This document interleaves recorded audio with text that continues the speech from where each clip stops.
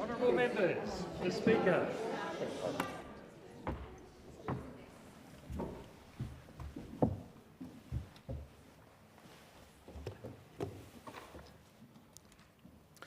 I acknowledge the Ngunnawal and Ngambri peoples who are the traditional custodians of the Canberra area and pay respect to the elders, past and present, of all Australia's Indigenous peoples. Almighty God, we humbly beseech Thee to vouchsafe Thy blessing upon this Parliament. Direct and prosper our deliberations to the advancement of Thy glory and the true welfare of the people of Australia. Our Father, which art in heaven, hallowed be Thy name. Thy kingdom come, Thy will be done on earth as it is in heaven. Give us this day our daily bread, and forgive us our trespasses, as we forgive them that trespass against us. And lead us not into temptation, but deliver us from evil. For Thine is the kingdom, and the power, and the glory, for ever and ever. Amen.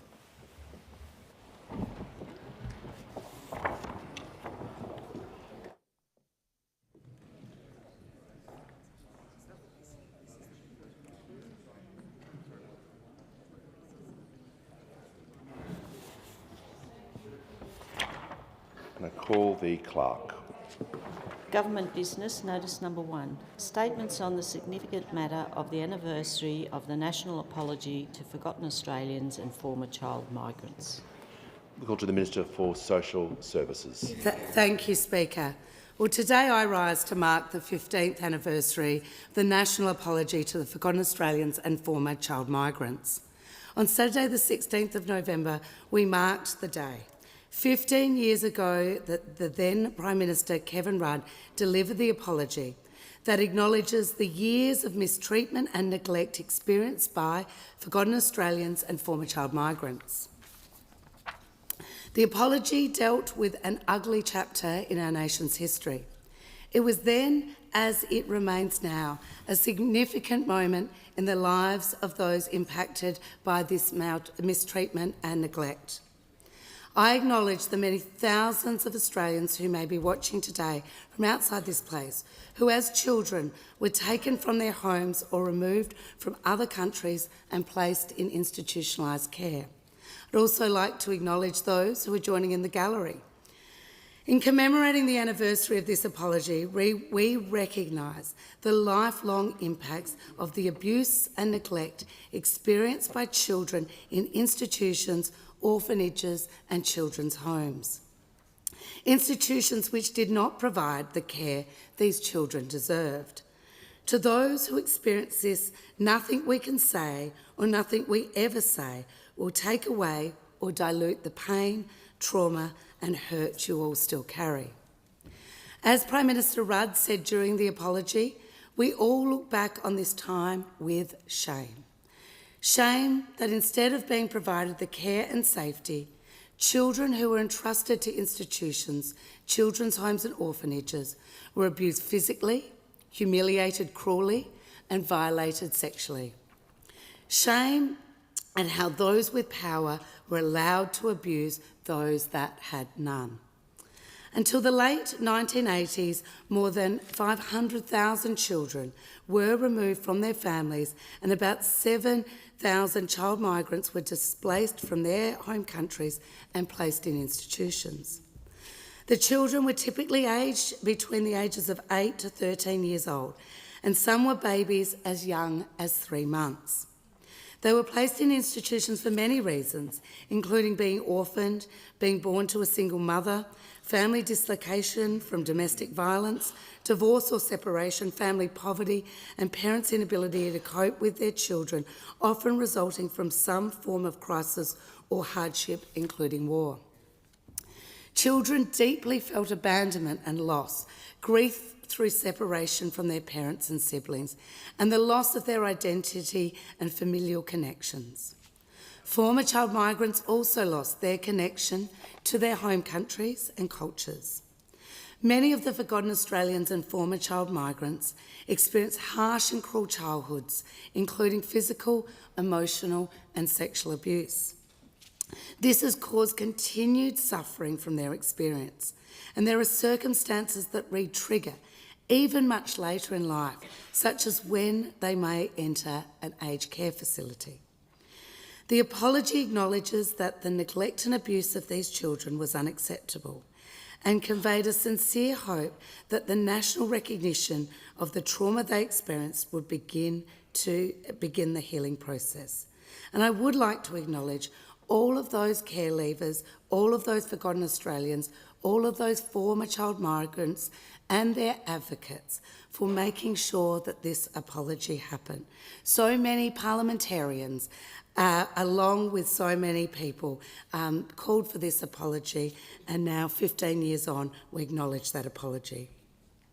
We know many forgotten Australians and former child migrants continue to live with the trauma, ill health, loneliness, family breakdown and poverty as a result of the abuse and neglect they experienced as children. The trauma these children experience in care has had a profound impact through their adult lives. 3 Senate inquiries, Lost Innocence in 2001, Forgotten Australians in 2004, and Lost Innocence and the Forgotten Australians Revisited in 2009, illustrated the consequences of the deprivation for children removed from their families and placed into institutions. The inquiries brought to light evidence that many children in these institutions were deprived of love, affection, emotional support, food, education, even basic health care. They highlighted the struggle these children faced as adults to cope and live a life filled with equal opportunity as other Australians do. The final report of the Royal Commission into Institutionalised Responses to Child Sex Abuse in 2017 reported that more than a third of survivors who attended private sessions were individuals who identified as either forgotten Australians or former child migrants. And the partners and children of the forgotten Australians have also felt the impact and how it's affected their personal relationships and relationships with broader society. To meet the needs of these Australians, a number of services were and have been implemented by the Australian Government in the years since the apology. The National Find and Connect program was established in 2009. This program funds a range of services that include specialised counselling referrals, peer education and social support programs, assistance to locate and access records, and help with reconnecting with family members. Find and Connect is an important program working to uncover histories and reunite lost families. It's helped people trace and reclaim their identities and build relationships with families in the hopes of healing. In the last year, more than 2,400 people have accessed this service. As part of the program, the government also funds the Find and Connect website, which serves as an online resource for people who grew up in institutionalised homes and their families to track down historical records. This is an important service that can make the search for information easier and support those impacted to find the answers they need. The government also continues to support the Alliance for Forgotten Australians and the Child Migrant Trust in their work to connect forgotten Australians and child migrants with their families, often despite many decades of separation, and provide recognition and ongoing support. We know that nothing can undo the harm that was done. That's why the government remains committed to providing better supports for those impacted. Since the apology in 2009, the Australian Government has acted to provide recognition, healing and support to forgotten Australians and former child migrants. In supporting former child migrants, the government waived the Australian citizenship application fee for former child migrants, as they were not granted citizenship when they were sent to Australia as children and were unable to access social security or visit their families residing in Australia. The government also digitalised as many records as possible from institutions, making sure forgotten Australians and former child migrants were able to locate and search their own records and their own histories. And through the Find and Connect program, the government supported family tracing for those placed in care with a way to reconnect with parents and siblings after the connection was lost. And between 2009 and 2012, the National Library of Australia undertook the Forgotten Australians and Former Child Migrants Oral History Project, which recorded the lives and experiences of the children. The interviews reveal the lifelong impact of these experiences on those who care, their siblings and family members, ensuring that their stories are not lost and that the experiences will never be repeated. The government's provided ongoing education and awareness for secondary students in years 10 to 12 at the National Museum of Australia's exhibition Inside Life in Children's Homes and Institutions, again to build community awareness and prevent the experiences of forgotten Australians and former child migrants from ever being repeated. The Royal Commission into Institutionalised Responses to Child Sexual Abuse also acknowledged that around 1/3 of these children placed in these settings were sexually abused, and recommending, of course, a redress scheme to provide recognition and compensation. The National Redress Scheme for Institutionalised Child Sexual Abuse is now in its 7th year, enabling survivors of institutionalised child sexual abuse with a way to hold institutions accountable and have the impact of this abuse recognised. As Minister, I've been working hard, including through our Survivor Roundtables and the Redress Ministers Board, to make ongoing improvements to the experiences of those accessing the redress scheme, including ensuring it is more responsive to the needs of survivors and is more trauma-informed. In addition, the government has provided support to other initiatives that support the ongoing recognition and healing for forgotten Australians. Acknowledging that entering aged care may be re-traumatising, developed the Real Care, the Second Time Around program developed by the Department of Health and Helping Hand to support forgotten Australians engage with aged care and to help service providers respond to their aged care needs. And we've been looking as a government to continue to look at ways we can recognise forgotten Australians and former child migrants. I'm really pleased that our government has secured the future of the Australian Orphanage Museum, an initiative of the Care Leavers Australasia Network, known as CLAN, to establish the museum in Geelong, Victoria. The museum's purpose is to recognise and educate about the neglect and hardship of children who grew up in orphanages, institutions and children's homes throughout Australia between the 1950s and 1980s. I would like to thank CLAN, and particularly its CEO and founder, Leonie Sheedy, for working so cooperatively to ensure that care leavers have a physical place of recognition.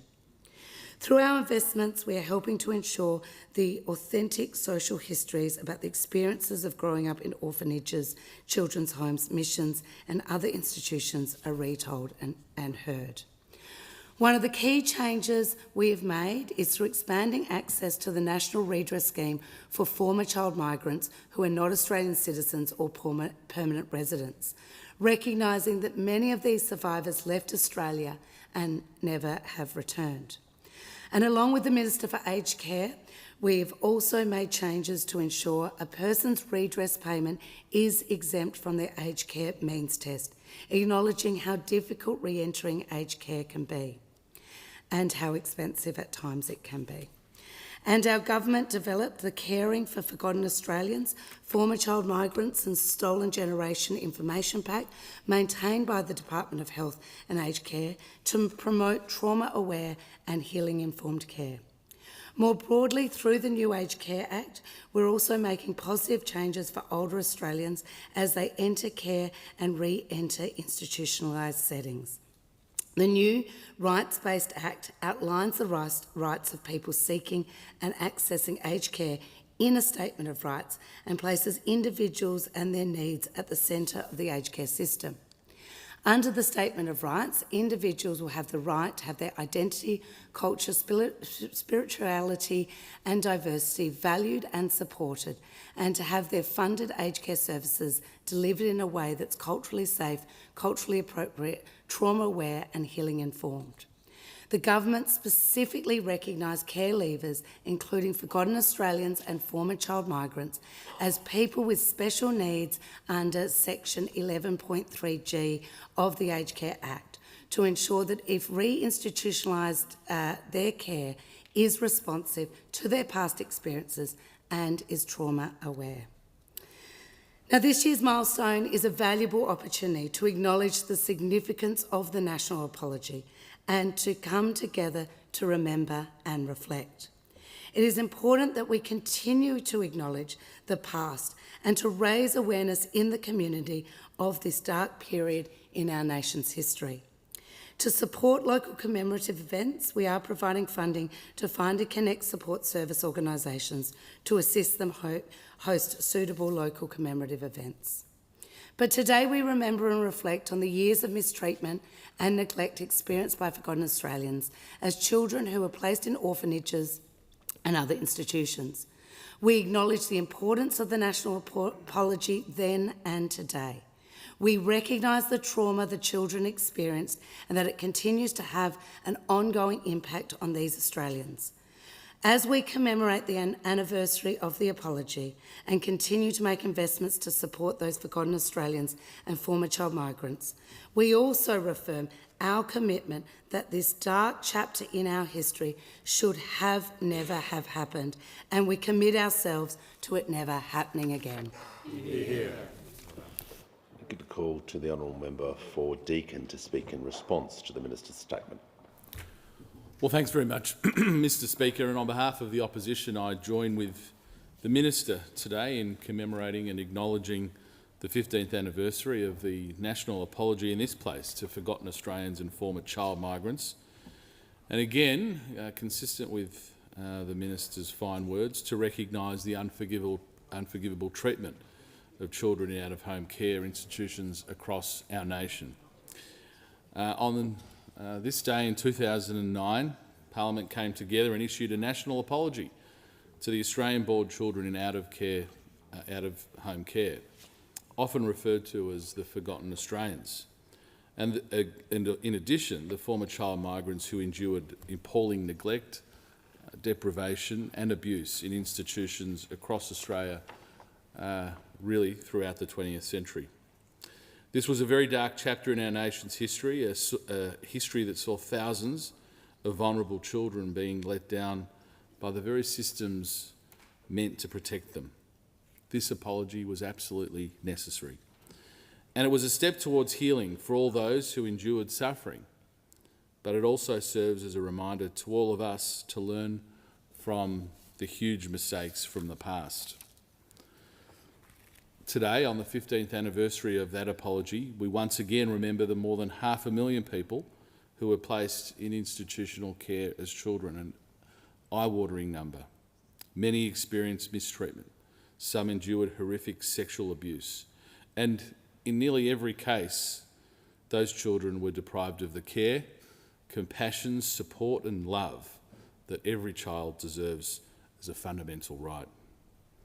In addition, between 1947 and 1953, thousands of children, mostly from the United Kingdom and some also from Malta, were sent to Australia under child migration schemes. These schemes were framed as efforts to ease overcrowded British welfare institutions and uprooted children from their families and homelands with the promise of receiving a better life. The reality, however, was that this promise was never met. These children, some as young as 3 years old, were placed into institutions across Australia, commonly run by charitable organisations. And while governments in Australia and abroad provided financial support for these arrangements, the responsibility of care was severely mishandled. For the forgotten Australians who found themselves in similar institutions, the experience was no less harrowing. Over 500,000 children were removed from their families and placed in institutions and homes during the 20th century. These homes, as the Minister has outlined, were poorly resourced and inadequately supervised, and they ultimately became environments where abuse, neglect and exploitation was rampant. Life in these institutions were cruel, and all the spirit of those children were broken. Many vulnerable children were stripped of their names and identities, reduced to being referred to as numbers, and denied basic rights such as contact with their families or to maintain possession of personal belongings.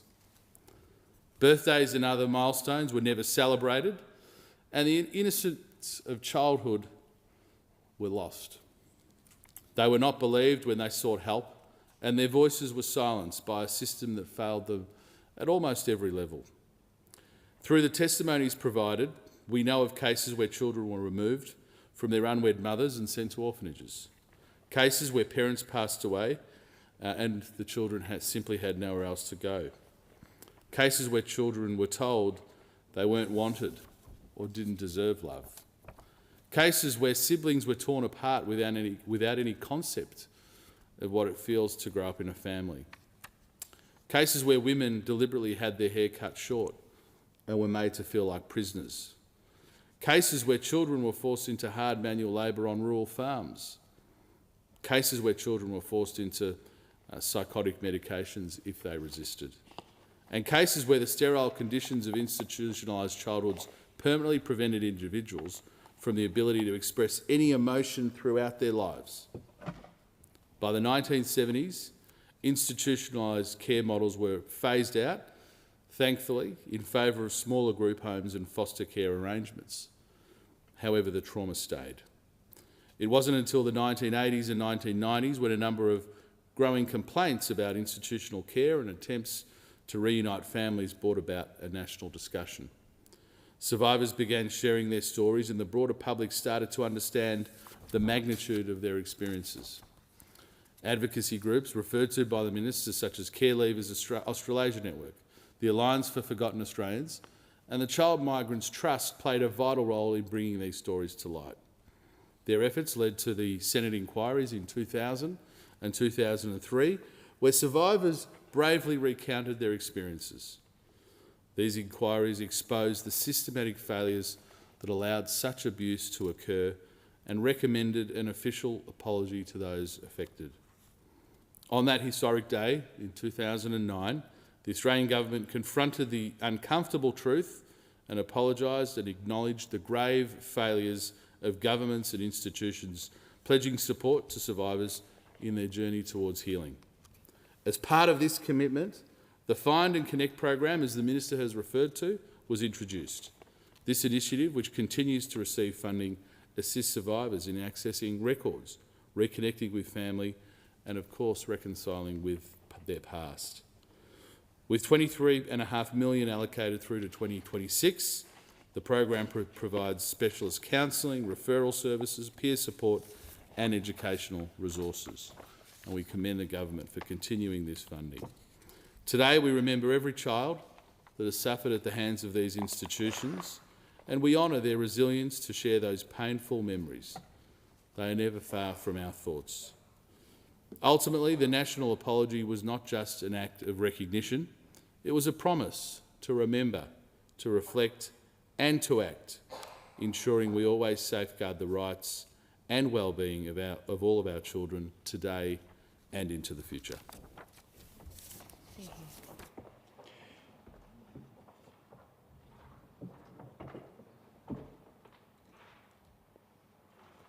The call to the Minister for Social Services. I ask leave of the House to move a motion to enable further statements of the 15th anniversary of the National Apology to Forgotten Australians and former child migrants to be made in the Federation Chamber. Is leave granted? Give the call to the member for Mallee. Leave is granted. Give the call to the Minister. I move that further statements on the 15th anniversary of the National Apology to Forgotten Australians and former child migrants be permitted in the Federation Chamber. I'll put the question. Those opinions say aye. Against no. I think the ayes have it. Call the clerk. Government business, notice number 2. Statements on the significant matter on Australian consular and crisis support 2023-2024. Call to the Assistant Minister for Foreign Affairs. Well, thank you, Speaker. The Consular State of Play 2023-24 tells the story of the 15,200 cases in which Australians who have encountered difficulties overseas were provided consular assistance by officials from the Department of Foreign Affairs and Trade in the last financial year. But the best way to tell the story of what this work means is through the words of Australians who have relied on DFAT's consular officials in their most desperate times. Take these comments by Australians who we assisted to leave the conflict in Lebanon. Quote, "The things the Australian government did for us, nobody in the world would do." Quote, I can't get the words to thank the Australian government for doing this thing for us." Another quote, "I have to give all credit to the DFAT staff, all the embassy staff. They were extremely helpful, extremely understanding, very polite. They did everything they could to help."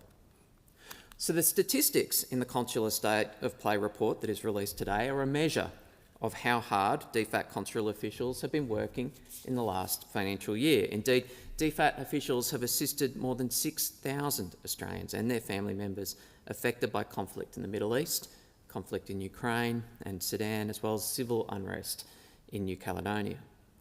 But these statistics alone can't tell you the sense of relief that Australians feel when they see the canary yellow vests of Australian consular officials through a crowd in a crisis situation. They can't tell you the sense of reassurance Australians felt when they arrived at Beirut Airport for a flight to safety and encountered a check-in desk wrapped in Australian flags, flanked by giant cardboard cutout kangaroos and staffed by DFAT officials. And they can't tell you the sense of belonging that an Australian family felt when a child was personally presented with a new passport by Australia's ambassador to Lebanon, Andrew Barnes, along with a soft koala toy as company for the journey to safety. And for me, that's what consular work is really about. It's about what it means to be Australian. It's about what we owe each other as Australians when trouble happens overseas. Australia is a country where half of us are either born overseas or have a parent born overseas. We're a people who are intensely connected with every corner of the world, and in good times, this is a source of influence and insight for our engagement with the world. But it also means that when a crisis occurs anywhere in the world, odds are that Australians will be affected. As Ian Kemish, the former head of the Consular Service in DFAT, put it in his book, The Consul, if a plane went down between Tashkent and Vladivostok, there would almost certainly be an Australian on board. And while there are more than 1 million Australians overseas at any point in time, wherever they are in the world, being an Australian means something. It means that if you get into difficulty overseas, your fellow Australians will do what they can to help. It means the Australian government will do what it can to help, even if you've made some mistakes along the way, as we all want to do. As the Prime Minister has said recently, people are Australian citizens even if they make mistakes. Yet there are real, practical limits to the consular assistance that the Australian government can provide in some circumstances. We don't have a diplomatic presence in every country in the world, and there are some areas and situations that are so dangerous that we may not be able to help.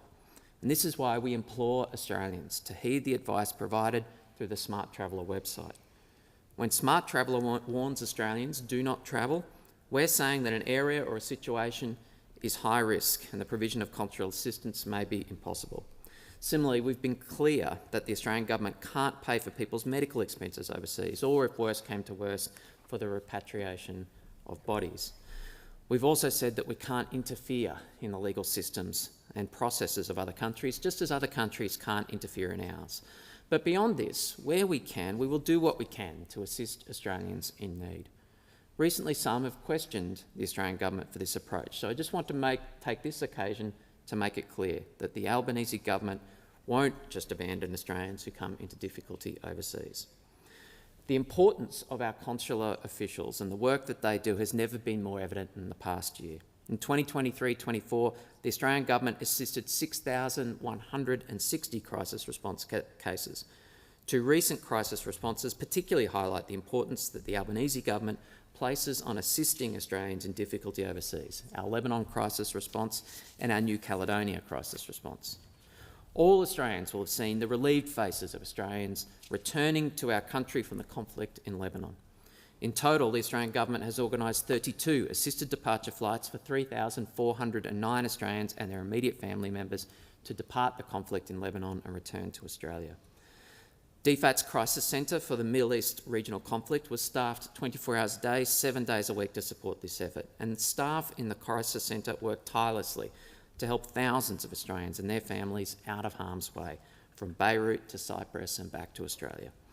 It was an extremely challenging task to coordinate the movement of hundreds of Australians out of a conflict zone and across the globe, reaching out and urging Australians and their families in Lebanon to leave, working with airlines to urgently charter flights in anticipation of Beirut Airport being forced to close without notice, assisting people to safely and smoothly board their assisted departure flights on the ground at Beirut Airport, liaising with local authorities for approvals and to ensure the security of Australians at the airport, providing food, accommodation and medical assistance to Australians and their families arriving from Lebanon into Larnaca Airport in Cyprus, facilitating communications for Australians and their families so they could touch base with their loved ones to let them know that they were safely on their way home to Australia, and arranging onward flights back to Australia and working with other agencies to support our Australians and their families on their arrival back to our country.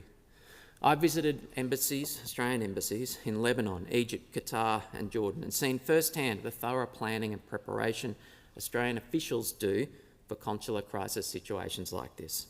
I've seen the amount of work that goes on behind the scenes from start to finish, from planning for all sorts of crises and contingencies, to the urgent work our officials do to implement these plans, to make the happy outcomes that we've seen at our airports a reality. And I want to take this occasion to again thank them for all of their work. I want to particularly thank Ambassador Andrew Barnes and his outstanding team in the Australian Embassy in Lebanon, both for their hard work and for the care and attention they gave to Australians in need. It was a similar story when civil unrest broke out in New Caledonia earlier this year. The Australian government took swift action to assist 454 Australians, permanent residents and their family members to leave New Caledonia.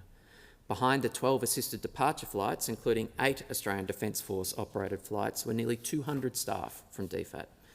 These officials were on the ground in New Caledonia, answering calls from distressed family members, coordinating flights, liaising with partner governments, or providing Australians with updates on the situation.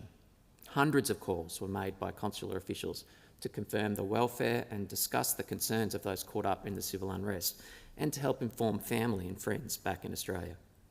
An Australian was in Noumea travelling for work when the civil unrest broke out.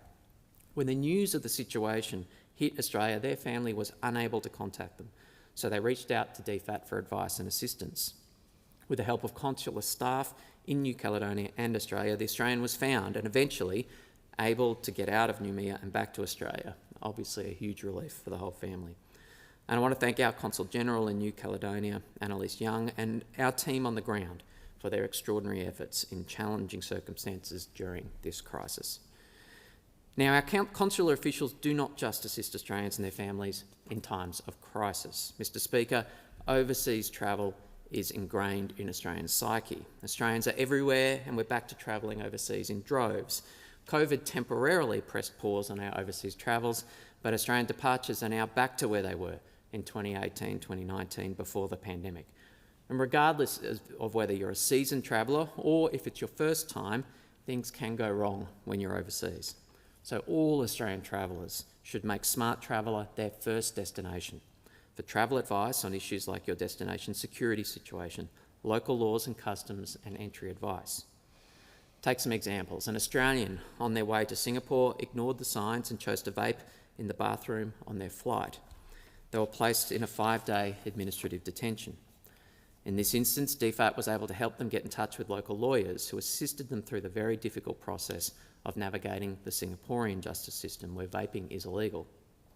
This is one of 865 consular cases involving an arrest in 23-24. When you're travelling overseas, you're subject to the laws of the country you're in, even if they appear harsh compared to Australia. Visiting the Smart Traveller website and knowing the local laws of the country you're visiting before you travel can help keep you out of trouble. Another example, an Australian returned home with a criminal record when they played a prank on a mate in Croatia. In what was intended to be a bit of fun, they used their friend's credit card. The credit card was reported stolen to the local police. The Australian was identified as the culprit and charged. Every consular situation is different, and Australian consular officials around the world prepare for all sorts of difficulties and crises. Last financial year, there were 1,356 cases of illness or hospitalisation, an increase of 21% on 2022-23. One Australian suddenly took ill when they arrived in Kuwait and was rushed to hospital for emergency surgery. Unable to speak the local language and not knowing the local area, their family back in Australia reached out to the Australian government for help, and an Australian consular official in Kuwait was able to visit the Australian in hospital, saw what was happening, and then explained what was happening to the family back home. They also helped with communicating with hospital staff. Like most healthcare facilities in Kuwait, the Australian was expected to pay for services in advance. Thankfully, they had comprehensive travel insurance, which was able to help cover the costs of the urgent medical care. But cases like this highlight the importance of getting travel insurance, but also the importance of making sure that travel insurance is the right kind for your trip and that you've read the fine print. Sadly, DFAT consular officials have seen many instances, far too many, where people jump on a motorbike or a scooter overseas, sometimes without a helmet, and get injured. And that's why time and time again we tell Australians that travel insurance is as important as a passport, but also we tell Australians that sometimes they don't realise that their insurance doesn't cover riding a motorcycle. Maybe they don't have a motorcycle licence or have alcohol in their system, both things that can void the travel insurance altogether. And these people face high hospital bills, sometimes upwards of 50,000 Australian dollars, or even higher in the case of a Medivac. A particularly important reminder for Australians' young people as they head overseas for the end of the school year. So DFAT's work isn't just about stepping up to help when things go wrong, it's also about stepping in early, arming travellers with information to help stay safe before they leave Australia. Smart Traveller is a practical resource with lots of useful information, including about health and safety overseas, and I urge Australians to do their research and make Smart Traveller their first destination. It's a great guide for parents who may be worried and are keen to talk to their kids who might be heading abroad about the risks. In 2023-24, there were 9,067 consular cases, an increase of 7% compared to the previous financial year, excluding crisis cases. At any one time, the Australian government is supporting approximately 1,422 active consular cases around the world, and the Consular Emergency Centre received 53,137 calls last year, one call every 10 minutes from Australians and their loved ones. Each year, the Australian government provides consular services and crisis assistance to thousands of Australians overseas, but behind every case is the story of an Australian in need. A person who reached out for and was assisted by the dedicated consular service staff here in Canberra in the emergency call centre and posted to embassies and missions around the world. So I'd like to personally thank the staff of the Department of Foreign Affairs and our consular officials at our overseas missions for all of the extraordinary and tough work they do on behalf of Australians to help them when things go wrong. There are a number in the gallery here today, and I thank them personally. By its very nature, this sort of work often comes out of the blue, with travellers surprised by things that have gone wrong or plans that have fallen apart. And I know that our consular officials spend countless hours trying to help them, often in very difficult circumstances themselves. These are dedicated Australians going above and beyond to assist their fellow Australians in times of need. And in my role, I've come to know the way our consular officials go about their work. They're a famously unique breed. None of them do it for thanks or recognition, but they deserve it. So on behalf of thousands of Australians who have relied on the work of Australian consular officials this year, I say to our DFAT staff, thank you. On behalf of the Australian Government, I say that we see your work, we appreciate it, and will continue to support your efforts to keep Australians safe overseas. I call the honourable member for Wannon. Thanks, Deputy Speaker, and can I thank the Assistant Minister for his statement and the release of the consular state of play, and can I say to the Assistant Minister, thank you in particular for giving a shout out to Andrew Barnes, who has been doing outstanding work in Lebanon. And if you could just say to Barnesy from me, wish him all the best, and keep doing fantastic work, because he epitomises everything that is wonderful about the work that our consular officials do. And can I also acknowledge all the wonderful work that they do, and often in very unexpected circumstances. And sadly, we've seen an example of that over the last 48 hours with those two teenagers who recently travelled to Southeast Asia and now find themselves in hospital, seriously ill, fighting for their lives in a hospital in Thailand. And it just goes to show that in the most unexpected circumstances, it's just critically important that we have consular officials who can provide that assistance that's needed when these unexpected things happen. And obviously our thoughts and prayers, and I know I speak for the whole Parliament, are with the families of those two girls at the moment. But it reiterates to all of us the important role that DFAT and our consular officials play, because Australians do love to travel. They love to venture overseas, and they love to venture overseas to literally every single country across the globe. There's nowhere that Australians don't like to go to, either travel, sometimes to work and sometimes to live. And that's why it's so important that we can have a network of consular officials right across the globe that are there to help Australians in their time of need. And that help can vary in many ways. And I think, and it seems like the year must have flown by, because it only seems like yesterday we were discussing this very issue, and I think I might have detailed that in a former life I was a DFAT official and spent 3 years at our embassy in Mexico City, and did some consular work in Cuba and Central America, and it hit home to me then how important the role is, and it is. We've just seen through what we've been able to do over the last 12 months how that work just continues to be so important.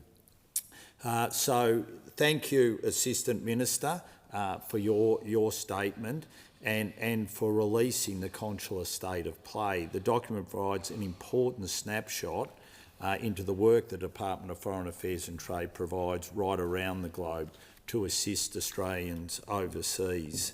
There is no end to the unexpected and quite difficult situations that people, including Australians, can find themselves in when they are travelling and far from home and far away from loved ones and friends, and the very people that would be rallying to help them when things go wrong. And that's where our consular officials can step in.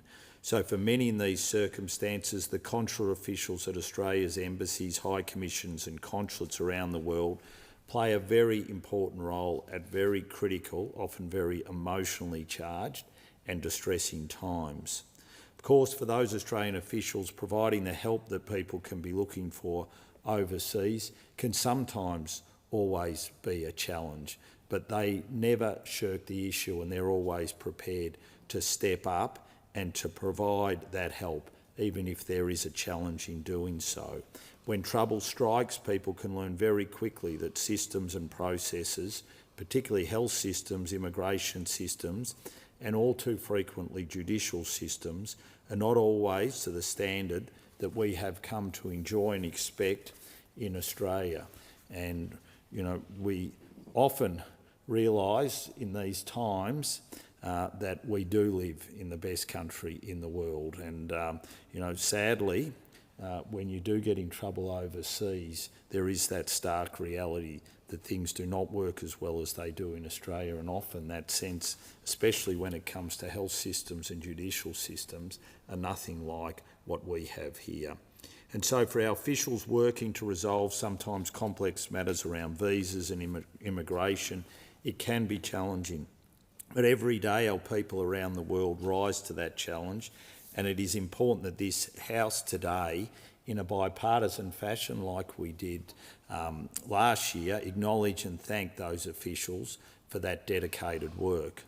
Of course, we know that very often these times of crisis do not occur during regular office hours, and there are many, many situations where our officials are working extremely long hours without sleep in order to care for Australians in distress overseas. And we see that often with the call centres which are set up, which are providing 24 hours advice here in Australia or with the work that is done overseas. In recent months, we have seen, sadly, many Australians assisted to leave danger zones, war zones in the Middle East, and it is important we thank those officials who have worked tirelessly to get Australians out of danger and to safety as quickly as possible. That work is in this financial year, so not reflected in the data of the document just presented by the Assistant Minister, but I think it's important that we note that effort here today. Just as last year we acknowledged the work to assist Australians in Israel after the October 7 attacks against Israel by Hamas. I would also use this opportunity to, as the Minister has done, remind Australians to plan their travel well to avoid risk and danger. Risk and danger can happen no matter how well you plan your trips, but if you don't plan your trips, often that risk and danger can hit you in very unexpected ways. No trip anywhere should begin without checking the Smart Traveller website for the latest advice and information about destinations you are visiting. And it might seem like, especially for those that are young, that the idea of checking Smart Traveller is not necessary because you think you're bulletproof and nothing can happen to you, but as we've seen on so many occasions, and sad occasions, that often isn't the case, and that's why everyone should remember to check Smart Traveller. It not only provides very good information about visa and immigration processes, but also the personal and wider security environment. And an absolute must before everyone heading overseas is also to make sure that you've got travel insurance. Travel insurance shouldn't be seen as a luxury, it should be seen as something that's vital for you, because if that unexpected does happen, it can save you financially a lot of pain, and making sure that that is something that is absolutely part of your plans is essential. Each and every year in this report we see stories of Australians injured, sometimes critically and sadly, sometimes fatally as a result of vehicle accidents, often motorbikes, only to discover that without travel insurance they are left facing bills in the tens and often hundreds of thousands of dollars. While our officials will go above and beyond to help, they cannot meet these sorts of expenses, and that is why travel insurance is so important. And if it means postponing your trip for a week or two, just to make sure that you've got enough money to afford travel insurance, just do that extra couple of weeks of work, in the end it can just be so important. And as the Assistant Minister said, it's also important to get the right insurance because according to the countries or regions you are visiting and activities you are planning to undertake, insurance can vary, and the Assistant Minister was absolutely right in saying that it's important to check the details around your insurance. Now, we talked about Smart Traveller. Register with Smart Traveller so you can be alerted to risks also. If a security situation or a natural disaster occurs where or near where you are, you can be alerted and contacted as well. So it's just not a matter of checking Smart Traveller, also make sure that you register. And of course, Australians should be aware of and show respect for the cultures, traditions and laws of the country or countries they are visiting. Make sure you just do that little bit of research to understand the nature of the country or countries that you are visiting, and any cultural sensitivities that can make a big difference as well. We've all seen the stories of Australians behaving badly and too often encountering law enforcement agencies as a result of their behaviour. Whilst of course Australian officials will provide assistance as much as they can, Australians, like nationals or any other country, are subject to the laws of the land they are visiting. So stop and think about your behaviour also, because just one silly thing can get you in a lot of trouble. And as I mentioned earlier, often judicial systems in other countries are not the same as they are here. So what can seem like something that might have been thought about as an innocent prank can often turn into something pretty serious if you're not careful. Of course, sometimes despite the best preparation, planning and precaution, things can go wrong. Robberies leading to the loss of vital travel documents, illness, accident can occur when it does. It is to the credit of the thousands of individuals working in our posts and around the world that Australians have somewhere to go for assistance, and we again acknowledge and thank them for their work. And I'll just finish on this note. In the same spirit that the Assistant Minister gave his speech, and that is just a huge thank you to all our consular staff, to all the DFAT officials who provide consular support. Sometimes it can be DFAT officials who work in other areas who are called in, it can be an hour or 2 hours notice to respond to major consular events, and everyone puts their best foot forward to try and help and assist those Australians in need, and to all of them, a very big thank you. I call the Honourable Minister. I ask leave of the House to move a motion to enable further statements on Australian Consular and Crisis Support 2023-2024 to be made in the Federation Chamber. Is leave granted? Leave is granted. Leave is granted. Please proceed. I move that further statements on Australian Consular and Crisis Support 2023-2024 be permitted in the Federation Chamber. I put the question. All of that opinion say aye. Aye. To the contrary, no. I think the ayes have it. I call the clerk. Government business. Order of the day number 1. National Broadband Network Companies Amendment, Commitment to Public Ownership Bill 2024. Deferred division on the second reading.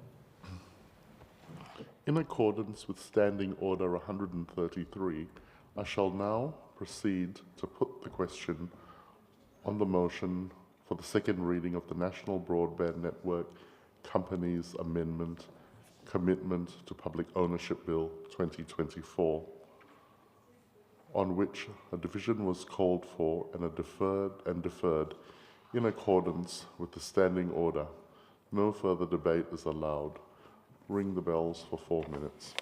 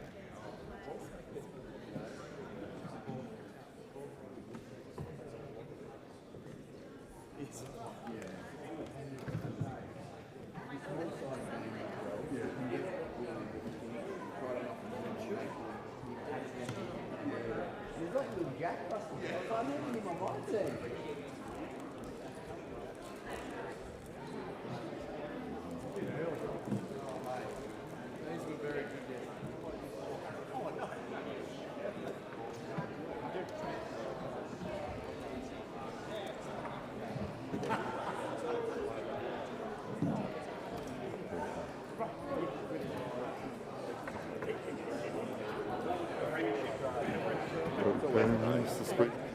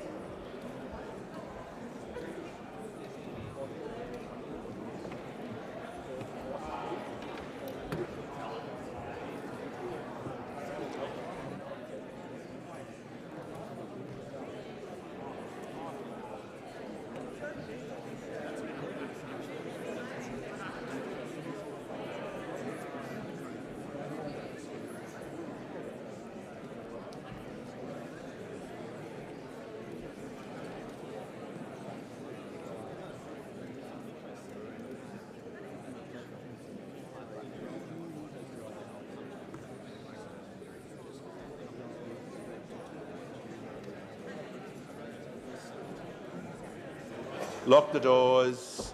The question is that the bill be read a second time.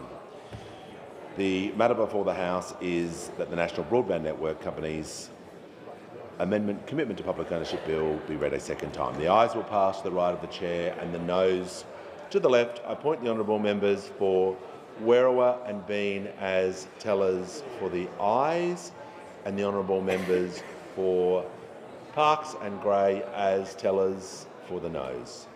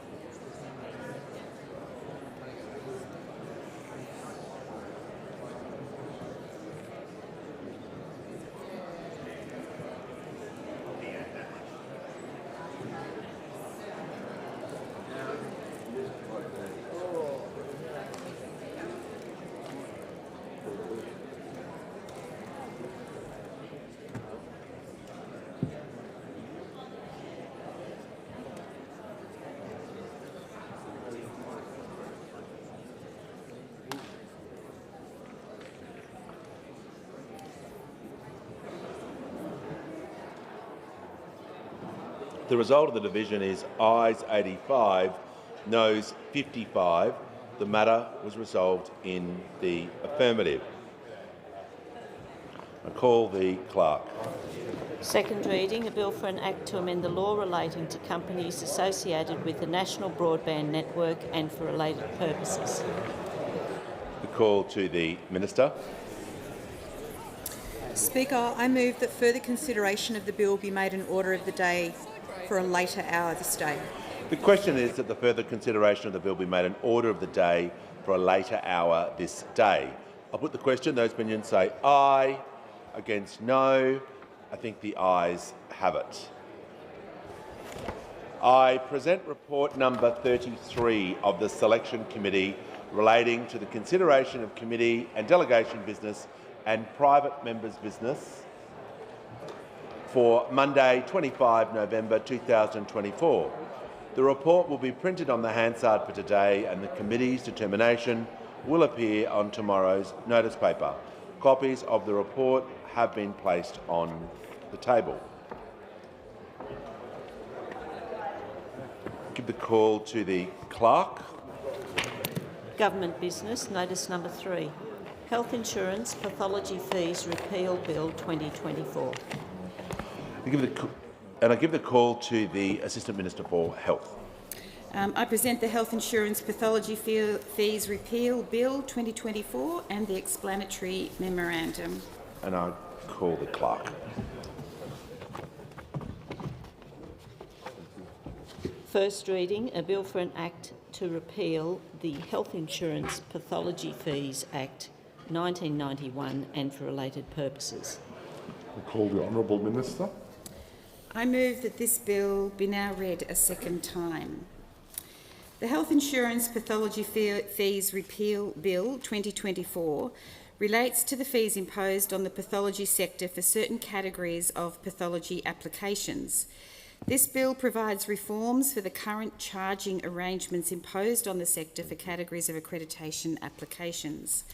Under the Health Insurance Act 1973, pathology services must be rendered by or on behalf of an approved practitioner in an accredited pathology laboratory, that is an accredited laboratory, operated by an approved pathology authority, the approved authority, to be eligible to receive Medicare benefits. Practitioners or pathologists are required to sign an undertaking to the Minister that they will comply with the requirements of the legislation and certain administrative arrangements. They must pay an acceptance fee to become an approved practitioner. Similarly, the proprietor of a laboratory must sign an undertaking and pay an acceptance fee to become an approved authority. Laboratory premises may be approved by the Minister as an accredited laboratory following the submission of an application and relevant supporting documentation. This includes an accreditation assessment and payment of the accreditation fee once the premises are provided with an in-principle approval. The accreditation requirements impose obligations on approved practitioners, accredited laboratories and approved authorities to undertake to meet or demonstrate compliance with quality assurance standards for pathology services provided under Medicare. The Health Insurance Pathology Fees Act 1991, Pathology Fees Act, specifies the fees which must be paid for the acceptance and approval of applications for the approved practitioner, approved authority and accredited laboratory. This allows approved providers to be identified in the Services Australia billing system of Medicare eligible services. These fees were arbitrarily set to be between $500 and $2,500 in 1991. The 2022 Health Portfolio Charging Review identified that the fees set against each of these application categories have not been reviewed or changed since the Pathology Fees Act came into force. Further, when investigated, the fees were found to exceed the administrative cost of processing those application categories, and as such, this arrangement does not align with the Australian Government Charging Framework 2015. Removing the fees applied to the 3 categories of applications through the repeal of the Pathology Fees Act will resolve this misalignment with government charging policy. It will provide fee relief in addition to reducing the administrative burden for the pathology sector. The consequential amendments included in this bill remove all references to the payment of fees for these application types from July 2025.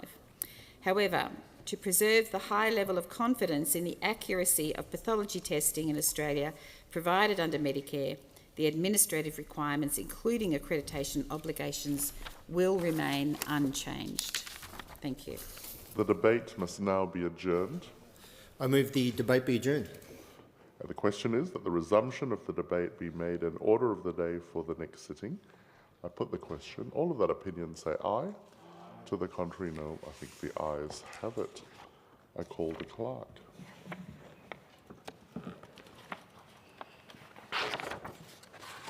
Government business, notice number 4. Midwife Professional Indemnity Commonwealth Contribution Scheme Amendment Bill 2024. I call the Honourable Minister. I present the Midwife Professional Indemnity Commonwealth Contribution Scheme Amendment Bill 2024 and the explanatory memorandum. Thanks. I call the clerk.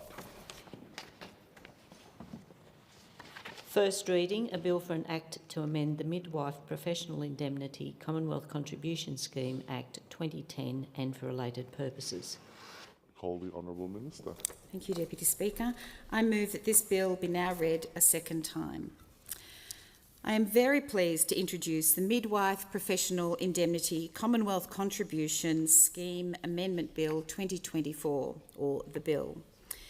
This bill amends the Midwife Professional Indemnity Commonwealth Contribution Scheme Act 2010, or the Act, to expand the existing Midwife Professional Indemnity Scheme.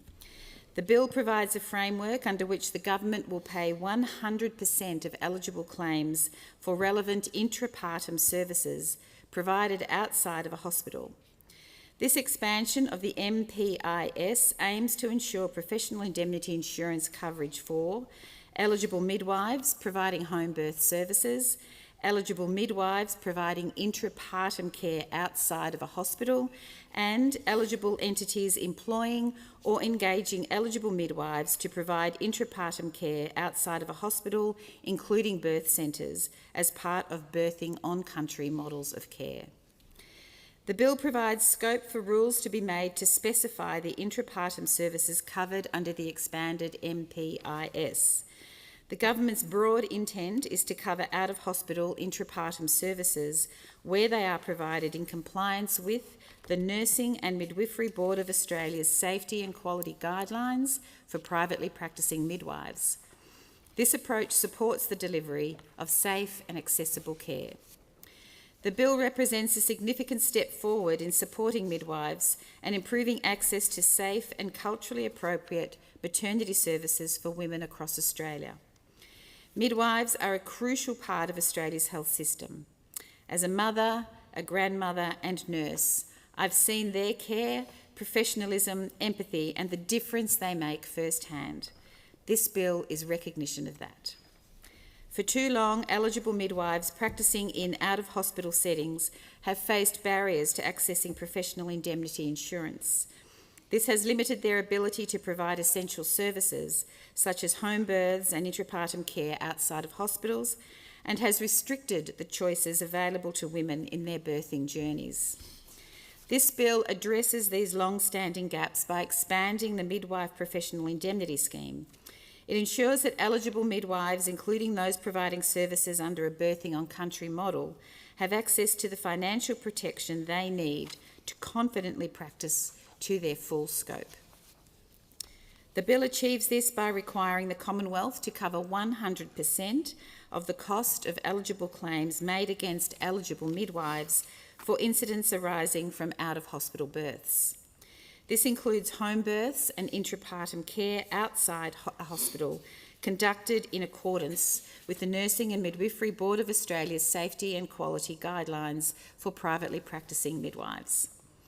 Importantly, the bill also extends this 100% Commonwealth coverage to eligible entities, such as Aboriginal community-controlled health organisations that employ midwives to provide birthing on-country services. This ensures that these vital services, which are crucial for improving the health and well-being of Aboriginal and Torres Strait Islander mothers and babies can be delivered with appropriate insurance coverage. The amendments in this bill will take effect from the 1st of July 2025, providing a permanent solution to the insurance gaps that have hindered midwives and limited birthing choices for women. This bill is about empowering Australia's hard-working midwives, supporting women and mothers, and ensuring equitable access to continuous, culturally safe maternity care. It is a testament to the Albanese Labor government's commitment to strengthening Australia's healthcare system and improving the health outcomes for mothers, their babies, and all Australians. Thank you. The debate must now be adjourned. Thank you, Deputy Speaker. I move the debate be adjourned. The question is that resumption of the debate be made an order of the day for the next sitting. I put the question. All of that opinion say aye. To the contrary, no. I think the ayes have it. I call the clerk. Government business, notice number 5. Workplace Gender Equality Amendment, Setting Gender Equality Targets Bill 2024. I call the Honourable Minister. I present the Workplace Gender Equality Amendment, Setting Gender Equality Targets Bill 2024 and the explanatory memorandum. I call the clerk.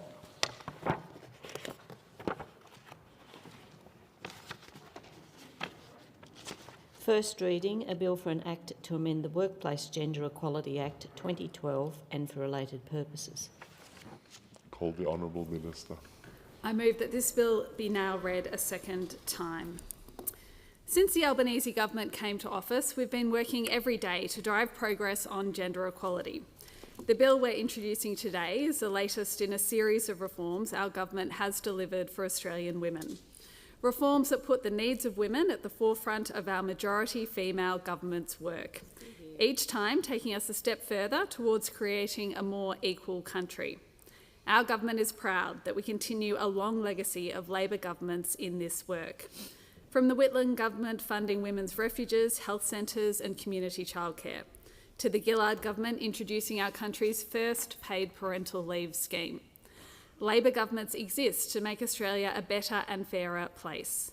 Advancing gender equality and supporting Australian women is at the centre of this project. In March, the government released Working for Women, a strategy for gender equality, to set a path to achieve our vision for gender equality over the next 10 years. And we are making progress towards that vision. This year, for the first time, the individual gender pay gaps of private sector businesses with more than 100 employees were required to be reported publicly, bringing focus to how businesses are working to advance equality within their own workplaces. More than 11 million workers now have access to 10 days of paid family and domestic family violence leave. We've improved paid parental leave to recognise the reality of modern Australian families, expanding it to 26 weeks by 2026, providing greater flexibility for parents in how and when they take leave, and introducing superannuation on government PPL. We have made childcare cheaper, helping more women to juggle family and work, and providing young children with the best start in life. Gender equality is now a central objective of the Fair Work Act, strengthening the ability to consider gender when it makes wage determinations. We have funded wage increases in aged care and early education, two sectors long dominated by women workers and which have been undervalued and underpaid for too long.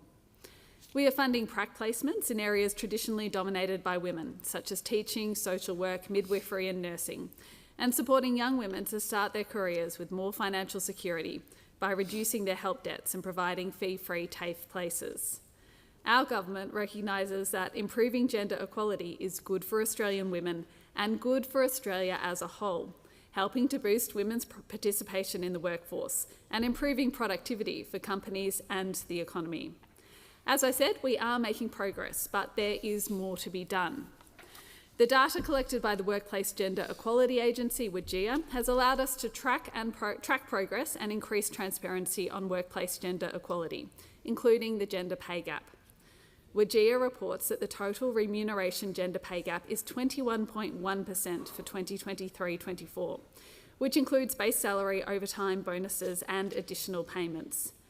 As of May this year, the average full-time earnings of women in Australia was lower than the equivalent for men by $231.50 per week. By the time they reach retirement age, women have on average 25% less superannuation than men. Women also continue to be underrepresented in leadership positions, representing only 22% of CEOs. Women hold 20% of chair positions and 32% of board member positions. 1 in 4 organisations have no women board members. This is despite research finding a relationship between increasing the proportion of women in the most senior levels and higher company performance, productivity and profitability. The gender pay gap represents an estimated cost of $51.8 billion a year to the Australian economy. Our government wants to work with employers to close that gap and make sure that workplaces are fair, respectful, flexible and safe. We're doing this through increasing accountability and raising the bar for large employers to take action.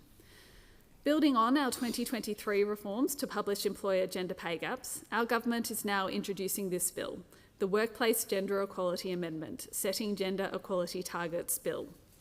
The bill will introduce a world-first target scheme to accelerate action on gender equality by large Australian employers. It will require organisations with 500 or more employees in Australia to commit to achieve, or at a minimum improve on, measurable targets to progress gender equality in their workplaces. Target setting and action planning are both well-known levers for improving gender equality outcomes in the workplace. Research by Dr. Leonora Rees, an economist and one of Australia's leading gender equality researchers, found that target setting for gender equality promotes accountability, transparency, and organisational confidence. The research indicates that taking this kind of data-driven approach is in itself a mechanism for change. Regardless of which targets employers select, the act of requiring them to take targeted action will drive a shift in behaviour by embedding practices that are likely to create positive and lasting cultural change in workplaces. This bill requires large employers to select targets from a menu of targets and then make progress towards these targets. The full list of targets and rules for selection will be outlined in an associated instrument to the Act. The intent is that employers will select at least 3 targets from the menu of targets, which is aligned to the WGEA gender equality indicators. Employers will then have 3 years to improve upon or achieve the targets. This will give employers flexibility and time to take action in priority areas for their workplace. By rewarding progress, employers will also be incentivised to set more ambitious targets.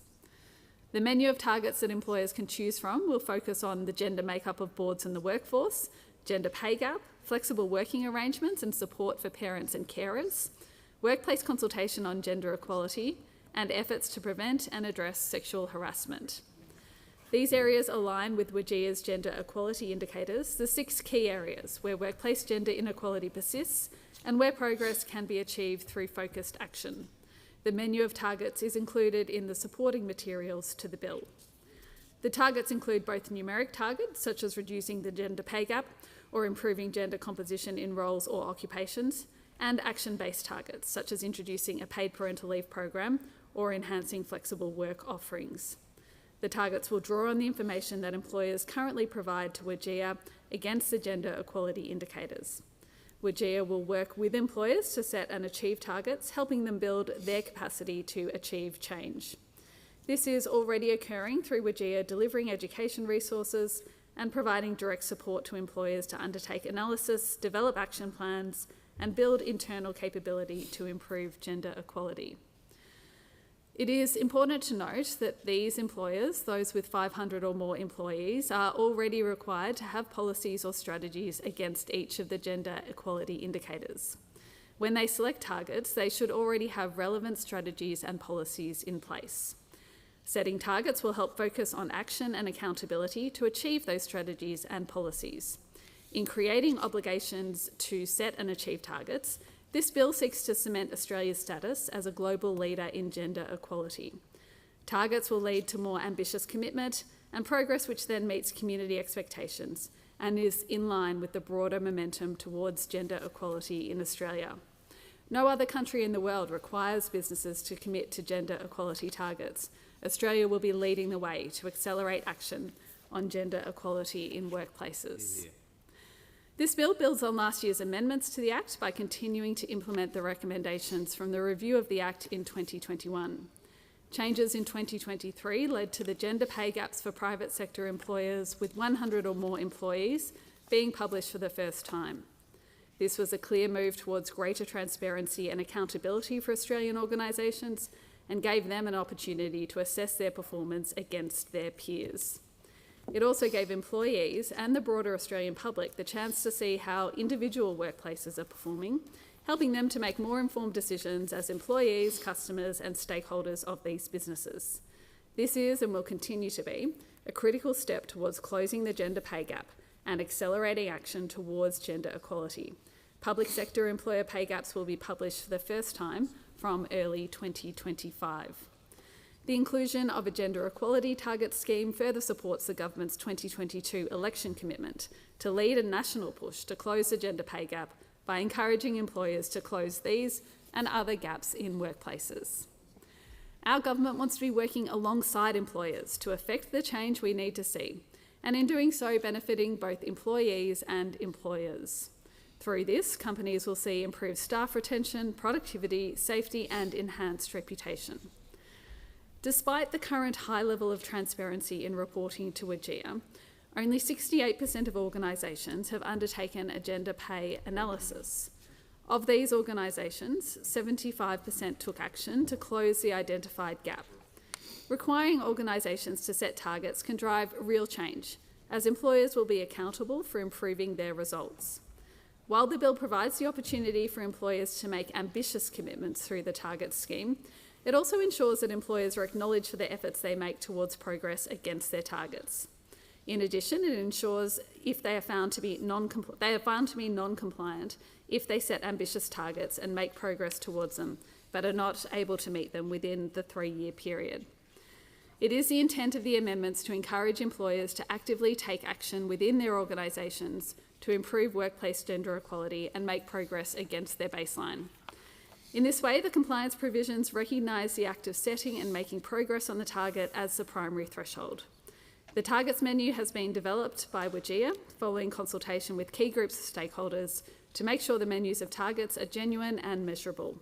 The targets have been designed in consultation with a range of stakeholders, including the business sector, the not-for-profit sector, higher education providers and the women's sector.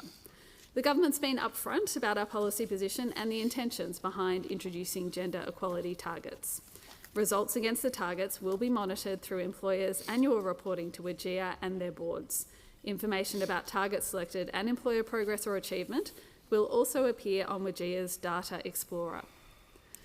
This bill raises the bar in the obligations on large employers who may also be publicly named as non-compliant if they do not set, improve upon or meet the targets without reasonable excuse. Large employers will be required to follow the target scheme to obtain a certificate of compliance from WGEA. The holding of a certificate of compliance is considered as part of an employer's eligibility to contract with the Australian government through procurement processes. In this way, the government is using its purchasing power to drive gender equality outcomes and boost women's economic equality, effectively using a policy lever worth $70 billion each year. Since our election in 2022, our government has placed gender equality at the heart of our work. We know that many businesses and organisations share our commitment to improving gender equality in workplaces right across the country. I am heartened by the obvious commitment of employers in Australia who are already engaging positively with WGEA. We can see this in the response to the publishing of employer gender pay gaps. I encourage employers to see this reform as an opportunity to go further and work with government to really shift the dial on gender equality and close the gender pay gap. This reform will also apply to Commonwealth public sector employers with 500 or more employees. This will hold the government as an employer to the same standard and mean the public and private sector can learn from each other and make progress together. We look forward to working with employers across the country on the reforms in this bill. Now is the time to accelerate the pace of change. The introduction of gender equality targets will build on the progress to date and position us to close the gender pay gap and improve the lives of Australian women. I thank the Assistant Minister. The debate must now be adjourned. I move the debate be adjourned. The question is that the resumption of the debate be made an order of the day for the next sitting. All those in favour say aye. Opposed say no. The ayes have it. I call the clock. Government business, notice number 6. Competition and Consumer Amendment, Australian Energy Regulator Separation Bill 2024. I call the Assistant Minister. Deputy Speaker, I present the Competition and Consumer Amendment, Australian Energy Regulator Separation Bill 2024 and the explanatory memorandum. Call the clock.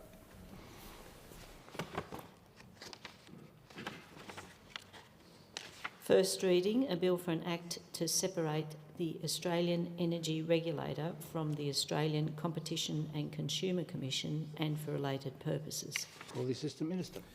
I move that this bill be now read a second time. Deputy Speaker, this bill marks a significant step in our commitment to improve regulatory outcomes in the energy sector by ensuring dedicated governance and accountability structures that are tailored specifically to energy market regulation. The intention of this bill is to amend the Competition and Consumer Act 2010 to separate the Australian Energy Regulator from the Australian Competition and Consumer Commission, establishing the AER as a non-corporate Commonwealth entity with operational control of its staff, resources and governance arrangements.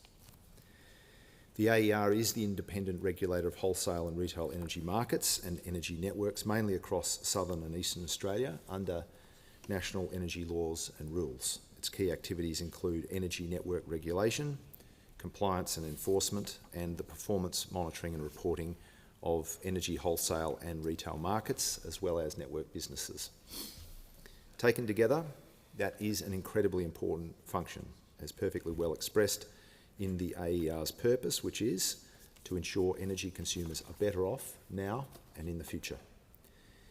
The AER currently operates as a constituent part of the ACCC, and both organisations are a single Commonwealth entity for the purpose of the finance law. The AER shares staff, resources and facilities with the ACCC, and as a result, the AER board, which is responsible for regulatory functions, does not have direct control over resources and staff which remain under the ACCC's authority. This proposed amendment to legally separate the AER from the ACCC will remove the governance risks that hinder the AER's ability to manage its increasing regulatory responsibilities effectively, and will enable the AER to operate effectively as an independent entity. The bill will not change the key elements of the Australian Energy Market Agreement, such as the role and function of the AER as the independent energy regulator, the composition of the AER's board, the requirement for the Commonwealth to fund the AER, and the administrative law arrangements whereby the decisions of the AER will continue to be subject to judicial review by the Federal Court. The national energy laws, which provide the AER with more detailed functions and obligations, will also remain unchanged. It has to be acknowledged that several independent reviews have recommended an autonomous AER. In 2015, the review of governance arrangements for Australian energy markets, chaired by Dr. Michael Vertigan, considered governance arrangements of the Australian energy markets and recommended that the AER should have full management and financial autonomy, which would most effectively be achieved by re-establishing the AER as a standalone regulatory body. The 2017 independent review into the future of the national electricity market, led by Dr. Alan Finkel, noted the AER's role is highly technical and sector specific, and that by constituting the AER as a separate energy agency, we would be mirroring the structures of other energy market bodies and comparable energy regulators in similar countries. Deputy Speaker, State and Territory Energy Ministers have been consulted on the proposal, and on 19 May 2023 agreed the AER should be established as a standalone Commonwealth entity. It would surprise no one to observe that the AER's operational environment has evolved significantly since its establishment in 2005. As the energy market becomes more complex, and with the AER's regulatory functions expanding, The AER needs the authority to manage its own resources and to set its own strategic direction independently from the ACCC. The ambitious scale and pace of the energy transition requires the AER to operate with greater financial and operational autonomy. A distinctly separate AER will provide for greater management and financial autonomy, contributing to the overall effectiveness of the AER as Australia's energy regulator. Creating a standalone AER will formalise its governance responsibilities, including for managing its budget, human resources and risk oversight. This change will allow the AER to better align its internal operations with its regulatory mandate and strategic goals. This is essential for effectively managing the energy transition, overseeing wholesale and retail markets, and addressing issues like energy affordability and network regulation. In other words, this change will make sure the AER is better placed to do what we need it to do in the best interests of the Australian community. The bill supports the broader energy policy of the government enabled through the National Energy Transformation Partnership, a framework for Commonwealth, state and territory governments to work together on reforms to help transform Australia's energy system to achieve net zero greenhouse gas emissions by 2050. One of the priority themes of the framework is strengthening energy governance architecture. The bill is a necessary and forward-looking reform that helps achieve this priority theme. Deputy Speaker, the government is committed to delivering affordable, reliable and clean energy for all Australians, and the reforms contained in this bill will help make that vision a reality. I thank the Assistant Minister. The debate must now be adjourned. I move the debate be adjourned. The question is that the resumption of the debate be made an order of the day for the next sitting. All those in favour say aye. Opposed say no. The ayes have it. I call the clerk.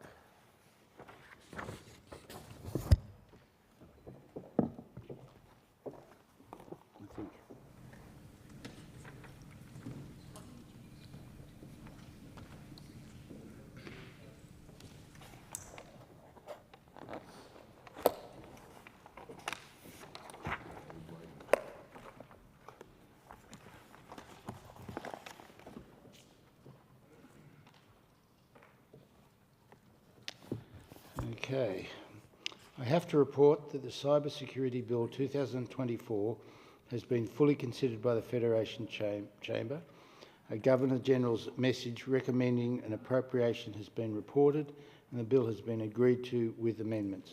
I present a certified copy of the bill together with a schedule of the amendments made by the Federation Chamber.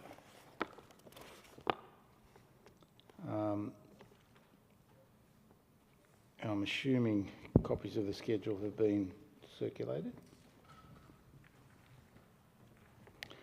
I understand it's the wish of the House to consider the bill immediately. The question is that the amendments made by the Federation Chamber be agreed to. The question is, therefore, that the bill as amended be agreed to. Agreed to. This bill as amended has... I need to put the question. The question is that the bill be agreed to. All those in favour say aye. Opposed say no. The ayes have it. And I call... This bill as amended has been agreed to. I call the Minister. Thank you, Deputy Speaker. I ask leave of the House to move the third reading immediately. Leave is granted. Leave is granted. Call the Minister. Thank you, Mr. Deputy Speaker. I move that this bill be now read a third time. The question is that the bill be read a third time. All those in favour say aye. Aye. Opposed say no. The ayes have it. And I call the clerk. Third reading, a bill for an act relating to cyber security for Australians and for other purposes.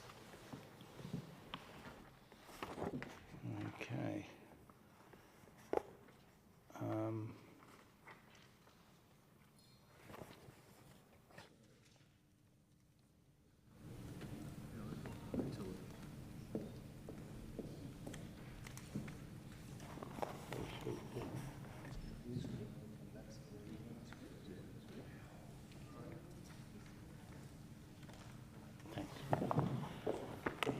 I have to report that the Intelligence Services and Other Legislation Amendment Cybersecurity Bill 2024 has been fully considered by the Federation Chamber and has been agreed to with amendments. I present a certified copy of the bill with a schedule of the amendments made by the Federation Chamber.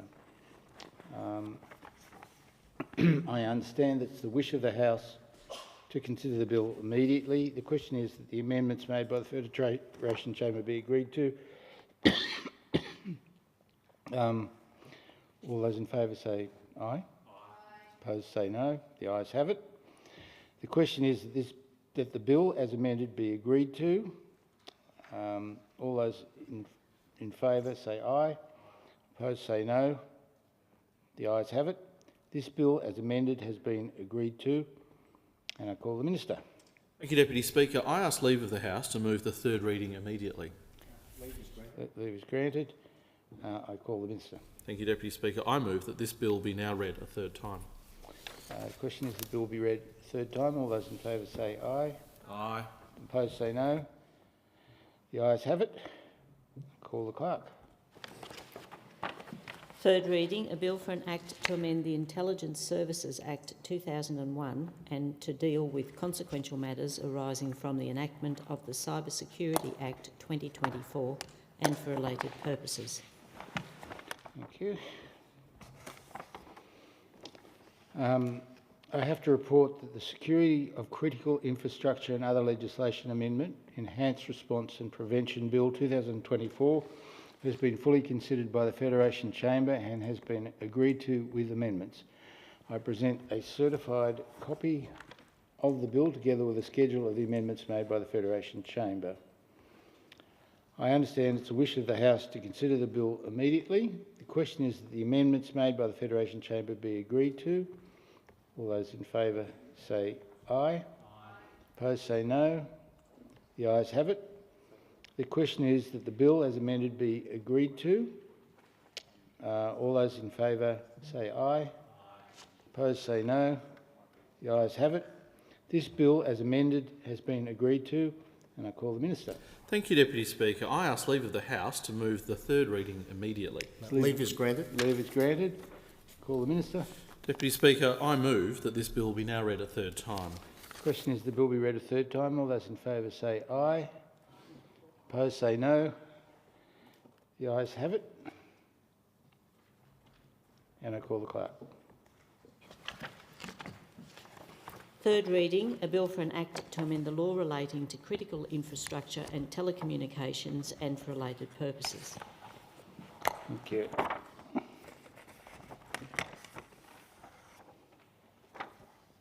I have to report that the Customs Tariff Amendment, Incorporation of Proposals and Other Measures Bill 2024 has been fully considered by the Federation Chamber and has been agreed to without amendment. I present a certified copy of the bill. The question is the bill be agreed to. All those in favour say aye. Aye. Opposed say no. The ayes have it. This bill has been agreed to. I call the Minister. Thank you, Deputy Speaker. Firstly, I wish my brother a happy 40th birthday, and I ask leave of the House to move the third reading immediately. Happy birthday, and leave is granted. Thank you. Happy birthday to your brother as well. I call the Minister. Thank you, Deputy Speaker, and I thank everyone for their well wishes to my brother Vincent, and I move that this bill be now read a third time. The question is the bill be read a third time. All those in favour say aye. Aye. Opposed say no. The ayes have it. I call the clerk. Third reading, a bill for an Act to amend the Customs Tariff Act 1995 and for related purposes. Thank you. And I now call the member for Bendigo. Thank you, Deputy Speaker. On behalf of the Joint Standing Committee on Treaties, I present the Committee Report 223, Security Agreement between the Australian Government and the Organisation for Joint Armament Cooperation on the Protection of Classified Information, and I ask leave of the House to make a short statement in connection to the report. Is leave granted? Leave is granted. Leave is granted. I call the member for Bendigo. Thank you. Deputy Speaker, I'm pleased to make a statement on the Joint Standing Committee Report on Treaties 223, the security agreement between the Australian Government and the Organisation for Joint Armament Cooperation on the Protection of Classified Information, otherwise known as OCCA. The report focuses on the Treaties Committee inquiry into OCCA agreement, which also includes the consideration of two minor treaty actions: the amendment to the loan agreement between Australia and the International Monetary Fund, and an amendment to the annex to the Facilitation of International Marine Traffic Convention 1965. The proposed major treaty action considered in this report is Australia's ratification of the OCCA agreement. OCCA is a European international government organisation that Australia participates in that coordinates defence equipment procurement and management programs. Australia currently has to create interim security arrangements for each OCCA program that we participate in. The agreement establishes an ongoing security measures to protect classified information generated from Australia's participation in these programs.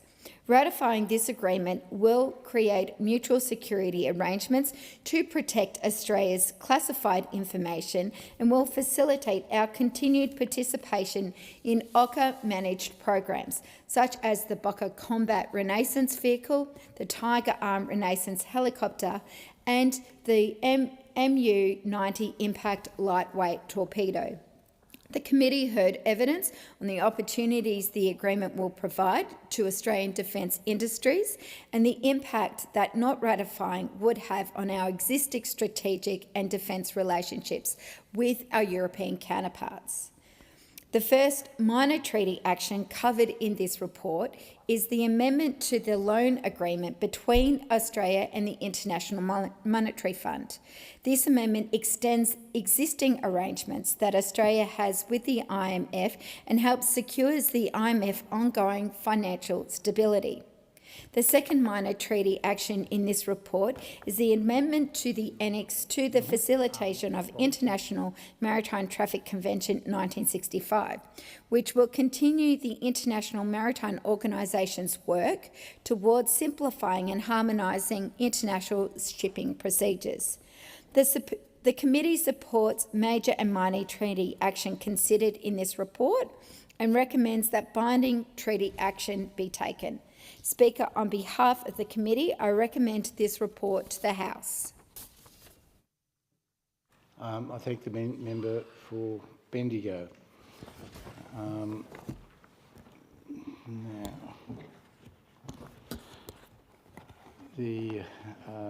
have to report that the Federation Chamber...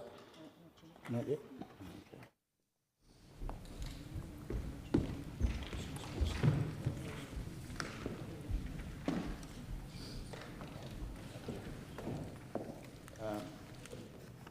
I call the clerk.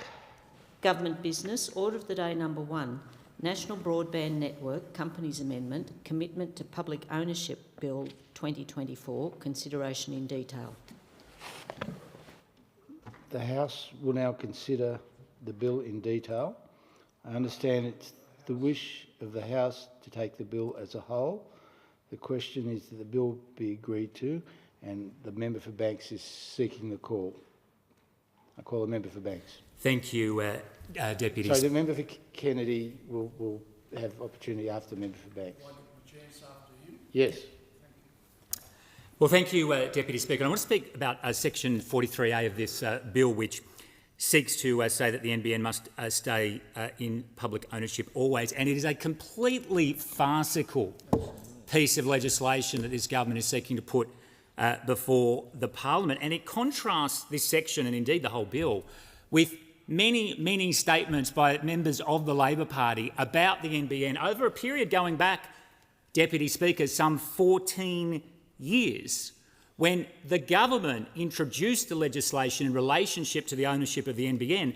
You know who it actually was who introduced the legislation that this government is seeking to overturn? Well, it was the member for Greenlow, the Prime Minister, who actually stood at the dispatch box over there and made a number of statements about the bill, which this section 43A seeks to overturn. And what he said was that the bill sets out arrangements for the eventual sale of the Commonwealth stake in the company once the NBN rollout is complete, including provisions for independent and parliamentary reviews prior to any privatisation, and for the Parliament to have the final say on the sale. So what the Prime Minister, or the member for Grainless, said back then was, this legislation sets out processes in relation to the NBN ownership.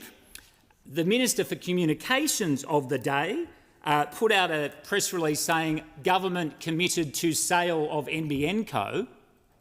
And what this section 43A seeks to do is overturn those arrangements. And frankly, Deputy Speaker, this section 43A in this bill just needs to be called out for the pathetic and sad stunt that it is. Because what matters with the NBN is the fact that under this government, it is crashing to earth in a very bad way for Australian taxpayers, Deputy Speaker.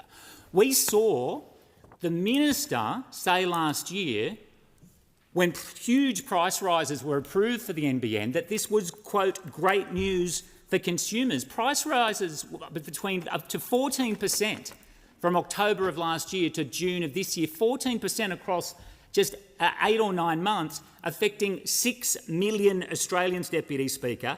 And so we've seen people leave the NBN. And why are they leaving the NBN? Because under this government, the service is bad. The NBN satellite business is absolutely collapsing, Deputy Speaker. It has lost tens of thousands of customers under this government. Does the government actually do something to focus on the success of the NBN and make sure it provides good products to Australians? No. The government's main interest in the NBN is the occasional high-vis photo opportunity, Deputy Speaker. But you don't make the NBN better for Australians by standing on the side of the road in a high-vis vest. You just don't, Deputy Speaker.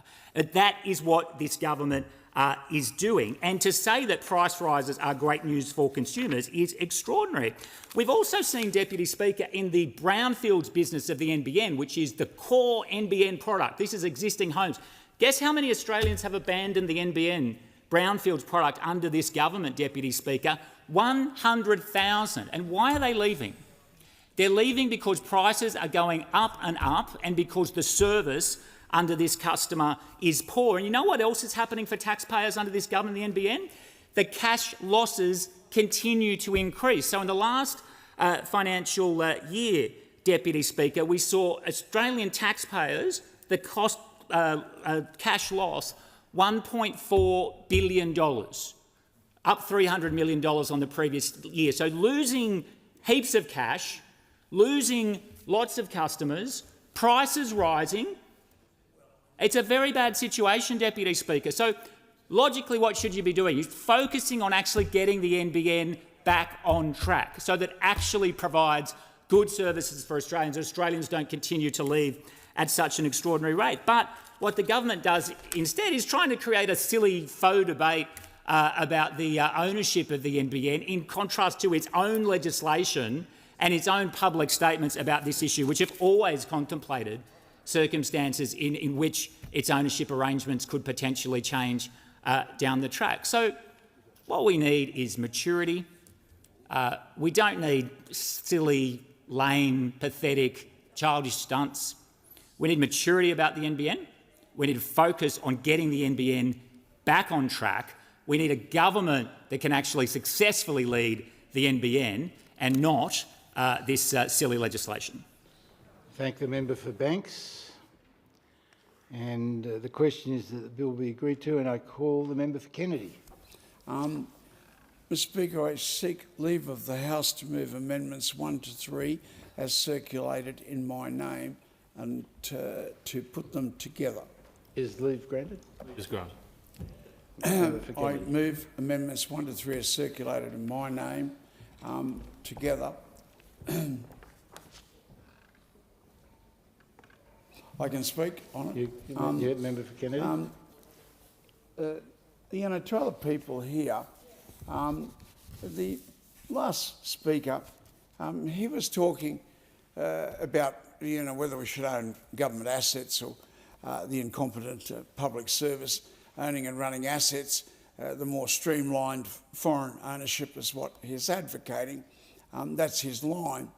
Well, you'd see it differently if you were sitting in car, dry bogged to the eyeballs and praying with rosary beads for your survival when the ground temperature was about 200 degrees Fahrenheit, and your father had third-degree burns and was suffering heat stroke and nearly died. I mean, you probably see communications a bit differently than you city blokes see it, and you have absolutely no concern for anything outside the cities. And to their enormous disgrace, the founders of the Country Party would turn in their graves if they saw all those banks that they set up being sold off by the Country Party, that now call themselves the National Party. They would see the deregulation, the protection that all of our farming industries had being removed. They would be horrified. But you don't care how many of us died in the bush. You couldn't give a damn. I mean, there's a person dying once a fortnight in the Greater Cairns region because of the simple collapse of the road system there. Now, the Liberals would say that's the Labor's fault. Well, the Liberals are now there. Would anything happen? So we're talking about communications. And our honourable member from Tasmania, I mean, all of Tasmania really is a rural and regional area. Indeed. And, they will suffer the same as the rest of us. But I would say probably every week in Australia there's an accident where they desperately need a telephone to get an ambulance there to save somebody's life. It might be every day in Australia that occurs. Well, if you haven't got any communication system, now there's 60 or 70,000 people living on the Atherton Tableland, 30 kilometres from Cairns, and there are 3 highways, which would take you about an hour and a half, in spite of it's only been 30 kilometres, take you an hour and a half. Those roads are not covered by the current communication system. So if you have an accident on those roads, too bad, so sad. You just hope someone comes along and can get to a telephone somewhere, the use of his mobile, and rescue you. And I can go into the details of how many accidents occurring, but we've had one a fortnight, I think, for the last 3 months, a death a fortnight for the last 2 or 3 months there. I use that as an example. I asked 2 people, and I think I made reference to this before, the wife of the very famous and illustrious Mayor of Burketown, very tiny number of people, but a very big area of Australia, and a 4th, 5th, 6th generation family in Australia. Wife, what do you need most? And she said, speed with my internet. John Nelson, who was maybe one of the top 20 or 30 cattle owners in Australia, he owns a huge swag of country in northwest Queensland. I said, what do you want most? And he said, faster internet access. It just drives me off my head, the amount of work that you have to do and the time you have to wait for something to happen. So this is seriously life and death for us, and I bring the attention of the House, my own family as an example, The Tyranny of Distance, the wonderful book by Geoffrey Blaney, the historian, but my family are a good example. There were 3 Catter brothers. Granddad had gone there in the 1870s in a stagecoach, and there were 3 boys, and 2 of them died as a result of the tyranny of distance. I mean, my father and all of us nearly died, and that example I gave previously, but this is a separate issue, and he nearly died there. Correct. But look, you say that, we're putting in, we're looking at putting in a universal service obligation. Oh, well, that's good you're looking at it. It'd be nice if you did it. It'd be nice if you did it. But, the Ben Chifleys and John Curtins and Red Ted Theodores, they would turn in their grave if they saw a government making this service available without a universal service obligation attached to it. Now, the mob on the other side, they want it to be saleable. I mean, sell off the most essential service outside of water in the country. The member for Kennedy's time's expired. Are you seeking leave to continue? Well, yes, if I could, another couple of minutes would be helpful. Is leave granted?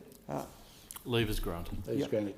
Call the member for Kennedy. Well, I just want to point out that when they allowed, as the Liberals want, foreign ownership in Telstra, the biggest shareholder is the Hong Kong Shanghai Bank, by far and away the biggest shareholder, JP Morgan's, United States, Citicorp, United States, BNP Paribas, French, and that is all of the major shareholders. All the rest are less than 1%, with one little tiny exception of 4%. So Telstra is completely owned by foreigners. The major and dominant shareholder is China. Oh, that's a wonderful outcome. Is there a single person in this country that would agree with the Liberal Party on this? Oh, yeah, 4 of their moronic followers. And the Labor Party needn't look cute because they were involved in the sale of Telstra. They were involved in it. So now your communication system outside of water, the most important essential service in this country, is dominated the ownership by China. In light of those things, I can't stop you from doing that. The Australian people will slaughter you in the next election, and then they'll slaughter the Liberals in the election after that, and it'll just keep going on until we on the crossbenchers get the power. And that is rapidly happening, of course. So I move this amendment, which is to provide a universal service obligation. The government has officially informed me that it's all under control, they're looking at it. Well, that's a standard joke, isn't it? I mean, really, that's what we crack jokes about, those sort of comments. So we're moving that here, and we intend to divide the House on the issue. I thank the member for Kennedy. The question is that the amendments be agreed to, and I call the member for Clare. Thank you, Deputy Speaker. I rise to support the member for Kennedy and the very important amendments that he has brought to this House, because it's all about making sure that country people get fair access to the NBN and telecommunications. And I tell you what, Deputy Speaker, if you want to talk about who is the heir to the legacy of the great Blackjack McEwen of the Country Party days, look no further than the member for Kennedy, because he's actually taking up the causes, as seen through these amendments, that the National Party should be taking up. They should be the ones standing up and saying, well, we want a universal service obligation. They are the ones that should be fighting for this. It's the National Party that should be fighting to keep the national broadband network in public ownership. Because I tell you what, Deputy Speaker, once these assets are sold, once the silverware is sold, you can't get them back. They give you a short-term sugar hit with some money in the coffers, but then it goes. And if you look at all of the asset sales that we've had through the years, both at a state and federal level, what is there to show for it now? In the days of COVID, the government, the previous government, was actually printing money. Quantitative easing, they called it. Australia did it for the first time. They actually just printed money. So once these assets are sold, it's like selling the family silverware. They go. And the member for Kennedy has brought these amendments to this House to make sure that country people get their fair share. And the member for Kennedy knows that there is still a great divide in this country. I mean, we have a great dividing range in the central west of New South Wales. It's a physical barrier, the sandstone curtain they call it, but it's also a divide in terms of equality of services and equality of access to services in so many different ways. That's the great divide that exists in this nation between city and country. And the member for Kennedy, the true heir of the legacy of Blackjack McEwen, comes to this place to ensure that country people get their fair share and they get their fair share out of the national broadband network. And so I commend the member for Kennedy for bringing these amendments to this place. There is no point having universal service obligations if the NBN is actually sold off, because it wouldn't mean anything. And we've seen that with Telstra. The government has spent billions on the NBN, and the taxpayers need to get some return and benefit, and country people need to get return and benefit. And that's what these amendments by the member for Kennedy are all about.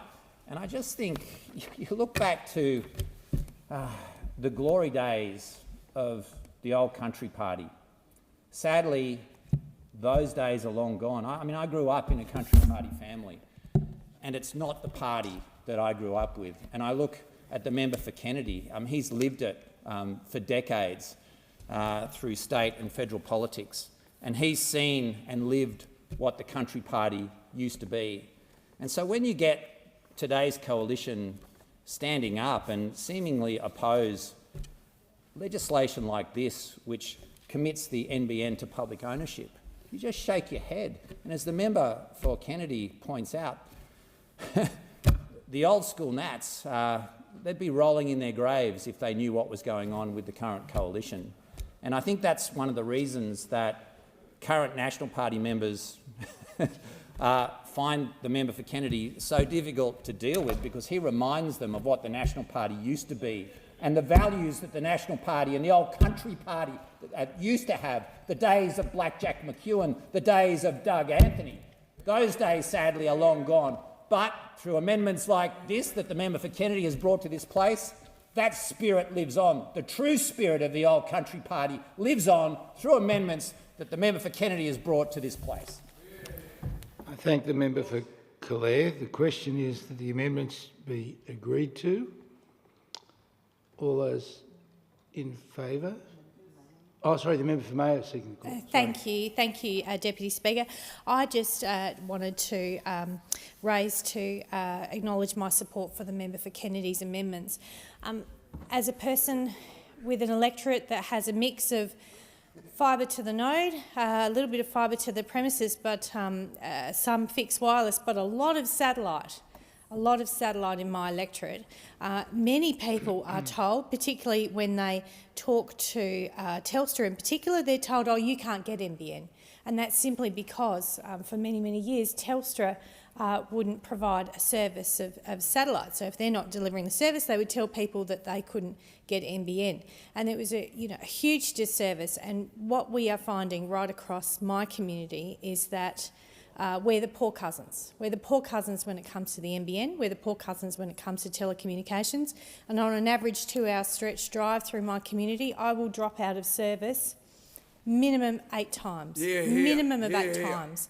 And so we need a universal service obligation that covers the NBN, but also covers mobile phones. Because right across our community, and my area, bushfire at-risk communities, in the member for Kennedy's, there's a whole range of different natural disasters that can befell his community. Cyclones. And it really is a safety issue. It is a safety issue. And I've got to say, when I'm driving on roads where I know that there's a higher proportion of likelihood that you will have a car accident, it is incredibly concerning. It is scary to be driving on roads where you know there is no telephone box near you and there is no way that you can get a call out if needed. And so I very much commend the member for Kennedy for his great work here. Thank you. Member for Mayo. The question is that the amendments be agreed to, and I call the member for Clark. Thank you, Deputy Speaker. And I rise also to support the member for Kennedy's excellent amendment. And I would add to the member for Clare's observation about the Great Dividing Range. There's one Australia on the east of the Great Dividing Range, and there's another Australia on the west of the Great Dividing Range. I'd say to the member for Clare, through you, Deputy Speaker, there's another dividing range, and that's Bass Strait. And this is a very significant issue for Tasmanians, that much of Tasmania, many Tasmanians live in rural and remote areas. And they also have great difficulties accessing reliable NBN. So this isn't just an issue for the bush, it's also equally, I think, an issue for Tasmania and Tasmanians. You know, we have small settlements right around the strait, right around the coast, very small settlements on the west coast. I often go on holiday at a little place called Southport, the end of the Huon Valley, an hour and a half's drive south of Hobart. You get down there, that's as remote a part of the country as you could imagine, but it's where a lot of people travel. They go down there to holiday, we get a lot of tourists go down there, we get a lot of international visitors go down there, and people die down there because they don't have reliable access to the NBN or at least the phone system. So I think this amendment by the member for Kennedy's is seeking to move is sensible and entirely supportable, and I'd be very, very surprised if he doesn't end up having it carried on the voices, because who could possibly argue with the idea that there should be a legal obligation on the NBN to provide affordable access no matter where you live in the country. Now, if I'd said that, maybe as recently as a decade ago, I probably would have been put in my place by technical experts and saying, for heaven's sakes, Australia is a continent. You know, you can't, it's just impossible that wherever you live, you should be able to pick up the phone or get on the internet. But the fact is, this is 2024. The technology has existed for years. The only reason some people in this country don't have affordable and reliable access to the internet is because of decisions by governments not to ensure it happens. That's the only reason there are people in this country that don't have affordable or reliable access to the NBN, including a great many Tasmanians right throughout the state of Tasmania. So I call on the government, I call on the opposition to get behind this amendment. It's not good enough, I say to the government, that they're working on it. I agree with the member for Kennedy. That's just a line we throw around in this place. It means we're kicking the can down the road, and hopefully you'll go away and stop mentioning it. So good on you, member for Kennedy. I reckon this is the time to get behind this amendment. And for the government, I mean, it doesn't have to be that the guarantee is in place tomorrow. There could be a timeline, a reasonable timeline, and we can give Australians the certainty that they, no matter where they live in this country, for safety, for access to government services, for access to banking, to be able to run a business these days, wherever they need to live in the country, particularly in rural and remote areas and right throughout Tasmania, that they will have that certainty. It is 2024 after all. Thank you, Deputy Speaker. Thank the member for Clark. The question is that the amendments be agreed to, and I call the Minister for Communications. Thank you, Deputy Speaker. I thank the honourable members who have contributed to this debate. The government acknowledges the concerns of the member for Kennedy and agrees that universal access to broadband services is an important protection for the Australian community. And I also want to acknowledge his tireless advocacy for his constituents on communications and connectivity issues for the good people of Kennedy. Deputy Speaker, the government doesn't support the amendment as it would duplicate existing legislative protections that deliver the outcomes the member for Kennedy is seeking, and I'll explain why. Since 2020, NBN Co has been subject to legislation known as the Statutory Infrastructure Provider Regime, or SIP regime. This is complementary to Telstra's voice and payphone universal service obligation and ensures that all premises in Australia can access high-speed broadband services on reasonable request by a retail provider. NBN Co is the default SIP under the regime, but other infrastructure providers can also operate as SIPs, typically where they've been contracted to service new developments. SIPs are required to provide wholesale services that allow retail providers to supply retail broadband with baseline speeds of 25.5 megabits per second. The amendment as proposed would therefore duplicate the existing obligation on NBN Co to ensure that its services are reasonably accessible to all people in Australia.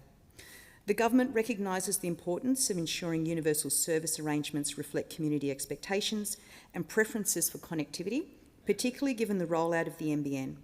The government has been consulting publicly on opportunities to more effectively and efficiently deliver telecommunications universal services and is currently considering feedback received through that process. The current Regional Telecommunications Review is also considering this issue and is due to provide advice to government before the end of 2024. I can assure the member for Kennedy and all honourable members that the outcomes encapsulated in this proposed amendment, that the NBN be reasonably accessible to all Australians, will be front of mind in the government's consideration of the form of universal service reform and the response to the Regional Telecommunications Review. And as always, I'm happy to engage with all honourable members on improvements to communication services in their electorates. I thank the Minister for Communications. The question is that the amendments be agreed to, and I call the member for Indi. Thank you, Deputy Speaker, and I thank the Minister for her response to the member for Kennedy just now. I rise to support the member for Kennedy, though, for the reasons that are clear to all of us, I think. And while I acknowledge that the Minister has indicated that the member for Kennedy's amendment would duplicate what's already in place with SIPs, I guess I want to say that everything that we can do as a parliament to ensure that there is fair, equitable, fast, reliable internet for rural and regional Australians, we must do. And I'm here to represent the people of Indi in that endeavour. I thank the government for the work that they're doing through RTURC and through the review of rural and regional telecommunication services more broadly. I was very happy to engage in that process and put in a fulsome submission calling for, as the member for Kennedy has done, fast, reliable, guaranteed internet for rural and regional Australians, because as we know, this is actually a fundamental human right now. During COVID, I had students in my electorate competing with students right across the nation for their final Year 12 exams, sitting out in trucks on top of hills trying to get a signal for their mobile phone in order to charge through for their online Zoom education. Not good enough, clearly not good enough. In rural and regional Australia, we rely on telehealth because we simply don't have the rural health workforce to provide the health care we need. Again, in order to do that with a full video screen rather than just a telephone, we need fast, reliable internet. Every time I walk down the street, even with the improvements that have absolutely happened under this government to the rollout of NBN, we still, of course, haven't got there yet. In 2022, I introduced legislation into this House speaking to exactly the concerns that the member for Kennedy has put forward today, and I absolutely support a universal service obligation and statutory infrastructure provider network that requires the NBN and all telcos to support people living in rural, regional and remote Australia, where in fact so much of our economic powerhouse is located. A key recommendation of my submission to the 2024 Regional Telecommunications Review was that the new universal service obligation must address home and business internet delivered as part of the national broadband network. And I've been very grateful to meet with the Minister on many occasions and indeed very recently. And I understand that consultations are going on in relation to exactly what the new universal service obligation might look like. So I will continue to come to this parliament, work in good faith, including with the member for Kennedy and the Minister and my parliamentary colleagues, to ensure that we deliver here in Australia a high-speed, highly functional, reliable NBN for everybody, and most especially that we do not leave a single person in rural and regional Australia behind. Thank the member for Indi. The question is that the amendment be agreed to. All those in favour say aye. Aye. All those opposed say no. No. The noes have it. Division required. Ring the bells for 4 minutes. Division required. The ayes move to the right of the chamber. The noes to the left of the chamber.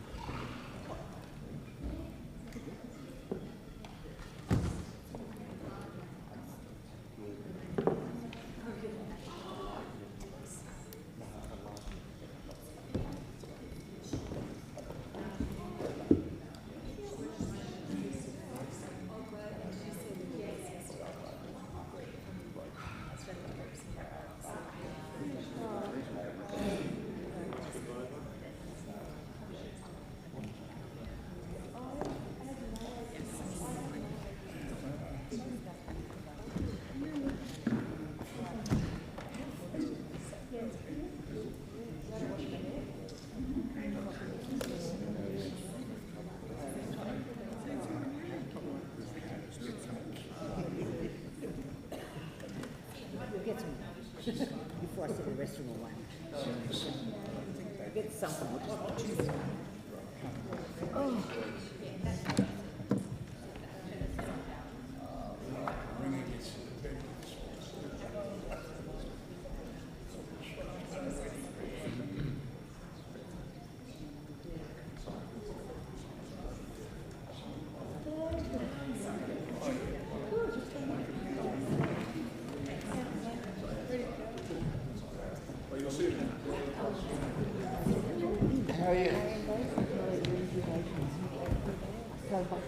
Are they? So when I'm going to go back. Oh, if you can get me any more of those ones, the ones that were the woven double ones. Weren't they great? Stunning. Yeah. The old lady. Does she? And like it's like a word. They're stunning. Because I was going to give them to my mother's birthday. I know. But then I put them on and everyone's like, no, you have to keep them. Yeah, they look good on me. Yeah. So if I can get how much I have? Okay. No, I did, but I had I went back to the doctor this morning and they did.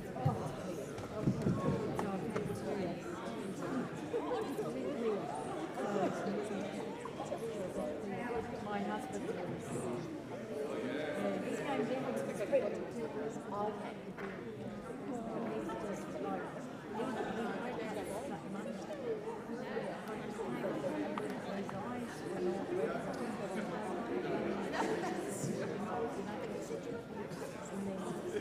And then by Monday I worked there.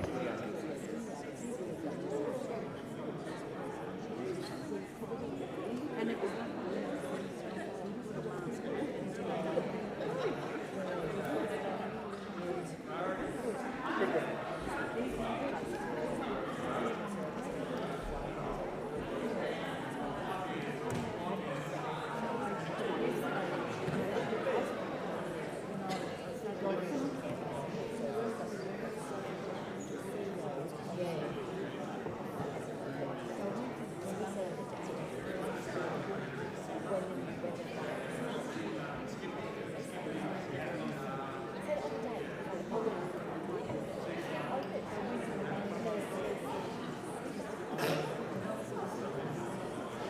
Lock the doors. The question is the amendments be agreed to. The ayes will pass to the right of the chair and the noes to the left. I appoint the honourable members for Kennedy and Indi as tellers for the ayes and the honourable members for Werriwa and Bean as tellers for the noes.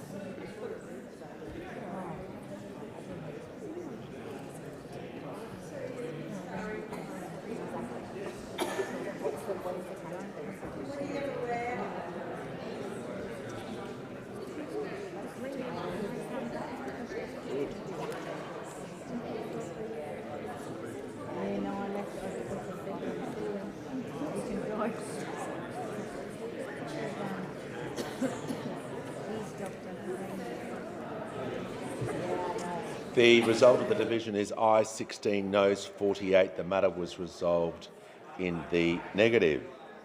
The question now is that this bill be agreed to.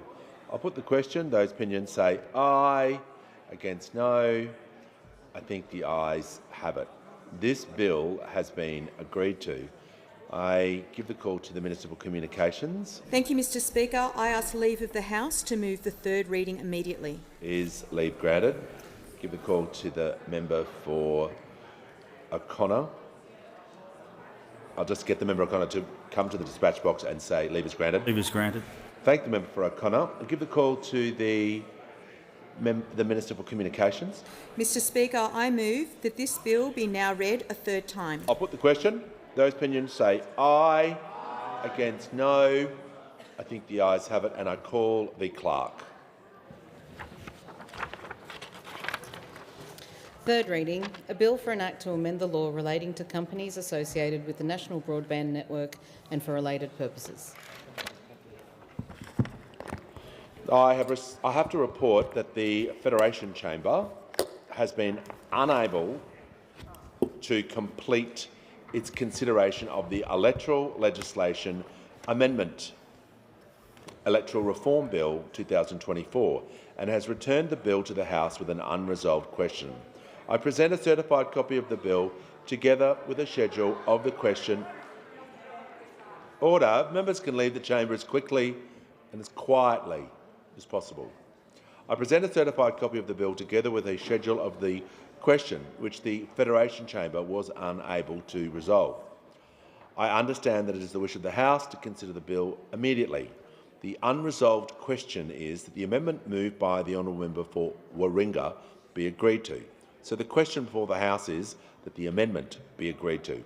I'll put the question. Those opinions say aye. Against no. I think the noes have it. Ayes have it. Division required. Ring the bells for 4 minutes.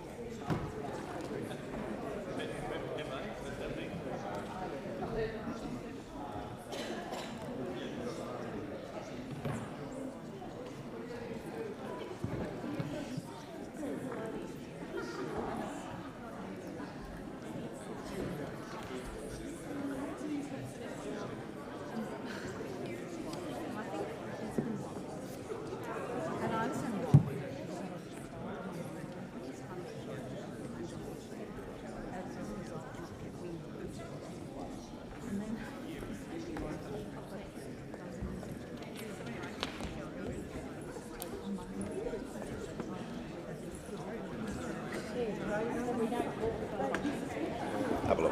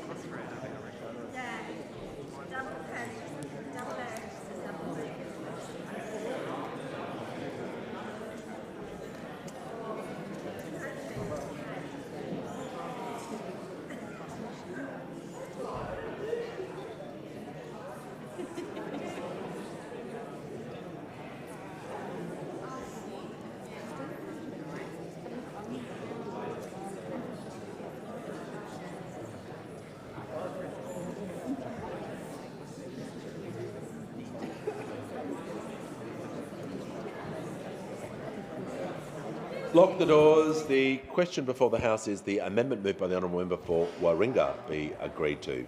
The ayes will pass to the right of the chair and the noes to the left.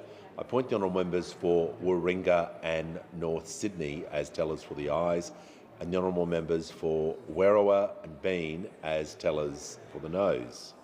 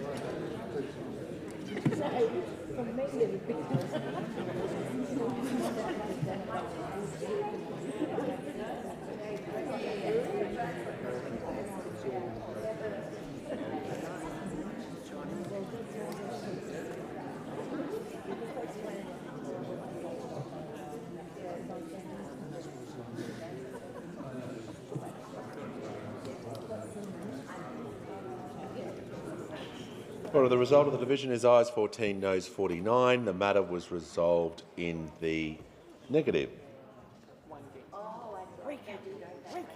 The question now is that this bill be now read a second time.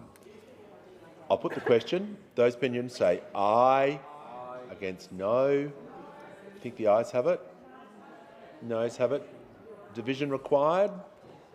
Ring the bells for 1 minute. Ring the bells for 1 minute.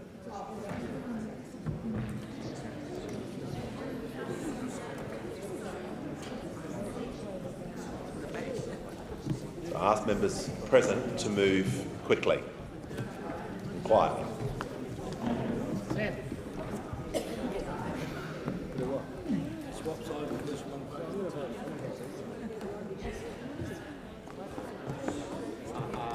Well, I'm trying to make it.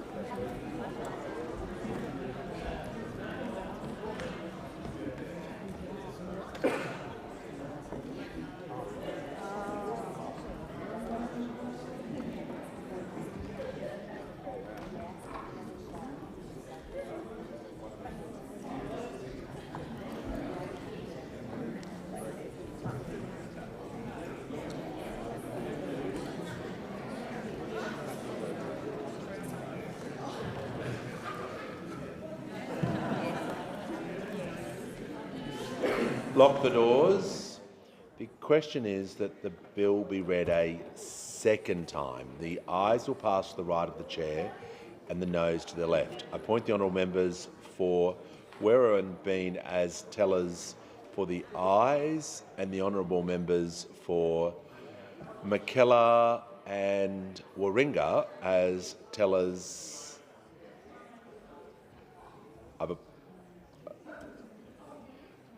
of the tellers for the noes shall be the member for Warringah and the member for Mackellar. Thank the member for Griffith for assisting.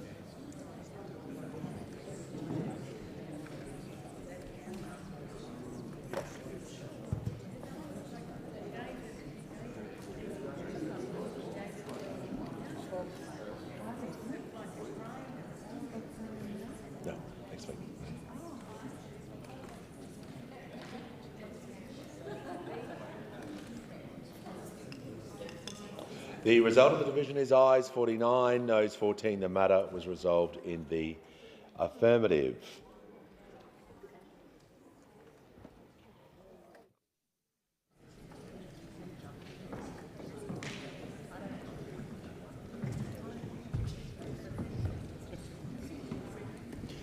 I call the clerk. A bill for an act, second reading, a bill for an act to amend the law relating to elections and referendums and for related purposes. I have received a message from Her Excellency the Governor-General recommending, in accordance with Section 56 of the Constitution, an appropriation for the purposes of this bill. The House will now consider the bill in detail, and I understand it is the wish of the House to take the bill as a whole. The question is that the bill be agreed to. I give the call to the honourable member for Curtin. I ask leave of the House to move amendments 1 to 4 as circulated in my name together. Is leave granted? I give the call to the Assistant Minister. Yes, leave is granted. Leave is granted. The member for Curtin may proceed. I move amendments 1 to 4 as circulated in my name together. It is outrageous that this bill is not going to an inquiry. The government and the coalition won't agree on anything. Why do you think they agree on this? It is the biggest reform to our electoral system in 40 years. It took 6 months to draft, but apparently it doesn't need any scrutiny. Communities are showing that they want choice, and this bill would reduce our choices. Now, with more time, better amendments could be proposed with input from the experts and the public. And they could address both the intended but undemocratic parts of the bill and the inevitable unintended consequences of this bill, of which I'm sure there are many. But given the timing of this bill and the way it is being unceremoniously rushed through the House and the Senate this fortnight, I'm going to constrain my amendments to a couple of conceptual things that are deeply problematic. These are the most offensive parts of the bill, although there is tough competition for which are the most offensive parts. The parts that my amendments change, it removes Schedule 4 and Schedule 7. Now, Schedule 4 deals with expenditure caps. Expenditure caps on election expenses are complicated and they are not fair. If you're an incumbent, you have an office, you have staff, you have a communications budget. If you're in a party, there are also senators in your area that have their own communications budgets. And the way this legislation's drafted, any ads that are not for the individual but are for the party are not counted within the divisional cap. So a party incumbent could outspend a challenger many times over. Just listen to that. They could outspend a challenger many times over. This is not a level playing field. Now, a small tweak to the spending cap for challengers is not going to fix this. This is a fundamental problem with the legislation. Spending caps are not necessary if you deal with transparency and a reasonable donation cap, and I think a fair bit of work needs to be done on that too. But that needs to be done in a sensible, considered way, in full public view, not rushed through in a hurry like this. This is not banning big money, it is protecting the parties and locking out challengers, and that is why my amendment proposes to remove Schedule 4 on expenditure caps. The second change in my amendments is to remove Schedule 7, and this is administrative assistance funding and election funding. We are in a cost of living crisis. Why should taxpayers massively increase payments to for political campaigns when so many people are struggling? This is just wrong. An increase in public funding to politicians like this was attempted in 2013, but the public got wind of it and it was pulled. The public realised that they were being asked to pay more for political campaigns, and that was not on. This is a huge increase, about $40 million extra in public funding for politicians. Now, there are two types here. There's public funding on a per vote basis and administrative assistance funding, and both types lock in the major parties. The per vote public funding, we're going to see a huge increase under this legislation from $3.50-ish to $5. This is calculated based on how many votes you got in the last election. So it's great if you happen to be an incumbent. It's not great if you're a challenger. If you didn't get any votes last time because you weren't running, you get no funding. This just makes one more challenge that people have to face when they are taking on the two-party duopoly. Parties are able to make a profit in unwinnable seats and shift that money to where they're being challenged. They can harvest that public funding and use it strategically. It gives them a war chest to fight any new challenges. Now, this is fine for me. I'm an incumbent, but it's not fine for anyone new who thinks that we need new ideas and new ways of being represented in our politics. This reduces competition and it's not on. The administrative assistance funding is also deeply problematic. This is a huge transfer of cash from taxpayers to political parties, and it doesn't have to be spent, it can be banked. And if it is spent, it can be spent on all sorts of things, way too many different things. It's $30,000 per MP and $15,000 per senator, but all the admin is done centrally by the parties. So even though every extra MP a party has attracts another $30,000, all that admin is done probably by one or two people centrally. And there are definitely economies of scale in administration. Order. Ask any the member's time company in has the country. expired. The question is that the amendment be agreed to, and I call... Is leave granted? Well, please continue. I call the member for Curtin. Yeah.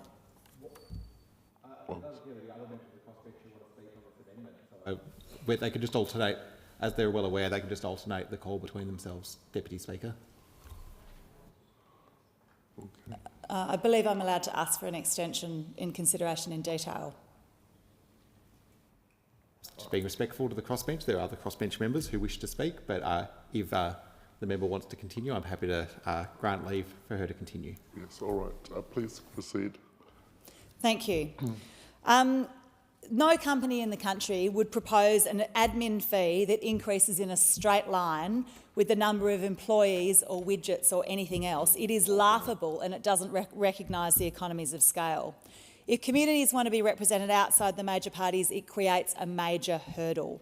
Now, there are problems with all other parts of the bill as well, many other parts, but there is no time for careful consideration or public scrutiny because it is being rushed through. The government might throw a few scraps around in a show of cooperation on amendments, but we will see no serious scrutiny and no serious amendments. Both major parties have voted against further scrutiny. If the major parties want to regain votes, they should do it by offering better leadership, not by changing the rules. Voters will not forget that the two major parties are pulling up the ladder here. Australians are sick of it. And if this legislation is in fact about transparency and preventing individuals from having too much influence, they'd accept these amendments. If it's about locking in the two parties, they won't. The question is that the amendments be agreed to, and I call the Honourable Member for North Sydney. Thank you, Deputy Speaker. I rise to support the amendments moved by the member for Curtin because I think in the way in which she's been able to identify two discrete parts of this legislation that could be removed and still enable the government to proceed with significant electoral reform, I think it's a smart way forward. And in fact, when you look at a lot of the commentary that is coming out of the public sector across our country, many are prepared to accept, as am I, a lower donation threshold.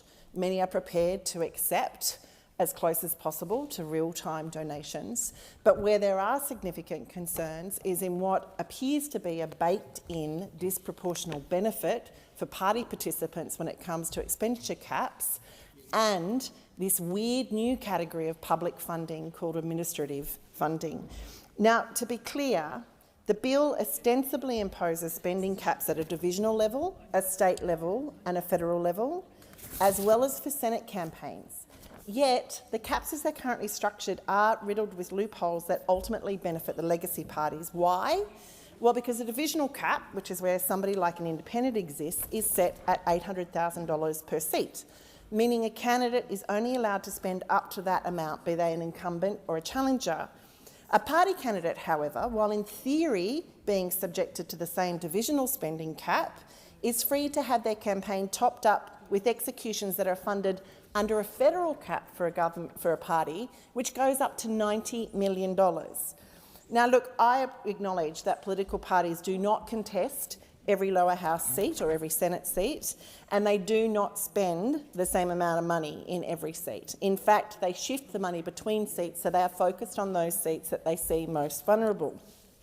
So under this legislation, parties will essentially be able to put themselves into a situation where they are able to back up individual candidates in divisions by providing additional advertising and electoral marketing materials that go over and above what is everybody else's budget. And I think that that is fundamentally unfair, and my community of North Sydney would not support that. They would like to see that removed. If it's going to be an $800K cap, make it an $800K for all, including the party expenditure that takes place over and above an individual's direct expenditure. As to this innocuous funding stream called the administrative funding assistance, to be clear to anyone listening at home, the administering funding would see every MP in the House of Reps receive $30,000 a year, whilst every senator receives $15,000 a year. In the case of an independent, that money comes directly to them, but in the case of a party, the funds are consolidated at and the party machine would receive that funding on a quarterly basis. Now, that means the vast majority of this funding will go to the major parties, based on a false premise that administrative costs increase proportionately with the number of the members, but they don't. It doesn't work like that. Most of the costs of running a political party are fixed, and it makes no sense to presume that they would increase in direct line in relation to the increased members. Interestingly, the government has intimated that these provisions have been included predominantly at the behest of people like me, independents, to cover what are some very real compliance costs, including legal fees, accounting fees. And when you are just one person bearing those costs wholly and solely, they are difficult to get up and over. But looking at the detail in this legislation, when I run the numbers on the current members sitting in the House, this legislation means that the major parties would get $4.8 million a year of public funding to use not just on legal fees and accounting fees, but for all sorts of things, including conference attendance, seminar attendance, meetings or similar functions at which policies of a registered political party are discussed, the expenditure on equipment or vehicles used by staff, and actually perhaps most offensively, to pay interest payments on loans. Now, I'm okay if you want to discuss an administrative payment because accounting fees and legal fees are high. But I think when we start talking about covering loan repayments for the major parties, we have a problem, and therefore this annex, as proposed by the member for Curtin, should be removed from the bill. Thank you. The question is that the amendments be agreed to. I call the Honourable Minister.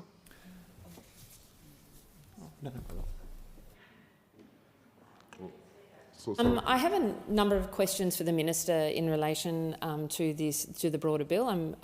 It's not specifically on these amendments, so I'm happy for you either to speak first or ask you these questions here or at another point in this debate. So, hold the Minister. In response to that question, I'll say, why don't I just speak to the amendments for 5 minutes, and then we can move on to other questions about the bill. The government does not support these amendments because we do support expenditure caps. We think that that is the right path forward. We think that the idea that you can have unlimited amounts of money spent in an electorate for one individual candidate is not sustainable, and we need to stop that. And that's why we can't support this amendment, because it will remove those expenditure caps. It will lead to unlimited spending, which is one of the key issues that we're seeking to address. The member for Curtin said that it was complicated and it was unfair. Is it complicated? Yes, but just because it's complicated doesn't mean we shouldn't do it, because it is very, very fair to make sure that we shift the power from big money, which is the power that is being defended by some in this debate, and shift that power to the voters of Australia. That is indeed what the Joint Standing Committee on Electoral Matters recommended we do. That is what the government wants to do. It's time to get the big money out and put voters back in control. I note that the member for Curtin significantly outspent her other 7 opponents, but even under this proposal, with an expenditure cap of $800,000 per candidate, the voters of Curtin would still, if it was another 8 candidates in that election at the next election, or the election that this would apply to, which is 2028, would still see the ability for $6.4 million across those 8 candidates to be spent in that electorate. Now, that's a lot of democracy. That's a lot of letters in the letterbox. That is a lot of signs as you drive down Stirling Highway. It's a lot of billboards. And when it comes to the differences, and I just want to make this point, Deputy Speaker, the differences from the crossbench when it comes to questions about funding of candidates, funding of members with administrative funding, we have the full spectrum. We have some members of the crossbench who are saying we should completely have no administrative funding for members. Some are saying we should cap that administrative funding. And the amendment that we just voted down, Deputy Speaker, the second reading amendment from the member for Warringah, was in fact to give public administrative funding not when someone is elected to Parliament, but to give that funding when someone nominates as a candidate. A $36 million handout just for someone putting in a nomination form. Now, I don't know about you, Deputy Speaker, we don't provide money unless people reach a certain threshold of spending, but the idea that we would simply hand out $36 million, $36 million just for people who nominate, that is not a sustainable proposition. The amendments that we have proposed by the member for Curtin, where there are many things I agree with her on, but on this I fundamentally disagree. The amendment that would provide unrestricted spending by wealthy individuals, I don't think is what the Australian people want. I think most Australians would say the idea that someone even has $20,000 to hand over out of their pocket to an individual candidate is quite a luxury to have. We've had others in this debate say that $20,000 is a low or a small amount. You tell that to the working people of Australia. You tell that to the working people of Australia who would never have the luxury of having $20,000 to hand over to a candidate of their choice. So while the $20,000 cap is a very high cap, it is one that is indeed, and while we see complaints... Order. Sorry, the member for Curtin. On relevance, my amendment does not deal with donation caps, so it doesn't talk about amount of money that can be put in by a wealthy individual.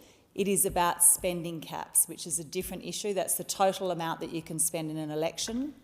So if 5,000 people donate $200 each, why can't that be used in an electoral campaign? It does not go, what he's talking about there, wealthy individuals, does not go to this amendment.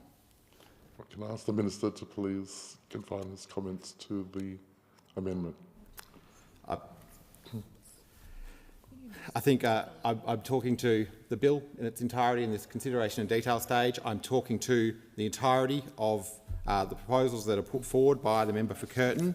And I note that it does, when we talk about these expenditure caps, removing expenditure caps, what it means is that those who have money of their own, under this proposal, if you delete all expenditure caps, then yes, anyone who has a large amount of money, if you're already a wealthy individual who seeks to go into the parliament and you can afford and have the luxury to fund your own campaign. Order. The Minister's time has expired. Sorry, I call the honourable member for Curtin. I just have a question for the Minister. If 5,000 people donated $200 each, why shouldn't that be used in an electoral campaign? In what way is that not consistent with democracy? I call the honourable Minister. Or? The government's proposal simply seeks to place a cap on how much can be spent in a single electorate by a single candidate. That's a very sensible proposal. That total cap of spending is $800,000. Again, I don't think many people in this place spend that much in their own individual seats. You know, it happens in just a couple of seats in my home state of Western Australia. Doesn't happen in my seat, but that's the proposal. And again, I recognise that different people have donations from different forms. People get funding from different places, but I think this idea that you know, someone, whether it be $5,000 again, a very large amount of money to contribute to a candidate, or whether it be someone who just happens to be individually and personally wealthy, whether the fact that they should have no restrictions on their spending, no restrictions at all, that is very unsustainable, and it is completely at odds with the recommendations that we've seen. Now, if I go through, and again, I just want to go through the history of how we've got to this point, Deputy Speaker. Way back in 2022, the 5th of August 2022, the Special Minister of State Point of order, the member for... Stage. This is about the amendments or the question put to the Minister. It's not a time to do a second reading speech. Okay. Minister, please. Out of respect to you, Deputy Speaker, I'll note that this is indeed how we do consideration in detail, and question time will be in a couple of hours, and members are more than welcome to ask questions in question time in that format under those standing orders, but I'll continue to operate under the consideration in detail standing orders, as have served this place well for many years. So again, how do we get to these recommendations that the government is acting on? The government is acting on what has been put to government by a multi-partisan committee, and that goes all the way back to 5 August 2022, when the Special Minister of State wrote to the Joint Standing Committee on Electoral Matters and asked them specifically to inquire into donation reform, funding of elections, limits on spending, truth in advertising. It's there in the letter with the referral for the inquiry, limits on spending. And the idea that we will somehow take out those limits on spending at the last minute after talking about it for more than 2 years, that deeply concerns me.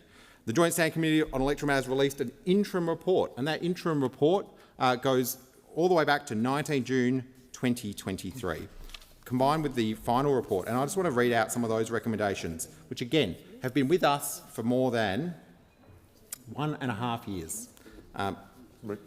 Sorry, point of order, member for McKellar.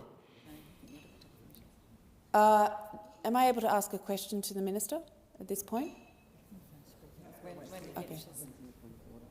Oh no, it's going to be a point of order. Yeah. Minister, please continue.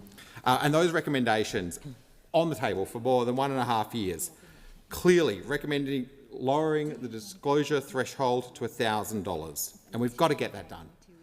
None of us in this place are guaranteed a seat in the next parliament. Not one of us. That's a really important principle. Therefore, if we have an opportunity to do something about this, we should do it now.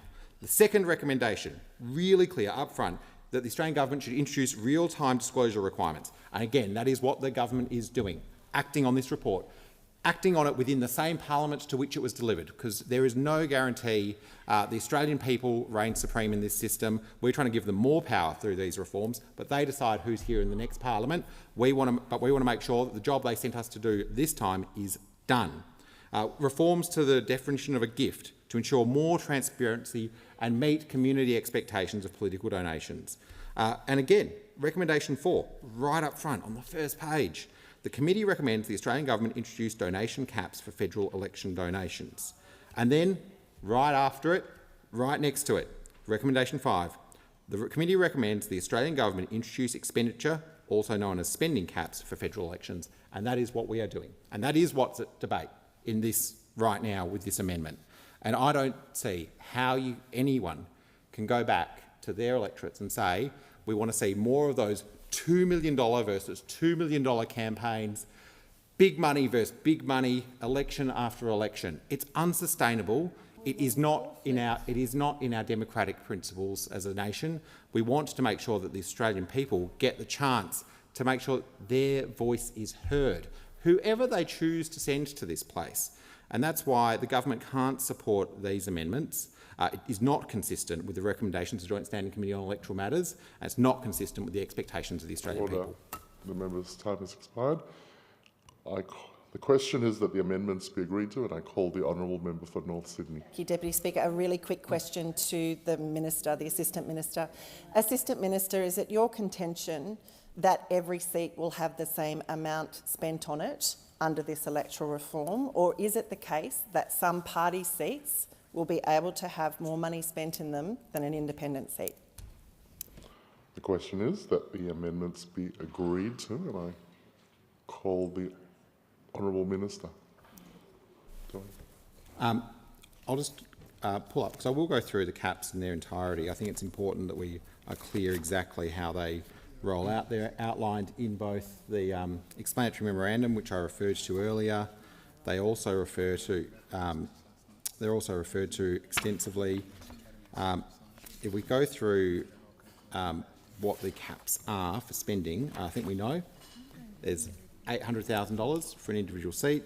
There's a total $90 million annual expenditure cap, and the same divisional and Senate expenditure caps regardless of the party size or number of candidates the party is endorsing. That's been very clear for a long time. That's been outlined. If we go to how that sort of plays out, it is a cap per candidate when it comes to material that endorses an individual candidate, and that's been very clear. That's been what the government, after lots of consultation, and if I just go through just a little bit of the consultation that the Special Minister of State has done on this. Obviously, there's the inquiry, which we saw more than 1,500 submissions provided to. We had, I think, 12 hearings in total, Deputy Speaker. Indeed, we've adopted that inquiry and its final report, as indeed the impact analysis for this in the explanatory memorandum. Now, that's not always the case. That's not always how governments do things, but it's actually the government showing respect to the Parliament. We've seen consultation across the Department of Finance. I had the opportunity last night to thank officials, Department of Finance, who've helped with the drafting and preparation of this bill.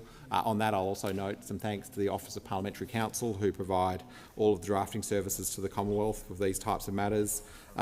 We've consulted across a range of government agencies. Obviously, discussions have had to happen with the Australian Electoral Commission, where we're talking about new processes to make sure that what is proposed can be implemented by the independent Electoral Commission that we are so fortunate to have. We've seen consultations across members of the crossbench who are here with us now, and they know that because they've been in those conversations themselves. We've had conversations with a range of organisations. I myself have reviewed the submission that was made by Climate 200, which was thanked in the member for Curtin's inaugural speech, amongst others. We've continued to outline these proposals time and time again. The Minister himself has, go far back as interviews he did on the 26th of March 2023, talking about electoral reform. It's been clear that this has been a priority for the government.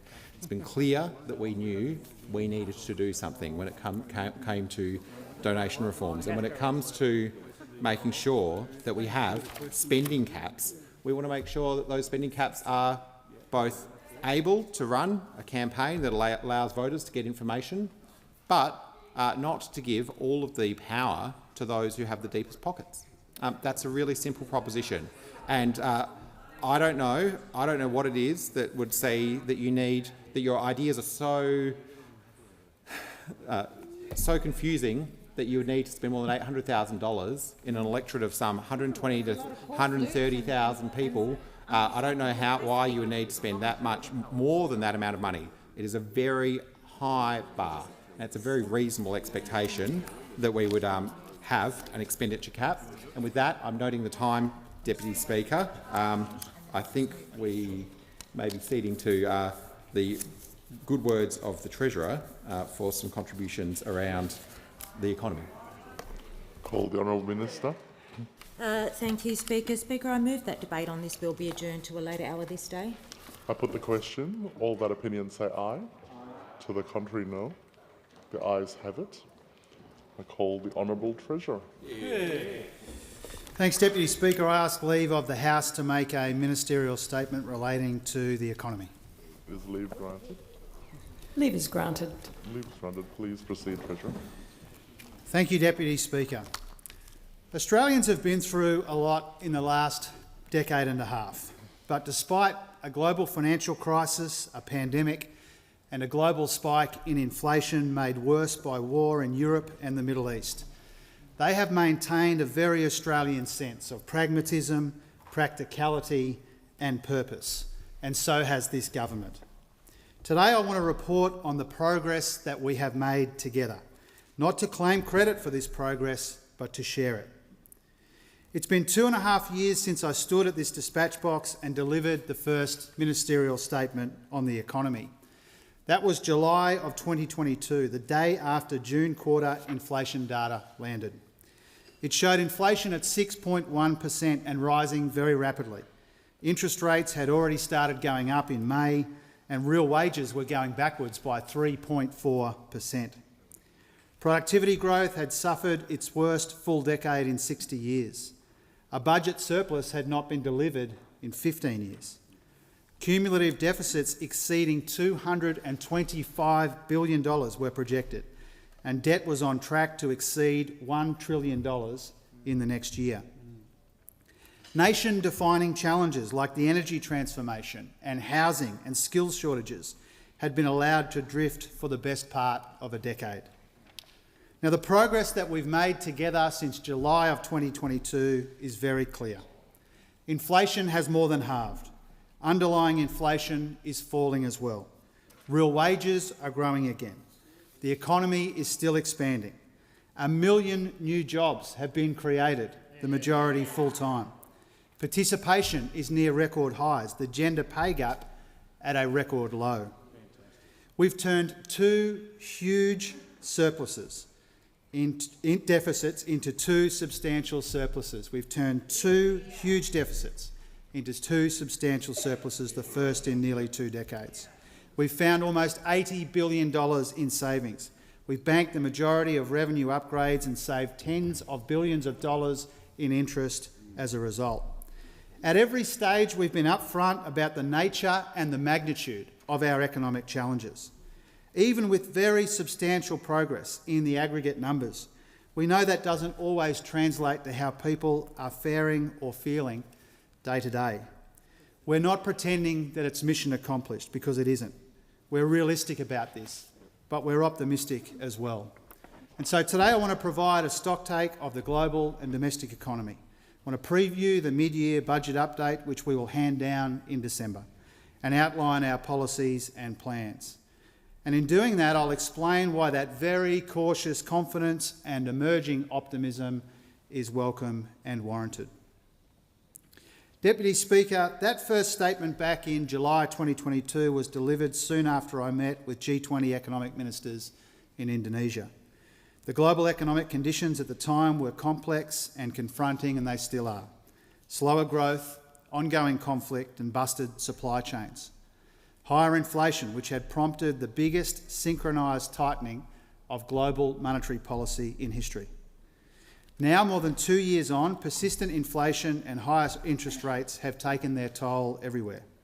3/4 of the OECD has had one or more negative quarters of growth in the last year, and unemployment has increased in most advanced countries. Global inflation has moderated from its peaks, but it's still lingering. It ticked up recently in the Euro area, the US, and overnight in Canada. Conflict is an even bigger feature of the global landscape and the biggest risk to global growth. And there's a greater risk of rising trade tensions and geopolitical fragmentation. In the decade prior to the global financial crisis, the world's economy grew at an average of 4.1%, but over the last 15 years it's been just 3.1%. Now, Treasury is still finalising its forecast for next month's mid-year economic and fiscal outlook, but it's expecting global growth to remain soft and subdued. Treasury currently expects global growth to be 3.25% this year, and the 2 years after that, the weakest consecutive 3 years of growth since the early 1990s. As a trade-exposed economy, we have not been and we will not be immune from all of these global challenges, but we are well placed and we are well prepared to deal with them. We've already seen nearly $20 billion of trade restrictions lifted with China as we stabilise that crucial relationship. So, Deputy Speaker, the inflation challenge has been global, but the Australian economy has performed better than most countries. Our inflation peaked lower and later than most developed economies. That means prices have risen less here than in countries like the US, UK and New Zealand. And our services inflation is lower than the UK and US as well. Interest rates also climbed higher than ours in almost every comparable country, causing worse unemployment, slower job creation, lower growth, or a combination of all three. And even though rates are coming down slightly in places like the US, the UK and New Zealand, they're still higher than ours are. So our number one priority for the past 2.5 years has been getting on top of inflation. We've gone about it without ignoring the risks to growth and preserving the gains that we've made in our labour market. Now, any objective observer would acknowledge the progress that we've made together with this strategy. As I said, inflation was 6.1% when we came to office and rising fast. It would go on to peak at 7.8% in December of 2022. In the most recent quarterly data, headline inflation was 2.8%. Back in the Reserve Bank's target band for the first time since 2021, and its lowest rate in almost 4 years. Trimmed mean inflation also eased by 0.5 percentage point to almost half its peak and its lowest rate in almost 3 years. So headline, underlying, monthly and non-tradable inflation all came off very substantially in the most recent data. Now, government spending is not the main driver of prices in our economy, and our surpluses are helping in the fight against inflation. These are 2 points that Governor Bullock has repeatedly made. The Reserve Bank also downgraded its CPI and trimmed mean forecasts across the period they published a fortnight ago. Treasury's updated inflation forecasts in the mid-year update will be broadly in line with what we anticipated at budget. Treasury expected inflation to be back in the band by the end of this year, and that's what has happened. The economy has continued to grow, but barely. For only the second time in the last half-century, growth was below 0.3% in every quarter of the last financial year. But it would have been negative in the March and June quarters were it not for public final demand. Yes. Treasury's growth forecast at MyEFO will show that it expects slow growth in our economy to continue in the near term. But any growth at all in these circumstances is welcome, given many other countries have gone backwards. Treasury is expecting a gradual recovery in the economy driven by rising real incomes, thanks to our cost of living relief, jobs growth and the progress that we've made bringing inflation down. We've already seen a modest recovery in consumer confidence, with the ANZ Roy Morgan measure at near 2-year highs and showing households are now feeling a bit more confident about the next 12 months. This is the soft landing that we have been planning for and preparing for. Inflation coming back to band, an economy still growing, and unemployment with a 4 in front of it. The unemployment rate is on track to average below 4% for this parliamentary term for the first time since monthly records began. Youth unemployment has averaged 9% since May of 2022, which is 2/3 of the pre-pandemic average. More than 1 million jobs have been created. That's another record for a parliamentary term, and it represents stronger jobs growth than any major advanced economy. This is the equivalent of more than 1,000 new jobs every day since May 2022, most of them full-time. Workforce participation is near record highs, and the mid-year update will confirm upgrades to participation and employment growth forecasts for this year. Now, we've supported wage rises, and wages are now growing almost double what they did in the years leading up to the pandemic on average. Wages are growing, but inflation is falling, and that means real wages are growing again. They were going backwards by 3.4% when we came to office. Real wages grew by 0.7% in the year to September, the biggest annual increase in over 4 years, and there's now been 4 consecutive quarters of real wages growth. The average full-time worker is now earning $159 more per week since when we came to office, and for women it's $173 per week more. Now, since we came to government, wages in industries dominated by women have risen by more than 8%. This is one of the reasons why the gender pay gap is the closest it's ever been. After plateauing for almost 4 years, the gender pay gap has narrowed by 2.6 percentage points since May of 2022. So all of this means more Australians are in more jobs, earning more and keeping more of what they earn. Now, Deputy Speaker, our tax cuts for every taxpayer are part of this, but they're not the only part of this. They are one element of a very comprehensive and considered strategy of relief, repair and reform. And we've pursued all 3 of these objectives in ways that are complementary, not in conflict. Providing cost of living relief for people doing it tough, repairing the budget and reforming our economy. We've come at this cost of living challenge from every conceivable and responsible angle. Energy bill relief for around 10 million households and 1 million small businesses. Increasing childcare subsidy rates and expanding paid parental leave. Increasing the maximum rates of Commonwealth rent assistance by 45%. Tripling bulk billing incentives and lowering the cost of PBS medicines. Boosting eligible working age and student income support payments. Delivering 500,000 fee-free TAFE places. Helping small business by extending the instant asset write-off and improving payment times. Helping Australians get fairer supermarket prices through stronger protections and greater competition. Looking to cut close to $20 billion in student debt for more than 3 million Australians, as well as those tax cuts for all 13.6 million Australian taxpayers. Now, cutting 2 rates of income tax and lifting 2 thresholds is one of the ways we've kept tax to GDP well below 24.2%, which was its peak in the early 2000s. This financial year, tax to GDP is expected to fall to around 23.4% of GDP, down from 23.7%. So, Deputy Speaker, we've delivered this responsible and substantial cost of living relief at the same time as repairing the budget, not instead of repairing the budget. We don't see our surpluses, our savings and the substantial turnaround in the budget as an end in itself, but it's how we take pressure off inflation and make room for things that we really value as a government and as a society. Now, these are the facts about the fiscal position when we came to office. Gross debt was projected to be at levels not seen since the aftermath of World War II. Deficits over the forward estimates totalled $225 billion, the highest in any pre-election outlook. And programs that Australians rely on every day, like aged care and the NDIS, were facing real risks of exploding in cost. That's right. Now, we've made good progress here, and I'd like to particularly acknowledge and thank the Minister for Finance in the other place and other ministers and colleagues for their work here, because that work in the Expenditure Review Committee and the Cabinet has helped oversee the biggest ever fiscal turnaround in a single term. The first surplus in 2022-23 was followed by a second in the year just gone, the first back-to-back surpluses in almost 2 decades. Wow. The largest nominal back-to-back surpluses on record, meaning the budget was $172 billion better off.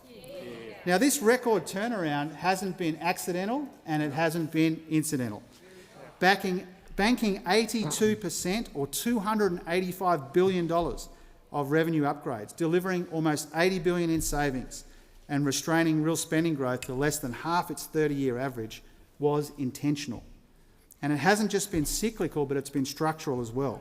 Bringing down our debt burden is making a meaningful structural difference, and so are our reforms to aged care and the NDIS. Gross debt was almost $150 billion lower at the end of 23-24 than was forecast in the pre-election outlook, and it's expected to remain lower than that outlook across the forward estimates and the medium term. This progress means we've been able to save around $80 billion in interest payments compared to the 2022 PFO over the decade to 2032-33. Our reforms in the care economy will see aged care spending grow at 5.2% over the next decade, not 5.7%, and the NDIS at around 8% instead of 19%. Now, this very substantial progress is even more important as the fiscal outlook becomes more, not less challenging. In recent years, the resilience of the labour market has been one of the reasons why revenue upgrades in budgets have been the norm. In each of our 4 budget updates, there were $80 billion in revenue upgrades on average. But with the labour market softening around the edges, this trend is diminishing. This has been compounded by structural challenges in the Chinese economy weighing on key commodity prices. Iron ore, for example, is down 30% since the start of the year. As a result of these factors, I can inform the House that Treasury expects any revenue upgrades in the mid-year outlook will be much smaller. There's still a fair bit of data to land before the mid-year update, including the national accounts and the tax collections numbers. But Treasury's latest estimate is that any upgrade will be a sliver of what we saw in the first 4 budget updates. At this stage, Treasury is also expecting to revise down company tax receipts for the first time since 2020. This is why we've been so focused on improving the structural position of the budget, so that we can build buffers against the global economic uncertainty we're facing while also investing in the future. So, Deputy Speaker, in 2022 it was already clear that it wasn't just structural challenges in the budget that had been neglected, but structural challenges in our economy as well, in areas like climate change and the net zero transformation and housing and skills. Our productivity performance was languishing, averaging just 1.1% a year in the decade to 2020, worse than the decade before and barely half the rate of the 1990s. So we're implementing a broad and ambitious reform agenda to turn this around, but we know that it will take time. For us, it's all about managing and maximising the 5 major shifts in our economy and in our society, from globalisation to fragmentation, information technology to artificial intelligence, hydrocarbons to renewables, younger to older, and the rapid growth in services. We're building a more dynamic, competitive and productive 4th economy, powered by cleaner and cheaper energy, indispensable to the global net zero transformation, where we teach and train our people to better adapt and adopt technology, and where capital flows more efficiently and more effectively. And here again, we've made substantial progress together. On delivering cleaner and cheaper energy by legislating a commitment to net zero by 2050, unlocking $67 billion in private investment through the Capacity Investment Scheme, introducing a new vehicle fuel efficiency standard, providing low-cost finance for household energy upgrades, and reforming the safeguard mechanism. On modernising and diversifying our industrial base, including through the National Reconstruction Fund and our $22.7 billion Future Made in Australia agenda. This includes a new front door to make it easier to invest in Australia, production tax incentives and programs to support solar and battery manufacturing. We've made progress on investing in our people with university reforms, free TAFE, record investment in skills, reforms to income tax and student loan repayments that support participation and changes to the migration system. And we're investing in new technologies in the digital economy by unlocking access to advanced satellites and national data assets, investing in quantum computing and robotics, and expanding the digital ID. We're making progress on getting capital to flow more efficiently with better designed and better informed capital markets, including our foreign investment framework reforms, sustainable finance and modernising payments infrastructure and regulation. And finally, we're making our economy more dynamic and competitive by abolishing almost 500 nuisance tariffs, introducing comprehensive competition reforms, including the biggest overhaul to merger settings in 50 years, and improving competition in the supermarket sector.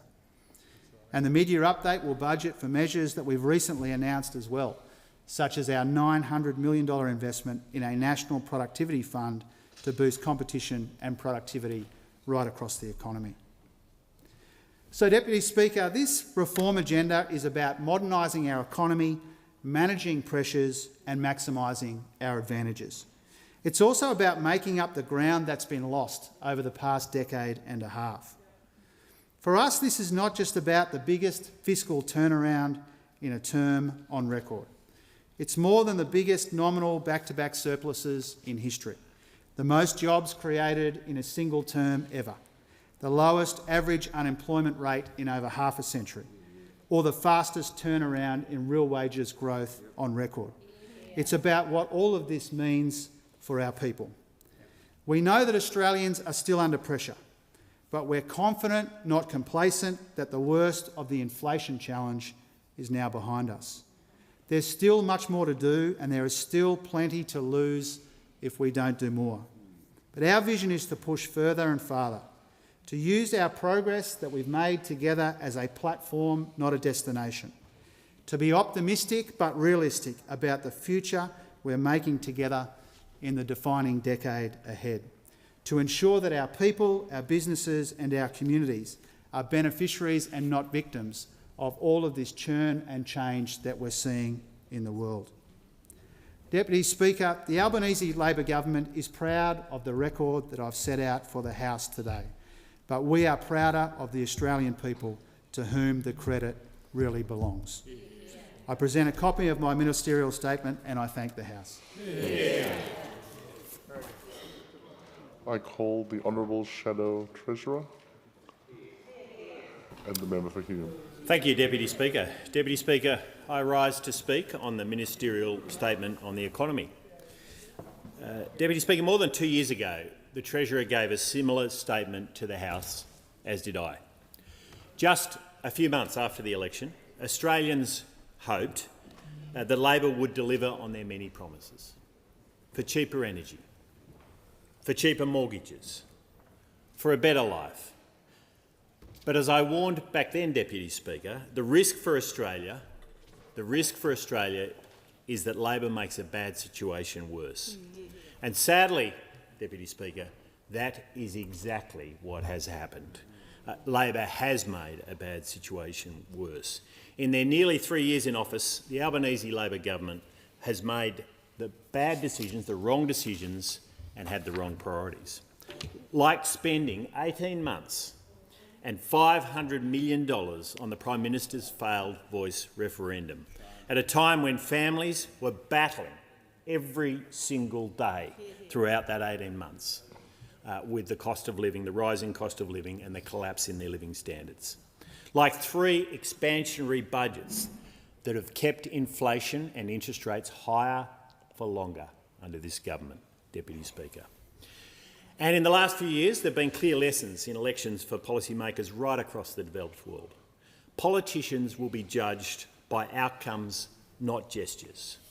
Politicians will be judged by delivery, not meetings, by action, not promises, and by outcomes, not alliteration.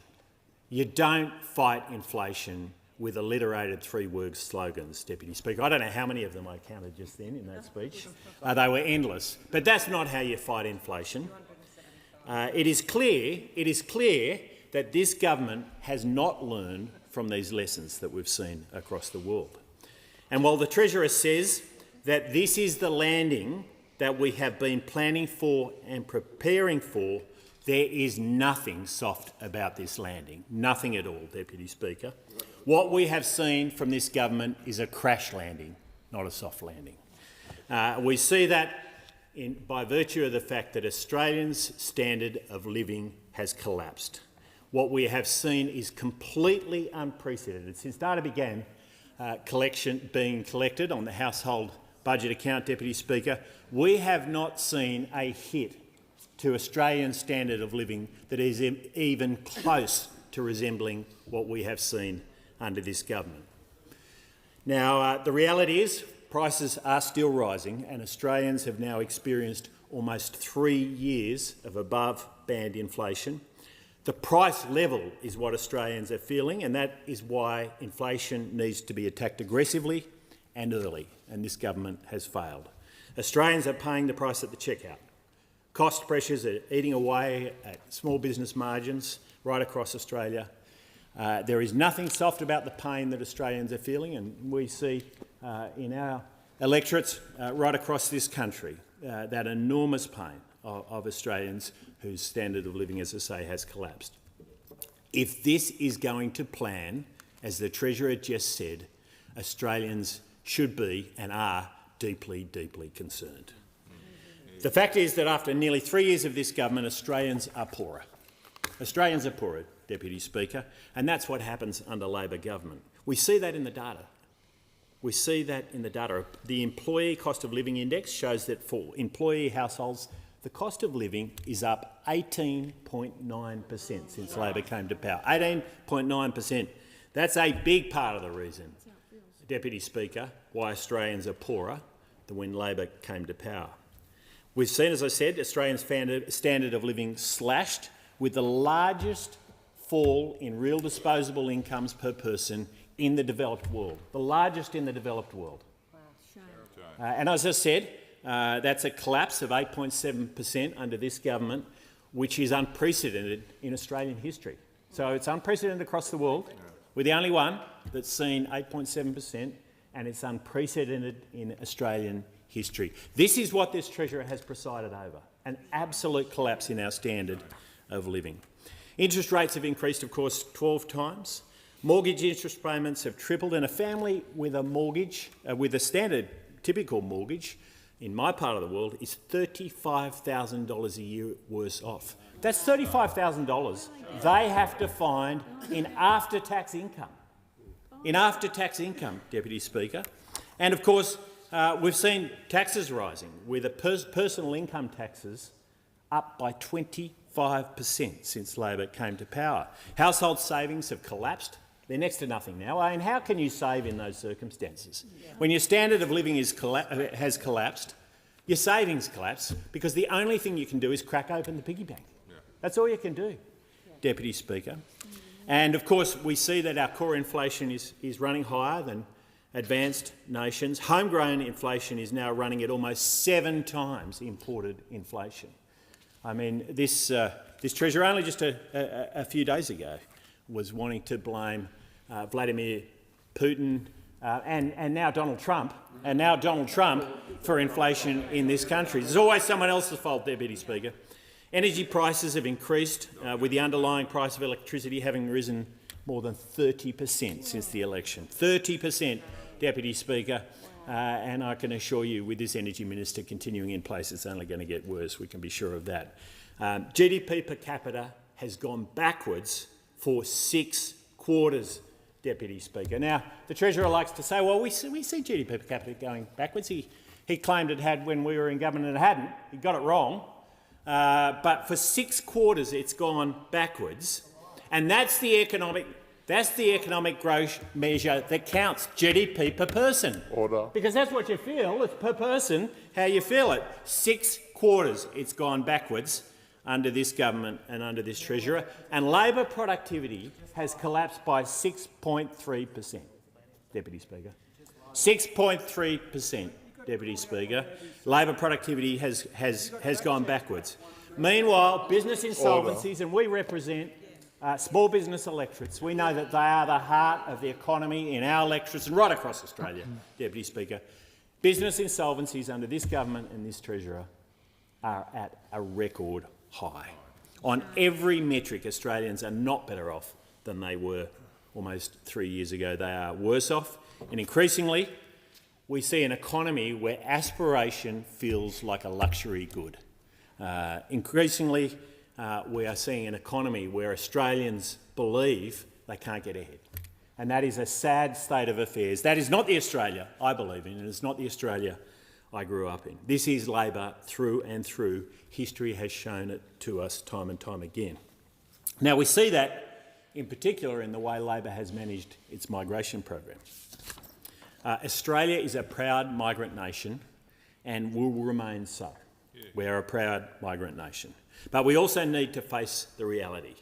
Labor plans to bring in 1.67 million migrants over 5 years while falling short of its own targets on housing by a long, long way. To put this in perspective, one person is arriving to live in Australia every 44 seconds. Every 44 seconds.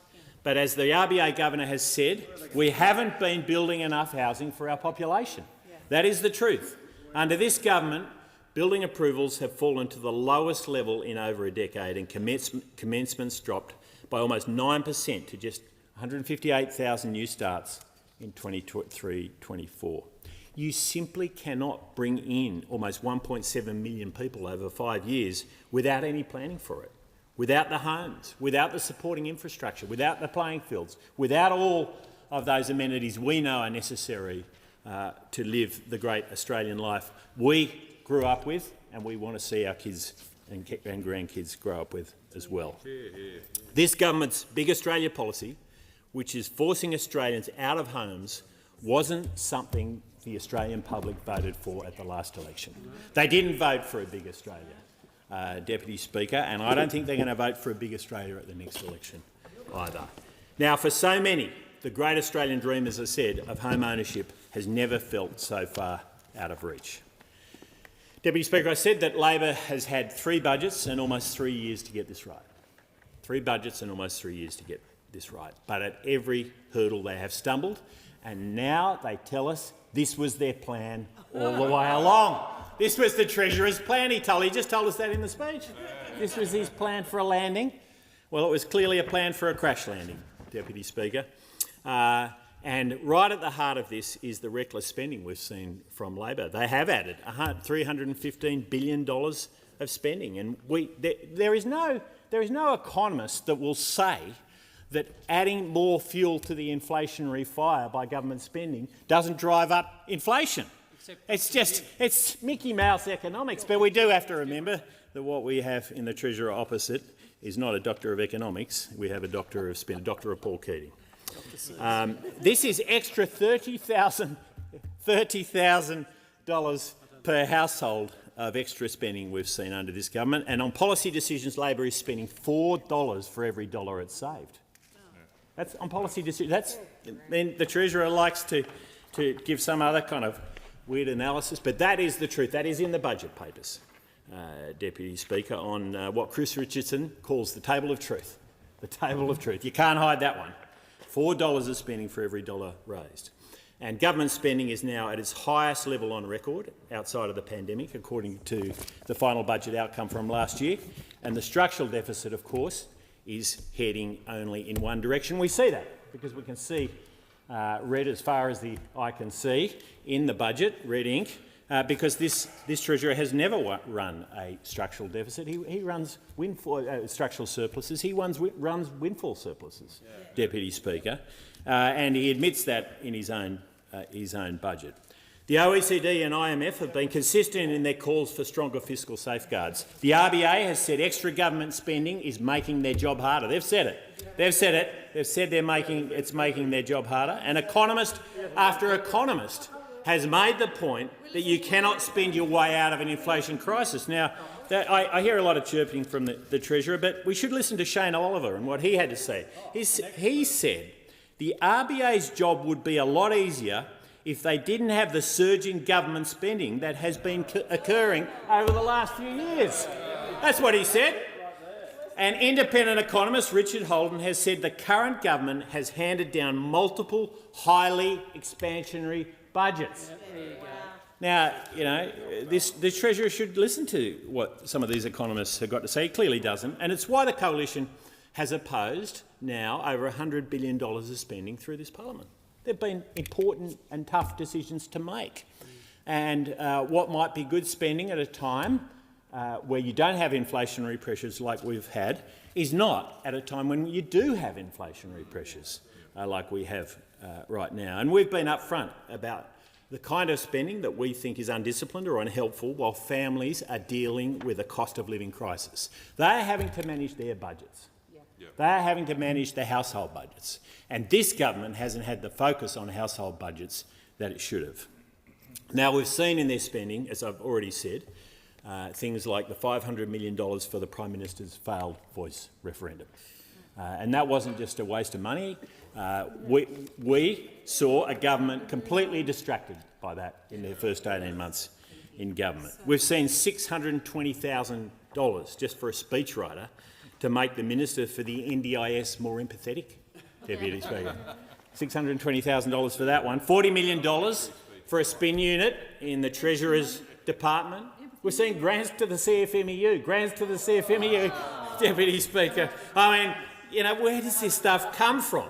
$1 billion for a US company to build a quantum computer that Australia's own chief scientist has said probably won't deliver us anything quicker than the private sector, Deputy Speaker. That's made in Australia. And Deputy Speaker, we've seen 36,000 new Canberra-based public servants.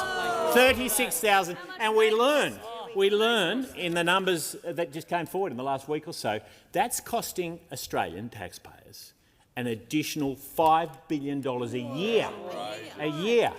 And we know their plan is to continue to bloat the public service here in Canberra, Deputy Speaker.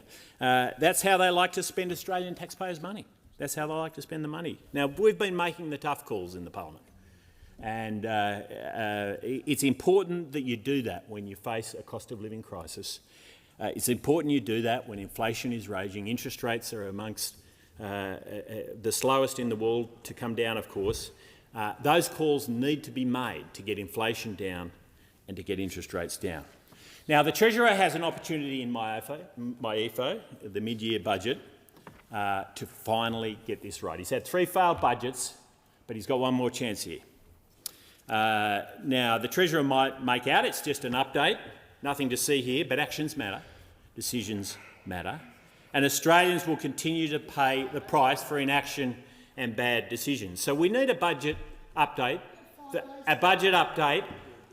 that does 3 things. First of all, restores our standard of living and tames inflation by taking pressure off the prices of essentials and delivering affordable energy for families and businesses. Restoring our standard of living, Deputy Speaker. He's got a long way to go because he's smashed our standard of living over 8% in 2.5 years, but it needs to be restored, and so far we've seen nothing that even comes close to restoring our standard of living to what it was when those opposite came to power. To restore prosperity and create opportunity for all Australians so small businesses are rewarded for their effort, rewarded for their hard work, and young Australians have a chance to own a home, Deputy Speaker. And thirdly, restoring budget discipline and honesty, including reintroducing the fiscal guardrails that were established by Peter Costello back in the 1990s and this government got rid of as soon as they came to government. Now, Deputy Speaker, a failure of those 3 tests, restoring our standard of living and taming inflation, restoring prosperity and creating opportunity, and restoring budget discipline and honesty, a failure of all of these tests will continue to drive this country down the pathway it has been going over the last 2.5 years. Right now we have an opportunity. It's about choosing a different future, a future where fairness, opportunity, enterprise and prosperity are within reach for every single Australian. A future where Australia is back on track. A future where Australia is going in the right direction, not the wrong direction that we've seen under this government. And in order to do that, we need an agenda focused on getting the basics right. That's why a Dutton-led coalition will get Australia back on track by delivering on that basic economic agenda. That's how we restore our standard of living. That's how we restore opportunity and ensure we have future prosperity. We need to get the economy back to basics, fighting high prices and interest rates first, winding back regulatory roadblocks, boosting productivity and delivering lower, simpler, fairer taxes. We'll also stand up for consumers, Deputy Speaker. We'll stand up for those hard-working Australians who go to the supermarket wanting a fair deal, small businesses and farmers, by delivering stronger penalties for anti-competitive behaviour in the supermarket and hardware sectors. We'll support Australians to build businesses, not just bureaucracies, Deputy Speaker. We'll ensure that Australians have more affordable, reliable energy, and we're seeing the marvellous work that's being done by our Shadow Minister for Energy just behind me, and the farcical behaviour of the Minister for Energy, who we now know has a plan that's going to cost over $600 billion, Deputy Speaker, over $600 billion, and when our allies and friends in the UK and the US said we'd like to work with you, to build a genuine nuclear capability in your country, he says no. He says no, Deputy Speaker, because this is a bloke who always seems to know better, doesn't he? He always knows better. This is the bloke who promised a $275 reduction in electricity bills. And you know when he couldn't deliver that? He went to the Treasury and said, I need your money. I need your money. That's what he said. Give us the money, Jimmy, because I can't get my job done, and I need your money to do it, Deputy Speaker. And that's what we will continue to see. We will support Australians with lower cost energy to build businesses, not bureaucracies, Deputy Speaker, because bureaucracy is what we see being built by this government. We'll ensure that Australians see a revival of the dream of home ownership. A revival of the dream of home ownership, and that's why we've announced a policy in recent weeks to unlock 500,000 new homes, Deputy Speaker. $5 billion to unlock 500,000 new homes with shovel-ready infrastructure that will enable homes to be delivered faster. We'll reduce migration, Deputy Speaker, and place a 2-year ban on foreign investors buying existing homes. We will tackle union corruption that is continuing to drive up the cost of construction in this country, and we will take action to ensure that we have safer communities, including online. A Dutton-led coalition will get Australia back on track. The Minister. Thank you, Deputy Speaker. I move that the House take note of the Minister's statement on the economy. The question is that the House take note of the document. All those that opinion say aye. To the contrary, no. The ayes have it.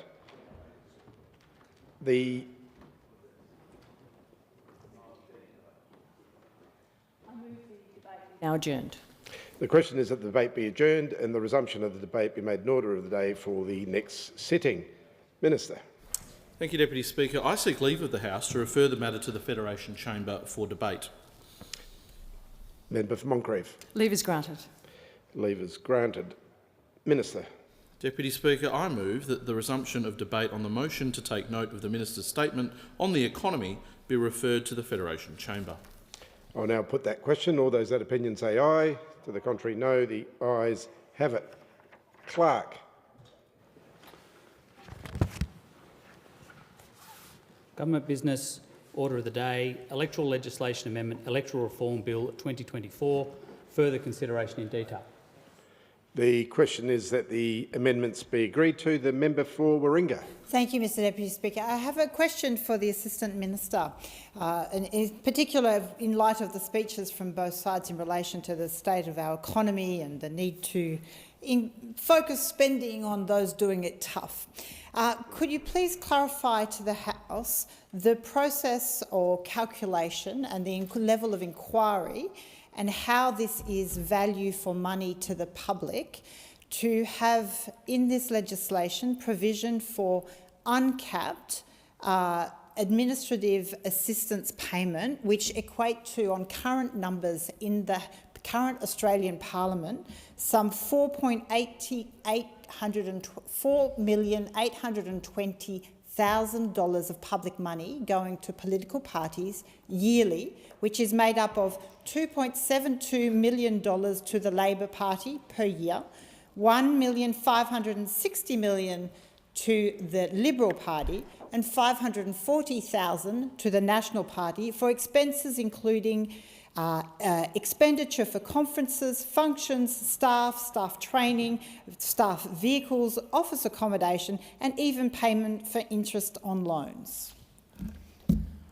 The Assistant Minister to the Prime Minister. Briefly, Deputy Speaker, of course, where there are some variables in any election, final costings have to be done following the votes of the people. You can't provide funding for a particular vote until you know exactly how many Australians have voted in a particular election, and while I wish we had 100% turnout, unfortunately that's still a goal to which we aspire. I note that the only uncapped proposal that's been put to the House of the nature which the member just refers to is in fact her own proposal, which was to have administrative funding provided to every person who is a candidate. Now, if you were to provide administrative funding to every person who is a candidate, which was the proposal put in the second reading amendment by the member for Warringah, that would mean that simply by nominating yourself, it's a great return on investment. You pay your $2,000 nomination fee and you'd get $30,000 under that proposal. Now, if we went on the numbers of the last election, that's $36 million paid to people just for being a candidate.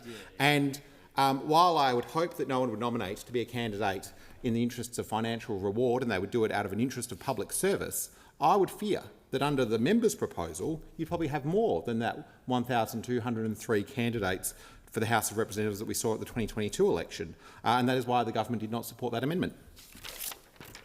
The question is that the amendments be agreed to. The member for Warringah. Respectfully to the Assistant Minister, that must sound nice in your head. That didn't actually even respond to the question. The question was, how was the amount arrived at which provides for an uncapped amount in relation to members of Parliament for major parties to receive each, once elected, $30,000 in administrative assistance from the public purse each year, which equates, if one takes the current membership of our Parliament between this place and the other place, to some $4.82 million per annum going to the three major parties from the public purse for expenses including conferences, functions, staff training, office accommodation and even payment for interest on loans. My question to the Assistant Minister is, can he please indicate to the House how this is of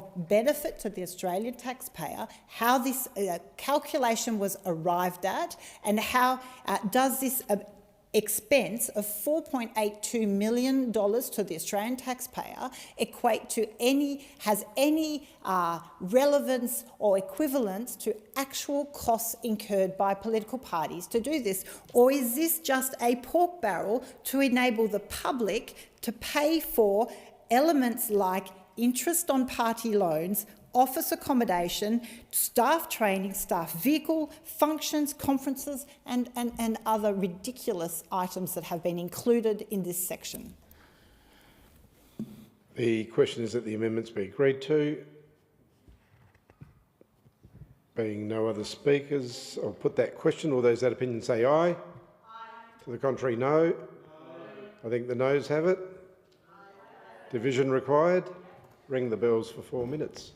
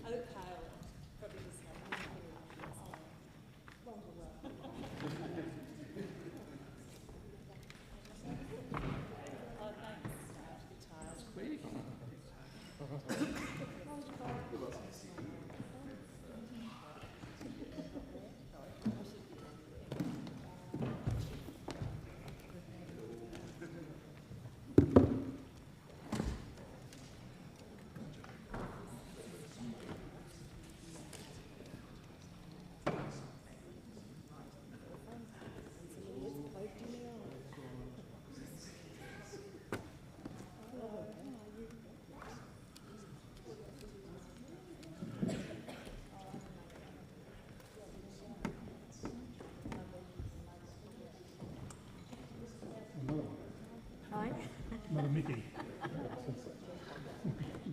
Is it? Yeah, the big one this side, the on this side.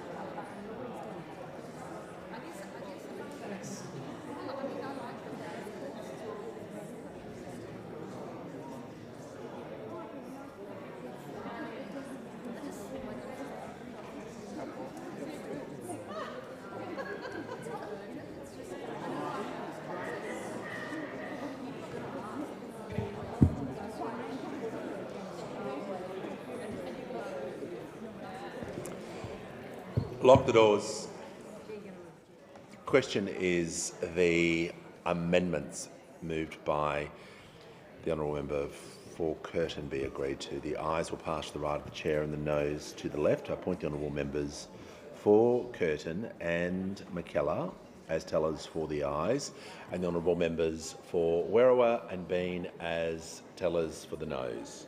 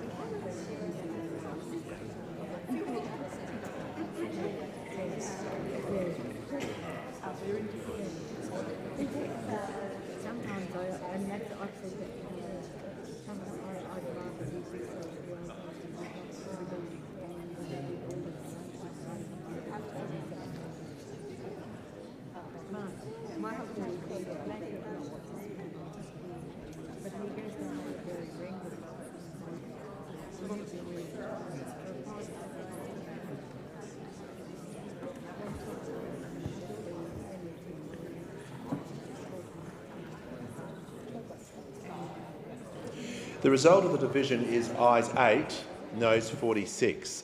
The matter is resolved in the negative. Members can leave the chamber as quickly and as quietly as possible. We shall move to the next set of amendments. And I shall give the call to the honourable member for Wentworth. Leave of the House to move amendments 1 to 8 as circulated in my name together. Is leave granted? The Assistant Minister? Leave is granted. Leave is granted. The member for Wentworth may proceed. I move amendments 1 to 8 as circulated in my name together. Thank you, Speaker. This is a deeply problematic bill and a deeply problematic process that has been followed to push it through the House with almost no scrutiny. Despite the complexity of the legislation, despite it running to more than 200 pages, and despite it being described by the Minister as the largest reform to Australia's electoral laws for over 40 years. The government and the opposition voted against the bill even being considered by a committee inquiry. This is clearly a stitch-up, trying to entrench incumbency and reduce competition in our democracy. And it is very telling that aside from the Minister and Shadow Minister, not a single member of either the Labor Party, the Liberal Party or the National Party got up to defend this bill. That says it all. And one of the biggest issues in this bill is the structure of spending caps. Now, I support spending caps in principle. As we all agree, Clive Palmer should not be able to spend more than $100 million on an election. So on paper, the $800,000 spending cap for individual candidates seems reasonable. But when you unpack how these caps are applied, it's clear they create a structural bias towards the major parties. Whilst an independent is limited to spending $800,000, the major party can not only spend $800,000 promoting themselves personally with their name, they also benefit from their party's advertising for the Senate, up to $9.2 million in New South Wales, as well as their party's national spending, which can be up to $90 million overall. The structure of these caps have many loopholes that the Labor Party could line every single street in my electorate with banners saying "Vote 1 Labor," and it would not count towards their candidate's $800,000 divisional cap. Now I have heard the minister, describe how he didn't need to spend $800,000 in his electorate, and this should be allowed sort of competition. But the point is that this bill entrenches unfairness in competition. And it is why the loopholes are being called by the Centre for Public Integrity, Transparency International and the Australian Democracy Network. I mean, hardly bodies that are sitting there not interested in electoral reform. These guys have been pushing it from long before the Labor Party agreed to do this. They all said yesterday that the bill will entrench major party and incumbency advantage, and why they said passing it without an inquiry was not in the interests of the Australian public. Speaker, while independent MPs, like me, are disadvantaged by the structure of these caps, the impact on challengers is much worse. New independent candidates, selected by communities who are frustrated by major parties' failure to tackle long-term problems, face huge barriers. Most of these candidates, including most of the people on the crossbench right now, did not have a political past. They come from business, they are doctors, or not-for-profits, perhaps the public service.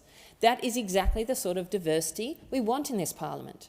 But it means that challengers usually don't have a big profile. They don't have, and will have to spend heavily to build name recognition, establish credibility and educate the electorate about their policies.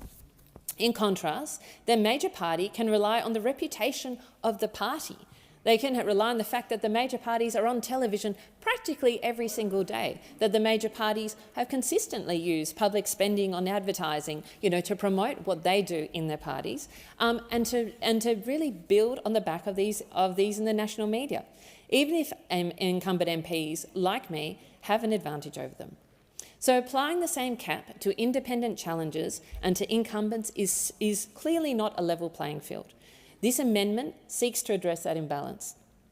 It raises the spending cap for non-incumbent independent candidates in the House and allows them to spend 150% of the divisional cap. An equivalent provision is made for in the Senate. This change is modelled on spending caps in New South Wales, where independents are able to spend 1.5 times that of major parties. This amendment does not benefit a single member of this House, nor a single member of this crossbench. And I think that should be noted, because I think there's been a lot of imputation of saying, trying to protect this. This is not about me trying to protect my seat. This is about trying to make sure that we have contestability in our parliament and in our democracy, and that means competition. It does not benefit a single senator. It only benefits those who seek to challenge us, and it is purely about creating competition in our democracy. The government could argue that this cap unfairly disadvantages major party candidates at the expense of their challengers, and I would refer them to my earlier example. This bill bakes in structural spending advantages for the major parties, which this amendment would only partly, and I hesitate to bring it forward because I know it will only partly address so many problems in this bill, but it still would make it better for challengers. The question is that the amendment be agreed to. Being no other speaker, I'll now the member for Spender. The member for Curtin has the call.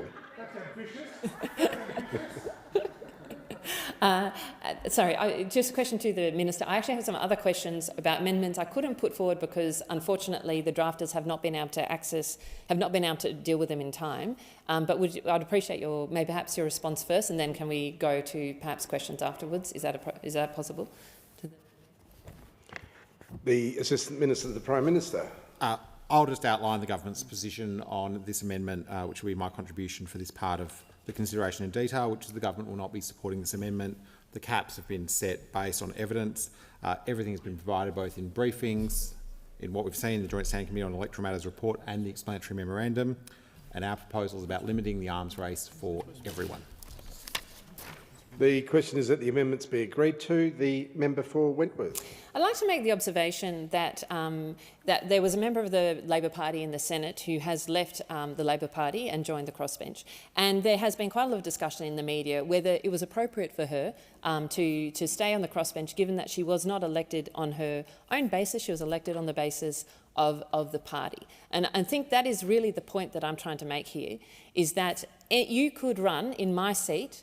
You could not have a candidate until the last possible moment that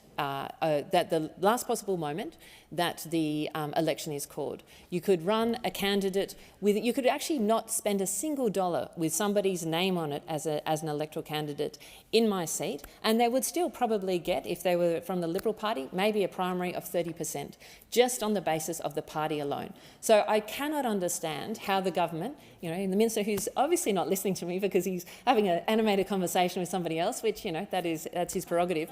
I think that I can't understand how the government can pretend that this is even, that this is sort of levelling the playing field when there is so much advantage from having those major parties behave in that case. I'm going to ask some other questions of the Minister because I think these are important questions. I'm not sure if I am going to get an answer on them.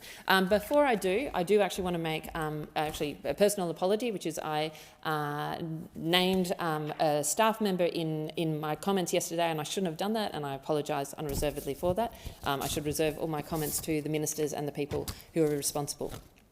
My questions are actually about nominated entities, because the government is making this great case that this is fair, that we're all on the same playing field and pieces like that. And my concern on this is that we have the government and the opposition have these nominated entities, which have, we don't know how much money in them, perhaps up to $100 million in them. And my understanding of the legislation, which is still imperfect because I only got it on Friday, my understanding of the legislation means that these entities are able to give, the Labor Party, the Liberal Party, any amount of money that they want. They are not subject to the donation caps that the rest of the parties, that any other member is responsible to.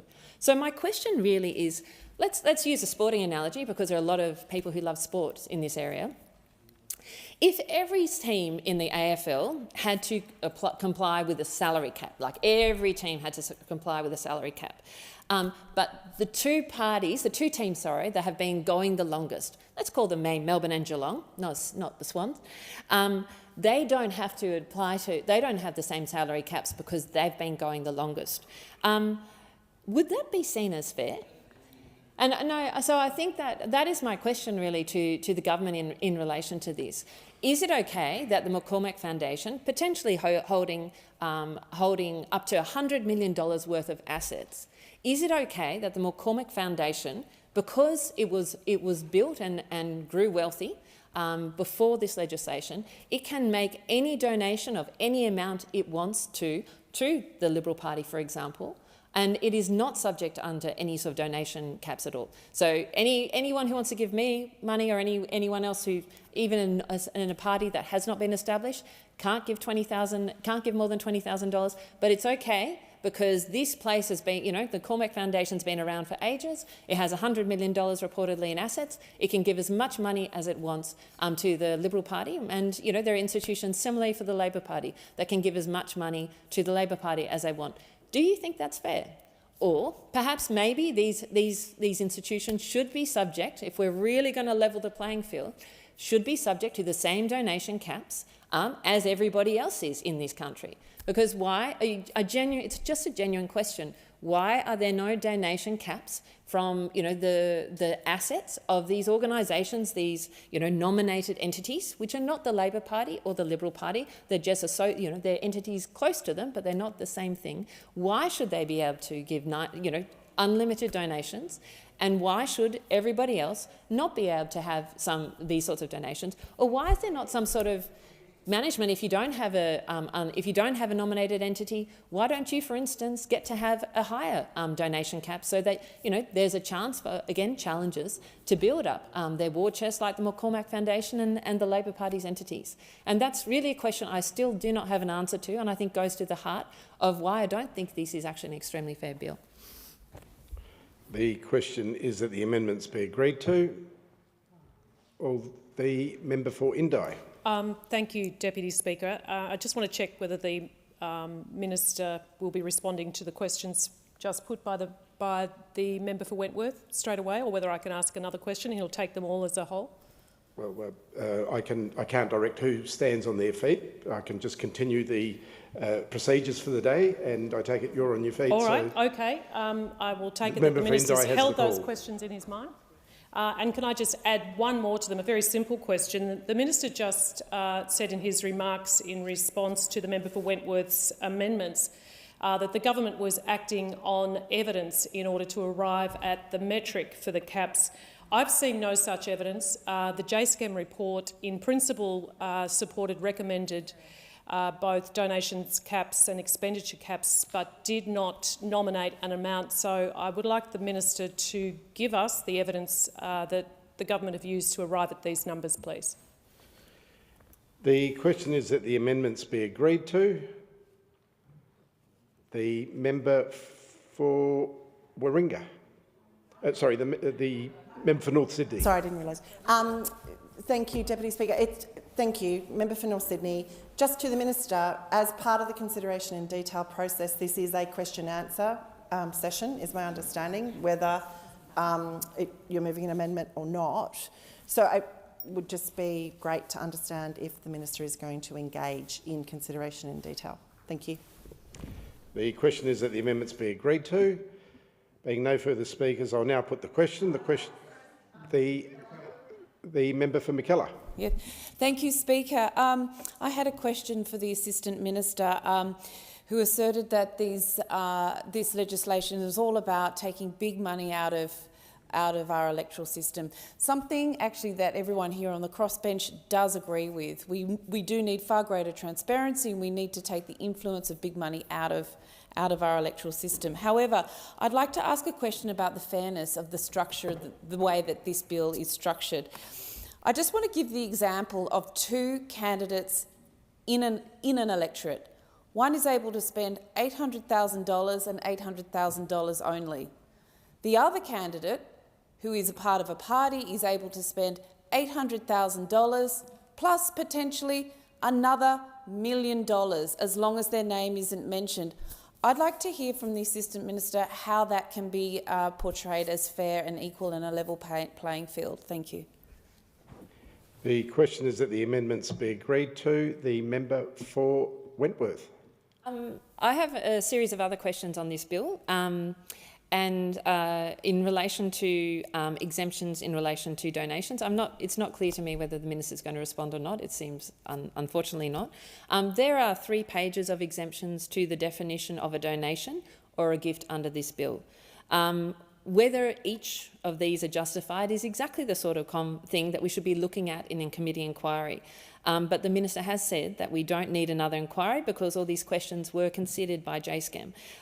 So can the minister explain where each of these exemptions are justified and explained in the JSCAM report? Because I'm still seeking justification and understanding of why these areas were excluded from the gifts. I'm going to keep on going. Actually, I'm going to keep on going. I've got some... Di, you go, then I'll come back. The question is that the amendments be agreed to. The member for Fowler. Thank you, Deputy Speaker. Look, I'm just sitting here listening to the amounts of money I've spent. And as many people know, at the last election, I spent in total about $170,000 to get elected. Half of that was my own money and $80,000 was raised from the community. I think there are some fundamental flaws to this bill in terms of the money that major parties are being given in this bill.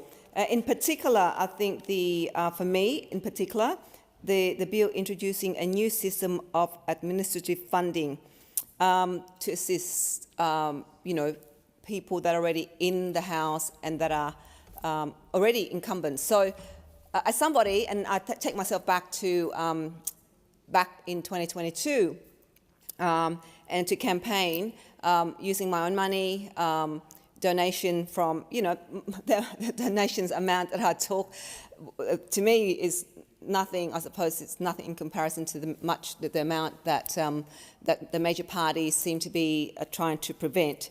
I think most independents you'll find from the community don't have the large amount of money that this bill seems to be preventing. But I think we need to look at how do you justify that we can spend public money to give to the major parties that already, the incumbency, have got the incumbency of the office. And I think that that's the unfairness of it from my perspective. Of course, this bill certainly benefit those that are currently sitting in the House, but I think thinking of those like myself 3 years ago, this will probably put me, it'll be more of a challenge. So it'll take some further people who are madder than me to actually invest their own funds to campaign. So, so that's my, obviously objection to this bill, because I think that it has not been really thought through, even though it looks like the government seem to be doing something about transparency and caps and all that. But I think in a way you're also increasing lots of public funding for the major parties to continue the structure that you have. Thank you, Deputy Speaker. The question is that the amendments be agreed to. The member for Wentworth. Just I had an additional question, is whether the major parties are willing to give great transparency about their nominated entities, which are the ones that they are going to be able to fund, be used to fund their campaigns, which nobody else can fund within the same way, all these nominated entities that the major parties will have access to, their considerable funds. So will we get transparency in terms of their assets, in terms of all those pieces? And will the government consider saying, well, if people don't have nominated entities, which could give literally tens of millions of dollars to the major parties as donations, completely legitimately under this bill, as far as I can read it, if they won't do that, will they make some consideration that if the major parties get these, uncapped donations from these nominated entities, that there is some sort of consideration for those people who can't get uncapped donations, those people who haven't got, funds that were set up 40 years ago to the benefit? Or perhaps will the major parties maybe consider handing over these nominated entities to the public funds? Because this could be a great way to fund all this new expenditure on administration fees, is if we actually just had the assets of these nominated entities. I mean, they're actually legitimate questions. If the major parties don't want to have want to be able to access uncapped donations from nominated from their nominated entities, then how do we level the playing field if they're going to be able to access those uncapped donations, but they're going to cap them for everyone who doesn't have these nominated entities? The question is that the amendments be agreed to. If there's no further speakers, I'll now put the question. All those that the member for Indi. Thank you, Deputy Speaker. I think that the questions being raised by the crossbench are extremely important, and Australians listening along at home, I'm sure, have many questions as well. And perhaps one of the questions they would have, which would be very useful to the Australian people who are very passionate about the integrity of their democracy, would be an explanation, a careful explanation from the Assistant Minister just about the difference between a nominated entity and an associated entity, to make that clear to the voting public what we're talking about here, where donations go, how they're treated in those various entities. This is complex legislation, of course it is. We know we've been deep in it for a couple of days, which is the only amount of time we've had to look at it, unlike, I suspect, some other members of the major parties who've had more time with this. But there are many questions to be raised, and I think it's very important that they're answered. So I really do earnestly request that the Assistant Minister just goes through that, because there are people listening, and this Hansard will record that the crossbench have some very, very deep interest in ensuring that this legislation is what it says on the can, electoral reform. So I put that question to the Minister to please explain the definition of those two entities. The question is that the amendments be agreed to. The member for Mackellar. Thank you, Speaker. I'd just like to add to the member of Indi's contribution there, in that the fact that this electoral reform bill will not be scrutinised, as it seems, by a committee or a Senate inquiry. There have been several questions, very legitimate questions from the crossbench. Seeing that it is not going to be interrogated under an inquiry, we would deeply appreciate some questions. We have questions which we would legitimately like answered, which the Australian public would also like the opportunity to hear your answers to. Thank you. Question is that the amendments be agreed to. I'll now put the question. All those that opinion say aye. To the contrary, no. I think the noes have it. Division required. Ring the bells for 4 minutes.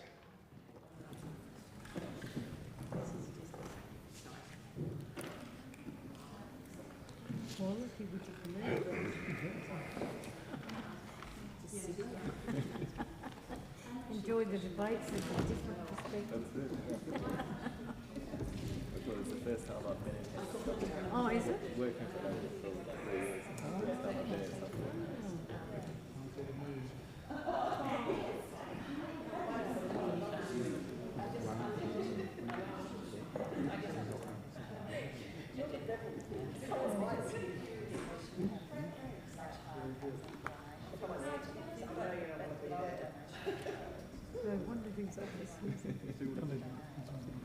Oh, Allegra's thing. No.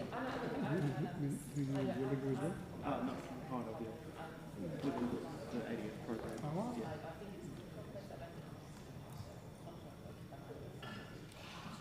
Allegra is my mother-in-law's local member.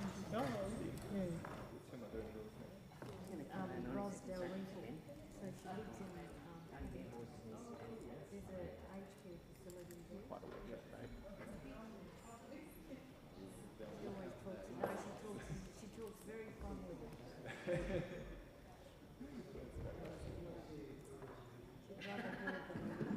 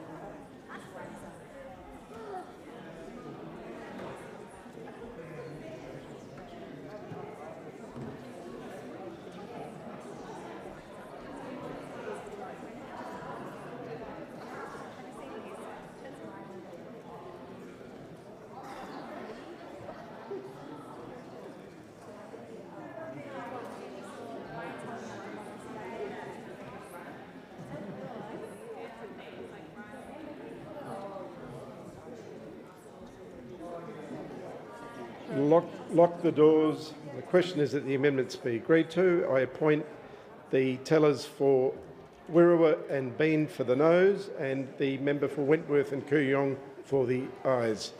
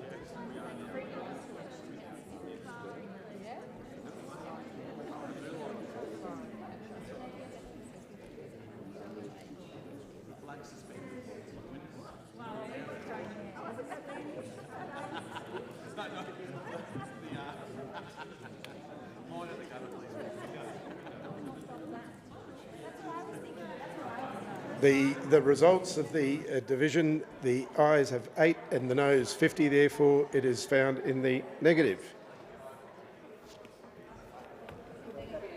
Can I ask members to either leave the chamber in an orderly fashion or to take their seats?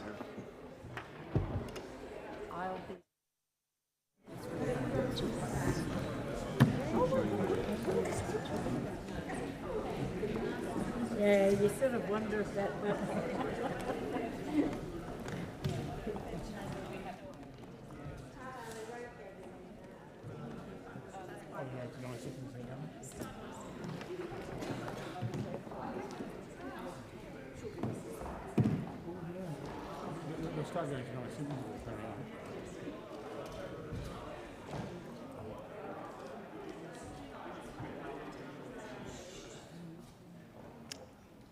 The Assistant Minister to the Prime Minister. Thank you, Deputy Speaker. Just noting the time and that we will soon go to 90-second statements, I'll just very slowly ask that I could please adjourn debate on this bill to a later hour this day. The question is that the bill be adjourned. All those of that opinion say aye. Aye. To the contrary, no. The ayes have it. The Chief Government Whip. Thank you, Deputy Speaker. I declare that unless otherwise ordered, the Electoral Legislation Amendment Electoral Reform Bill 2024 stands referred to the Federation Chamber for further consideration.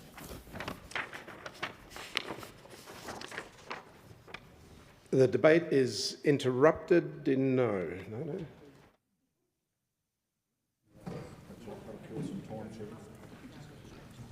Okay. I have to report that the Federation Chamber has been unable to complete its consideration of the Migration Amendment Bill 2024 and has returned the bill to the House with an unresolved question. I present a certified copy of the bill together with a schedule of the question with which the Federation Chamber was unable to resolve. I understand that it's wish of the House to consider the bill immediately. The unresolved question is that the bill be now read a second time. The question is that the bill be now read a second time. All those of that opinion say aye. To the contrary, no. I think the ayes have it. Noes have it. Division required. Ring the bells for 4 minutes.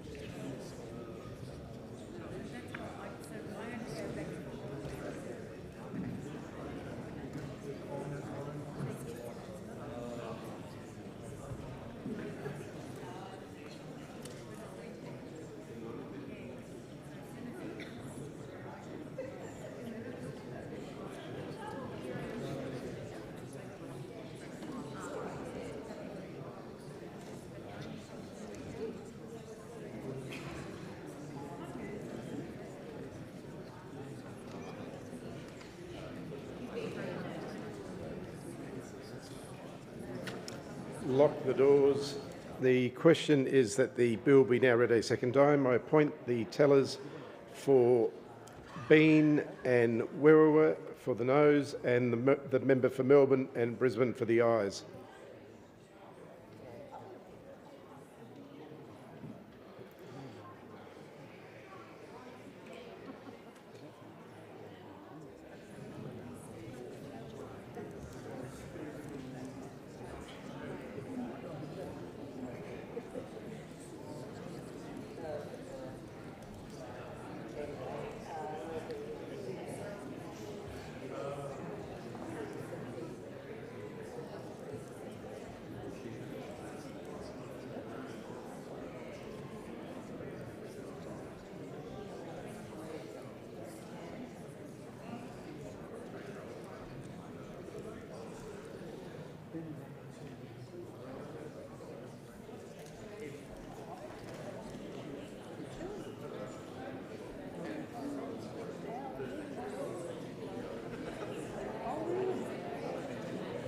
The results of the division of the ayes 48, the noes 9, therefore it's found in the negative. Can I ask the clerk?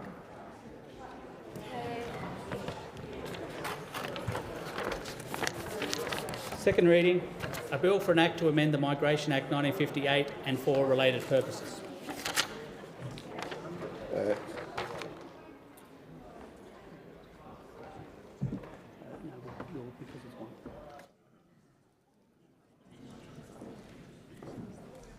The debate is interrupted in accordance with Standing Order 43. The debate may be resumed at a later hour. The members who may continue speaking when the debate is resumed.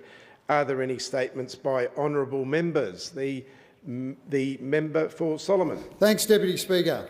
International Men's Day provides an opportunity for us to celebrate Aussie blokes, celebrating Territory men, and also those working to support our young men through to our elders. I want to say thank you. Some great examples.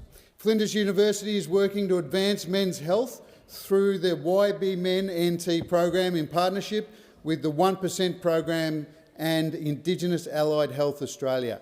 They've been trialling the implementation of an educational and social support program for young First Nations men in the NT. Dante Rodriguez, Jade Vagona, who spoke here in Parliament last year, fine Territory men, and Melissa Opazado. Together, they recently visited the University of Michigan with Professor James Smith from the Flinders University team to learn about the YB Men program to refine the delivery of an Australian model. I caught up with them at our Darwin Men's Day lunch last week. The NT program is funded by Movember, who I also caught up with here yesterday, and has potential to be scaled across Australia. Also attended Indigenous Allied Health Australia's Leading Our Way graduation ceremony last week out in Palmerston. Congratulations to all those graduates for the work that you do to make sure our men are healthy, our women are healthy, our kids are healthy, that all Territorians are healthy. Thanks, Deputy Speaker. Member for Menzies. Thank you, Deputy Speaker. Deputy Speaker, we recently had council elections in Victoria, and I want to single out those who lost their wards or retired and to thank them for their service. It is often said that government is most effective when it's closest to the people, and local councils play a vital role in grassroots democracy. They don't just bring services to the community, they bring communities together, and I will always work closely with the local councillors. So several from Whitehorse, I want to thank Andrew Munro, Trudy Skilbeck, Amanda McNeil, Denise Massoud, Mark Lane, Tina Liu and Raylene Carr. Many of you had served as mayors and deputy mayors, and I don't just count you as colleagues in serving the community, but as friends. Cynthia Watson in the one Burundara ward that will overlap the new Menzies, I thank you for your service. And then finally to the three councillors in Manningham, Thomas Lightbody, Stephen Main, who many will recognise, and also finally Michelle Kleinert. All of you in all three local government areas have gone above and beyond to serve your wards. I have appreciated what you have done for our communities, and I look forward to working with those who take the mantle from you. And to that end, can I please acknowledge the new mayors and deputy mayors of Manningham and Whitehorse, to Deirdre Diamanti and Andrew Conlon, and to Andrew Davenport and Prue Cutts. I look forward to working with you to serve our communities. Member for Robertson. Deputy Speaker, our New South Wales nurses and midwives are the backbone of our healthcare system, and yet, compared with their counterparts in other Australian states and other territories, they are the lowest paid. This is leading to large numbers of our nurses and large numbers of our midwives leaving the state of New South Wales and pursuing healthcare roles in jurisdictions with better pay and with better conditions. This should not be happening in New South Wales. And as a practising emergency doctor, I continue to work shoulder to shoulder with these nurses and with these midwives. And I see firsthand the dedication, the care, the professionalism they exhibit in often very, very challenging situations. Public sector nurses and midwives in New South Wales are calling for justified and necessary improvements to help rebuild our public health service. They are calling for better pay. They are calling for better conditions, including a 15% pay rise. I have joined with our New South Wales nurses and midwives in their pursuit for better pay and conditions. The viability of our health system depends on it, and I will continue to support our New South Wales nurses and midwives campaign for better pay and conditions because it is the right thing to do. Thank you, Deputy Speaker. Member for Longman. Thank you, Deputy Speaker. As you can plainly see, it is Movember. This wonderful initiative was started 21 years ago, and its goal is to be part of the solution for men's health. Movember has funded over 1,320 men's health projects around the world and transformed the way health services reach and support men. Sadly, Deputy Speaker, men in the main are not great in expressing their emotions or their perceived failings. Of course, we all know that one of the greatest tragedies of mental health is the deception that the individual enduring this insidious, what should be temporary state in someone's life is that they are the only one who is or has ever been through whatever challenge they are facing. Initiatives like Movember raise awareness and encourage people to talk about their individual challenges and for others to share their stories in overcoming similar challenges, giving people hope. Deputy Speaker, my message to those who are not in a good place mental health-wise is to reach out to the numerous organisations out there who are trained to help you get through this difficult period in your life. So I'm proud to endure the itchiness of my top lip, the realisation that my facial hair is sparser and greyer than it once was, and the childish barbs of Rodriguez, Sanchez and Raul from my colleagues, if it just helps one person get back on track. It's our duty to our fellow man. Member for Macquarie. Deputy Speaker, I represent a community in Macquarie that values its carpenters, plumbers and electricians, its hairdressers and beauty therapists, its outdoor tourism guides and chefs, and its aged care and childcare workers. And we know they learn and formalise their skills both on the job with great small business bosses and at TAFE. And that's why TAFE in the Blue Mountains, in the Hawkesbury and throughout Western Sydney really matters. Free TAFE is a way to make that pathway more accessible to more people, and more than 500,000 people have embraced it and are training in the jobs that we need. The Liberals have confirmed that they'll oppose the Albanese government's free TAFE bill, denying a generation of Australians access to cost of living relief that helps them get secure, well-paid jobs. The Liberals have made it clear that they will scrap fee-free TAFE. Last time they were in office, the Liberals ripped $3 billion from TAFE and from training. Are they going to do that again if they're given a chance? Are the Liberals going to tear up the existing fee-free arrangement with New South Wales? How much will TAFE cost students under the Liberals? The Liberals left Australia with the worst skills shortage in 50 years, but they call fee-free TAFE wasteful spending. Under Labor, TAFE, the backbone of training our tradies, including free TAFE, is here to stay. Member for Brisbane. Speaker, well, if the last decade of politics has shown us anything, It's that the two-party system is going to hold Australia back the longer we let it exist. We see system change and structural reform be passed aside for quick band-aid fixes, and Labor LNP unity tickets on reforms to cement their power.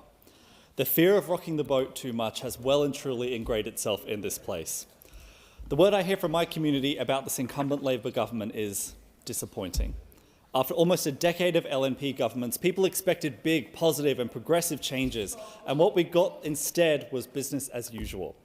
But when you look across at the opposition, the LNP have blatantly learned nothing from the 2022 federal election. The LNP have dug their heels in, and instead of accepting that climate change is a real thing, they have denied the benefits of renewable energy and presented policies that exist solely to extend the life of fossil fuels as long as possible. The last decade and this term of Parliament has made it abundantly clear. If we want real action on climate change and environmental protection, if we want an economy and a society that puts people before profit, the political system is going to have to change.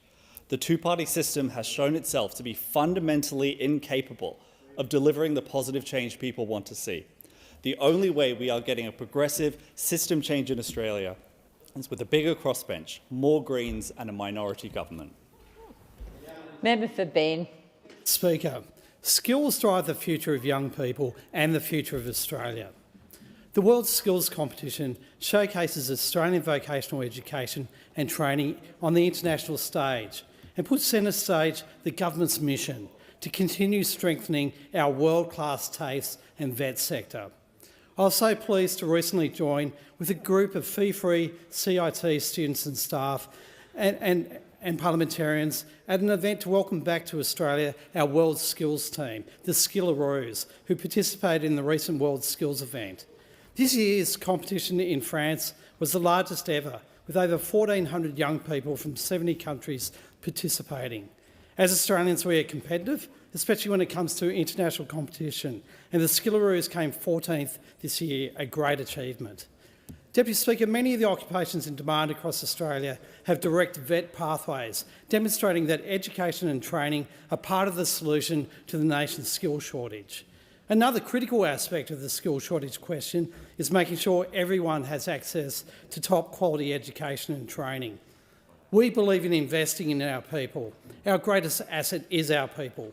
By investing in them, we are ensuring all Australians have the skills and capacity to contribute to a thriving economy and strong communities. That's why the Albanese government is investing in fee-free TAFE and in public education across the country. Member for Indi. Speaker, alpine areas across Australia are home to unique and sensitive ecosystems and threatened species, including the mountain pygmy possum and the southern corroboree frog. First Nations people have been the custodians of our mountains for millennia, where important ceremonies coincided with the migration of the bogong moth. As well as breathtaking natural beauty and important ecological and cultural value, our alpine areas are also an economic powerhouse. Alpine resorts generate $1.5 billion annually to Victoria's gross state product, attract 1.56 million visitors and provide more than 14,000 jobs. Indi is home to 5 of Victoria's 6 alpine resorts: Mount Hotham, Falls Creek, Mount Buller, Mount Stirling and Lake Mountain. From bushfires to landslides, our alpine areas and resorts have proved resilient and adaptable, but climate change is presenting new challenges. The Australian snowpack is now at a 2,000-year low, and we're seeing ski seasons closing early. Protect Our Winters is a volunteer group passionately fighting to save our fragile alpine system and everything it represents. Protect Our Winters, along with the Australian National University and the Australian Mountain Research Facility, have undertaken a sobering analysis of the climate change impacts for the Australian Alps. But it's also a call to action. To save our precious alpine areas, we must reduce emissions, invest in appropriate renewable energy and empower our communities. Member for Swan. Deputy Speaker, many people might not know where the greatest show on earth is, and it is in Swan, and it is called the Canning Show. I'm very proud to have the Canning Agricultural and Horticultural Society in the heart of Swan, and a few weeks ago I got to celebrate the Canning Show. It was a fabulous place. I got to go with my children. But the thing that I was really surprised about was hearing some of the stories from community members. And so I spoke to a young man and we were talking about politics and the coalition government. And he explained to me, look, I could never vote for the other side. And the reason for that is because I was a robo-debt victim. I was a robo-debt victim and it felt like everyone around me was against me. I had family members and also, I'm going to say, the government systems, and it felt like that they were gaslighting me. I was really surprised to hear about how he felt and the mental toll that it took on him and how long it took for him to recover. Robo-debt should have never happened, and who knows what would happen under the coalition government. Robo-debt, robo-cop, robo-who knows what. It shouldn't have happened, and we will make sure that it never happens again. And to all the victim survivors, please know that we know that it shouldn't have happened. It will never happen Member again. for McPherson. Speaker, one of the many high points in my role as the member for McPherson is the opportunity to meet our community organisations and their many volunteers. Just last week, I again hosted community groups to thank them for their support to so many people on the Gold Coast. I'd like to thank Burleigh Community Men's Shed, Currumbin Happy Group, Coolangatta Senior Citizens Centre, Burleigh Heads and Miami Senior Citizens Club, and the Probus Clubs of Robina, Miami and Varsity Lakes for all of their hard work. Thank you for creating a sense of belonging and connection, and for bringing happiness into so many people's lives. The friendship, the laughter, the enjoyment found in these clubs is invaluable to our community. So these clubs focus on a very wide range of things. They organise social events, they offer opportunities for people to become active in their community. And I do encourage everyone, especially those people who are living alone, to join a community group.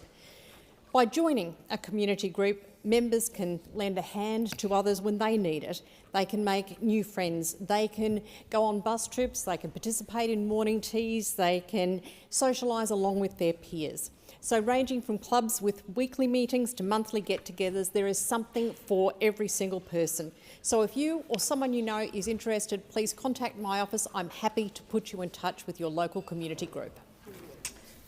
Member for Lawler. Thank you, Deputy Speaker. Deputy Speaker, I was thrilled last week to welcome Minister King, Minister for Infrastructure, to check out the Ison Road Bridge in my electorate. I was as thrilled to stand with her to check the progresses of that bridge as I was to declare that we had made an election commitment in 2022 to pay for half of that bridge in conjunction with the state government. $57 million commitment that's going to move traffic away from the centre of the city of Wyndham and get people onto the M1 to and from work quicker. An integral part of a system for the southwest of Melbourne to make sure that people can move around across our city and move to the city of Melbourne quickly. You can imagine how pleased I was to make that commitment after 10 years of neglect from those who now sit opposite, who committed nothing to roads in my patch, nothing for my community. 10 years. And not only did they not make a commitment to my community through the federal budget, but they starved the state government of funds for roads as well, Deputy Speaker. So I'm really pleased that we're getting on with the job, really pleased to see the Ison Road Bridge coming to fruition, looking forward to working with the community as we get the next stage and then the interchange happening to make sure it all works together. Thank you, Deputy Speaker. Member for Bass. Deputy Speaker, today I rise to share the contribution of Lachlan from my electorate as part of the Raise Our Voice campaign. He says, obesity is more than just a statistic. It's a pressing community health crisis that impacts us all. Currently, around 30% of Tasmanians are classified as obese, contributing to increasing rates of chronic diseases like type 2 diabetes, heart disease and certain cancers. In Launceston, over 60% of adults do not meet the recommended physical activity levels, putting them at heightened risk for these health issues.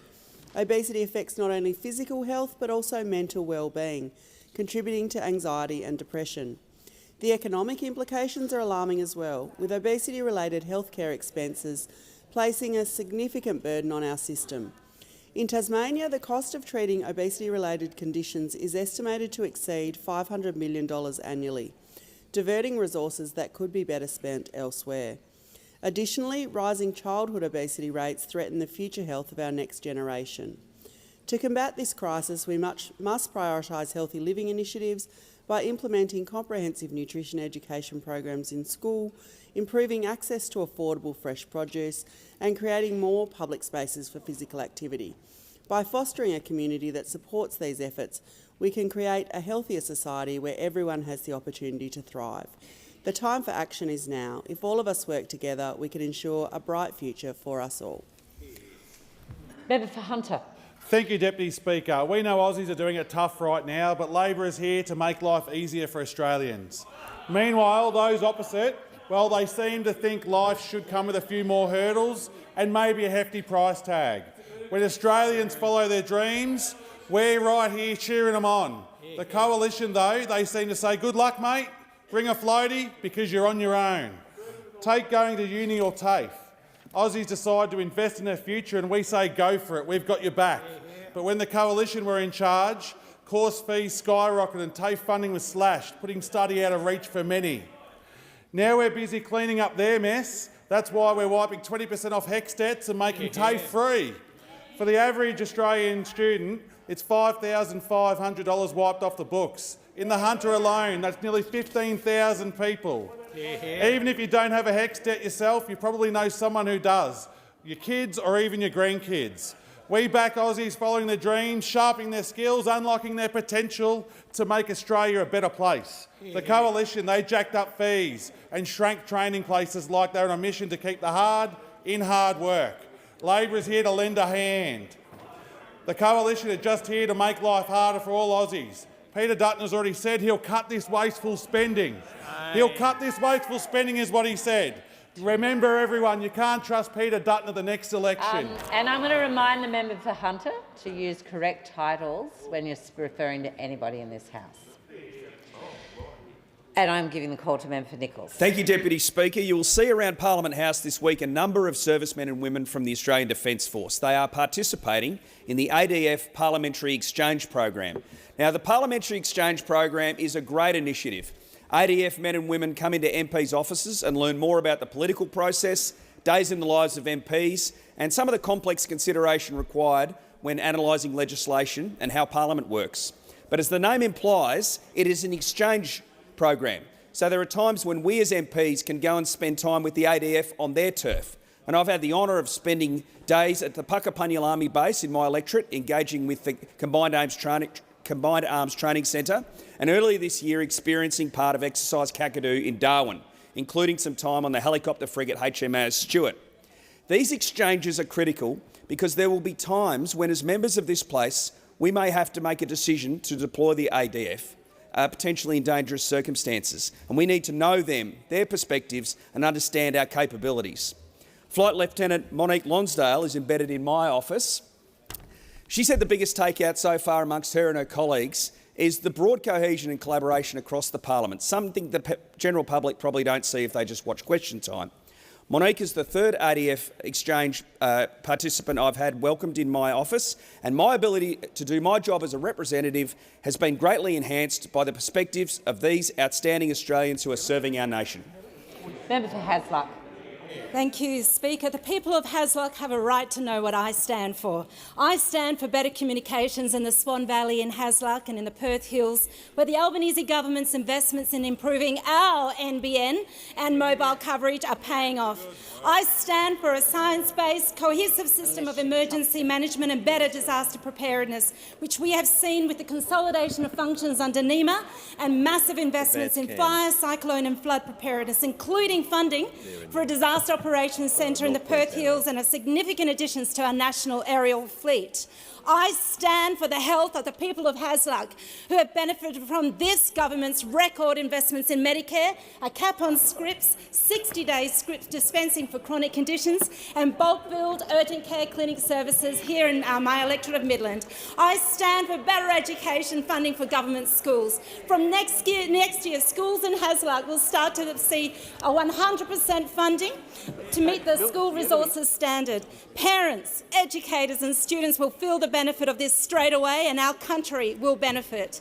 I stand for better infrastructure. Next month, thanks to the Albanese government and the WA Labor Cook government, will see the opening of the Morley-Ellenbrook Metronet line, which runs right through Hasluck and gives our residents an essential public transport option. These are some of the things I stand for. The people of Hasluck know what I stand for. They've got no idea what those opposite stand for, but they do know that under a coalition National Liberal government they're worse off. For about 30 seconds. Mr Speaker, everybody knows that charities play an important role in society, delivering services while addressing a wide range of community needs.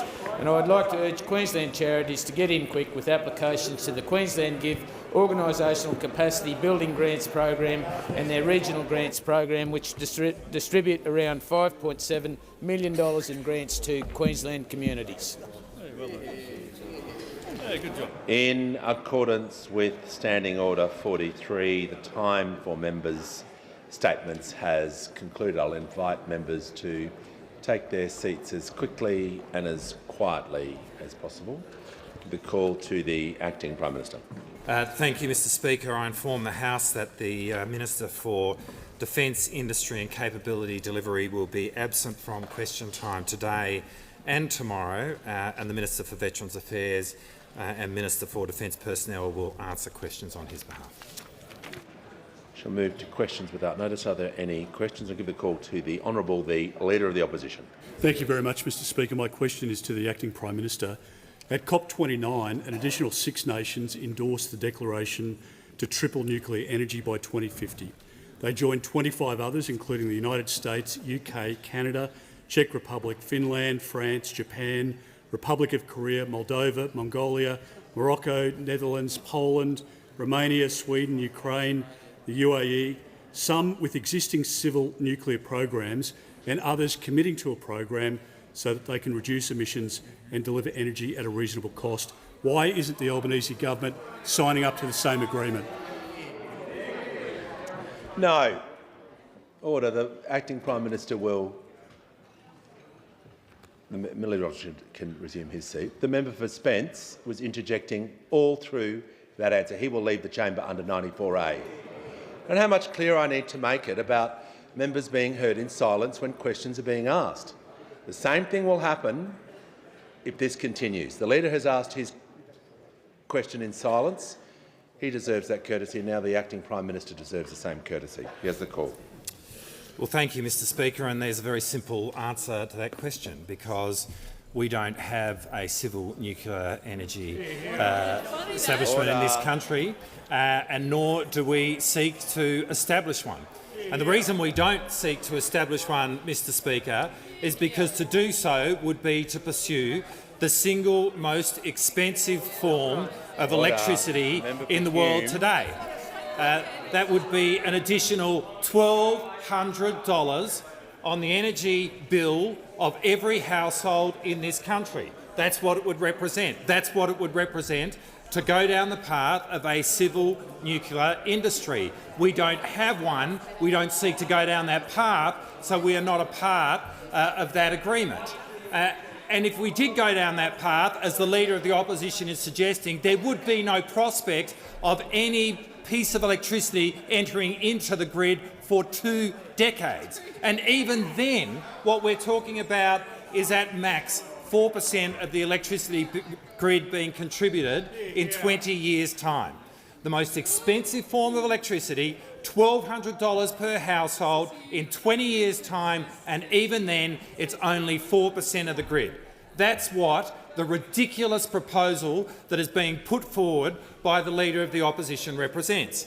But I tell you what we did sign up to, Mr Speaker, at COP28 last year in the UAE with 132 other countries, including the United Kingdom, including the United States, including France and others, was a commitment to triple the world's renewable energy capacity.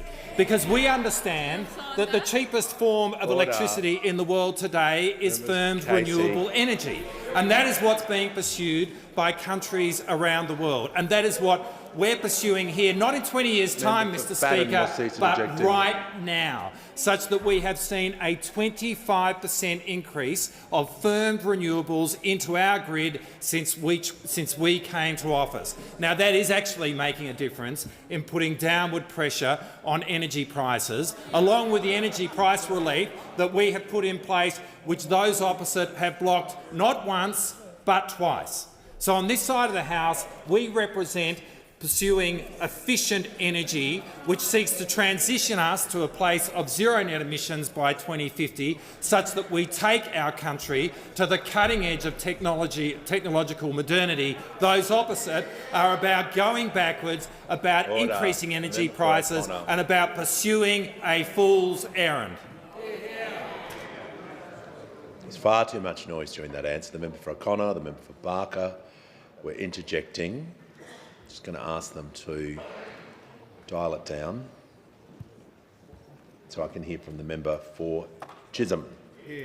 Thank you so much, Speaker. My question is to the Minister representing the Minister for Women. How are the Albanese Labor government's policies supporting progress to close the gender pay gap, and what are the alternative approaches? Give the call to the Minister representing the Minister for Women. Thank you very much, Mr. Speaker, and can I thank the member for Chisholm for the question. She is someone who has spent her entire working life championing the cause of Australia's women. This government is determined to improve the economic security and equality of women in this country, and every day we have been working to close the gender pay gap to make the lives of Australian women fairer and more equal. And today, the Workplace Gender Equality Agency released its latest gender equality scorecard, and it's good news. The scorecard shows the gender pay gap is the lowest it has been since reporting first started in 2014. And the main driver of the decrease in the gender pay gap is a lift in wages for lower paid workers, especially in highly feminised sectors. They are Labor policies that is driving this change. We have increased transparency for gender pay gap reporting. We're investing in wage increases in aged care and early childhood education and care. This is the workforce that, alongside educating our smallest children, is actually also literally the workforce that enables all of us and all of the workforce in the country to do the jobs that we do. They are an incredibly important workforce. People like my sister, who after raising 6 kids on her own, went back into childcare for Knox Council and spent decades raising children in her care. We've supported lifting the minimum wage. We've made gender equality an object of the Fair Work Act, and we've strengthened protections against sexual harassment in the workforce. Many of these measures were opposed, frankly, by those opposite, and that is really a shame on them. Under Labor, the gender pay gap has dropped to record levels. Under Labor, women's average weekly earnings have increased to $173.80 a week since May 2022. That is a substantial increase. And under Labor, we've reached record highs in women's economic participation. And while progress has been strong, Labor is not going to stop doing the hard work to close the gender pay gap. Today, of course, the Assistant Minister has introduced legislation requiring big companies to set gender equality targets for their workplaces, something that again will make a significant difference. But none of this would have happened if those opposite had continued to be in government and they had their way. If we continued on the path that they set the country down, the gender pay gap would be closing 3 times slower than it is under us. Now, that has real consequences for the wages of Australian women, real consequences for the economic security of women in this country. We know the Leader of the Opposition, his policies have real costs. Real costs. He has the wrong agenda for Australia and the wrong agenda for Australia's women. Call to the member for Fairfax. My question is to the Acting Prime Minister. given global momentum for nuclear energy, along with support from the world's largest banks, including Bank of America, Barclays, Brookfield, Citi, Credit, Goldman Sachs, Morgan Stanley, Rothschild and Co. The member's going to pause. We're going to take as long as we need to do this. The Minister for the Environment is now warned. It's really simple. People are going to ask their questions in silence. We'll stop question time to enable that to happen, which means there could be less questions. I don't think anyone wants that. So, the member for Fairfax will begin his question again. To the Acting Prime Minister, given global momentum for nuclear energy, along with support from the world's largest banks, including Bank of America, Barclays, Brookfield, Citi, Credit, Goldman Sachs, Morgan Stanley, Rothschild and Co, and leading tech companies like Google, Microsoft and Amazon, and even Young Labor are calling for an end to Australia's nuclear ban, why does the Albanese government remain so stubbornly opposed to exploring this proven zero-emissions energy source? Call to the order. I'll give the call to the Acting Prime Minister. Well, I thank the honourable member for his question. I mean, the answer is it's all about cost and it's all about economics. I mean, we don't have a civil nuclear industry in Australia today. It is a significant fact and inconvenient truth which those opposite the Acting Prime Minister simply... The Acting Prime Minister is going to pause. I just made the point that when the member for Fairfax is being heard, I want everyone to be silent.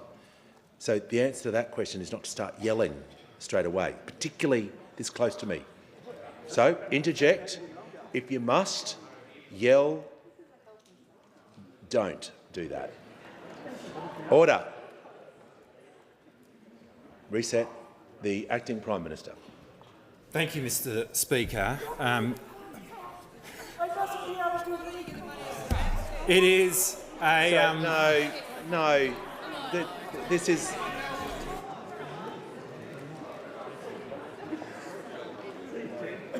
Yeah, this is not what anyone wants, and I don't think the people of Australia want. So you'll leave the chamber under 94A.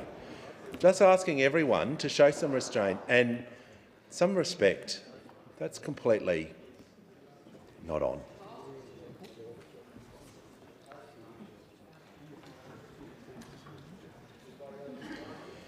The Acting Prime Minister is going to be heard in silence. Well, thank you, Mr Speaker. I mean, it was a ridiculous display befitting what is a ridiculous policy that is being put forward by those opposite. And it simply fails to ignore the inconvenient truth for those opposite that we don't have a civil nuclear industry in Australia today, and to establish one from scratch costs money and takes time. I mean, it's not that simple, although the Leader of the Opposition may think it's that simple because he thinks that the way it works is that you go off and burn uranium, that we go out the back, set up a bonfire, throw some uranium on it and bingo, there's renewable energy. But unfortunately, that's not how it actually works. And every expert out there makes it completely clear that what we are awaiting is a 20-year duration before we could reasonably expect to have nuclear energy in this country were we to go down that path. And even then, all we are talking about is a contribution of 4% to the electricity grid. But do all of that, and what you will achieve is the single most expensive form of electricity that this country could pursue, an increase of $1,200 onto the household budgets of every Australian. That's the idea. I mean, that is the idea which is being put forward by those opposite. Well, on this side of the House, Mr Speaker, we reject that idea, and what we are pursuing is policies in the here and now, which are being pursued around the world. Firmed renewable energy, which is the cheapest form of energy, which is being brought online around the world. And that's what we're doing right now, not in 20 years, but right now, such that since we've come to power, we've increased the grid by 25% in terms of its renewable capacity. So that is what we are doing, and it stands in stark contrast to the ridiculous antics that we see from those opposite. Call to the honourable member for Corangamite. Thank you, Speaker. My question is to the Minister for Aged Care. How has the Albanese Labor government's multi-billion-dollar investment in pay rises for the aged care sector helped women in the workforce? Great question. To the Minister for Aged Care and the Minister for Sport. I thank the member for Corangamite for her question and for her personal commitment to improving the quality of care for older people in her beautiful part of the world.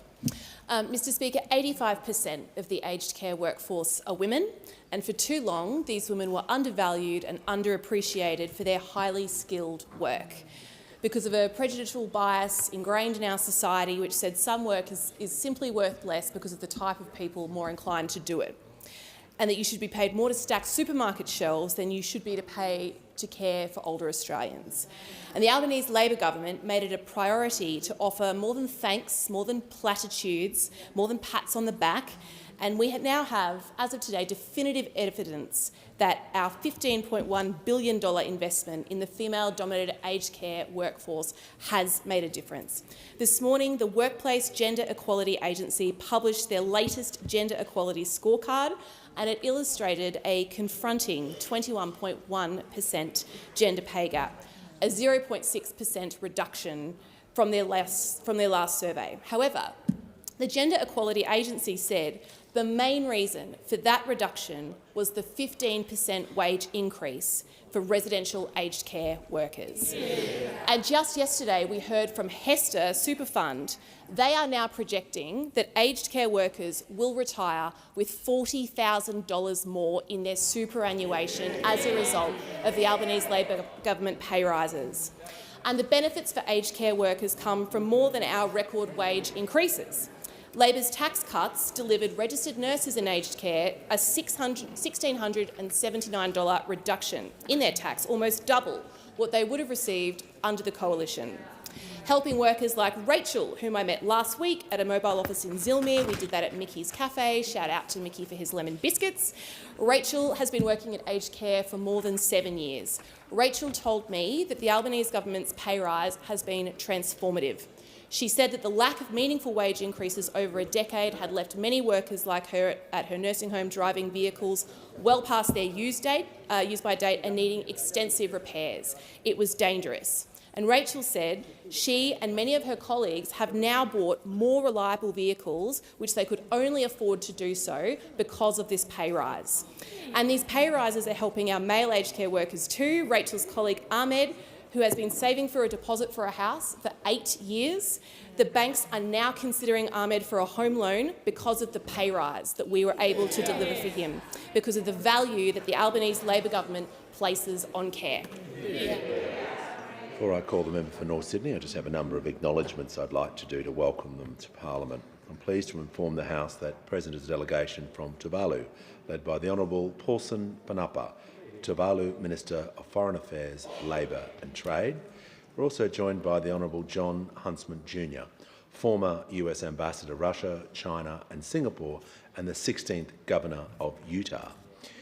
I'm pleased to inform the House also we have the Honourable Lisa Neville, former member for Ballerine and Minister in the Victorian Parliament, Lake Macquarie City Councillor Madeline Bishop. I see representatives of Beef Australia, including the Chairman Bryce Cam, and also students from Merimbula Public State School in the electorate of the mighty Eden Monero.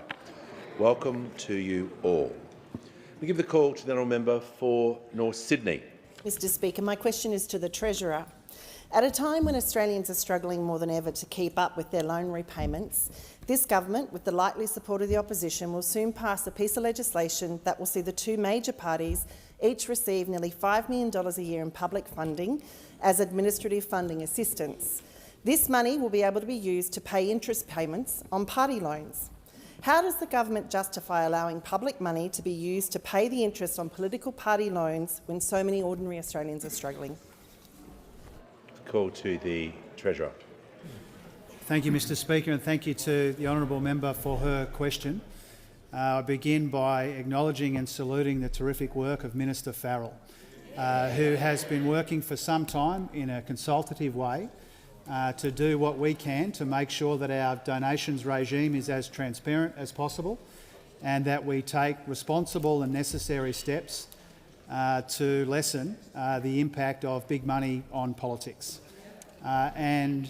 Minister Farrell, in his characteristically diligent and consultative way, has provided to the Parliament, for the Parliament's consideration, some steps some steps that we think are necessary and sensible to achieve those objectives, and we urge the parliament to support them. Call to the honourable member for Holt. The member for Holt. The member for Holt will resume her seat. Is the member for North Sydney seeking to make a point of order? Please, Mr Speaker. Well, the minister's concluded his answer. But he had it when I stood up, Mr Speaker. You had your head down. My apologies to the member for North Sydney. I didn't see her on her feet. Give the call to the honourable member for Holt. Thank you, Mr Speaker. My question is to the Minister for Early Childhood Education. What does the government's commitment to a 15% wage increase mean to the early childhood education and care workforce? The call to the Minister for Early Childhood Education and the Minister for Youth. Thank you very much, Speaker, and I thank the member for Holt for her question and for her tireless advocacy for children and families in the electorate of Holt. Mr Speaker, the member for Holt understands that early childhood workers provide an essential service and that a sustainable and secure early childhood education and care workforce is a foundation. It's a foundation for a universal early childhood education system that's affordable, that's accessible and that's inclusive. Early childhood educators and teachers do highly skilled work and professional work, but for too long they haven't been valued, Mr Speaker. They just have not had the remuneration that reflects that professionalism. And because of this, for far too long we've been losing workers from the sector. Now, I'm pleased to say that there are now around 30,000 more early childhood education workers than when we first came into office in 2022. And that is in no small measure due to the efforts of this government, not just to grow the workforce, but importantly to also properly value this highly feminised workforce. And a critical part of this is our historic 15% wage increase and investment by the Albanese Labor government. 200,000 early childhood workers right across Australia could have another $100 at least more in their pay packets by Christmas this year. And by next year, that could be more than $150 in their pay packets. Mr Speaker, that's how you grow an essential workforce. That's how you ensure that children, that families and that communities have access to early childhood education. Now, it seems really just a no-brainer. Parents know this, early childhood educators know this, people in the sector know this, that to truly value the workforce, to keep the workforce, you need to pay them more. But not everyone in this place gets this. Not everyone in this place understands this. The Shadow Minister for Early Childhood Education said, and I quote, Order. No, members on my the member for Gorton, Minister for Housing. Order. The Treasurer. No. People are entitled to raise points of order. We don't need commentary or sound effects when someone rises to their feet. That is not appropriate behaviour and it's not going to continue. The manager on a point of order. On relevance, there was no reference in the question to alternative policies, to opposition or any of that. The minister is now straying into opposition policies and statements. She's not being relevant. She should be directed to be relevant. If she can't be, she should be asked to sit down. The question was about what does the commitment to the 15% increase mean to early childhood and care workforce. So that's a very specific topic question. She wasn't asked about alternative approaches, so she can't talk about perhaps policy. She's got some commentary to make about the government's decision. That's different, but she simply can't use the remainder of her time to talk about opposition policy. If she does, I will sit her down. She has the call. Mr Speaker, I am talking about the importance of this pay rise for the sector, for retaining the sector, and the fact that parents and early childhood educators support this, but that support is not universal in this place. That there are people in this place who have said that they think that it is a waste, that it is something that the budget can't afford, and that is a risk to those early childhood educators who are relying on that 15% wage rise to stay in the sector and to stay in doing the job that they love. Make no mistake, Mr Speaker, the essential services provided by early childhood educators would be at risk if we did not... Call to the honourable for Page. Thank you, Speaker. My question is to the Acting Prime Minister. Can the Acting Prime Minister confirm whether on June the 6th, 2024, the Albanese Labor government, through the Minister for Trade, signed an agreement under the Indo-Pacific Economic Framework for Prosperity that includes a cooperative work program to support the take-up of small modular nuclear reactors? Order. Order. Members on the member for Durack, members on my left will cease interjecting. Order. Until the House comes to order, we won't hear anything. The member for Page is not helping. The Acting Prime Minister has the call. Mr Speaker, they crawl to this topic through every different alleyway, but let me be really clear. What I can absolutely confirm is that this government is not going to be pursuing a civil nuclear industry. And we're not going to be doing it because it would be the single most costly form of electricity that we could provide in this country. Has the Acting Prime Minister completed his answer? Yeah. Order.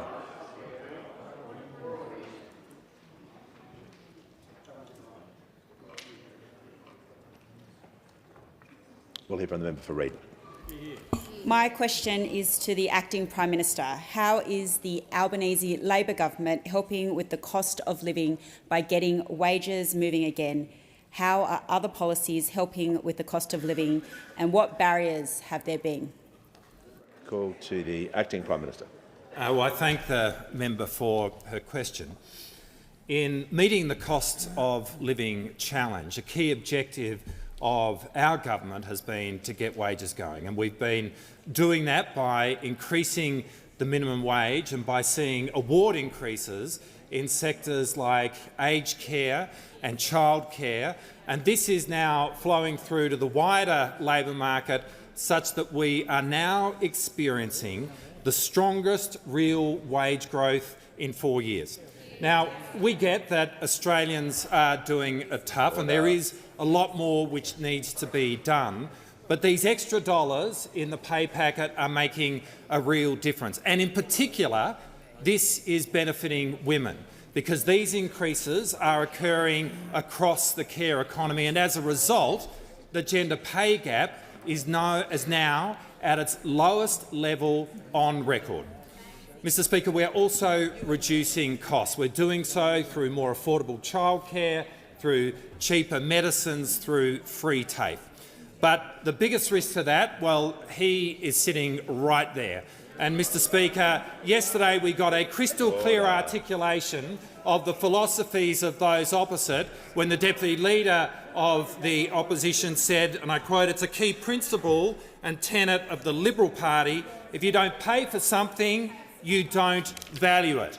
Well, it's nothing if it isn't honest, because this was exactly demonstrated when the Leader of the Opposition was the Minister for Health, when he tried to introduce a GP tax, when he tried to put a cost on the attendance of emergency departments right around the country, when he sought to increase the prices of basic medicines. And what he did as the Minister for Health, if given the chance, he would do as the Prime Minister across the board.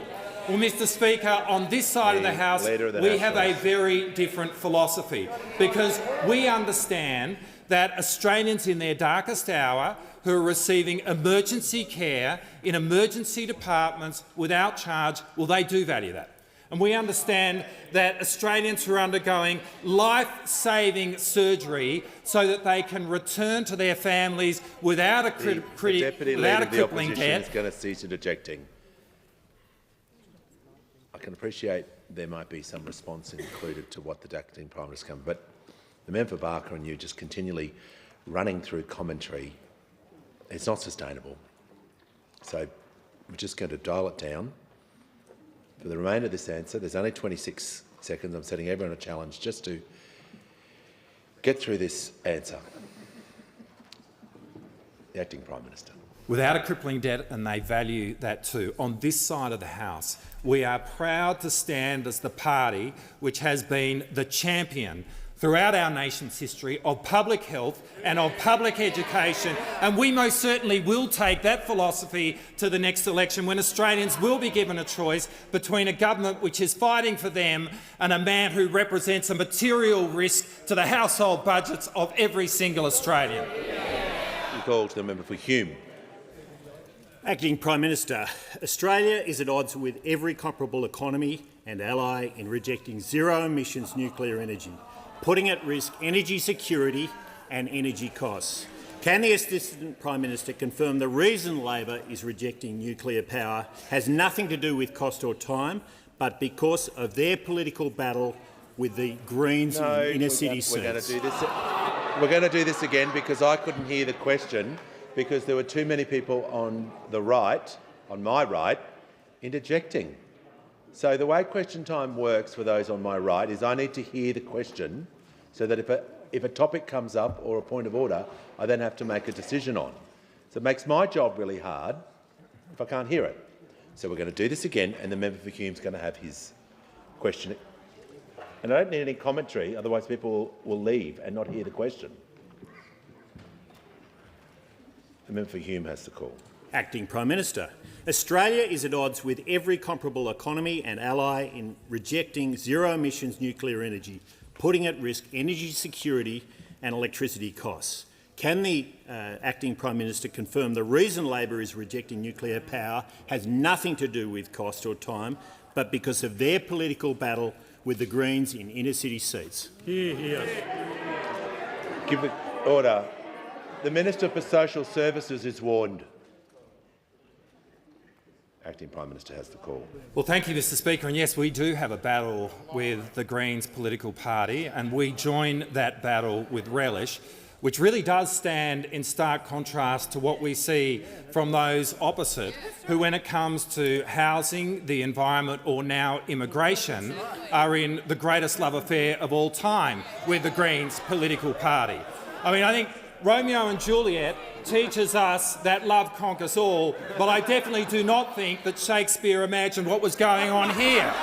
What we are seeing here is the most unholy alliance between the Greens and the Liberals. And so every Australian needs to know that when they go out and they vote for the Greens political party or when they vote for the Liberals, when it comes to Canberra, it is the one team. Now, what I can confirm, Mr Speaker, is that the simple reason why we are not supporting a civil nuclear industry is because it makes no financial sense whatsoever. And because it makes no financial sense is exactly why this shadow treasurer would be proposing it. Because he is the man who has refused to make any sense when as it comes to the economics of this country since he's taken up his post. Economic management certainly ain't his strong suit, but we certainly will not be pursuing a civil nuclear industry. It is $1,200 per household more expensive in 20 years' time, and at that point it's only going to contribute 4%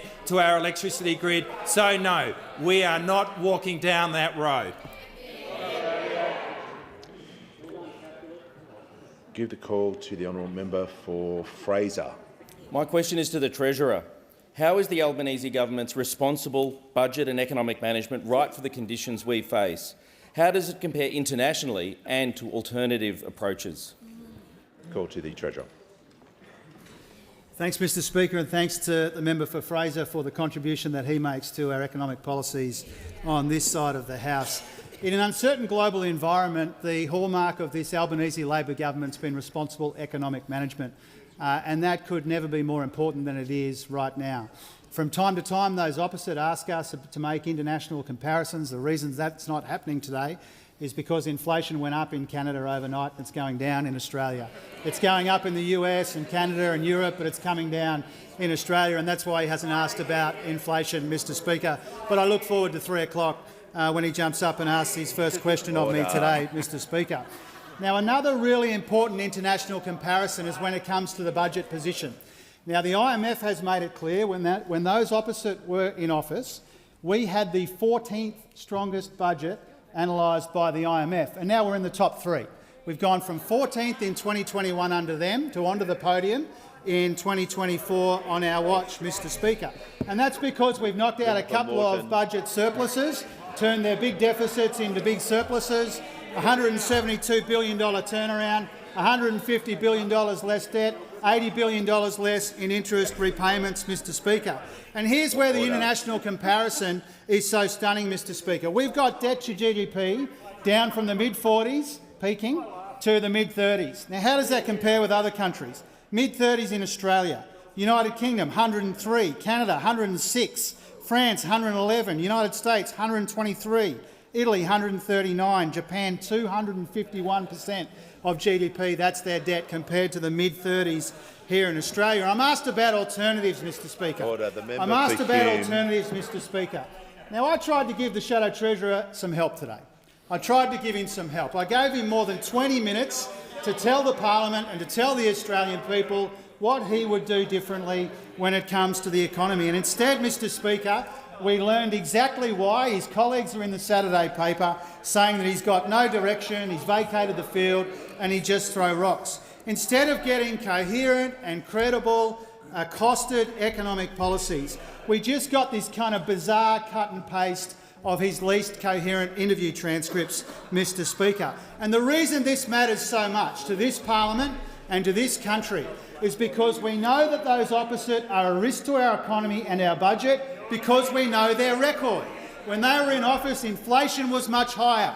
Real wages were falling. They went after Medicare, Mr Speaker. They delivered deficit after deficit and $1 trillion in Liberal debt in a budget chock full of waste and rorts. Now, we have spent the best part of our term in office cleaning up the mess that they left us. We made good progress, but they know there's more work to do. The worst thing we could do is go back to the comical incompetence of the Shadow Treasurer. The call to the honourable member for Mallee. The member for O'Connor is warned. Thank you, Speaker. My question is to the Minister for Housing. Australians are suffering with higher rents and an inability to find housing. Under the Albanese Labor government's Big Australia policy, a new person is arriving to live in our country every 44 seconds. Minister, where are these new people supposed to live? Talk to the Minister for Housing and the Minister for Homelessness. Well, thank you, Speaker. And let me just make a few comments off the top about the migration matters that have been raised here. Speaker, migration's coming down because of changes that have been made by our government. And we've done this in a system that Dr Martin Parkinson has described as fundamentally broken by a decade of willful neglect. And if there is a single person in this parliament who is responsible for that broken system, he sits over here in the opposition leader's chair, Speaker.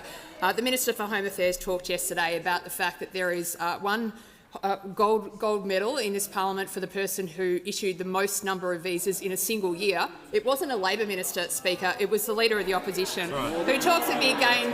He talks a big game about migration, but we learned something very important about him this week. We learnt that he is an absolute fraud, because when it came the chance to address some of the issues that the honourable member has asked me about, the Leader of the Opposition, instead of doing the right thing and helping us take action, went absolutely to... Minister will pause. Take a seat for a sec. We'll hear from the member for Deakin. Thanks very much, Mr Speaker. Point of order is on relevance. We're a minute into the answer, and the minister has not once referred to the question or the fact that a migrant's arriving every 44 seconds. Order. The member for Swan is warned. The Leader of the House. The preamble of the question opened up a discussion of the policy really clearly, and that's exactly what the minister's now engaging in. They might not like for that information to be returned, but it's completely relevant to what was asked. It is directly relevant, but that can't be the consistency of the minister's remaining answer. So, to assist with the member's question, I'm going to invite her to return to the question. She has had a preamble. She's had a minute into the question. I was asked about migration, Speaker. I was also asked about I housing. haven't. So I'm happy to move to that. I'll move to that. I haven't finished speaking. Okay. So before you take off, just if you could assist me to do my job, I can assist you to do your job. So if you could just remain silent, just while I assist the House, so everyone order. So whilst you're entitled to go through that, to assist the member's question, I'm just going to ask you to return back to the question. The Minister has the call. Speaker, let me say a few things about our government's housing policy. Speaker, we arrived in office 2.5 years ago to find housing in an absolute mess. Speaker, let's remember that for most of the period of time that those opposite were in government, they didn't even have a Commonwealth Housing Minister. Speaker, they do not have a leg to stand on. Now, we've taken a very different approach. Our country today is led by a Prime Minister who was raised in public housing. His access to public housing as a child transformed the entire trajectory of his life. Those opposite don't like to hear it much, but the fact that we have a person who was raised in public housing as our Prime Minister, I think is a fact that every Australian should be proud of, Speaker. Now, we want to offer this opportunity of secure housing to as many people as we can. We've got a housing crisis in our country that's been cooking for 30 years, and we are the boldest and most ambitious Commonwealth in that period to come forward and say we want to help Australians address this need. One of the main things that we are doing about this, Speaker, is working with the states and territories to build more homes. We are trying to work with the states and territories to build 1.2 million homes over 5 years. We're working with renters to make sure that they've got better rental rights, and we're trying to get more Australians into that dream of home ownership.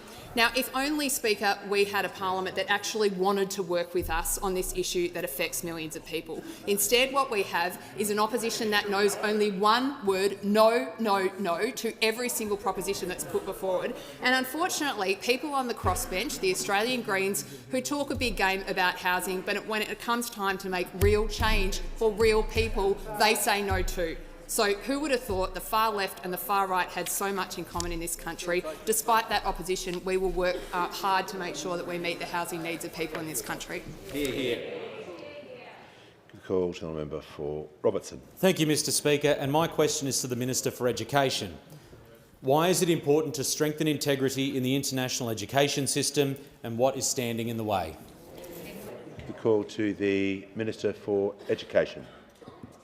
Thanks, Mr Speaker, and can I thank my friend, the real deal member for Robertson, for his question.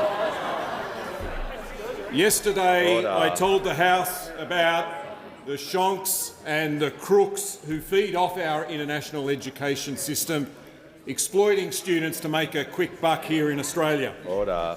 And it's why this government is acting to protect the integrity of this sector after these problems were allowed to fester by the previous Liberal government. In September 2022, we set up the Parkinson Review into our migration system. And in January of 2023, we set up the Nixon Review into the exploitation of Australia's visa system. And it made this very serious point. There can be much profit to gain from those who choose to engage in the provision of immigration assistance that aids illegal sex work, human trafficking, modern slavery and money laundering. These reviews exposed the need to act to protect the integrity of our international education system, and we've moved quickly to act on the recommendations of those two reviews. In July last year, we got rid of the Liberals' unlimited work rights for international students. In August last year, I closed the loophole that allowed dodgy agents and providers to shift international students from genuine study to no study at all, just using the system as a backdoor to work here.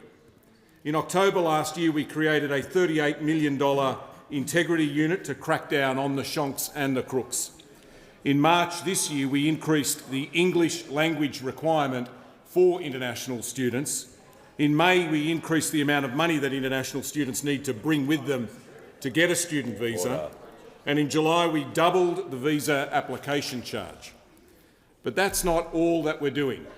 The legislation that's in the Parliament at the moment doesn't just set up a cap on the number of international students that can come to this country in any year.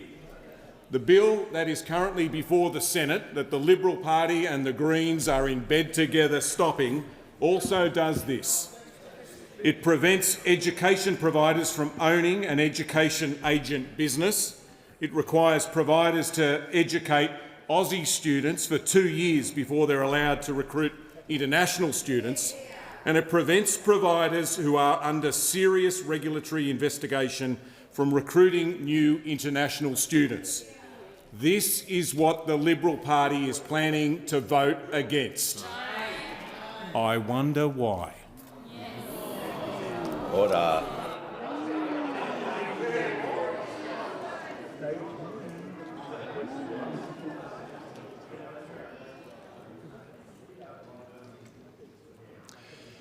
We'll hear from the member for Ryan. Thank you, Speaker. Question to the Infrastructure Minister. The business case for the Middle Arm hub has been rejected. The environmental impact statement has been delayed. The cost has ballooned to $3.5 billion, $2 billion more than first committed. This climate-wrecking project survives on your $1.5 billion subsidy and the enthusiasm of Labor ministers for these gas companies. Will you do the right thing and redirect this toxic funding to support clean energy projects that will actually benefit our communities?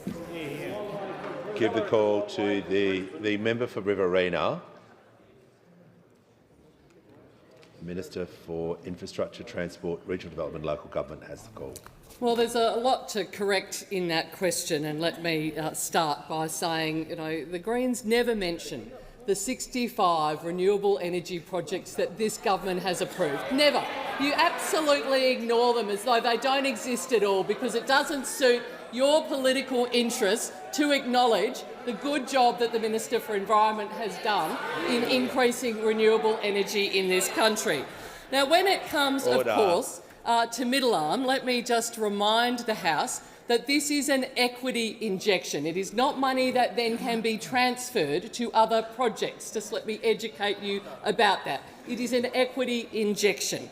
And that equity injection provides the opportunity for the first time for the Northern Territory to actually have an industrial precinct, which does include renewable energy projects like Sun Cable, that actually provides the opportunity for the Northern Territory to begin to increase its revenue so it can become more self-reliant, rather than having to rely, as it does, largely on the federal government to fund its services, particularly services in First Nations communities. Now, I would have thought that anybody would be thinking it would be in Australia's interest for the Northern Territory to be able to stand economically on its own feet, to be able to be part of the generation that we are seeing of renewable energy, and making sure that we actually have those jobs into the future for people who live in the Northern Territory. Now, the Australian government remains committed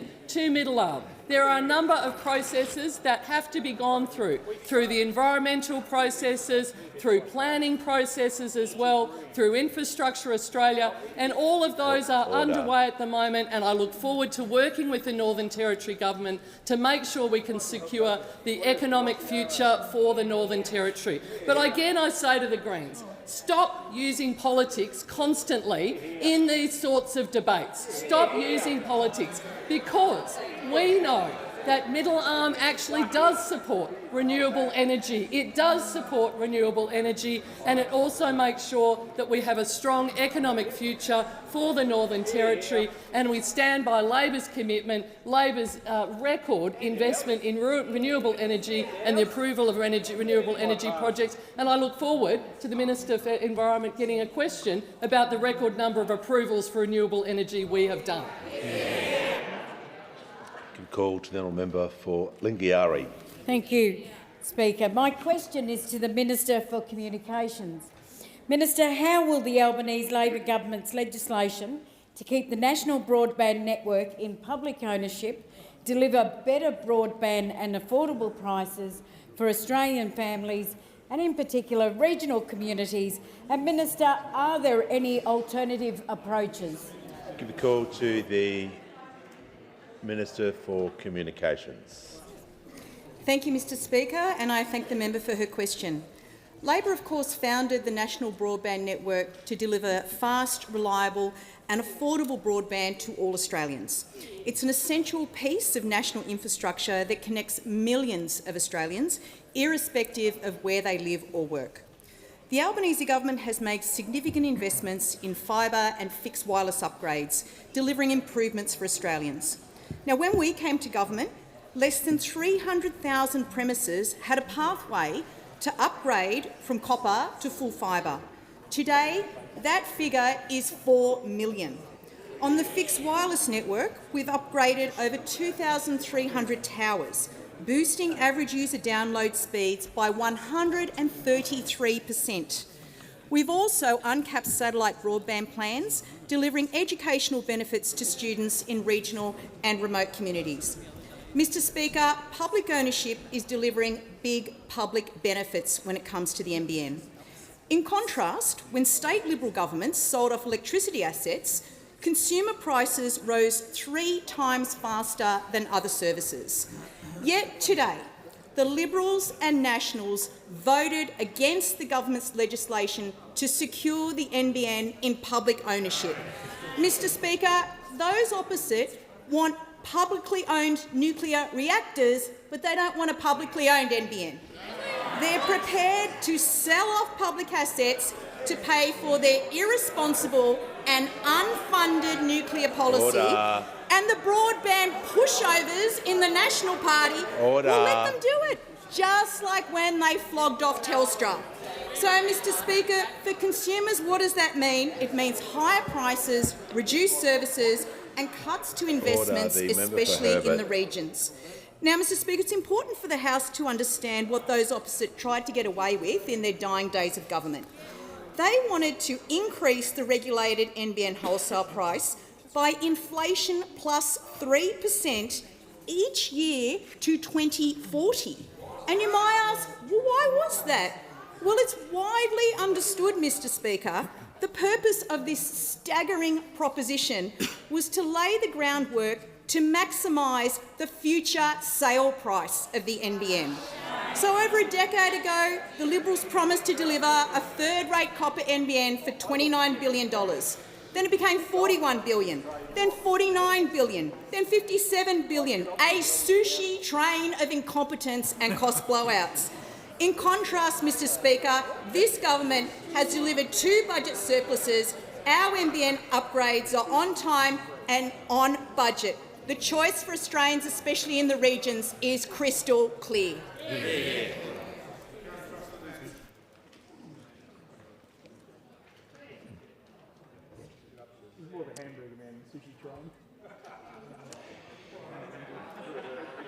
Give the call to the Deputy Leader of the Opposition. My question is to the Acting Prime Minister.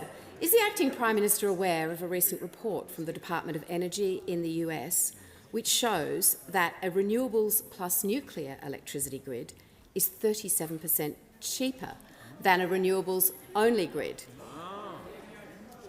What is it that experts in the US and 19 out of the 20 of the world's top economies know that the Acting Prime Minister does not know?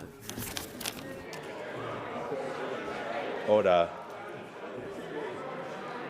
The Acting Prime Minister has the call. Well, thank you, Mr Speaker. And what they know is that in writing that report, they are assessing an economy which already has a civil nuclear industry in place, where the sunk costs have already been put in place literally decades ago. And this seems to be the fact that has completely escaped those opposite, that in order for us to get to a point of having a civil nuclear industry, we would need to go through the process of establishing it, which is deeply costly, which would take 20 years, and at the end of that, we get 4% into our grid. That's it, 4%. And in the process, we'll increase energy bills for households of Australia by $1,200.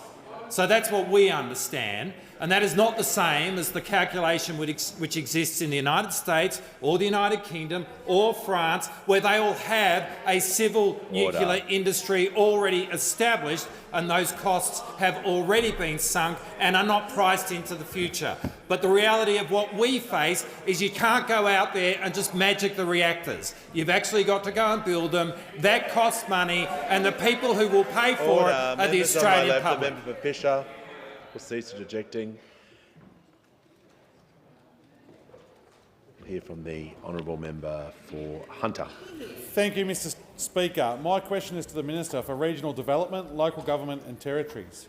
How is the Albanese Labor government narrowing the digital divide in our regions, and what other approaches have been considered? Call to the Minister for Regional Development, Local Government and Territories.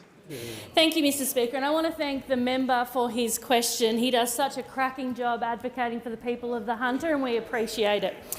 Like me, he knows the importance of reliable internet in our regional communities, because in 2024, reliable connectivity is no longer a nice-to-have. It's an absolute necessity, and that's why we're fixing the reckless and deliberate underinvestment from those opposite and making sure we keep the NBN in public hands. This means we can retain oversight on pricing, on infrastructure investment and, most importantly, on service quality, because the string and can approach doesn't work anymore. As part of our record investment, we're delivering $2.4 billion to expand full fibre internet access to 1.5 million premises across the nation, including 660,000 in our regions, providing uncapped data and faster speeds under Sky Muster, because you shouldn't be penalised because of your postcode. And I've driven around regional towns and communities now over the last few years, and you know what I haven't heard once? I haven't heard, let's make the NBN a little bit worse. Because that's what we've been talking about in the House today. We on this side of the House want to keep the NBN in public hands so that we can maintain control over service, over delivery, over quality. On this side of the House, we want to keep it in Australian hands for Australian people. Those opposite voted against that today because they want to sell it off to the lowest bidder. If the Leader of the Opposition ever stepped foot out of inner-city Brisbane, he would know that in the regions we need high-speed internet and we need to keep the NBN in public hands. I mean, hang on. I understand he went to the Shire of Collie in WA, snuck in the back door, members on my left, the member for Cowper. ran out in a tinted window car without speaking to a single worker or a regular person in the street. Regional communities like mine rely on NBN to work remotely, to access health and education services and to run our small businesses. It was the Labor government that established the NBN because we've always been committed to building Australia's future.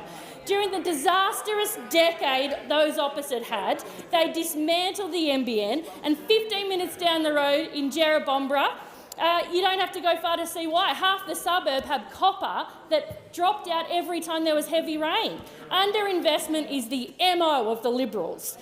They are the party of privatisation and half-baked ideas. Don't take my word for it. The Mayor of Flinders Ranges said the first thing that goes under privatisation is service. And isn't that right? Like nuclear, they don't have a plan for connectivity other than selling the NBN. On this side of the House, we will back Australian communities right around the regions. Call to the honourable member for Mayo. Thank you, Mr Speaker. My question is to the Minister for Communications. Many Australians, particularly parents, support minimum age requirements to prevent under-16s accessing social media. But will social media platforms be able to demand and collect personal data, such as passports or driver's licences, from all existing or new account holders for age verification purposes? If not, how will age verification be obtained? Call to the Minister for Communications. I thank the member for her question and her interest in this issue. I know that this is a matter that is occupying the thoughts of so many Australian parents and members of the community now. It's one that is contentious. It's one that has not actually been implemented at scale anywhere in the world. The member asked a very important question about privacy, and I will respond in a few parts. The first is that the legislation that we will bring to this parliament will contain robust provisions as they pertain to privacy.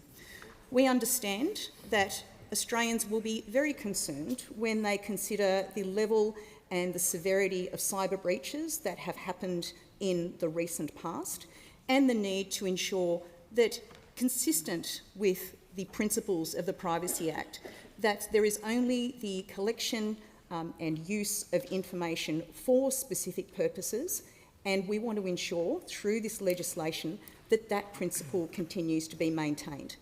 My clear answer for the member is that this is precisely why we are undertaking the age assurance trial, which we funded in the budget. Part of this goes to not only the effectiveness, and effectiveness goes to the willingness of platforms to utilise forms of age assurance, but also their acceptance by the public as well. We will use this time during the age assurance trial, and I would point out that the legislation will contain a one-year implementation timeframe to ensure that these matters, that are of concern are ones that are properly examined and properly accounted for. But I do want to make it clear to the member that there is a difference between age verification and age assurance. What we are seeking to do here through the trial is to understand these technologies which have been developing rapidly, and the obligation that will be placed on the social media platforms is to take those reasonable steps, reasonable efforts to ensure that people under the minimum age of 16 do not open and hold accounts. So this will be a process that we will go through implementation, working with eSafety, and I'm also working very closely with the Attorney-General and his department as well as the Office of the Australian Information Commissioner to get this right. But I do want to make this message very clear to the Australian people. This is not about government mandating any form of technology or demanding that any personal information be handed over to social media companies. I'm very pleased to continue to engage with the honourable member, as I'm sure she is keen to see results in this area as well. Call to the Chief Government Whip. Thank you, Speaker, and my question's to the Acting Prime Minister. What is the significance of yesterday's meeting between our Prime Minister and the Prime Minister of India? Call to the Acting Prime Minister. Well, can I thank the member for her question? Yesterday, Prime Minister Albanese met Prime Minister Narendra Modi of India in the sidelines of the G20 in Brazil.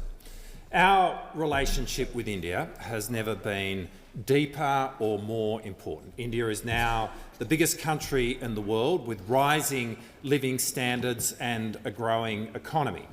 And that is obviously fantastic for India, but it represents an enormous opportunity for Australia. And so yesterday, our two Prime Ministers announced that we will establish the India-Australia Renewable Energy Partnership, which will see an increase in two-way investment in renewable energy projects such as PV solar manufacturing, battery mineral processing, green hydrogen and green steel. Mr Speaker, we will also see a building of the renewable energy workforce of the future by our two countries establishing the India-Australia Solar Rooftop Academy. And that will be in India, and we will bring to bear our experience in training, our experience in rooftop solar by developing the curriculum and the program for this academy, which will see the training of 2,000 young Indians as solar PV technicians each and every year. In addition to our economic cooperation, our strategic alignment between Australia and India has never been greater, as our two nations watch the rules-based order be placed under increasing pressure in the region and the ocean that we share.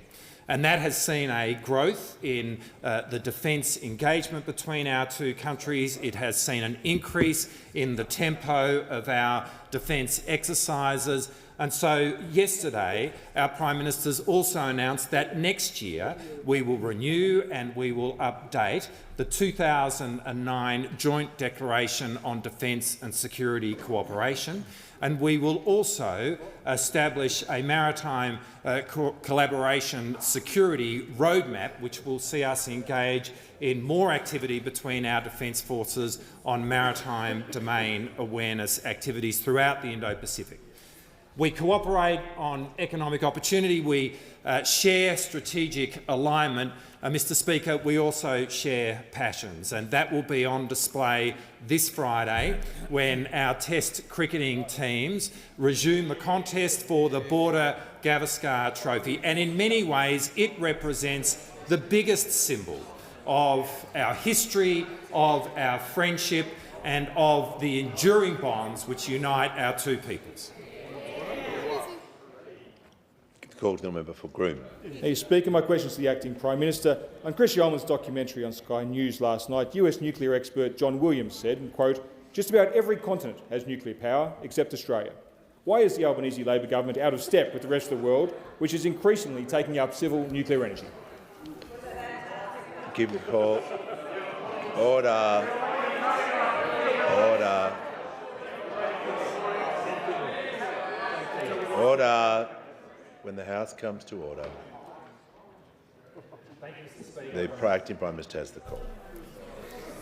Thank you, Mr Speaker, and we are very happy to receive the question from the honourable member, as we are very happy to stay on this topic all day and indeed every day between now and the next election. Because while it has missed the attention of those opposite that we don't have a civil nuclear industry in this country, that there isn't the sunk cost in place, which is what's enjoyed by those other countries which have a civil nuclear industry. While that fact may have been missed by those opposite, it has not been missed by the Australian people. And the Australian people understand that as the Leader of the Opposition pursues this ridiculous policy, that the only people who will end up paying for it is them. And they will pay for it through their energy household bills. And they will pay for it to the tune of $1,200 additional in respect of their household energy bills. That is why this government is not walking down the path of a civil nuclear industry, because this government has front and centre in its mind the cost of living challenges which are being faced by the Australian people. So every step that we take is going to be about putting downward pressure on the costs that they experience, which is so very, very different to what this Leader of the Opposition represents. Because be it what he did as the Health Minister, be it what he would do if he were ever given the chance to be the Prime Minister again, be it what is being proposed in terms of the policy in relation to the establishment of a civil nuclear industry in this country, what this Leader of the Opposition represents is a material and present risk to the household budgets of every single Australian. Call to the member for Bennelong. Thank you, Speaker. My question is to the Minister for Health. What is the Albanese Labor government doing to lift bulk billing rates? Why is the government so committed to protecting Medicare after a decade of cuts and neglect? And what threats are there to bulk billing? Call to the Minister for Health and Aged Care. Thank you, Speaker. I thank the member for Bennelong and wish him a happy birthday. I'm sure there's no place he'd rather be than with 150 of his nearest and dearest friends on a day like this in question time. But the member has also been telling me, Mr Speaker, how well received the new urgent care clinic at Ryde has been by his community. Of course, Mr Speaker, I went to my trusty friend for validation, Google review, which again is overflowing with similar comments. Visby said, very convenient and accessible. Jennifer said, the urgent care in Ryde is exceptional and a much-needed addition to the community. I could go on, Mr Speaker.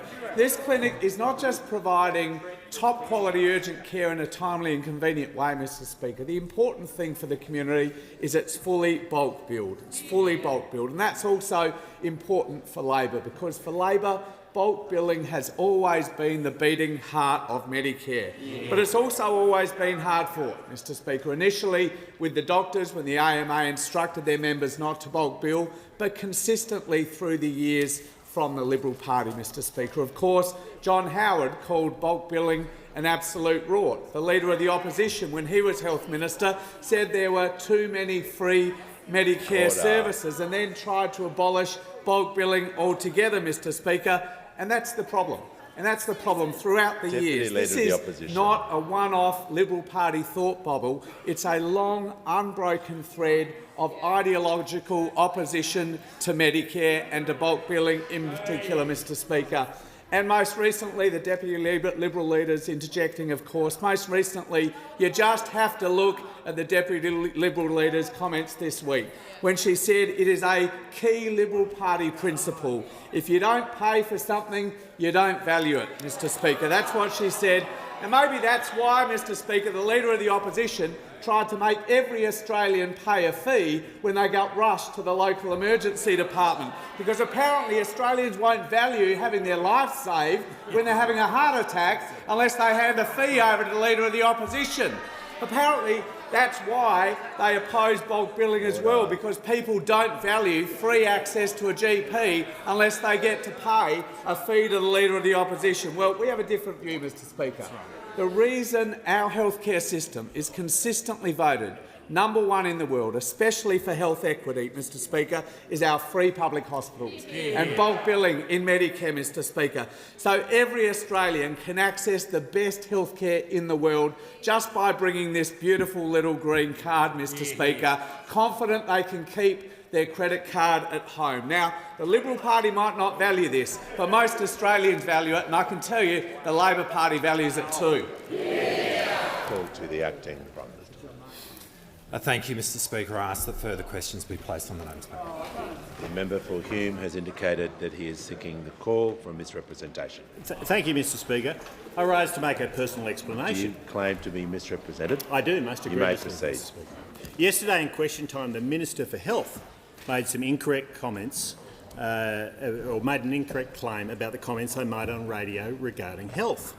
They were not only completely false, they were so bizarre I am actually worried the Minister might be hallucinating. Now, what the Minister might want to know about what I said was Australians can't afford to pay for heating or air conditioning, can't afford to pay for our health. Australians are struggling to pay the mortgage, to pay the rent. Younger Australians can't get into a home. It all starts piling up. Because the truth is, Mr Speaker, Australians are poorer under Labor. Pursuant to the National Anti-Corruption Commission Act 2022, I present the annual report for 2023-2024 of the Inspector of the National Anti-Corruption Commission. I also present the Auditor-General's Performance Audit Report number 14 of 2024 to 2025, entitled Implementation of Parliamentary Committee and Auditor-General Recommendations, Indigenous Affairs Portfolio, Indigenous Business Australia, National Indigenous Australians Agency. Call the Leader of the House. Speaker, this document is tabled in accordance with the list circulated to honourable members earlier today. The full details of the document will be recorded in the votes and proceedings. I have received a letter from the Honourable Member for Gippsland proposing that a definite matter of public importance be submitted to the House for discussion. Namely, after 2.5 years, regional Australians are worse off under this government.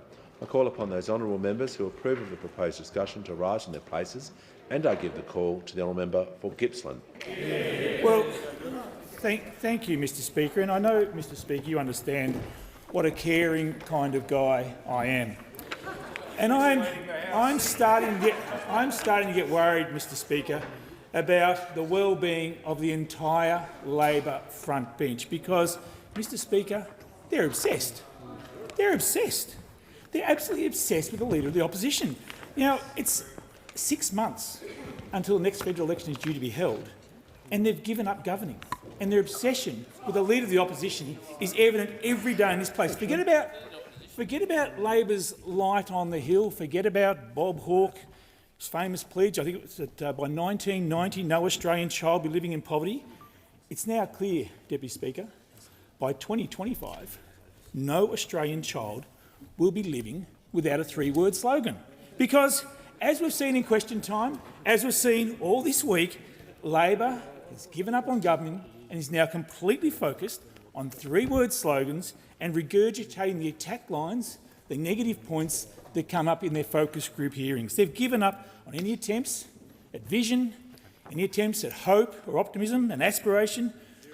But, Deputy Speaker, no child will be living without a three-word slogan is this government's plan for Australia's future, because they strut to the dispatch box, they strut up here, and now they claim that cost of living is now their #1 priority.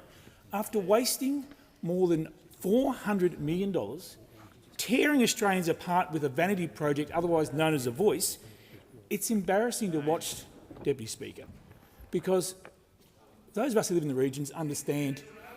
There are many skill shortages in Australia today, but the biggest skill shortage in Australia today is in the cabinet room of the Australian Labor Party. I'm disappointed Member for Moreton's leaving the place, because at least if he was in the cabinet room, there'd be a little bit of skill injected in the room. But the biggest skill shortage in the Australian continent today is the Australian cabinet suffering a severe lack of skills, and even the poor old Member for Moreton couldn't get a game there. So instead of developing policies and making Australia stronger and safer, this cabinet has been turned into a three-word slogan factory. Now, we have before us, Deputy Speaker, effectively an opposition in waiting. They've given up on governing, and all they've been doing now is throwing mud at the Leader of the Opposition, desperately running scare campaigns and desperately conjuring up more three-word slogans straight out of their focus groups. Now, Speaker, I'm sure that everyone here, and I'll look around the room, or maybe not. Sam, what's your seat again? Member Hawke. Maybe Member Hawke's not quite old enough to remember this, but everyone else is old enough to remember the TV show Seinfeld. Everyone remembers the show Seinfeld. There's one very famous episode in Seinfeld where Jerry and George pitched their ideas to a TV producer to develop what they call a show about nothing. Now, sadly, when it comes to regional Australia, we are living through a Seinfeld government at a federal level. It's been a show about nothing, and regional Australians are worse off. This Seinfeld government has failed to deliver for local communities. It's been divided. It's been distracted by a Canberra knows best attitude and has no interest in our local communities. They don't believe in localism. They don't trust us in the regions to make decisions that benefit our communities. Now, Deputy Speaker, I really only need to consider the performance of the Minister of Infrastructure and Transport to demonstrate that this Seinfeld government has built nothing. Now, the Minister of Infrastructure and Transport, otherwise known as the Minister for Ribbon Cutting, wasted her first year in office, and then after wasting her first year in office, the Minister for Ribbon Cutting decided she needed a 90-day infrastructure review to decide on her future priorities. Now, the only problem with the Minister of Infrastructure's 90-day review is it took 200 days. A 90-day review took 200 days. This minister is the only person on the planet who would take 5 minutes to make 2-minute noodles. 200 days for a 90-day review. This delay meant cost increases for projects, uncertainty, and then project cancellations. Quite noticeably, though, Deputy Speaker, the project cancellations mainly occurred in seats held by the coalition members in regional areas. Now, the minister also locked in some regional rip-offs where she took away the 80-20 funding split. The Commonwealth used to pay 80%. State governments pay 20% for regional projects. Now it's all 50-50. So we get less in regional areas as a direct result of this minister's decision coming out of her 90-day, 200-day review. So, Deputy Speaker, on top of the cuts to regional transport projects, the government has also failed, and this is quite extraordinary, the government has also failed to build a single project under its Growing Regions program. Remember that program? $600 million for a program to build projects in regional Australia. It took more than 2 years to even call for nominations, and now, after 2.5 years, work hasn't started on a single project under the Growing Regions program. So the minister has had to pretend she's delivered something by inspecting and opening coalition-funded regional projects. So the hypocrisy of this minister is she comes in here and she sprouts three-word slogans from the focus groups and attacks the record of the previous government, but then she sort of sneaks out of here and she travels around Australia taking credit for projects she had nothing to do with. So during the sitting week, she's in here shouting the warrior for Labor, dispatch making these false claims about chaos and everything else she thinks went wrong during the coalition government. But then, when she gets out of here, she's off travelling around Australia, cutting ribbons, unveiling plaques and issuing press releases, taking credit. Now, Deputy Speaker, you don't take my word for it. You don't have to take my word for it, because I just have to look at the minister's own press releases. So this one's one of my favourites. This is the light at the end of the Coffs Harbour Bypass Tunnel. In a major milestone for one of regional Australia's biggest infrastructure projects, the first phase of the multi-billion-dollar Coffs Harbour Bypass is complete. Well done, Minister. Quote, this is a major milestone for this nation-shaping project. Well done, Minister.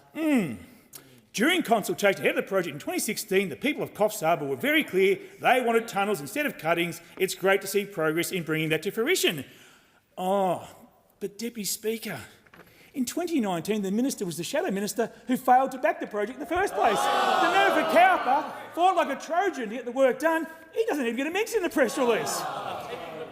But it gets better, Deputy Speaker. I won't bore you with the Bensdale McEachran Street roundabout in my electorate. That's a little bit too self-indulgent. I should go to the hypocrisy roll of dishonour, which is very long, but this one is actually my favourite in all of Australia. This one is really good. The Karoi to Curra Section D on the Bruce Highway, colloquially known as the Gympie Bypass. Now, this one really takes a bit of chutzpah. This one really does take the cake. This project started under Warren Truss. It continued when I was minister before I was sacked the first time, and then it continued under the member of Riverina. But throughout all this, the constant advocacy by the member for Wide Bay fighting for this project has been exemplary. Now, what you see on this press release, though, Deputy Speaker, is the Albanese and Queensland government-funded Gympie Bypass has opened the traffic, a significant improvement for residents with heavy vehicles no longer needing to travel through Gympie. All true. And the quote from the Prime Minister himself: this vital infrastructure project has been a long time coming for the locals and visitors who travel through the Gympie region. And the Minister, the Gympie Bypass opening traffic today is a monumental achievement by the Australian and Queensland governments, but she didn't put any money into it. It was funded entirely by the previous coalition government. Now, Deputy Speaker, there are more. I probably won't quite get to the... oh, we will.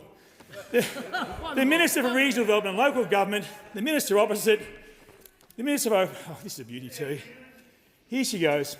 She's in WA. She's announced $800,000 for a childcare centre, and the Minister for Local Government, quote, it's fantastic to see local-led projects progressing and to discuss the Shire of Murray's forward priorities, because when we work together, we get the best outcomes for our regional communities. $800,000 for a childcare centre, fantastic, under the local roads and community infrastructure program.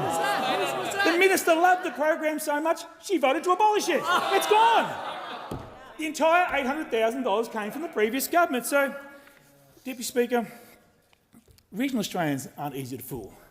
They can smell the bull dust from those opposite from a mile away.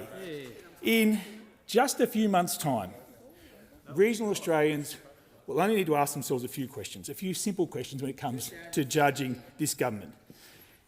First question, am I better off under this Prime Minister? No. Is my family better off? No. Is Australia a safer and better place to live? No. Now, do I feel positive about the future of my community under leadership of this Prime Minister? I'm afraid the answer is going to be no to all those questions, because the cost of everything is going up and we will be even worse off under a Labor Greens government in the future. So, Deputy Speaker, we have a government which is focused on three-word slogans, more focused on three-word slogans than it is on the future of the Australian public.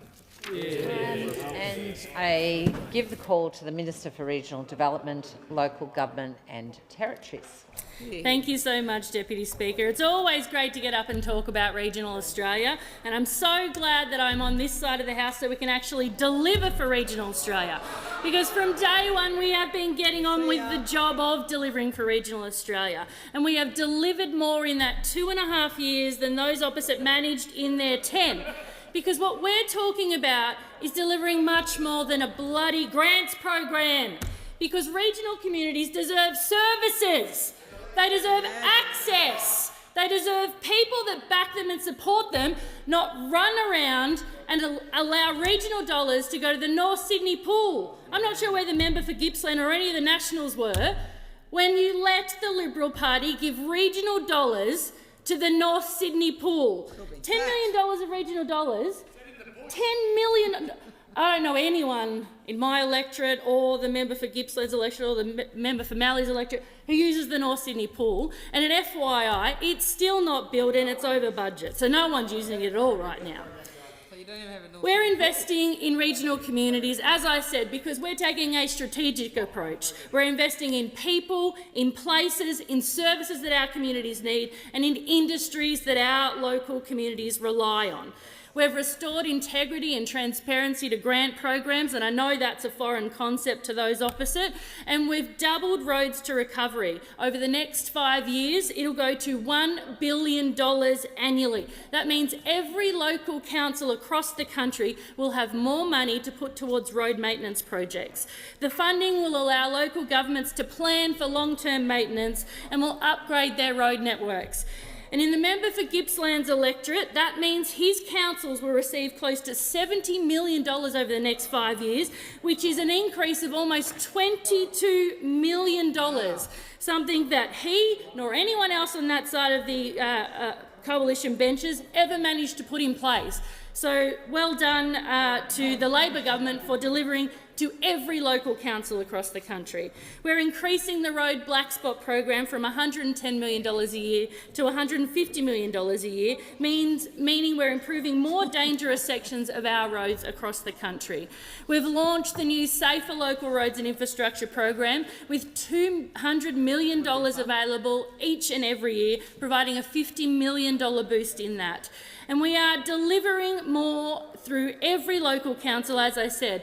But it's not just about delivering the hard infrastructure. It's also about working with our communities for what they need, the skills and training that they're after. We want more people to be able to train at home, continue working locally, because you shouldn't have to leave your home to build a career. We're bringing universities closer to our regions, investing in 20 more regional study hubs. We've established fee-free TAFE, and a third of people that have taken up fee-free TAFE live in our regions. They don't have to leave their communities to train or to upskill, which is so incredibly important in this day and age.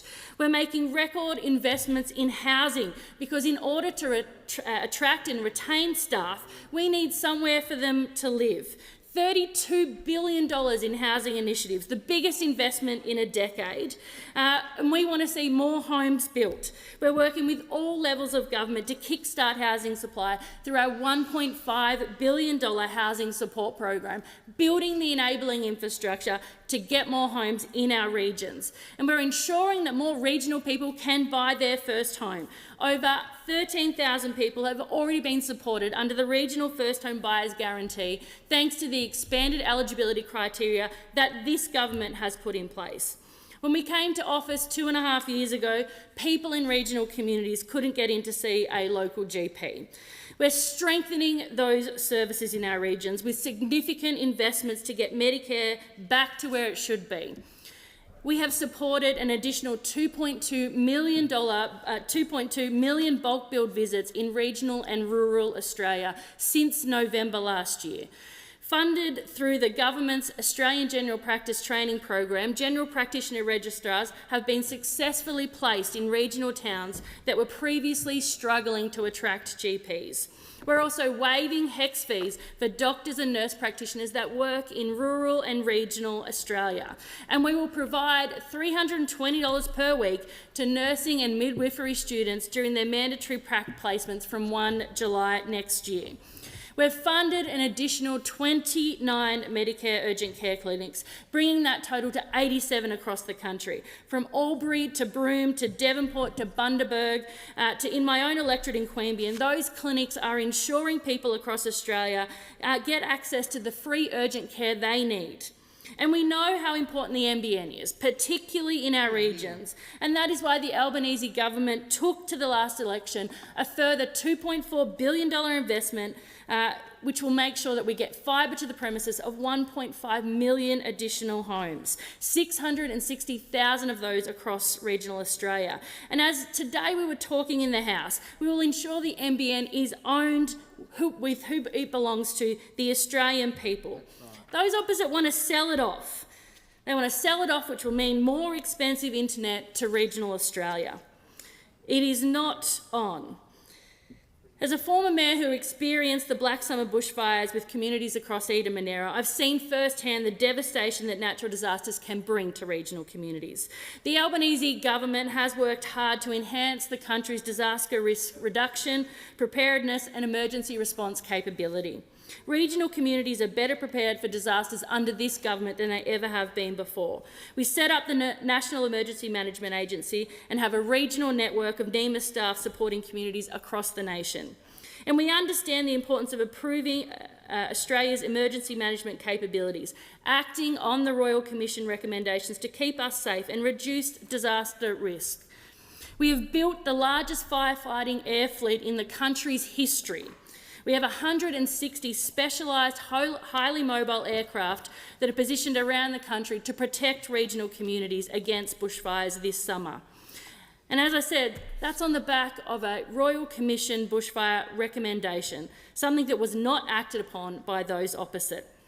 We built the $1 billion Disaster Ready Fund to invest in disaster resilience and risk reduction. We created the National Emergency Management Stockpile, Disaster Relief Australia, expanded the aerial firefighting fleet, all rolled out under this Labor government, because we are committed to working with every community, because postcodes should not limit what you have access to.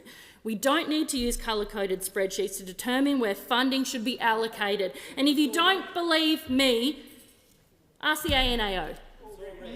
Because the closed secretive grants process, which saw regional dollars go North Sydney Pool, buddy, North Sydney Pool's still not open. Not sure where the bleeding was when that happened. Under those opposite, infrastructure pipeline blew out from 150 projects to almost 800 projects. They thought it was responsible to add projects who had no hope of ever being completed because there was no additional budget ever invested in the infrastructure pipeline. You cannot build a road with a press release. It is outrageous. Those opposite FOE's financial assistance grants, taking over $900 million out of local councils, and they also froze indexation on road maintenance payments to state and territory governments back in 2014 and left it there for a decade. No wonder our regional roads are suffering. The Albanese government is fixing the mess and reversing those coalition cuts. Not only are we locking in future road maintenance funding at 2.5% per year, we are backdating this reform to when the freeze was brought in place by those opposite. This year we've increased road maintenance funding to $460 million, and each and every year from now on it will increase. And now those opposite are apparently going to block fee-free TAFE.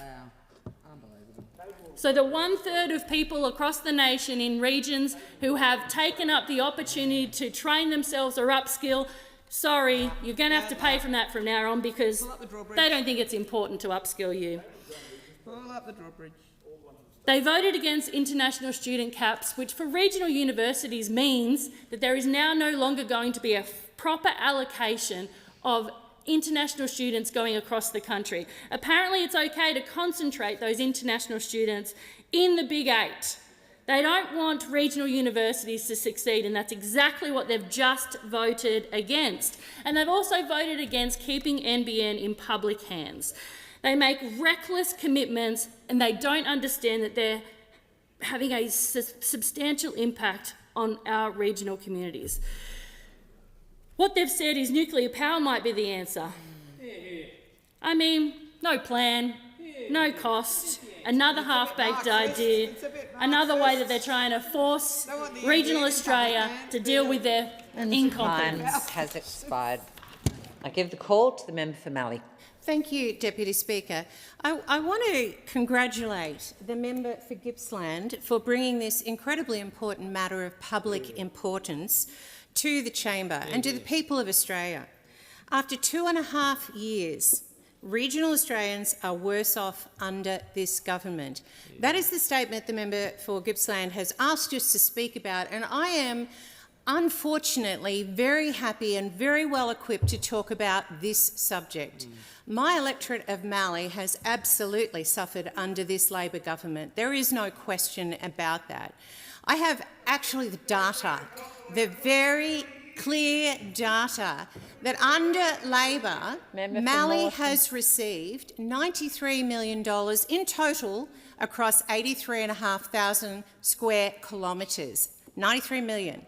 Under the coalition in the 46th Parliament, and I grant you we had COVID, it received $2 billion. Wow. Now, you know, the people of Mallee would go 93 million over, you know, nearly 3 years compared to $2 billion. I can't tell you of one project that has happened under this Labor government for the people of Mallee. I'm serious about that.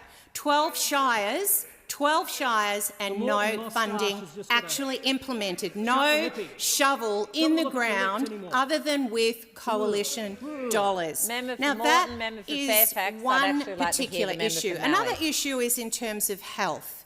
Let me just bring you up to speed, Deputy Speaker, on what has been happening in my electorate with regard to health.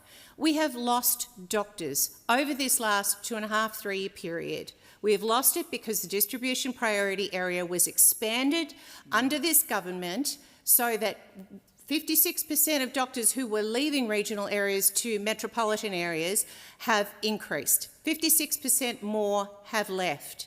That has not helped us one iota. What dollars have been put into education in my electorate? Well, I'd like to know. I would really sincerely like to know.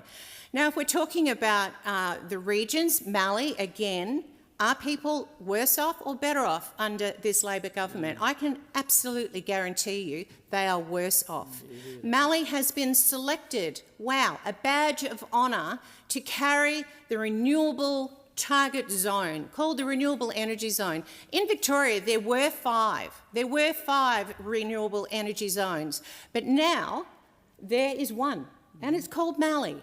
Thank you very much. So we are an agricultural area, we are a horticultural area, and now we have the target spot, the big bullseye, on Mallee to receive 50 projects so far of renewable wind turbines and solar farms and batteries and transmission lines, 350 kilometres of transmission lines straight through farmers' paddocks. Now, are the farmers happy about this?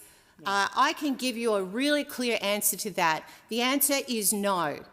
There are some farmers who have made the decision to take the money and put the turbines on their property. Are they still talking to the farmers in the next paddock? This is a genuine issue. The divisions that have occurred under this government throughout my communities is absolutely appalling, and there needs to be accountability given to and taken by this Labor government. On top of that, we have mineral sands. Now look, the coalition are pro-mines. There's no question about that. Of course we welcome mining.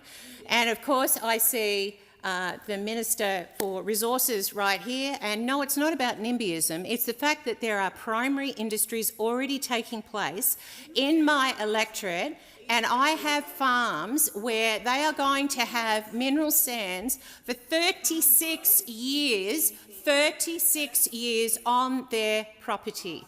There has been an article this week in ABC about this very project, and the local communities are up in arms.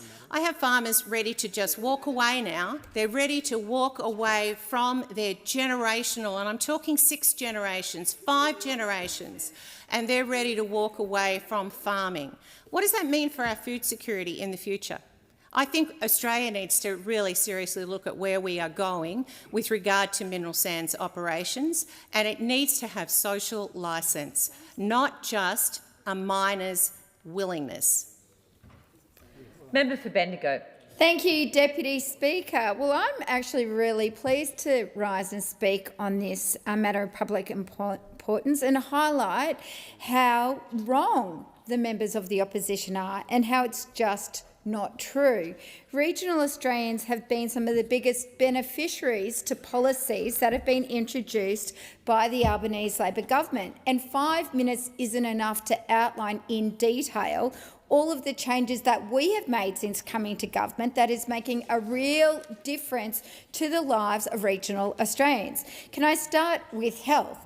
Access to bulk billing doctors is increasing. The tripling of the Medicare bulk billing incentive has meant that more and more of our doctors in regional areas are bulk billing. My electorate, we've seen the biggest uptake. Another regional electorate is the electorate of Mayo, another regional electorate. Regional electorates are tapping into this incentive. Cheaper medicines are helping people in regional Australia. We all know the health statistics. People in regional areas, sadly, don't live as long, sadly have more chronic health conditions. So therefore have the access to cheaper medicines is making a real difference to their lives. Can I also start to talk about the difference that the urgent care clinics are making in Shep, Bendigo, Geelong, Ballarat, plus others being rolled out in other regional areas, all making a real difference to people's lives. Can I also talk about the changes that we have introduced in terms of debit reduction for university fees, debts that people have? Free TAFE is making a difference to regional students, starting to try and reverse that trend for our young people not accessing tertiary education when they finish high school. All reforms from this government. Tax cuts for every worker, not just those earning big incomes that the previous government introduced. We changed it to make sure every worker, including those in regional Australia, got access to that. Now, regional wages are slightly lower than those in the metro cities. It is just a fact of life, meaning more workers in the region got a tax cut under us than those opposite. Fact, simple fact. That is another measure of how regional Australians are doing better under us because of our tax cuts reform. Can we also talk about aged care, early childhood education? The pay rises introduced by this government is reversing the bleed. Aged care in regional areas were desperate for workers, but we've stabilised that by increasing the wages, encouraging workers to stay where they live and where they work. The same for childcare workers when those wages come in. It will stabilise and help reverse the desert problem that we have in regional Victoria. Fixing wages is critical to turning around the challenge that we have with early childhood education. Renewables, and I'm glad that that was put on the table. Renewable energy is a real opportunity for regional Australia. In my own electorate and the electorate of Mallee yesterday, a new solar power plant was approved by this government, and that will power every single home in my electorate. Every single home in my electorate will be, that is what was approved yesterday. It's not just in the member for Mallee's electorate, it is everywhere where we can get a project that stacks up economically and environmentally. And I am so pleased to be able to stand here and say that this government, our government, has approved a renewable energy project that has the ability to power every single home in my electorate, and it is being built in my electorate. So it is not just the member for Mallee's electorate. It is every part of regional Australia where it stacks up environmentally and economically. That is where we are making a real difference. We are helping communities power themselves. We are training our own in our regions through our universities and through our health system to take care of our own in aged care, in early childhood education and in our medical service. We've given every worker that works in regional Australia a tax card, and we're getting on with building the infrastructure that we need. And Deputy Speaker, I've got 30 seconds to even start talking about the infrastructure that we're doing. We are doubling the roads to recovery budget, which is helping our councils fix the roads that they need. We have the Growing Regions program, which is not being rorted, which is being delivered through a transparent process that has been backed up by the Auditor-General's Office. This is just the beginning of the shopping list of what we've done for regional Australia. Regional Australians are better off because of our government. Member for Dawson. Thank you, Deputy Speaker. Well, after 2.5 years, regional Australians are worse off under this government. And those opposite have no understanding about what regional and rural Australia is about. They just have no concept. They wouldn't know a farmer if they fell over one, although they do spend a bit of time trying to trip them over. Regional Australians, this is a little lesson for those opposite. Regional Australians provide the food and fibre, not Woolies and Coles. They don't grow it out the back. Farmers have provided blood, sweat and tears, and that's how you get the food. The fishing industry, the wild caught fishing industry, that's how we get fresh fish on our plates. And the grazing industry, that beautiful hunk of rump steak, how good is that? Well, that comes from a grazier. That actually comes from a cow, not off one of those plastic packets in Woolworths. And the mining industry that produces so much. But rural and regional Australians, they do so much more than just do the jobs and produce food. They create the wealth. In my region alone, $15 billion from royalties is generated from coal. And the Resource Minister should actually know this. And what happens with that? That money goes towards our police, our fire, our ambulance, all generated within the regions.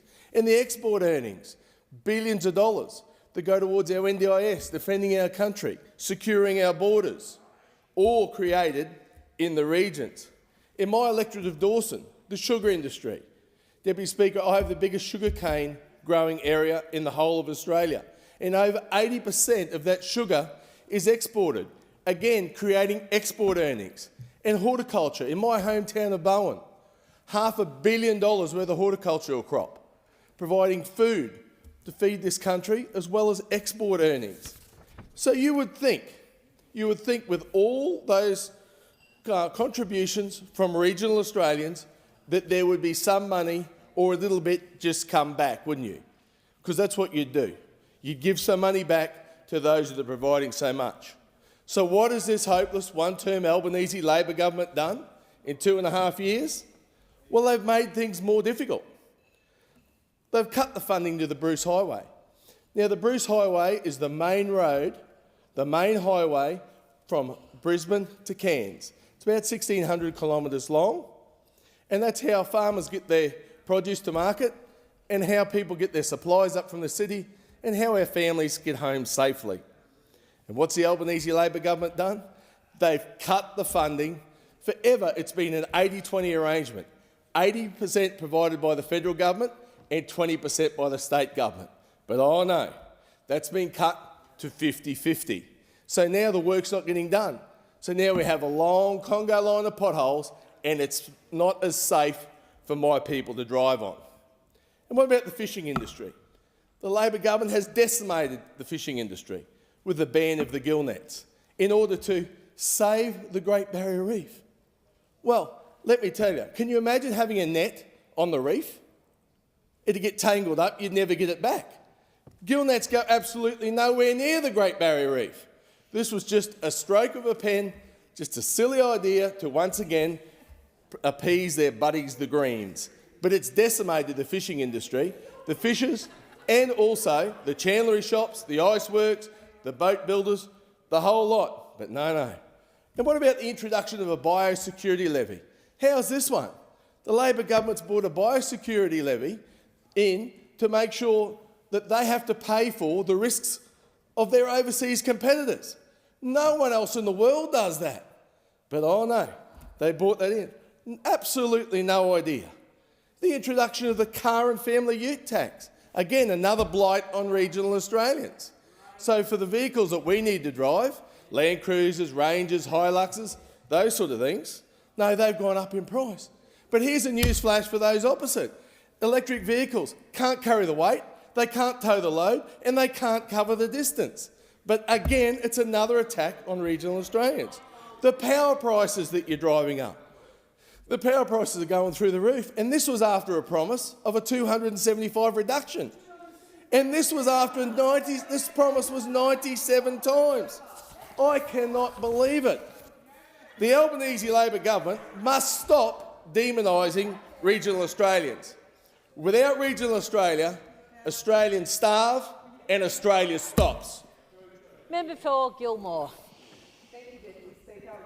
Proud to stand here today as a regional MP and delivering for my region on the south coast of New South Wales and for regional Australia. I grew up on a dairy farm in my region, and everything I learnt growing up means I get my region. It's where I've raised my 4 kids. So as an MP and a mum, I naturally want the best for every young child growing up in our region, so our young people can go to TAFE, do that apprenticeship or go to uni, so that young people can aspire to be able to remain living locally, that the health needs of pensioners and our most vulnerable are looked after.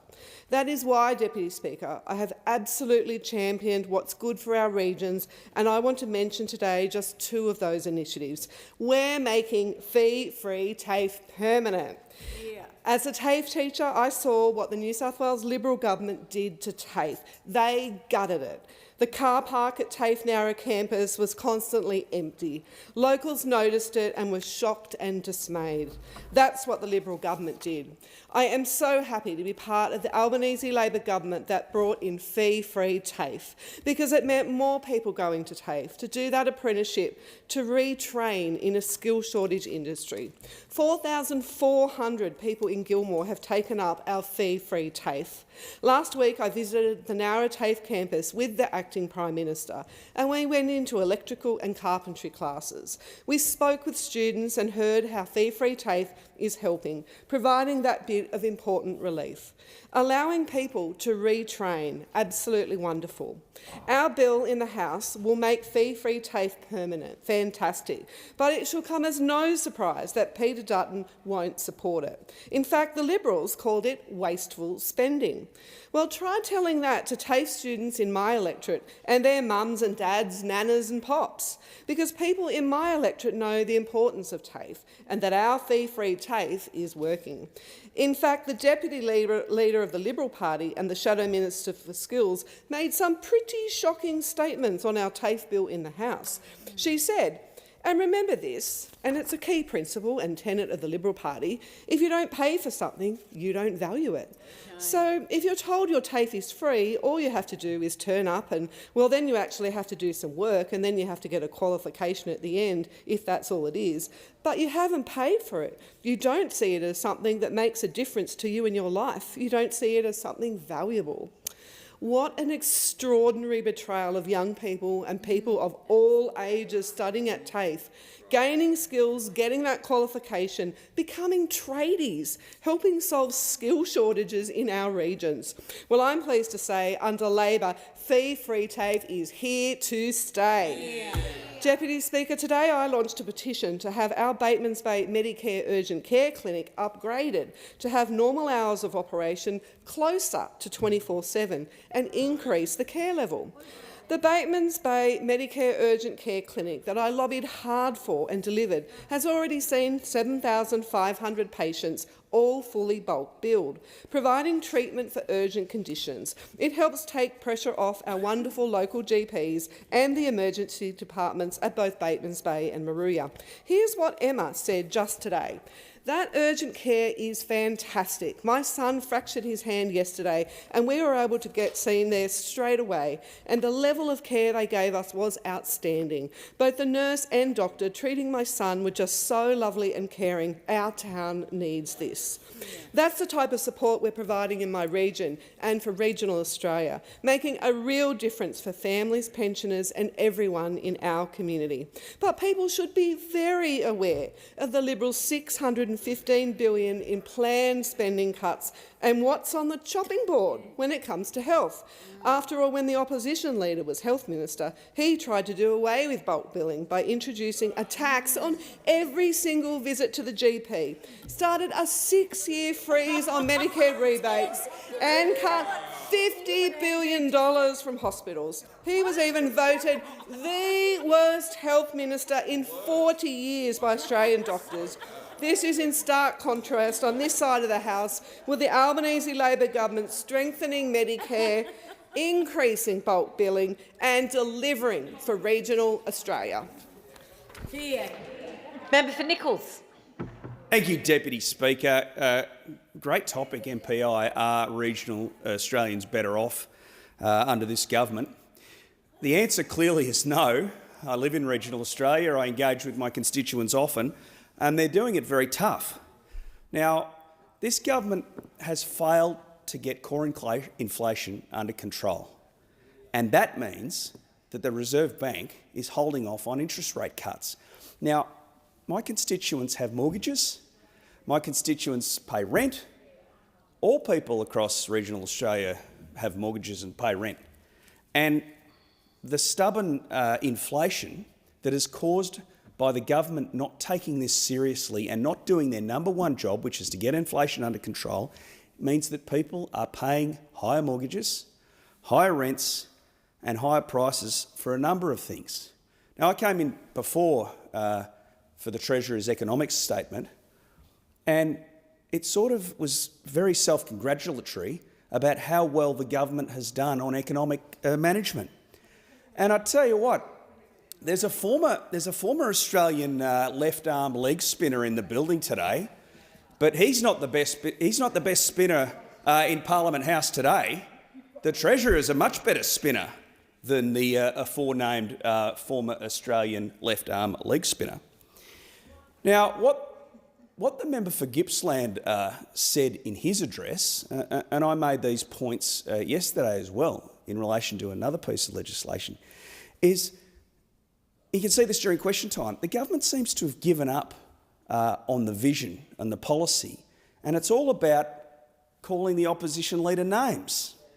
Now, come on, we deserve a bit better than that in Australia. I know that the Tactics Committee and the focus groups have said if we demonise the Leader of the Opposition, that's the pathway to holding on to government, however slender that may be. But it's not really the path I think Australians want us to go down. So, you know, calling the opposition leader names, that's not leadership, it's not vision. What we need to do, and the other thing, a lot of people in my electorate and in regional Australia are involved, whether they own or are employed by small businesses. And those small businesses are reporting to me that it is harder to do business, mainly because of the industrial relations legislation that they're forced to wade through. Now, those might be fine for really large businesses to deal with, but for a small business who doesn't have a sort of a HR manager, it's very difficult and it makes it harder for them to do business. I had an agribusiness investor and farmer and producer tell me just last week, I'm not investing in Australia at the moment because I'm too worried about what this mob is going to do around policies to do with IR and water. My investment's going to the United States. Now, that breaks my heart because when he invests, my people get employed and we produce things. Now, it's hard to produce things without, in my patch and in the Murray-Darling Basin, without irrigation water. So the lack of confidence in the agricultural sector because of the changes to the Murray-Darling Basin plan, and I'll call out again the Minister for Environment's failure to come to basin communities and find out the actual consequence of the damage she's doing. But the lack of investment confidence is hurting my community. So those people aren't better off because when people invest in agribusiness, people get employed, We export products to Southeast Asia and beyond, and Australia is a richer, wealthier place. You take away that confidence, Australia is a poorer place, and the people who live in regional Australia who rely on these industries are poorer. So the policies announced by this government have damaged confidence and are making regional Australian people poorer. Now, there was an infrastructure pipeline in my electorate. It built some great things. The Chuka-Moama Bridge, improved rail lines between Shepparton and Melbourne. I haven't seen much infrastructure development in the 2.5 years of the Albanese government. In fact, we have had some funding, but no work started. So we've got to build some stuff. Then people in regional Australia will be better off. Thank you, Deputy Speaker. Member for Corangamite. Deputy Speaker, under the Albanese Labor government, regional Australians are better off. And here's why. Bulk billing in the regions is higher now than it was 2 years ago. That's a fact. And the data makes it crystal clear. The Albanese government's record investment to strengthen Medicare has revived bulk billing and made it cheaper for people in regional Australia to see a GP. And in regional Victoria alone, this has resulted in an additional 585,900 free visits to the GP just in the past year. That's something to celebrate, and it's remarkable. And it reinforces the fact that regional Australians will always do better under Labor when it comes to their Medicare and their health care. Now, this stands in stark contrast to the damning legacy of the former coalition government. We all know the opposition leader was overwhelmingly voted by the Australian doctors as the worst health minister in living memory. And it was the opposition leader who wanted to abolish bulk billing, which would have delivered terrible health and cost of living outcomes for regional Australians. And Deputy Speaker, it's a similar story when it comes to the education sector. The Albanese government understands that regional economies are bolstered by investment and support in their educational institutions, like Gordon TAFE and Deakin University in my electorate of Corangamite in regional Victoria. And that's why we're backing in our regions, putting forward a policy that would see more Australians attend regional universities, studying, working and hopefully embracing and staying in regional areas. The latest data backs this up. It shows that under our education policy, regional university intakes would rise by 11% above their 2023 international student levels and 78% above their estimates for 2024. This projected 78% rise would be the economic boost these regional communities need. Deputy Speaker, I know there are National Party MPs and senators who want this bill passed because it would benefit their regional communities. But unsurprisingly, Deputy Speaker, the Liberal Party are standing in the way of this bill. They're blocking our pathway to supporting regional universities. They're opposing a 20% cut to student debt, and they're now opposing free TAFE, a program that regional Victorians are taking up in their droves. And when it comes to infrastructure, our record speaks for itself. We're progressively doubling roads to recovery funding to $1 billion annually.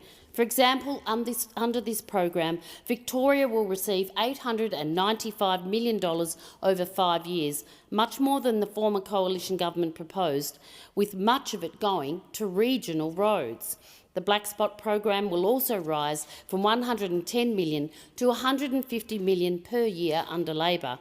And in my regional, fast-growing electorate, this Labor government has in the last year rolled out more than $1.3 million for road projects alone on the Surf Coast, making our roads safer and reducing travel times for motorists. And we're about to kick off early next year Stage 2 of the Bowen Heads Road upgrade. This is a joint state-federal funding partnership, a $250 million project that will duplicate this busy arterial road in one of the nation's fastest-growing areas. And on Saturday, we officially opened the Warn Ponds rail duplication, with work now complete. This contrasts sharply to the former coalition government, which took funds from regional Australia and put it into the North Sydney pool. So much for a coalition government that supports regional Australia, Deputy Speaker. And they do have form. Do you remember, Deputy Speaker, when the former Abbott coalition government froze road maintenance funding back in 2014 and then did nothing for a decade? As a result, regional roads suffered, and so did their businesses and local communities. But luckily things have changed, Deputy Speaker. At the last election, the nation voted for a competent, compassionate government that is now getting on with the job for the people of my electorate, for the member for Gippsland's electorate, and for all regional Australians. Thank you. Member for Grey. Thank you very much, Madam Deputy Speaker. I am an optimistic person. I like to believe the best in people. And this motion today, that after 2.5 years of regional Australians are worse off under this government. I have said many times that I don't think members of the Labor Party come here to do harm, and I don't think they mean to do harm to regional Australia. I think they are, in the truest sense of the word, just simply ignorant, and they don't understand what it is they are doing to rural Australia. I have been keeping a bit of a list of the things that I think are really biting and really hurting and changed in this 2.5 years of government. Obviously, the cost of everything, and only the other day I was looking in a butcher's shop at sausages that were $16 a kilogram. I can't tell you what an obstacle this is for people anywhere, let alone in the country. Our electricity, despite promises of a $275 reduction, have gone up by 30%. And if you think that's tough on householders, imagine what it's like for a small manufacturing business or a large retail centre or whatever it might be, because costs in the country are pretty tough on everything. Interest rates, 12 rises under this government. Average mortgage, $35,000 worse off. Personal income taxes are up by 25%. We've heard the government parrot about their tax cuts, the stage 3 tax cuts, which were actually funded under the former government.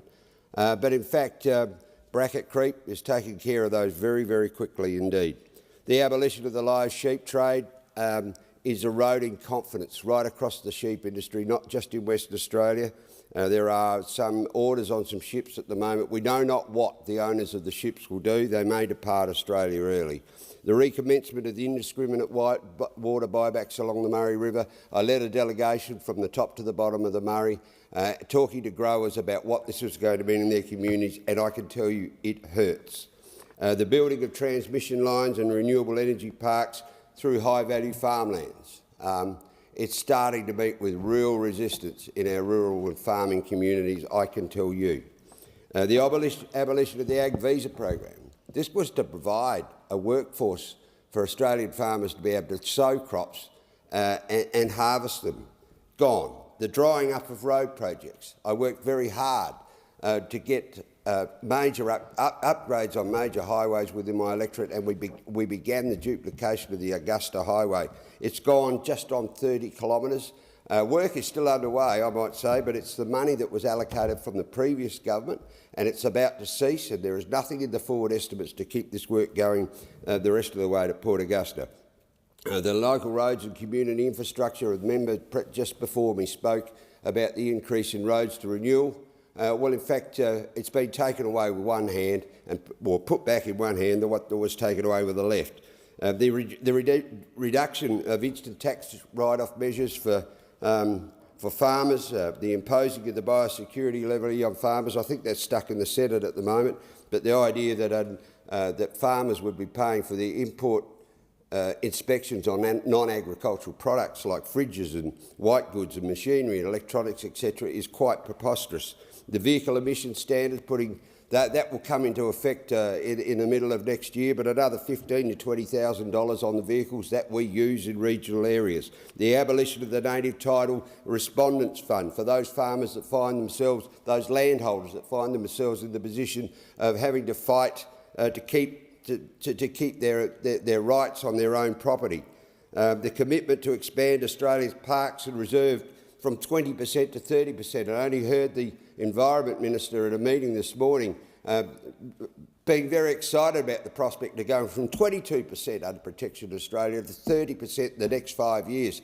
I can guarantee you, Madam Deputy Speaker, that land, that protected area will not be coming out of the electorate of Sydney.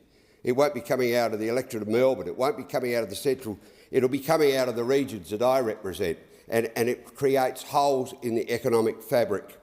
The allowance of big emitters to buy up agricultural land for set aside for emissions to meet the safeguard mechanisms, and the safeguard mechanisms themselves that are actually undermining the metal refining platforms like the steelworks in Whyalla and the lead smelter in Port Pirie and the copper smelter in Roxby Downs is making it more and more difficult.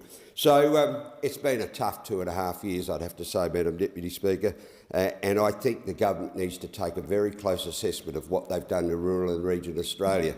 I would like to continue that the... Time has expired, I'm sorry, but I'm giving the call to Member for Lingiari. Thank you, Deputy Speaker. I'm proud to stand as a member of the Labor government that supports a seat like mine in the Northern Territory that's as diverse as Lingiari, which is regional and remote Australia. Labor works hard to help all of my constituents deal with the cost of living pressures, and there is still more to do. And when you hear speaker after speaker on the other side, not once have we heard on our side that there isn't more to do. We know that there is more to do and that everyone is hurting, and we are doing everything possible to try and make life better for everybody, not just the select few, but everyone. In my electorate, we work very hard as part of the government to build strong and sustainable communities that provide relief to those most in need at times when they need it the most. Labor's tax cuts, which came in force from the 1st of July this year, benefited 43,000 Territorians in Lingiari, and Labor is working hard for all Australian taxpayers to keep more of what they earn. Our government's $300 energy bill relief is another practical way Labor is easing the cost of living pressures. Around 85,000 households across the Northern Territory have benefited from this measure, which is reducing national household bills by 17% on average compared to the previous year. In Lingiari, the Sun Cable project, which is going to benefit the nation, but particularly for Aboriginal communities along the corridor where the Sun Cable project is working. The Indigenous Land Use Agreement is about to be signed between Sun Cable, so its partners through the Northern Land Council, and native title holders. And I was listening to the member for Grey where he was talking about the native title disputes in South Australia. Well, it might help the retiring member for Grey. Maybe that side of government needs to work more with their Aboriginal communities to get consensus rather than the ongoing disputes that we often see. That I think that side of politics loves the division between pastoralists and Aboriginal people. In the Northern Territory, we've done a lot of work with the Cattlemen's Association, with the pastoral industry, with Aboriginal people in terms of building the economy and the Northern Territory. And a lot can be said if you work on those relationships. Not everyone agrees, and that's okay. You can agree to disagree. But it's imperative on all of us in this House to try and work together with industry to try and get the best outcome, particularly if we're looking at what needs to happen in terms of getting greater benefits and outcomes for our constituents. One of the things that I do want to pick up, and everyone's picked up because it is really important, is the Medicare reforms that our Health Minister has taken through. And I just want to quickly touch on the urgent care clinic in Alice Springs, or in Bartua, which has had over 25,000 for a small community like Alice Springs. The number of people who have used the Medicare urgent clinic in Alice Springs has been mind-blowing. It is in the top 25 urgent care clinics that we have put in place. The community of Alice Springs has been They are very grateful, and it was good to be there the other day and to see people coming in. It's not just Aboriginal clients that are going into these urgent care clinics, but mums and dads and everyone that lives in Alice Springs. You know, Alice has a high population of about 30% of the multicultural community, and to hear everyone saying how good the Medicare urgent care clinic in Alice Springs is, that has been a fantastic initiative, and to get the support from the Health Minister to certainly with Congress, the Central Australian Aboriginal Congress, Department of Health and with others to make the Medicare urgent care clinic in Alice Springs, which has been an important part of the Albanese Labor government's promise to make it easier to see a doctor, and for regional communities like Alice Springs, like Katherine, like Tennant Creek, it is hard to try and get a doctor into all of these regional areas. But the Medicare urgent clinic in Alice Springs, but also what we're doing throughout those regional areas has to be applauded, and a big investment by this side of government. And the time for this debate has concluded. And I give the call to the member for Macnamara. Thank you very much, Deputy Speaker. On behalf of the Parliamentary Joint Committee on Human Rights, I present the committee's report entitled Human Rights Scrutiny Report 10 of 2024, and I ask leave of the House to make a short statement in connection with the report. Is leave granted? Leave is granted. Thank you. Member for Macnamara. Thank you very much, Deputy Speaker. I'm pleased to table the Parliamentary Joint Committee on Human Rights 10 Scrutiny Report of 2024. In this report, the committee has considered 24 new bills and 162 new legislative instruments, and has substantively commented on one new bill, one new legislative instrument, and concluded its examination of 2 bills. In this report, the committee commented on the Migration Amendment Bill 2024 and the Migration Amendment Bridging Visa Conditions Regulations 2024. The Migration Amendment Bill seeks to amend the Migration Act of 1958 to provide for the cessation of subclass 070 bridging and removal pending visas, to facilitate arrangements for the removal of visa holders to receiving countries, permit the sharing of criminal history of information both domestically and with foreign countries, provide for the reversal of protection findings, and alter the test for where the Minister may remove certain BVR visa conditions.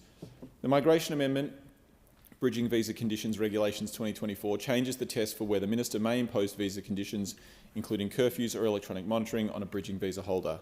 The committee considers that the bill and regulations engage and limit multiple human rights while those individuals are in Australia and potentially in circumstances where they've been removed to a foreign country. The committee considers that further information is required to assess the compatibility of these measures with these rights, and is seeking further information from the Minister for Immigration and Multicultural Affairs. The committee has also considered a response from the Minister regarding the Aged Care Bill 2024, which seeks to establish a legislative framework for the Commonwealth aged care system.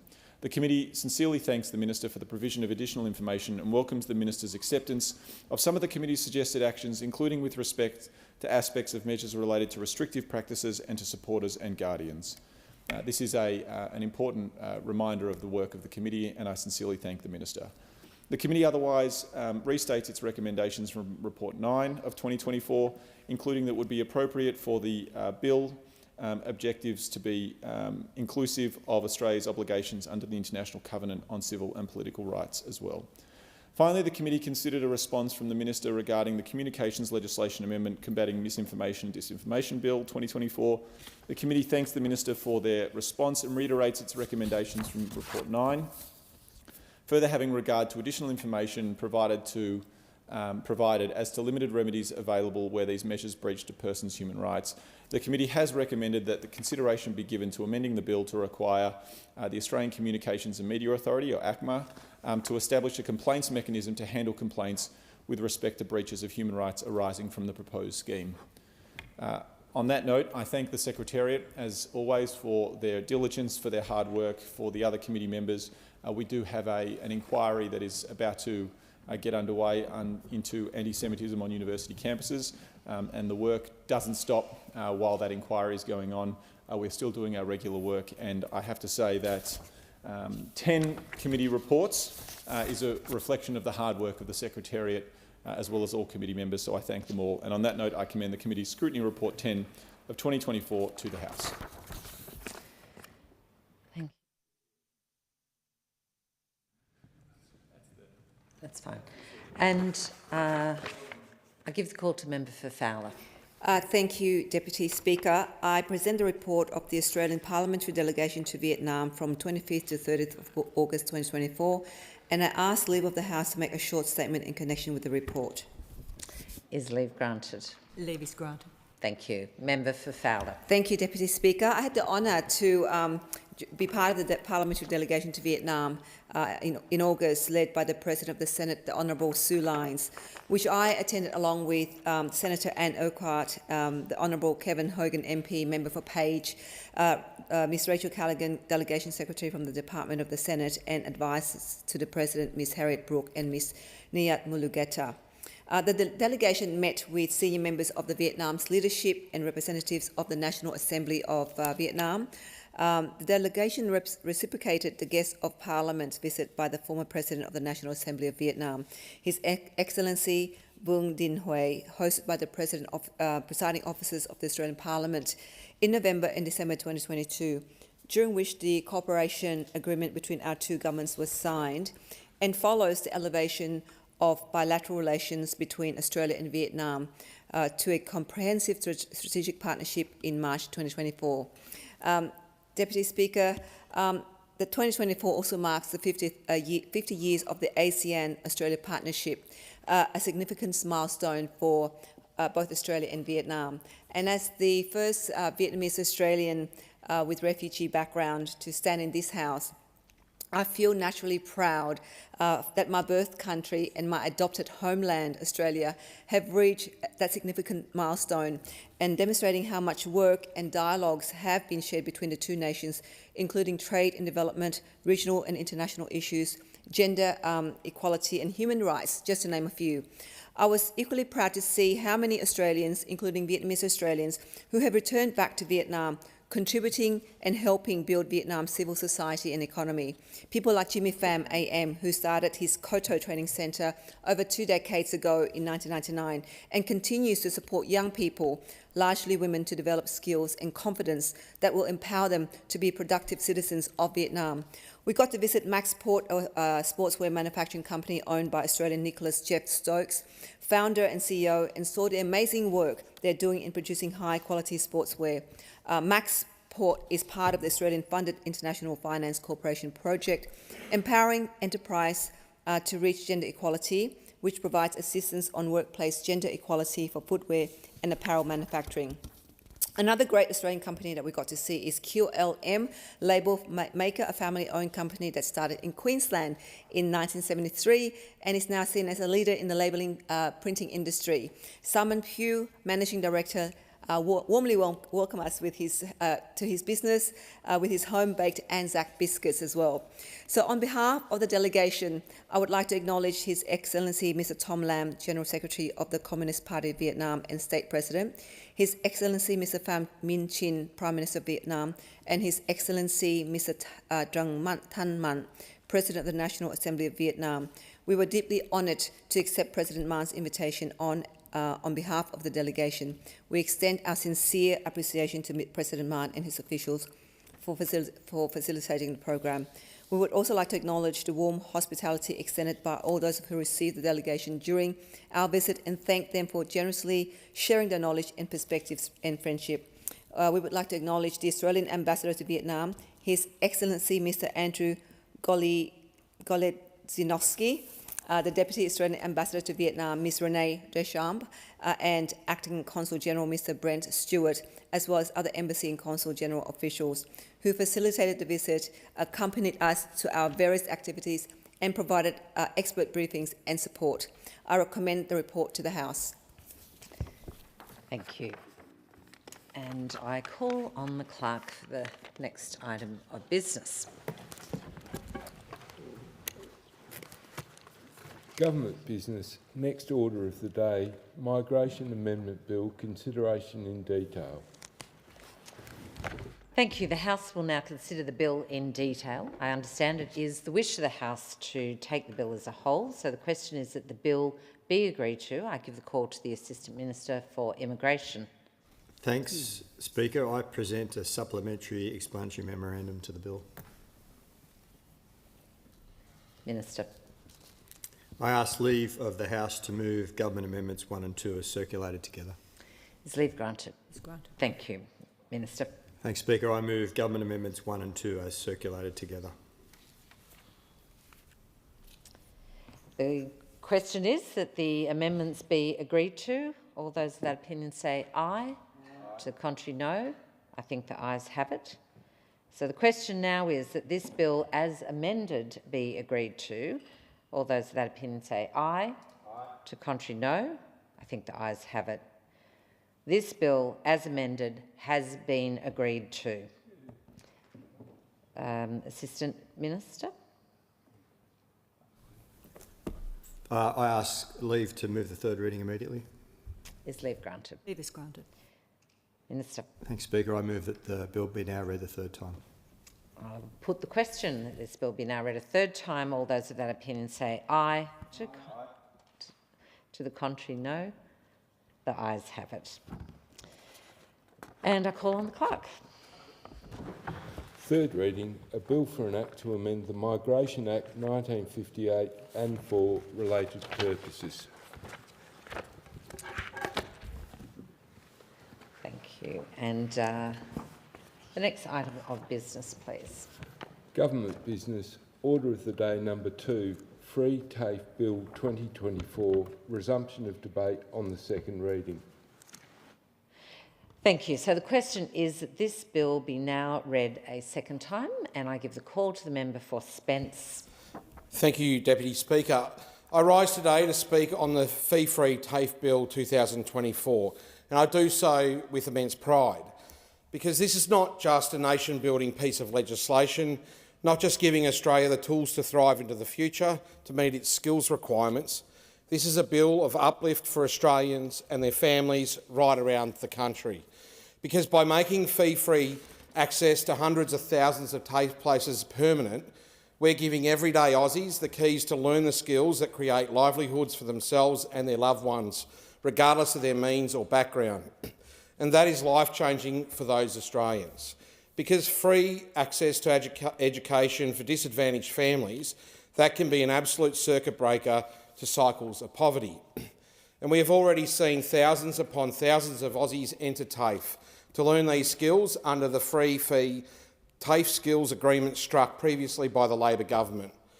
These are invaluable outcomes, outcomes that are good for people and good for the economy by helping Australia to fix the skills shortages that desperately need to be addressed.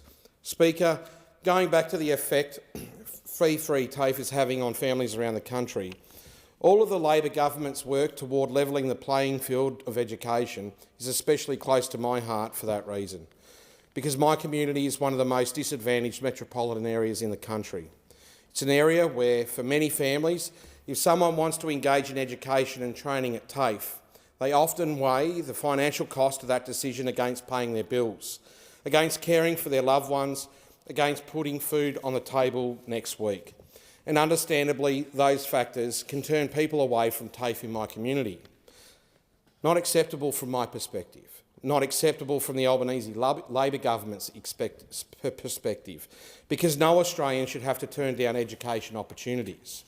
No one should be giving up the chance to learn skills that will make their lives more fulfilling or more prosperous because they can't afford it.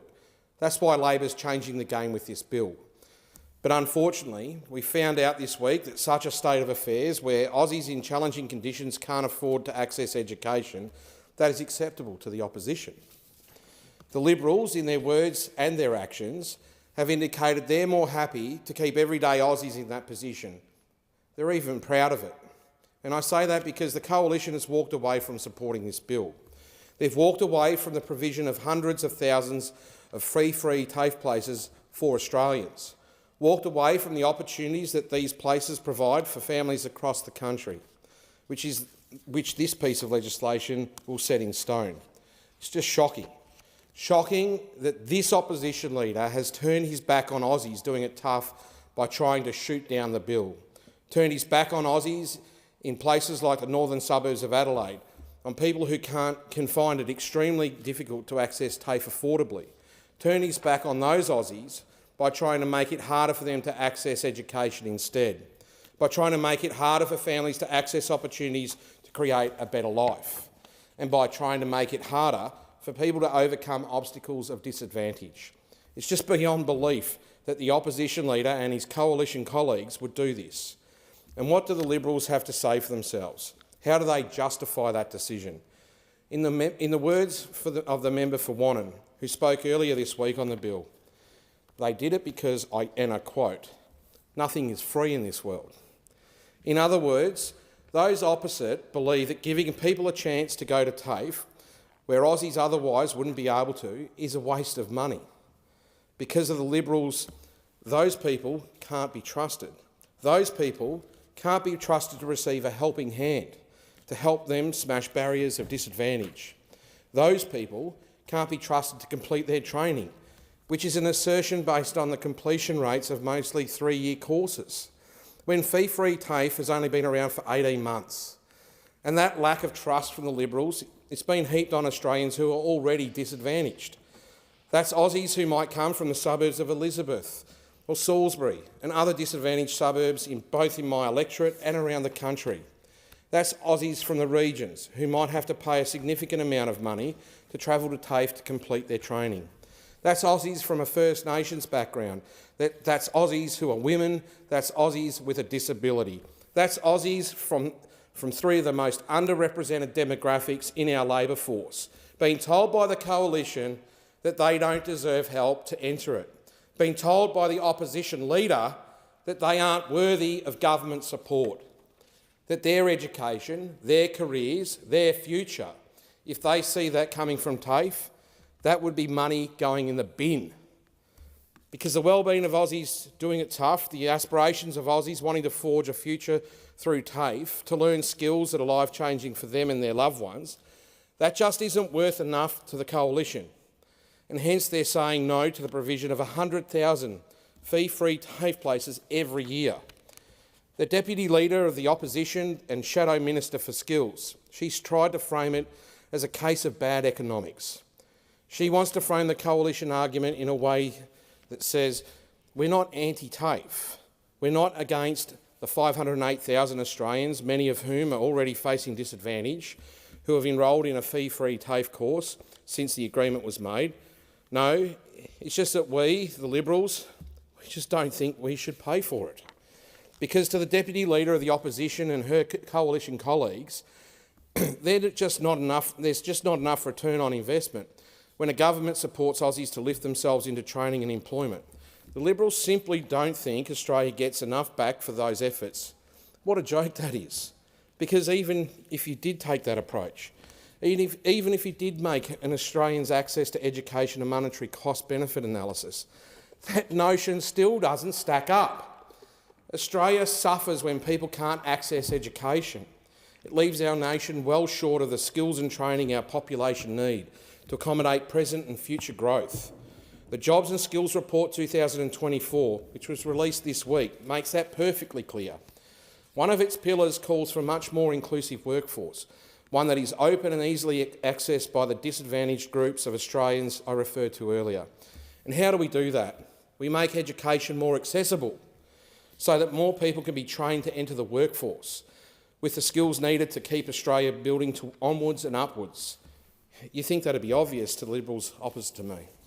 But lo and behold, following 9 long years of a coalition government, a government that ripped $3 billion of funding from the vet system and TAFE, Australia now faces its worst skill shortage in 50 years, caused by the same doctrine then that's inspired them to oppose this bill before the House now. They appear determined to make that shortage worse, which is just unacceptable and frankly negligent. Because as a nation, we're in a position where we need to build 1.2 million homes within the next 5 years. We need people with the skills to do that, skills they can get at TAFE to ensure housing is affordable and accessible. We're also in a position where 44% of all new jobs created within the next 5 years will require a vet qualification at the least. People need the skills to become employable, especially if they're of lesser means, and those skills, they can get that at TAFE. It would be absolutely disastrous for Australia if they didn't have access to that training and were barred from the workforce as a result. That's a huge part of why the Labor government has put forward this bill to address the skills shortage and in turn to address both of those issues, as well as other shortages in the industries of care, defence, manufacturing, agriculture, by giving Aussies the opportunity to enter those industries, no matter who they are, where they're from, or how much they earn, to fill that skill gap. And to perk the ears up of the incredible economic managers across the coalition, doing so will prevent the untold economic damage that skill shortages will cause if ignored, as they are seeking to do so given their position on this bill.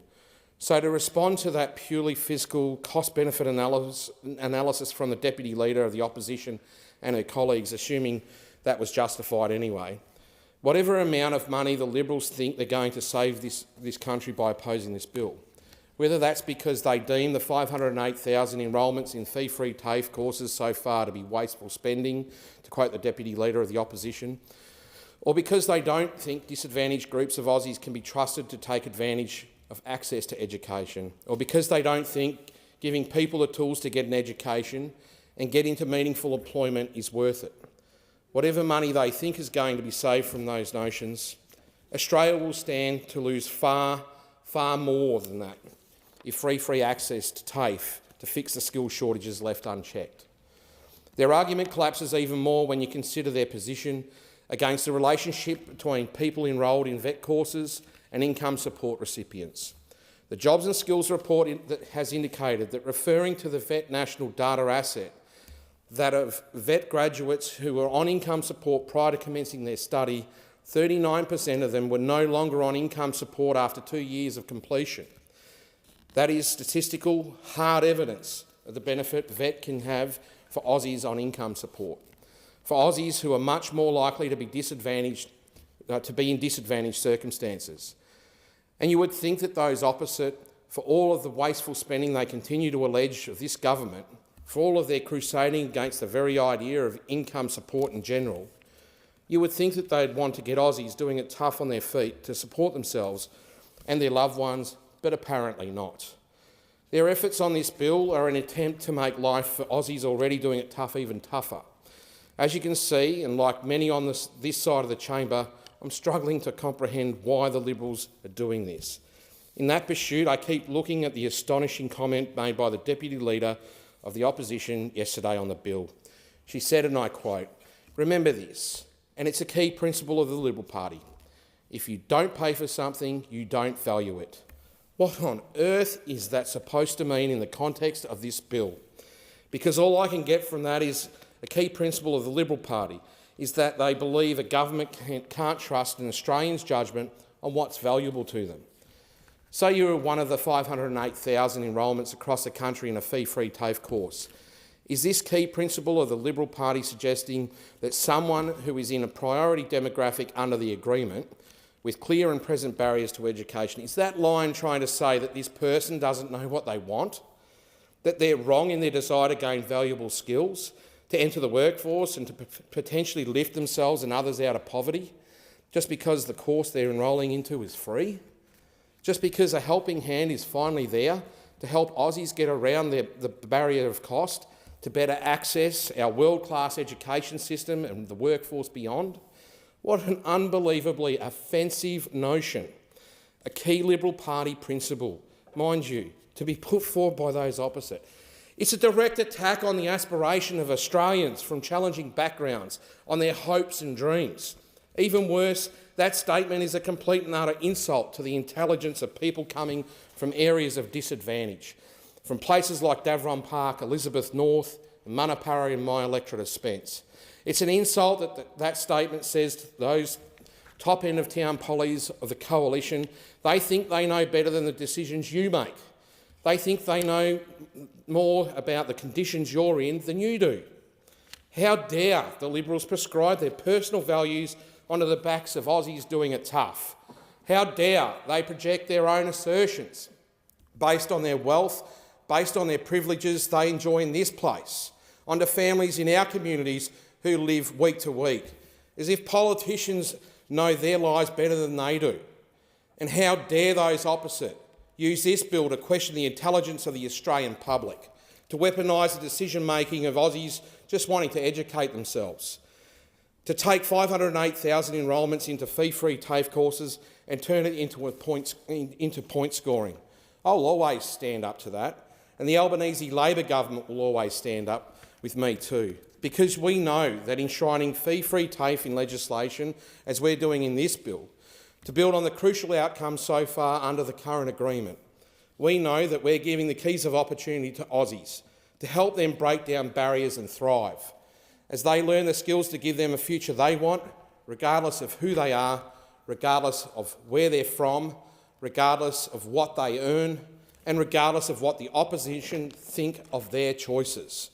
The opposition leader, his deputy, the Liberal Party, they will continue to heap disadvantage on those already disadvantaged with their position on this bill. But the Albanese Labor government will never stop fighting on that front, and I will never stop fighting to support those who need it most. I commend this bill to the House. I thank the member for Spence. The question is that this bill be now read a second time, and give the call to the member for Mallee. The member for Mallee has the call. Thank you, Deputy Speaker. It won't surprise you to hear, Deputy Speaker, that we on this side of the House care greatly whether taxpayer money is being spent effectively, and we are vigilant to keep those opposite, given their predilection for those to pick winners, particularly when that winner is the public sector over the private sector, and the consequences of Labor's choices on the training choices of everyday Australians. As a member of the Nationals, I hasten to add the impact on training choices in regional Australia. Before getting too far into the facts and figures, as the member for Mallee, I reflect on the increasingly frequent conversations I have with small businesses, and those particularly who use trades, who cannot source young apprentices and workers. If fee-free TAFE isn't delivering workers into regional manufacturing and industry, that ought to be reviewed. In my electorate, I have Sunny TAFE, that is the Sunraysia Institute of TAFE, operating in both Mildura and Swan Hill, and the Federation TAFE in Horsham. There are also various other providers, including Civil Contractors Federation, Skill Invest, who, among other courses, they run in the electorate agricultural and vehicle training at Longrenong near Horsham, and more courses in Horsham itself. The Australian Institute of Vocational Development, AusSkills Careers College, Murray Adult Community Education, and the Warner Institute, just to name some. Choice matters. I must add that just yesterday a new engineering centre opened up at Federation TAFE's Wimmera campus in Horsham, offering Certificate 3 Engineering in Fabrication Trade. I think that is a wonderful development in Horsham, and I hope to hear of many students who take that up. I also must add, as Shadow Assistant Minister for Regional Health, that we have a dire health workforce shortage in regional Australia. We need to ensure we are adding to the supply of workers across hospitals, healthcare and aged care through TAFE courses. In short, skills training is critically important in regional Australia due to the difficulty we have in attracting workers. We need to grow our own, and that is another reason why we need to ensure we have the maximum number of training options in regional Australia. Undermining the private provider space threatens that choice. The Coalition and the peak body for independent registered training organisations have been critical of the fee-free TAFE policy, prioritising government-run TAFE over vet providers. When it comes to the free TAFE policy, we have a responsibility as the opposition to hold the government accountable. That is our job, on whether this policy is a success or not. All too often, those opposite preach virtue while reaching into the pockets of the present and the future taxpayer to throw money at something, hoping it will work, as the costs mount up and the results dwindle to nothing.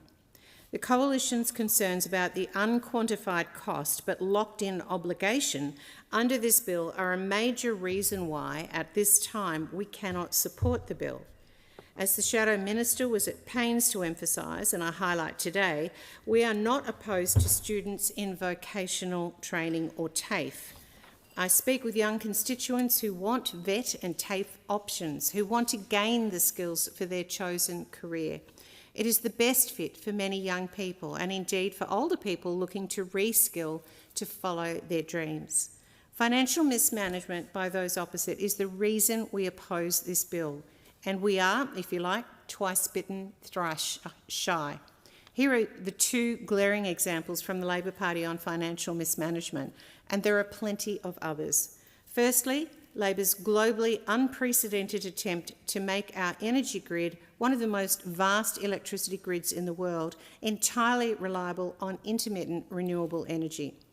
Chris Uhlmann on Sky News last night dropped truth bomb after truth bomb about the energy crisis Labor has dragged us into.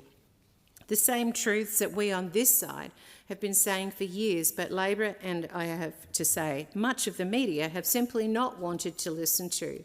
But the Australian public are listening. Mark my words. I hasten to add that on Friday, Frontier Economics belled the cat, and what a large cat it was, of a $500 billion blowout on Labor's cost estimates on their renewables-only approach to the vast energy grid of Australia. The second example of Labor's inability to manage taxpayer money is Victorian Labor's suburban rail loop, underpinned by as yet unspent $2.2 billion by the Albanese Labor government. The SRL has blown out from an initial cost of $50 billion to upward of $216 billion. Deputy Speaker, Australians just can't trust Labor with their money.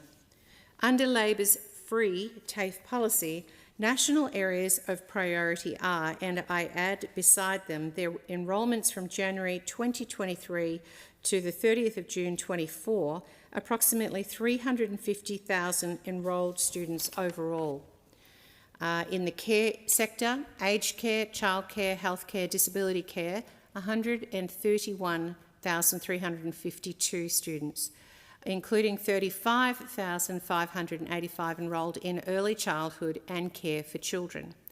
In the technology and digital space, 48,907 students. Hospitality and tourism, though I could not source a figure for that, perhaps the Minister could fill that gap.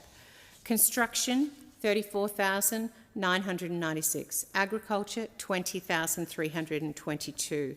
Sovereign capability, for example, manufacturing and defence, it appears enrolments in this area have been minimal. Since the 1st of January 2024, the VET workforce number, we just don't know.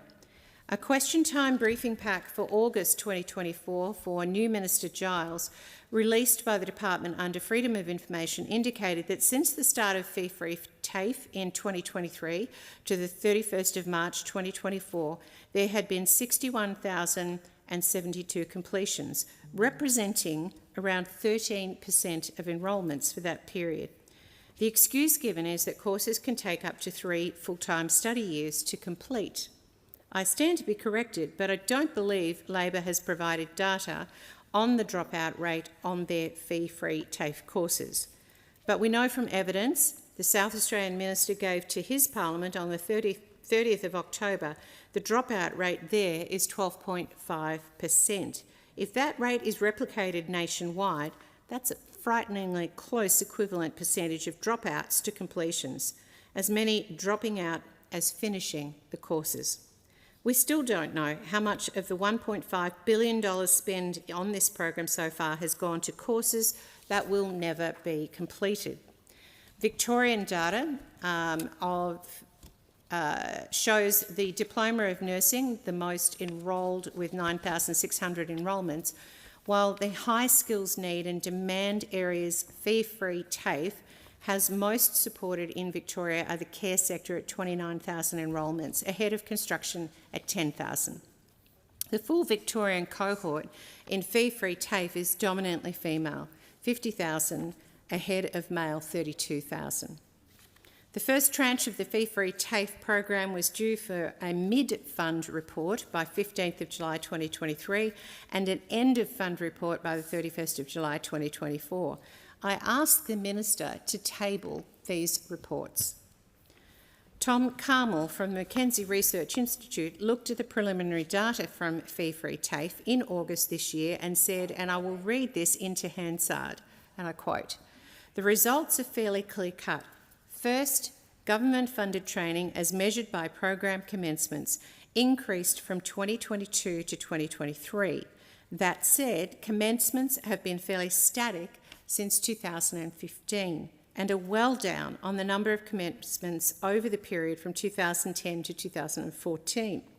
Thus, it is difficult to sell the program as a significant increase in investment in training delivery by government. Second, there is no evidence that the Australian government priorities have had a material effect on shifting training towards its priorities and have had a material effect on shifting training towards, the priority areas.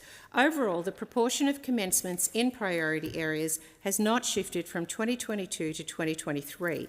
We see that commencements in the construction field declined from 2022 to 2023, despite construction being a clear priority.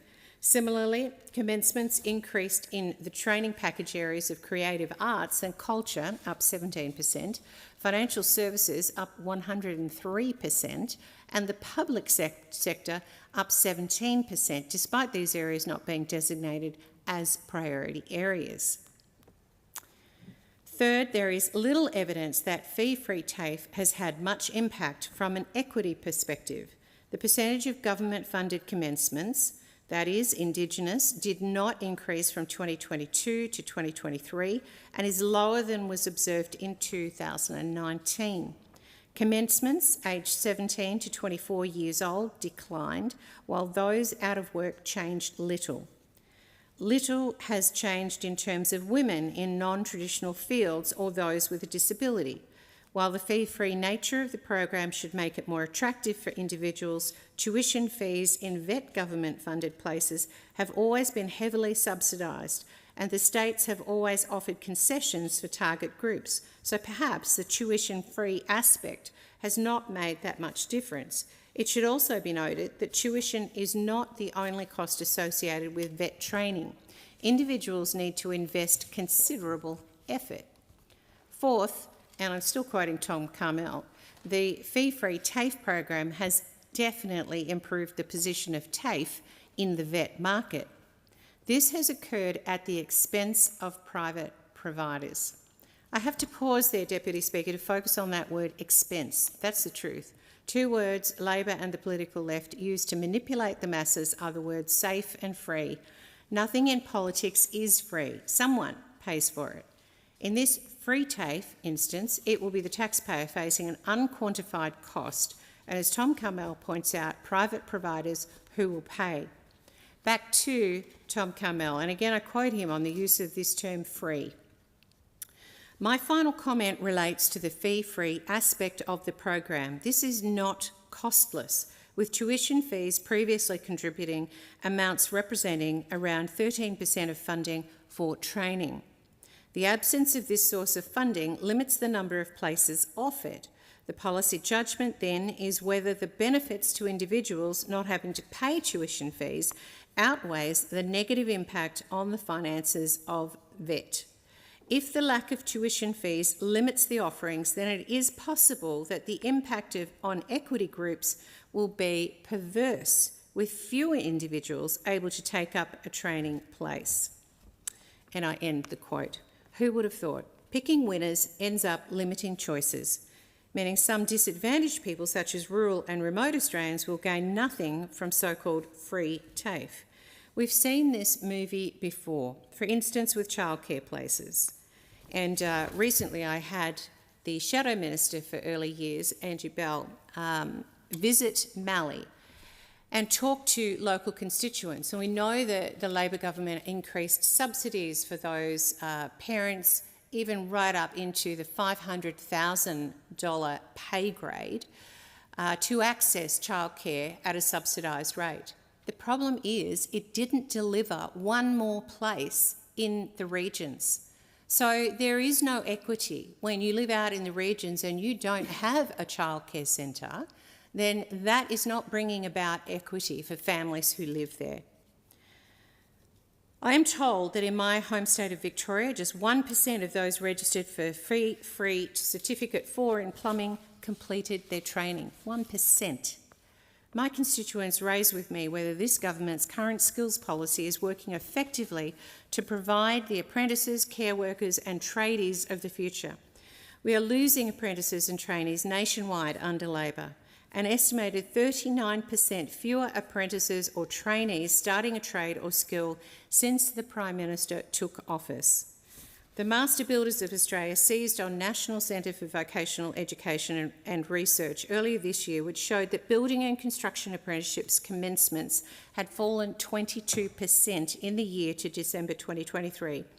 Master Builders say they are only replacing half of their annual exit rate of 8%, projecting that construction labour shortages will lead to a $57 billion reduction in GDP over the next 5 years.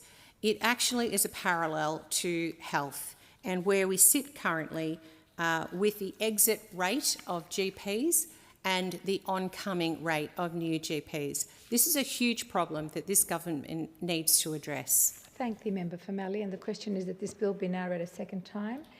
And I give the call to the member for Boothby. Thank you, Deputy Speaker. Australia is a country with a bright future, and a bright future for all our citizens, although you wouldn't know it from listening to those opposite talking us down. Our future made in Australia, the National Reconstruction Fund, the energy transition, these are all big policies, plans that are driving global opportunities for this country. Opportunities that every Australian will benefit from, whether it's from well-paid, secure jobs that they'll create, the services that they will benefit from, the businesses that they will build and grow, or the thriving economy. And we want all Australians to benefit from the economic opportunities that Labor is building. No one left behind, no one held back as the economy transitions. And make no mistake, the economy will transition. Change is the one great certainty in life, and we need to be prepared for it and embrace the opportunities it brings. The one thing all these strategies need is a skilled workforce. Skills drive economic growth. And for many of these jobs, an apprenticeship, university or TAFE qualification is the entry ticket. When we came into government, we inherited workforce shortfalls across the economy. There wasn't a sector I didn't hear from telling me how hard it was to get skilled workforce they needed. Tradies, the health sector, aged care, education, retail, services, manufacturing, defence, the list goes on. The previous Liberal National Government ran down TAFE and universities and then was surprised that there was a shortage of skilled workers. The Albanese Labor government is committed to investing in the skills Australia needs to drive economic growth. The fee-free TAFE bill commits the Commonwealth to ongoing support to states and territories for free TAFE. Free TAFE has changed lives and futures of hundreds of thousands of Australians, providing cost of living relief and a pathway to well-paid and secure employment. In the first 18 months of fee-free TAFE, there have been 508,000 enrolments. Staff and students at the Tonsley TAFE in my electorate told me how popular it was. Students who otherwise wouldn't have signed up for training because cost barriers were now beating down the doors. Older workers wanting to reskill to change careers. Women who wanted to upskill to return to work after having children but facing financial barriers to get the time to study. And the most popular topics were building trades, IT, early childhood education and enrolled nursing, all areas where we have a workforce shortage. All areas where we have Australian businesses crying out for more workers. All areas where Australians can have rewarding and fulfilling careers. And all areas where fee-free TAFE is making a difference in addressing the workforce shortage across the country. TAFE courses are designed to prepare individuals for critical roles in industries such as health, construction, technology and manufacturing. These are not luxury skills. They are the backbone of our economy and our society. This bill builds on the success that is fee-free TAFE. It ensures that free TAFE continues to deliver a coordinated response to workforce shortages in industries of local and national priority, helping build the pipeline of skilled workers that Australia needs now and into the future. Ongoing free TAFE will offer greater certainty to students, employers and industry, as well as states and territories. It will establish ongoing cost of living relief by removing financial barriers to education and training, particularly for groups that typically experience economic disadvantage. Labor is committed to ensuring that opportunities are available for all Australians who want to take them up. No one locked out, no one left behind. As a government and as a parliament, we have a responsibility to help people here and now. We owe a duty to Australians and to the next generation of Australians to build an economy that liberates their talents and rewards their efforts, and to make sure that they are ready, prepared and upskilled to benefit from those opportunities. And that starts with education for all. Every Australian, no matter their background or financial situation, should have equal access to education. No one held back, no one left behind. Education is the great equaliser. It can transcend socioeconomic divides. It provides individuals with the skills they need to thrive, and it equips societies with the tools for progress. When we invest in education, we are not merely providing knowledge or technical training, we are sowing the seeds of innovation, productivity and inclusion. We believe in equal opportunity. By making TAFE free, we're removing the financial barriers to access and ensuring everyone has the chance to pursue a career they love and achieve their potential. We believe in investing in our people. Our greatest asset is our people. And by investing in them, we're ensuring Australians have the skills and capacity to contribute to a thriving economy. Our whole nation benefits when we make it easier for people to access education. Free TAFE is an investment in the future of our society, a fairer society that benefits everyone. The long-term benefits of a more skilled, productive workforce will create great economic growth that benefits all Australians. The cost of inaction is high, as we've seen over the last decade. Failing to invest in skilling up our people will leave businesses stranded and Australians locked out of reaching their potential. That is exactly where the previous government left us, with critical workforce shortages across the nation and particularly in skilled workforce areas. We know the cost of inaction and neglect of the TAFE system, and we're not willing to repeat the errors of the previous government. A better educated workforce drives innovation, productivity and long-term economic growth, and free TAFE is a targeted solution. By removing barriers to these in-demand courses, we create a steady pipeline of skilled professionals, in-demand workers ready to contribute to our economy. But the bill doesn't just respond to the demands of today, but it prepares us for the challenges of tomorrow. As industries evolve and new technologies emerge, we need a workforce that is agile, adaptive and equipped with cutting-edge skills.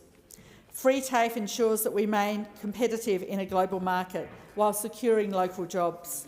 It means Australians are ready and able to take those secure, well-paid Australian jobs to truly and fully benefit from the industries of the future. We have a responsibility to help people here and now, a duty we owe to the next generation of Australians to build an economy that liberates their talents and rewards their efforts. And that starts with education for all. Every Australian, no matter their background or financial situation, should have equal access to education.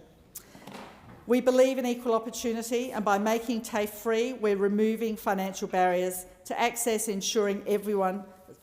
barriers to access and ensuring everyone has the chance to pursue their career. We believe in investing in our people, Australians. Our greatest asset is our people, and by investing in them, we're ensuring all Australians have the skills and capacity to contribute to a thriving economy. Our whole nation benefits when we make it easier for people to access education.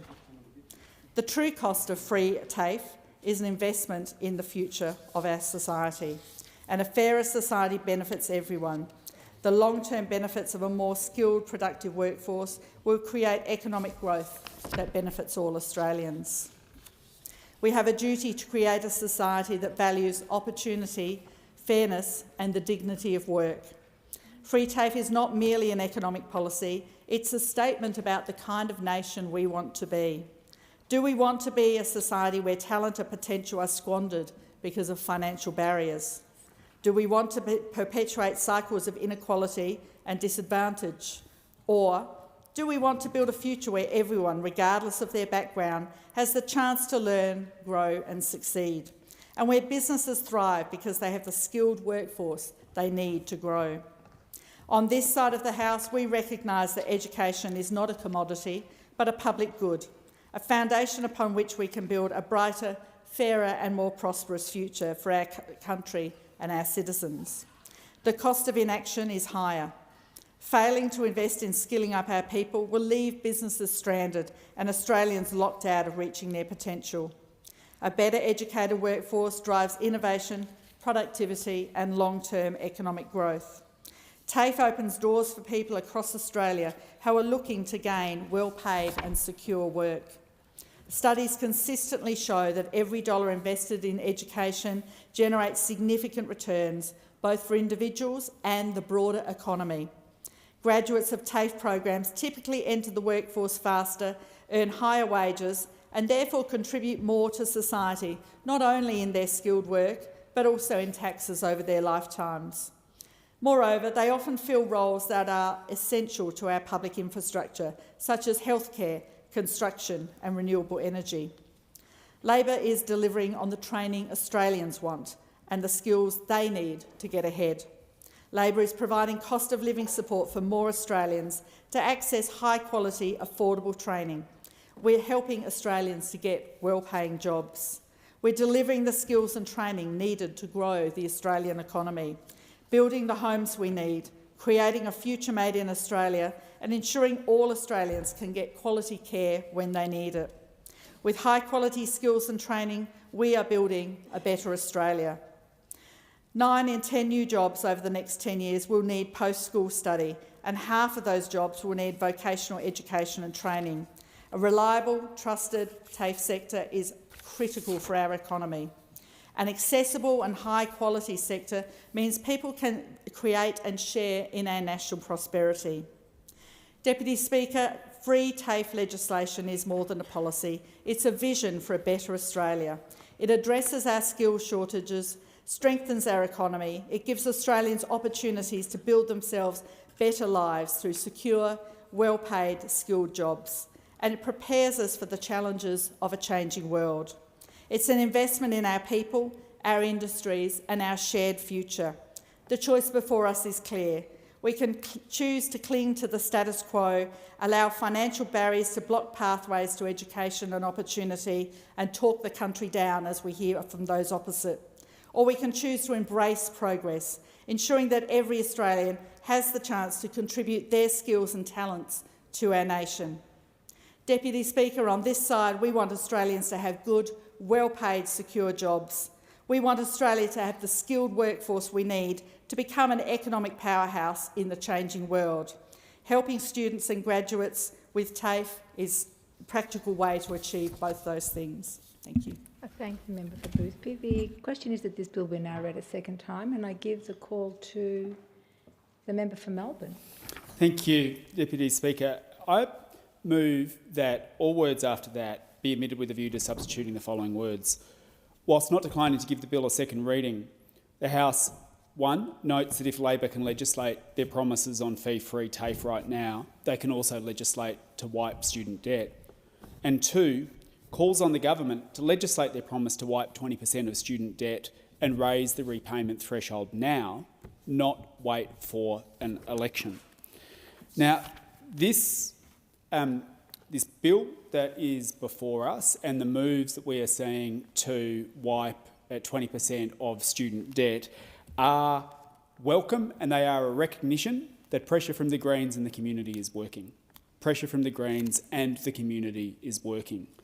We have been the party of public education, fighting for free TAFE and free university, And it was the Greens that put the massive burden that people are under of student debt on the electoral agenda. At the last election, our push to wipe student debt and to make university and TAFE free was incredibly popular and agreed to, I would suspect, by the majority of people in this country, who understand that if the Prime Minister was able to go to university for free, then so should everyone else now. Because the situation that we have at the moment is that people are finding themselves, after having completed university, for example, finding themselves with debts that are impacting on their ability to live a full life. It makes it harder to get a home because you've got debt that gets taken into account when you front up and seek a mortgage, plus you just have less money available. But critically, it's impacting on other areas of people's lives as well, because it has a cascading and flow-on effect. If you're unable to get secure housing, in part because of the massive debt that you've got, then it means that decisions about whether you start a family are also affected. And so the situation that we have in this country at the moment is that the massive, massive education debts that people have accrued under Liberal and Labor are now cruelling their lives, and people are denied what they need to live a good life. Now, we could fix that in this country. We can fix that in this country by making education, public education, genuinely free at all levels. And we've been arguing for that for a very, very long time. Now, it is a welcome move that the government is taking partial steps towards free TAFE, and that's why we support this bill. That is a welcome move and something that the Greens, and only the Greens, have been calling for some time. But, you know, earlier on in this debate, many of the Labor speakers have said very clearly and very eloquently, we've got to get this done and we've got to get this done now because people are under pressure. And the current member for Perth, the Minister said in relation to another bill that was before us, an electoral reform bill that the government's trying to rush through without an inquiry. On that bill, the current member for Perth said, no one in this place is guaranteed being returned after the election. If we've got an opportunity to do something, we've got to seize it. We've got to make the most of it. We've got to enact on it. And Speaker after Speaker on this TAFE bill, this important TAFE bill, has said, let's lock this in now. Let's lock this in now. And we agree. But I ask the government a simple question. If it's good enough to lock in free TAFE now, why isn't it good enough to wipe 20% of student debt now? Why is that being held ransom to an election? Why is that being held ransom to an election? Whereas the member for Perth said, who knows what the parliament is going to look like afterwards? If we can make TAFE free now, before Christmas, then we should be able to wipe 20% of student debt before Christmas. Now, the Greens have put forward a costed plan that would mean we could wipe student debt in full. We could have free education in this country, just like the Prime Minister enjoyed, and we could wipe student debt in full. And that would go a huge way to making our country more equal and fairer, because it would mean people wouldn't be deterred by the prospect of racking up a huge debt before jumping in to tertiary or vocational education. Like, my dad was the first person in his family to go to university. Right? He went and studied social work. And he was able to do it because university was free. He was able to do that, something that was unusual in his working class family. He was able to go and do it because university was free. This changes lives. Like, this would change lives if we did that. We can fund this too by making big corporations pay their fair share of tax. Because, Deputy Speaker, did you know that under this government, 1 in 3 big corporations pays no tax at all? And they're making excessive profits off the back of price gouging and putting up prices at the supermarket checkout, electricity, power. Like, they're price gouging people and they are making excessive profits, and then 1 in 3 of these big corporations pays no tax at all. Make them pay their fair share of tax, and you raise the revenue to do things like making university free, making TAFE free, and being able to wipe student debt. Now, we would like to do all of those things, and they're things that I think the majority of the population would like to do as well. Because if you can wipe student debt and make university and TAFE genuinely free, then you open up huge, huge opportunities for people. And most critically at the moment, for people who are working their way through tertiary education or who've recently graduated, like under Labor, you can end up having a $50,000 debt for an arts degree because Labor has not reversed the Morrison-era fee hikes for arts. And so some people are graduating now under Labor with a $50,000 debt for an arts degree. If you wipe that debt, then you give people a chance to live a good life. And what I am hearing from parents in my electorate and right around the country, parents are telling me that things are just very different now to what they were 20 or 30 years ago. And they are just incredibly worried that their kids are never going to be able to get ahead, never going to be able to own a home because of the massive tax breaks for wealthy property investors that are pushing house prices out of reach of first home buyers, but also because if you graduate, you start behind the 8 ball because you've got a big debt that you've got to pay off. That gets in the way of being able to own a home. House prices are out of reach and you never catch up. And we're becoming a society where even if you do, well, they say all the right things, even if you do everything that is asked of you, then a whole generation, a whole class of people are now going to find it, are saying very clearly that they're finding it impossible just to get the basics of life, like just to get the basics of life. And parents are telling me that for their 20 and 30-year-old kids, they know, they can see that it is very different to the way that it used to be. Now, so wiping debt would give people a very big chance and would make a material difference right now. We would like to see debt wiped fully for all of those reasons.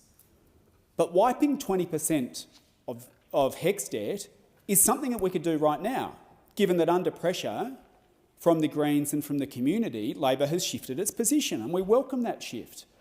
But we don't understand why you're making people wait till after the election. If we can do fee-free TAFE now, why can't we wipe that 20% of student debt now? We've got next week. That's what's left, another day, and then here, and then next week. And that's it for this year's Parliament. That's it for this year's Parliament. And all of the rhetoric from the government about how we've got to act on this now and lock it in now and why it's important now applies just as strongly to wiping that 20% of student debt. And Maureen Faruqi, Deputy Leader and Education Spokesperson, and I have written to the Prime Minister offering support to pass that 20% cut now. Haven't heard back, but we've offered support to pass that 20% cut right now. So we've got a week and a bit left. And so I'm pleading with the government to say if it's good enough for TAFE, it's good enough for university debts. Let's do it right now. Let's do it next week. The government loves to come in here and talk about, bad legislation of theirs that is having trouble getting its way through the support of the Parliament. Mind you, they look ready to do a deal with the coalition and rush through electoral reforms. Like there's always time to rush through legislation when it's in supporting the major parties' interests. They're very happy to do that. Why can you find time to rush through legislation to support the Liberal and Labor Party's interests, the major parties' interests, but you can't find time to pass legislation to cut student debt this Parliament? So I'm again asking the government through this amendment to say, yes, let's pass this bill. Let's get this TAFE bill done. But let's also pass that 20% cut to student debt now. You have an opportunity to vote for it. And we're going to give the government an opportunity to, in the Senate as well, to vote for it there, because there's legislation there where the government could act that's dealing with HECS, where the government could actually just pass our amendment and it could be done. It could be done by Christmas. And what a way to end this parliament this year, to pass legislation that delivers people not only fee-free TAFE, but to pass legislation that delivers people that 20% cut to student debt. So I hope the government reconsiders. I hope the government reconsiders, because I haven't heard a good answer yet, and I'm sure the next government speaker will talk about how we need to lock this in and lock it in now. Well, if that's right, do it for universities as well. On TAFE, as I've said, TAFE should be free, should be fully funded, and it should be properly resourced. And we need staff who are paid properly in TAFEs and valued and respected for the incredible work that they do. We know that some of the important changes and welcome changes that this government has made to TAFE, which we do welcome, but we know it's still not enough to overcome the 9 disastrous years of the coalition government gutting our TAFEs and gutting our public education and training system.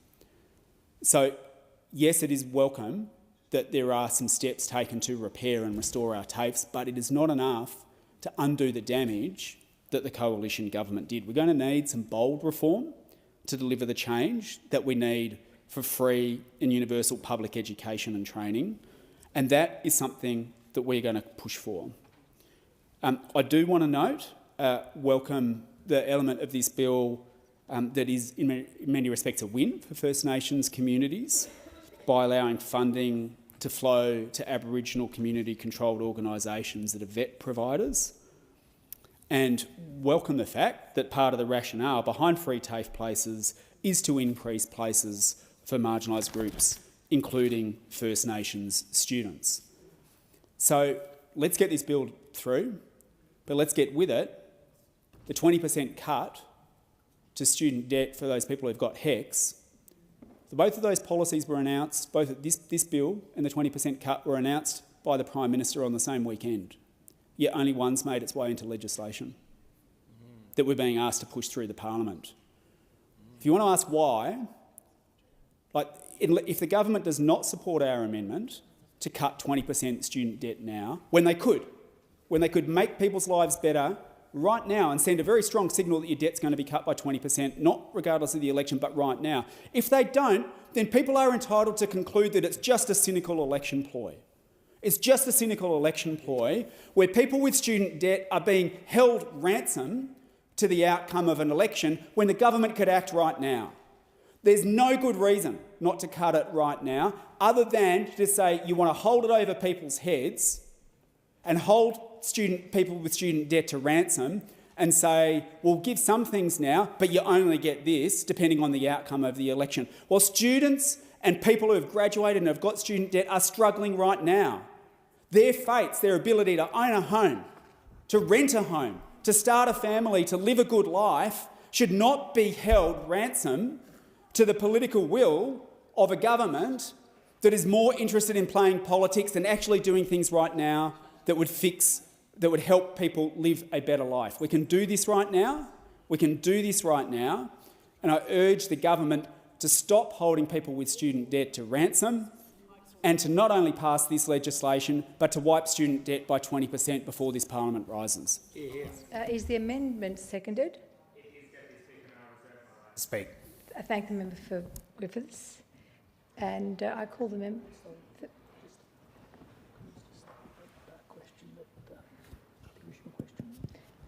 The original question was that this bill now be read a second time. To this, the honourable member for Melbourne has moved as an amendment that all words after that be omitted with a view to substituting other words. And the question now is that the amendment be agreed to. I call the minister. I move that debate on this bill be adjourned to a later hour this day. Those of that opinion say aye. Those against no. The ayes have it. I have to report that the Federation Chamber has been unable to complete its consideration of the Electoral Legislation Amendment Electoral Reform Bill 2024 and has returned the bill to the House with unresolved questions. I present a certified copy of the bill together with schedules of the questions which the Federation Chamber was unable to resolve. And I understand that it's the wish of the House to consider the bill immediately. The first unresolved question is that Amendment 1, moved by the member for Indi, be agreed to. And I'll put the question, and the question is that the amendment be agreed to. Those of that opinion say aye. Aye. Those against, no. No. Noes have it. Division required. Ring the bells.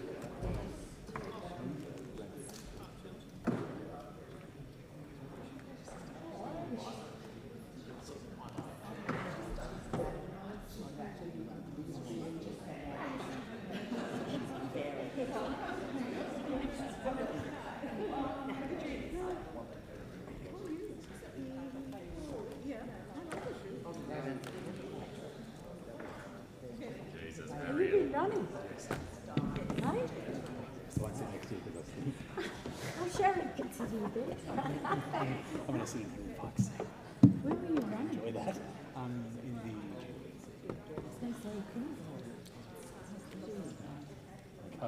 Do you do early morning running? Yeah. You know, you know, you do a few constituent calls and interactions and just compress them.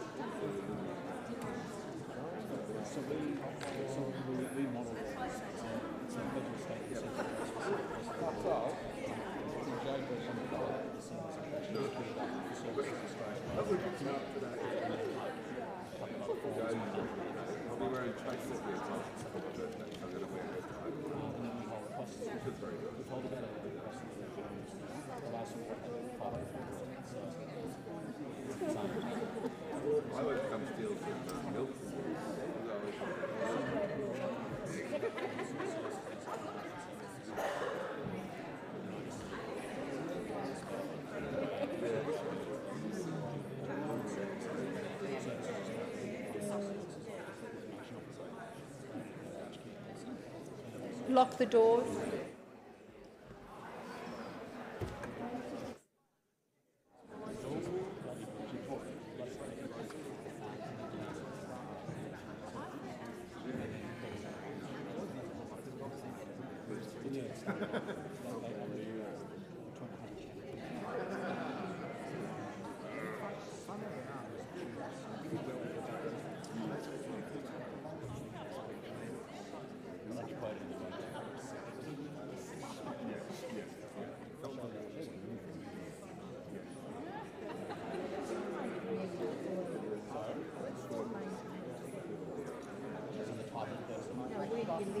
So the question is that the amendment be agreed to, and I point the tellers for Werriwa and Bean, Indai and Kooyong.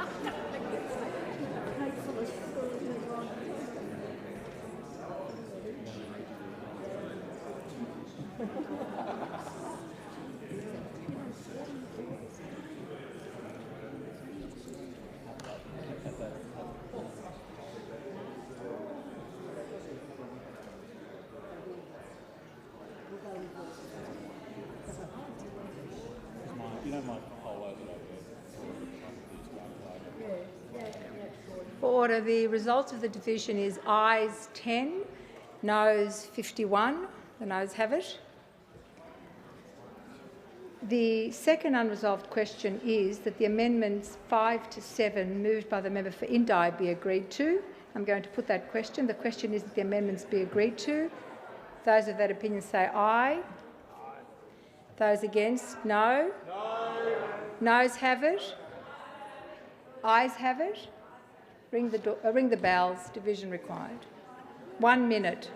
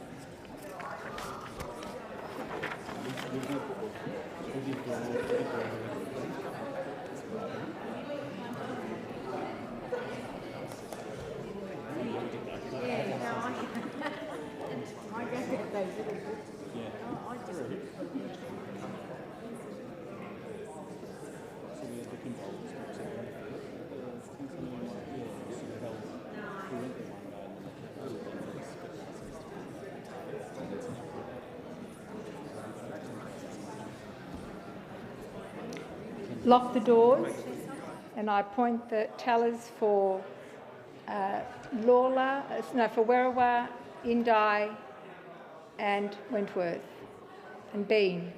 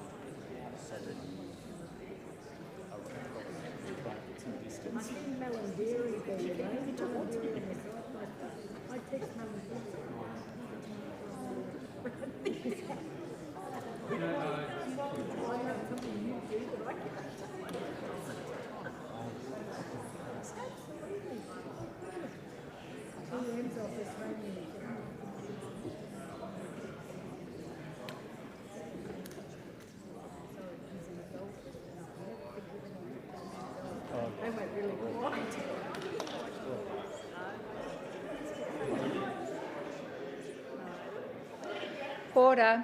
The result of the division is ayes 10, noes 50. The noes have it.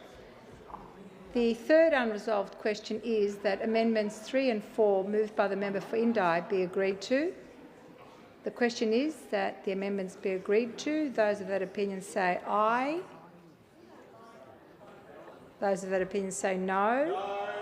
Noes have it. Sorry, the noes have it? The noes have it. The fourth unresolved question is that amendments 2 moved by the member for Indi be agreed to, and I'll put that question. The question is that the amendments be agreed to. Those of that opinion say aye. Those against no. The noes have it. Noes have it. The noes have it. The question now is that the bill be agreed to, and I'll put that question. The question is that the bill be agreed to. Those of that opinion say aye. Those against no.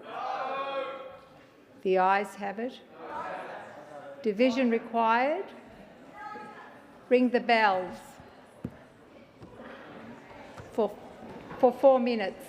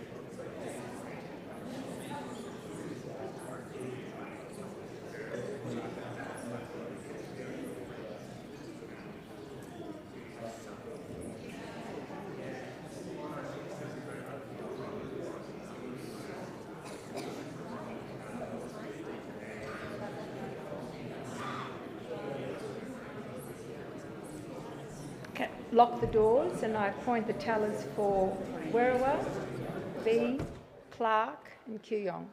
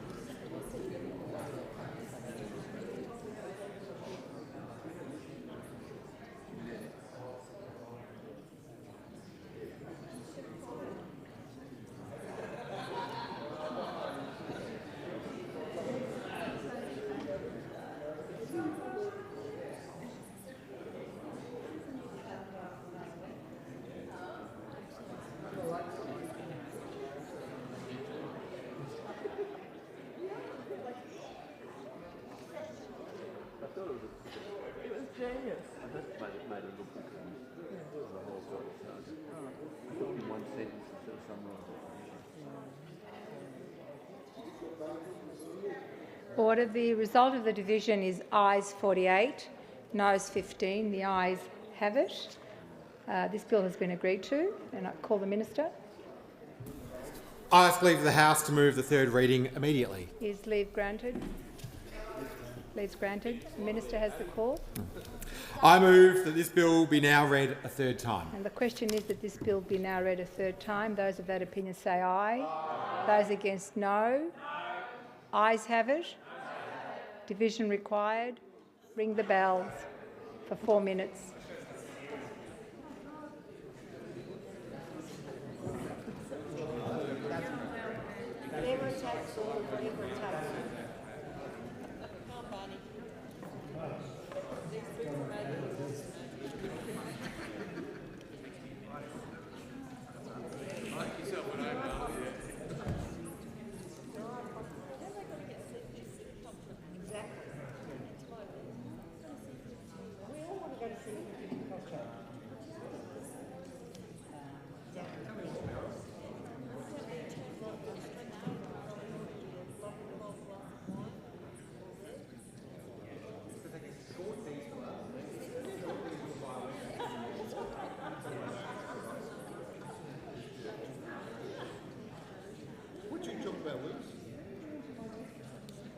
Emma's doing it. No, I'm thinking here about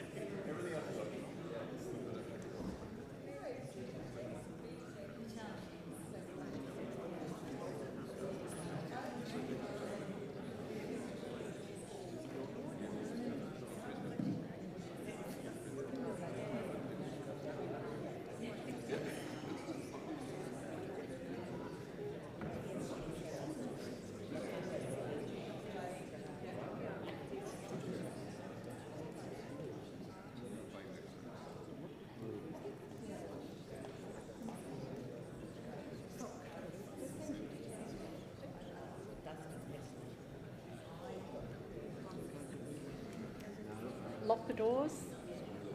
And I appoint tellers for the ayes, the member for Werriwa and the member for Bean, and for the noes, the member for Kooyong and the member for Clark.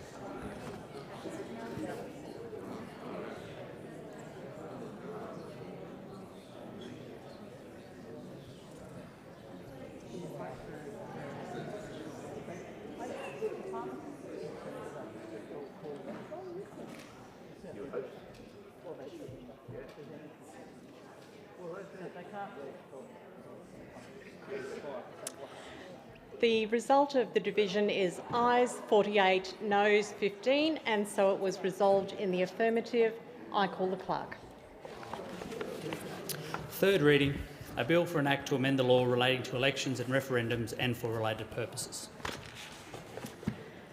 I have to report that the Federation Chamber has been unable to complete its consideration of the Sydney Airport Demand Management Amendment Bill 2024 and has returned the bill to the House with an unresolved question.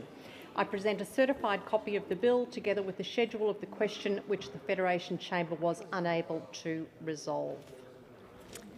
I understand that it is the wish of the House to consider the bill immediately. The unresolved question is that the amendment moved by the member for Ryan be agreed to.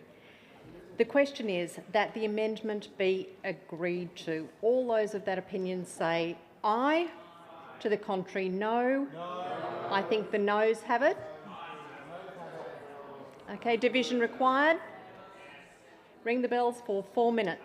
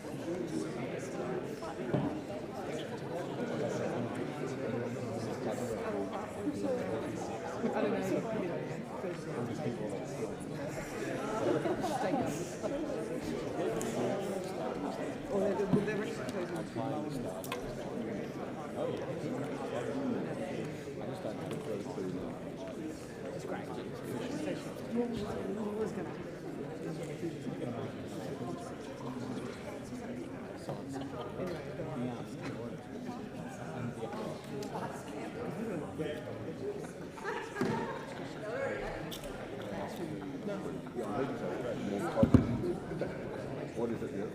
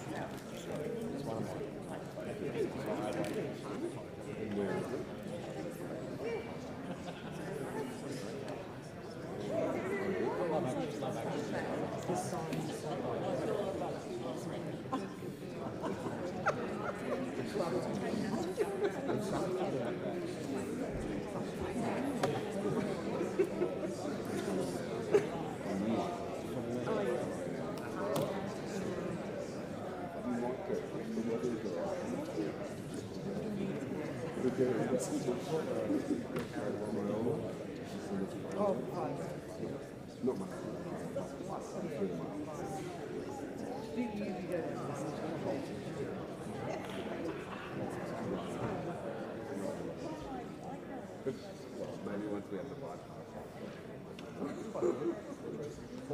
And the bridge.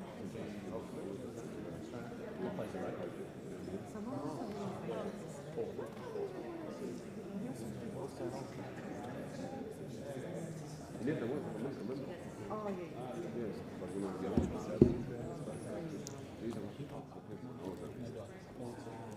Lock the doors. The question before the House is the amendment moved by the honourable member for Ryan be agreed to. The ayes will pass to the right of the chair and the noes to the left. As there are fewer than 5 members on the side for the noes in this division, I declare the question resolved in the affirmative in accordance with Standing Order 127. The names of those members who are resolved in the negative. As there are fewer 5 members for noes in this for yes in the division, I declare the question resolved in the negative in accordance with Standing Order 127. Order. The names of those members who are in the minority will be recorded in the votes and proceedings.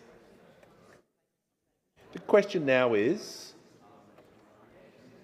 that the bill be now read a second time. I'll put the question. Those opinions say aye. Against no. I think the ayes have it, and I call the clerk.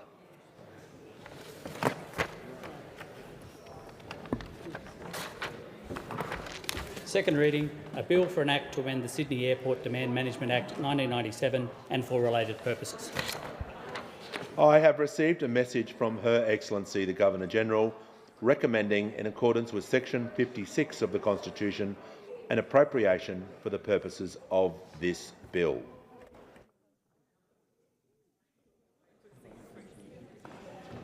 Is leave granted for the third reading to be moved immediately? Just going to ask the member for New England if leave is granted. Absolutely, I was just I thank the member for New England. Leave has been granted. I give the call to the Assistant Minister.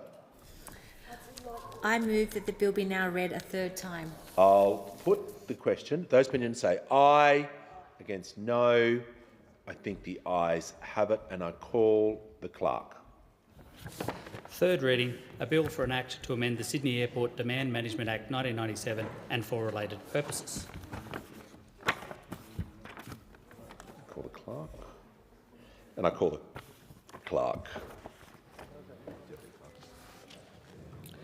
Government business, order of the day number 2, Free TAFE Bill 2024, resumption of debate on the second reading and the amendment moved by the member for Melbourne. The question is that this bill be now read a second time. What's that?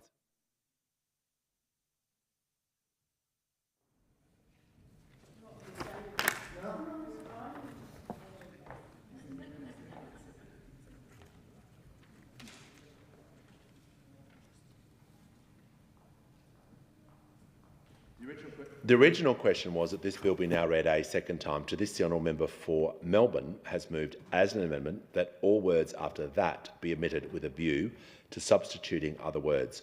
The question now is that the amendment be agreed to, and I give the call to the honourable member for Werriwa. Thank you, Speaker. Time and time again, we read and hear in the media about the critical skills shortage in Australia. This is borne out in the countless number of conversations I've had where people have lamented the difficulties in obtaining a tradesperson, technician or the like. The shortages are real, particularly in booming regions like the electorate of Werriwa, where paddocks are being transformed into houses and communities every day. My electorate is home to two fantastic TAFEs, one in Macquarie Fields and one in Miller.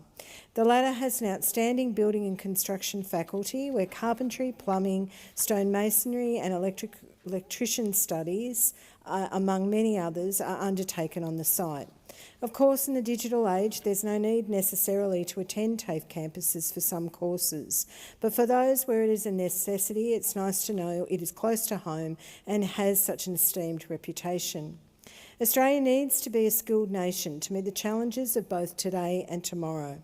Gough Whitlam knew this years ago when he opened the doors of Australian universities, and the Albanese Labor government knows it too, as demonstrated in the bill before the House now, because a well-resourced planned TAFE system is at the very heart of the vet sector and a smart Australia. By way of background to this bill, the Australian Government has worked in partnership with states and territories since 2023 through fee-free TAFE skills agreement to deliver over $1.5 billion in funding for 500,000 fee-free TAFE and vet places across the country. In the first 18 months alone, fee-free TAFE has seen over 508,000 enrolments. This is an astonishing figure and demonstrates what an outstanding success the program has been. But the figure only tells part of the story, because behind every enrolment is a story of a life changed, a new pathway to employment and economic security. Fee-free TAFE supports training places in high areas of demand and skills need, and provides access for the most vulnerable and in need to assist the training they require. Unfortunately, the existing fee-free TAFE program ceases on the 31st of December 2026. The bill before us then seeks to provide ongoing financial support to the states and territories for the periods after December 26. In doing so, it will also provide cost of living relief for hundreds of thousands of Australians, provide each of them, along with employers, industry, greater certainty. The passing of the bill will support the delivery of at least 100,000 free TAFE places across Australia with its commencement in 2027. In doing so, it demonstrates the Albanese government's commitment to partnerships with the states and territories for the national vet system. Equally, it demonstrates again the belief this government has in TAFE system to be in front and centre of addressing Australia's need for skilled workforce. Specifically, the bill also provides that fee-free TAFE places will continue to be targeted to priority industries experiencing current and projected workforce shortages, including construction and housing supply, which is great news for the Miller TAFE and my burgeoning electorate. The legislation does not lock states and territories into the fixed mode of delivering fee-free TAFE. Rather, there will be ongoing discussions with states and territories regarding the agreements. The precise financial contributions and conditions will, in due course, be included then. In September, I was privileged to attend with Minister Giles, New South Wales Premier Chris Minns, the Minister for Climate Change and Energy and New South Wales Skills Minister Wan for the announcement of the TAFE Manufacturing Centre of Excellence in Western Sydney. I spoke to students, both young and older, who were excited about the opportunities the revitalisation of TAFE was having, and the fact that they could afford to improve their skills for their next step in their career. It does disappoint me then to hear comments made by the Deputy Leader of the Opposition in October in this place. Her comments, if that's all that it is, but you haven't paid for it, you don't see it as something that makes a difference to you in your life. You don't see it as something valuable. Well, I can assure the opposition that these students and others I've spoken to that are taking the opportunities that free TAFE is offering them actually really do appreciate them. And they're making a difference not only to them, but their families and their children. The opposition has continually attacked the fee-free TAFE program, but they don't seem to have any idea the popularity of the program testifies just how much this is necessary. This bill is something I'm proud of. Supporting VET and TAFE is in Labor's DNA, delivers on every front and in every way for Australians and Australias. Further, we know it is a winner from its massive popularity because the states and territories are also on side. After years of neglect by those opposite, it's wonderful to see this bill give the TAFE sector the prominence and support it deserves, and in doing so give Australians from all parts and corners the opportunity to acquire the skills they deserve and that they are seeking. I commend the bill to the House.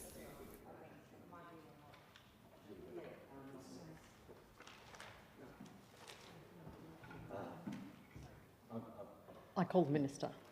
Thank you very much. I understand, Deputy Speaker, that the Speaker is about to resume the chair, and what I was wanting to do was to adjourn the debate, but the Speaker's not quite here and I don't want to interrupt the next Speaker mid-speech. So what I might do, as I'm currently speaking as slowly as I can, Perfect, thank you. To try to be of assistance here, is I might move that the debate be adjourned. If I move that, and then I suspect any moment the Speaker will be in here.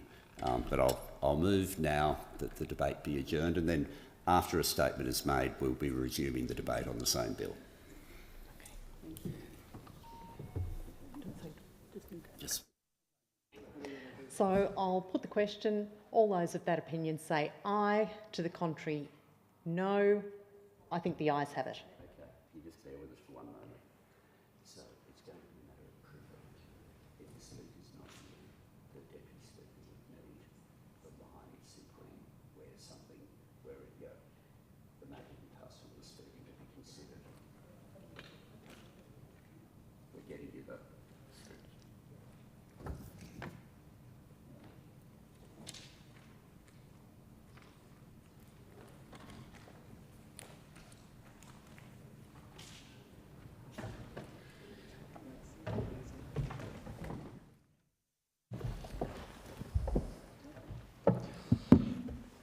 I give the call to the Minister for Infrastructure, Transport, Regional Development and Local Government. Thank you very much, Speaker, and I wish to raise a matter of privilege under Standing Order 51. This incident occurred a short time ago in my ministerial office, and I'm raising this at the first available opportunity. The matter relates to an incident that occurred in my ministerial office during a drop-in session that I hold regularly to enable all members of Parliament, regardless of your political persuasion, to come and talk to me about infrastructure projects and community infrastructure projects. And I hold that, as I said, across the chamber, and I've done so for the past 2.5 years. And I want you to be able to continue to do that.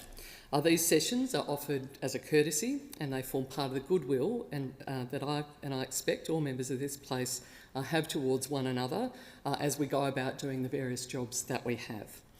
This afternoon, the member for Barker and a staff member attended my ministerial office as part of the drop-in session. They attended, the member for Barker and the staff member came into our meeting room and the member for Barker tabled a letter. He wanted me to know about a project in his electorate. I started to have an interaction with him, but he left very quickly. I had to also go to the Fed chamber. As he was leaving the office, my staff observed that he had been filming the interaction on a GoPro in my ministerial office. And I asked one of my staff to go around to the member for Barker's office to confirm this was the case. A member of my staff followed the member for Barker and his staff member into his office and saw that they were downloading film onto a laptop. My member of staff said, "Have you been filming? Did you film that interaction with the minister?" The member for staff confirmed that it had been filmed and that the filming had been undertaken in the ministerial corridor. I consider this a significant breach of the rules. I consider it a significant breach of the way in which we conduct ourselves in this place and the respect, I believe, that should be shown to each other and the respect I accord to members, particularly of the backbench, to go about doing their jobs as backbenchers. I ask, Mr Speaker, as a result of the breach and the discourtesy that's been shown to me and my staff by the member for Barker and the seriousness of the breach, I ask that you consider giving precedent to a motion referring these matters to the Standing Committee of Privileges and Members' Interests. I also seek leave to table the email that goes out to all members advertising that I am holding the drop-in sessions. I thank the Minister for Infrastructure, Transport, Regional Development and Local Government, and I will consider her statement and the table material in the usual way. For the benefit of all members, it's important I consider this material carefully and thoroughly. I reserve the matter for further consideration and once considered, I'll report back to the House as soon as possible. For the benefit of all members, Standing Order 51 provides the mechanism for the Speaker to consider a privileged matter raised when the House is sitting. The Minister has done that at the first opportunity.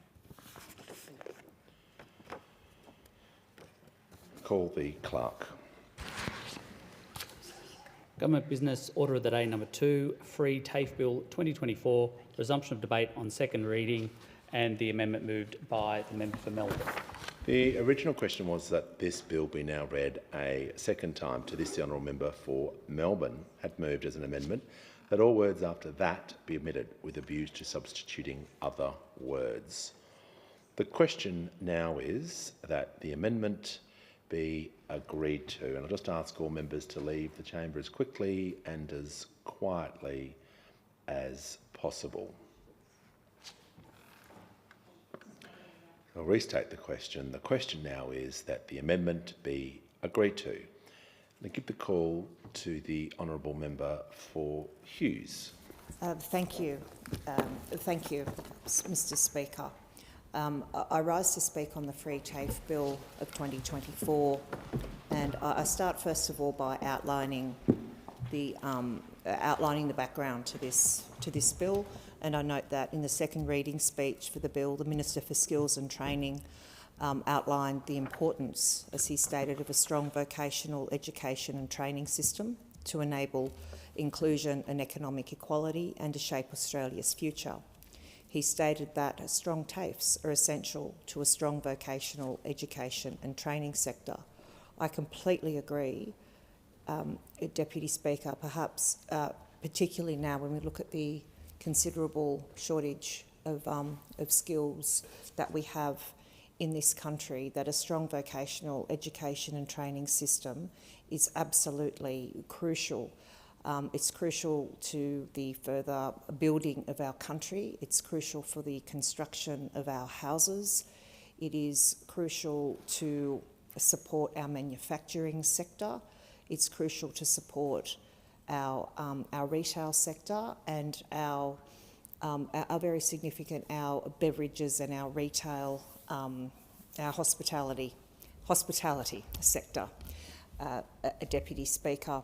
However, the issue that I have and those on our side have with the whole premise of this legislation is that it is only dealing with TAFEs, and TAFEs are not the only VET providers in our country, and indeed they shouldn't be. And I think that what the government could have done on this was to have addressed some of the other underlying issues that we have with the skills shortage in our country, and this legislation unfortunately does not do that. So the Minister's speech talks about free TAFE providing a prosperous and equitable Australia, removes barriers to education and training, delivers a coordinated national response to workforce shortages in industries and occupations of local and national priority. And it can do that, but why then is the same assistance not being offered to the private VET organisations? And many of those organisations provide a very important and very successful training and competent training sector. But they provide additional support in that for particularly for our younger apprentices. So that's the one issue. That's the first issue that I have with this legislation, Deputy Speaker. I fail to understand why this government just has an obsession, I suppose, with TAFE and not with general vet training overall.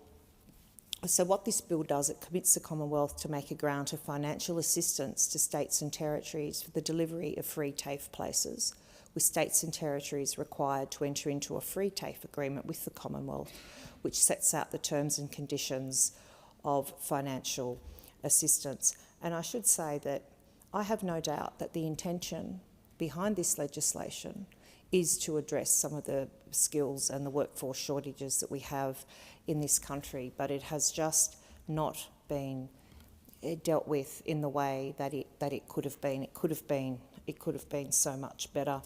And Deputy Speaker, I started by referring to some of the critical shortages for example, in our construction industry. We all in this place, everybody in the country knows that we have a chronic shortage of housing, which has led to a massive housing affordability crisis in our country.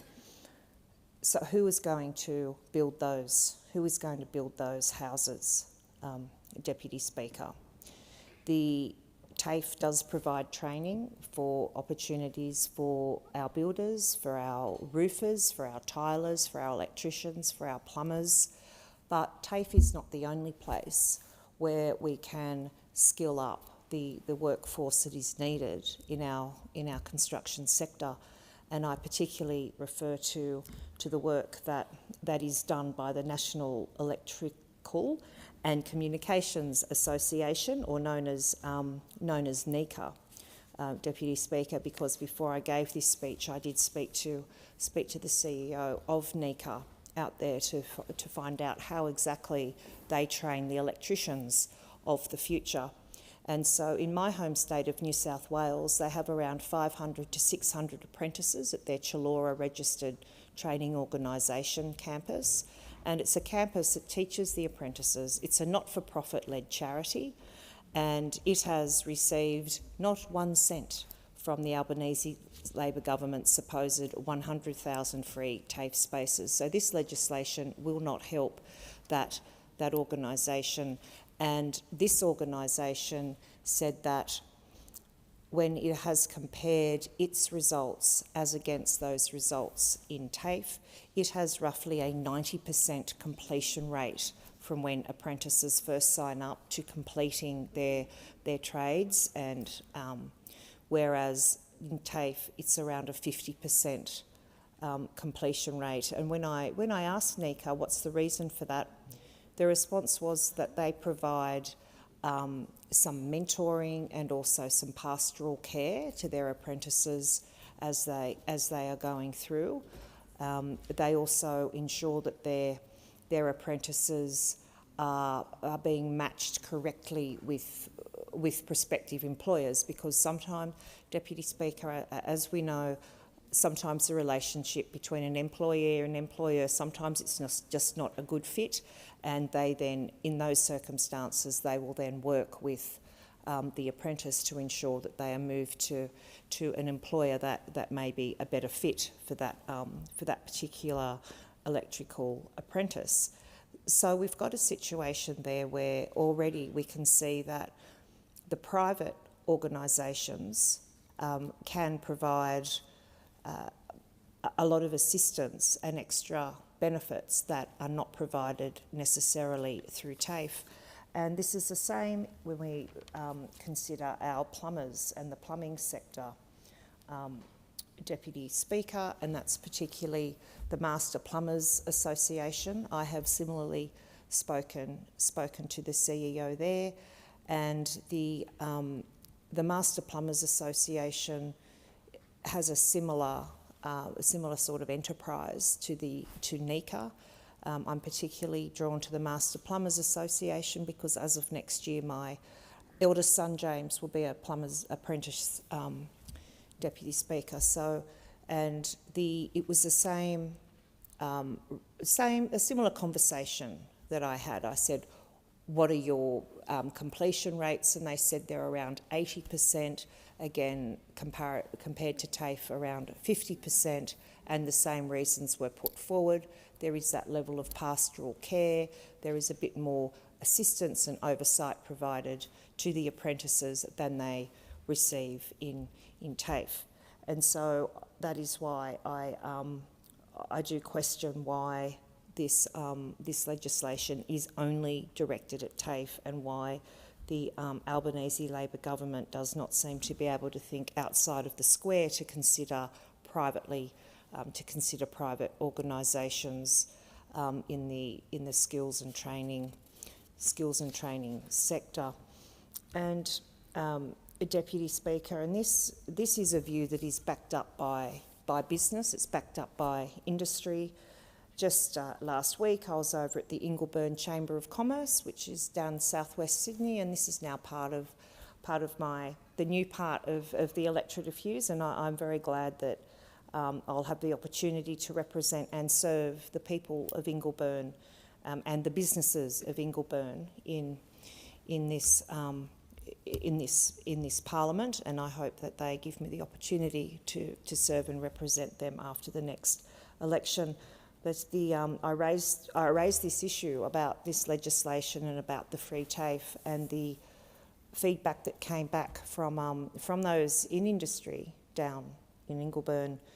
They said we need to look at other options, and there were some private vet organisations there that said we provide these services. We can often get the apprentices through in a shorter time frame.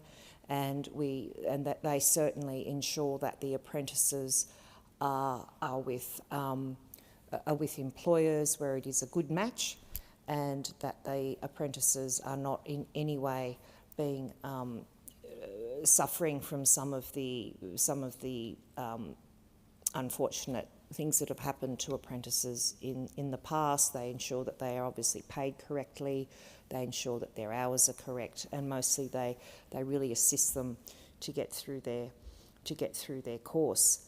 So this is, and the Chamber of Commerce people who were present that day also indicated to me that what they also need out there is industry-based apprentices, and this is what we need to do in this place. This is what government needs to be doing. This is why the Coalition has put this out as one of the election promises that we'll be taking to the next election, is we need to be going out to industry and saying, what is it that you need?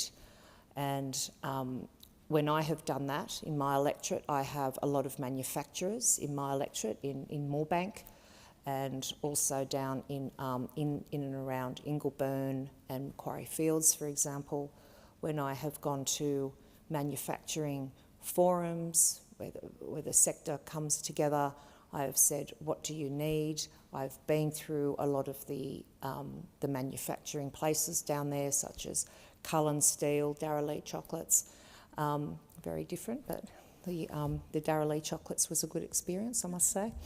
And yes, they did. There was a big weighing machine there, and I said, "Oh, please don't tell me that you weigh us on the way in and then weigh us on the way out, because that would mean that I do not want to come in." But what the manufacturing industry is saying is that we can't get today the fitters, the turners, the boiler makers, the machinists to run our factories, and we are doing a lot more now with robotics and with AI, but at the end of the day, there is still a big need for a lot of trades in these factories that at these sites that are simply not coming through the school system. So, with that, Deputy Speaker, there are a couple of things we need to be going into schools and saying to. There are plenty of students, I think probably year 10, the end of year 10, year 11, for whom finishing school and going and an academic sort of learning at a university is simply not the right course for them. And they need to be shown, I suppose, pathways, other pathways. And I don't think, Deputy Speaker, that in recent years we have done this particularly well. I have 18-year-old boys, and I know that it was not sort of really encouraged at their schools. I think that we need to, in the schools, be doing a lot more of the school-based apprenticeships, for example. We need to be talking to careers advisors and saying to them, this needs to be a pathway that you can show the students. We don't need to be pushing all of our students into university, and we don't need to be pushing them all into TAFE. We need to be showing them that there are a whole lot of different opportunities once you're finishing school for further education and for further skills development.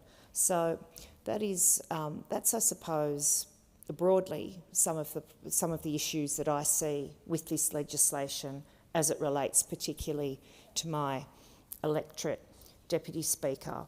And I know that the deputy leader has spoken on this legislation a number of times, and she has set out the coalition's position in relation to it, and she has stipulated that industry-based apprentices will definitely be part of the coalition's policy going forward into the next election. So, Deputy Speaker, I really support further education, higher education. I support there being federal money put into that, but it shouldn't just be limited to the TAFE sector. Thank you. The question is that the amendment be agreed to, and I call the member for Chisholm. Thank you so much, Deputy Speaker. And our government is accused of having an obsession with TAFE, and I think that's okay. I don't think we regard that as an insult.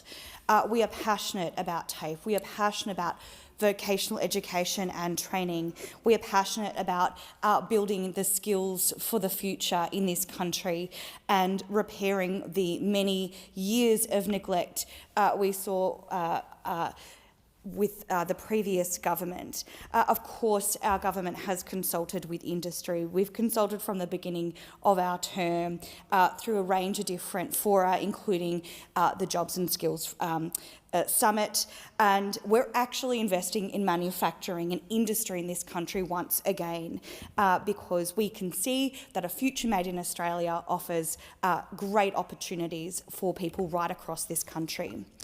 In my own electorate of Chisholm, I was really delighted that the Prime Minister's first visit to Melbourne after the federal election in 2022 was to Holmes Glen TAFE in my community, to the Drummond Street campus. And we had a really excellent morning visiting apprentices, meeting with staff, learning about the tunnelling centre and the electrical training centre that was established there. And I've also been able to go to another Holmes Glen TAFE campus recently with Andrew Giles, the new minister.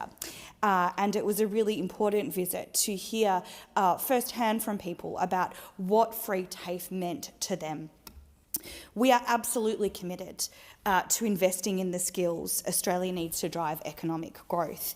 And this is part of our ambition to ensure that no one is left behind and no one is held back as the economy transitions.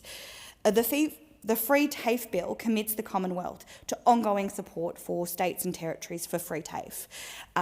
And we know so far that free TAFE has changed the lives of hundreds of thousands of Australians, providing cost of living relief and providing a really important pathway to well-paid and secure employment. In the first 18 months of free TAFE, there have been 508,000 enrolments. This is enormous. Ongoing free TAFE will offer greater certainty to students, greater certainty to employers, greater certainty to industry, as well as to states and territories, of course. The bill here establishes ongoing cost of living relief by removing the financial barriers that existed for people to be able to pursue an education and to pursue their training. And this is particularly important for groups that typically experience economic disadvantage and may not be able to embrace the opportunities offered by vocational education and training.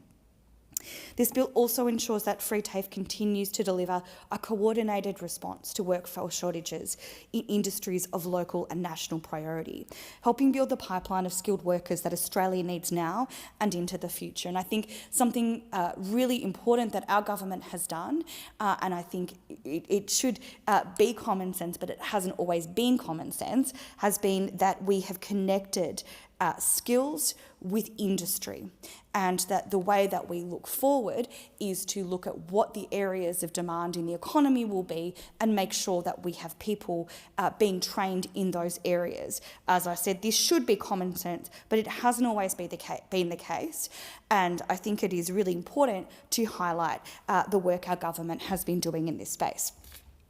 The legislation here does not lock states into a fixed mode of delivering free TAFE, but it builds on the shared stewardship that we've developed for the national vet system.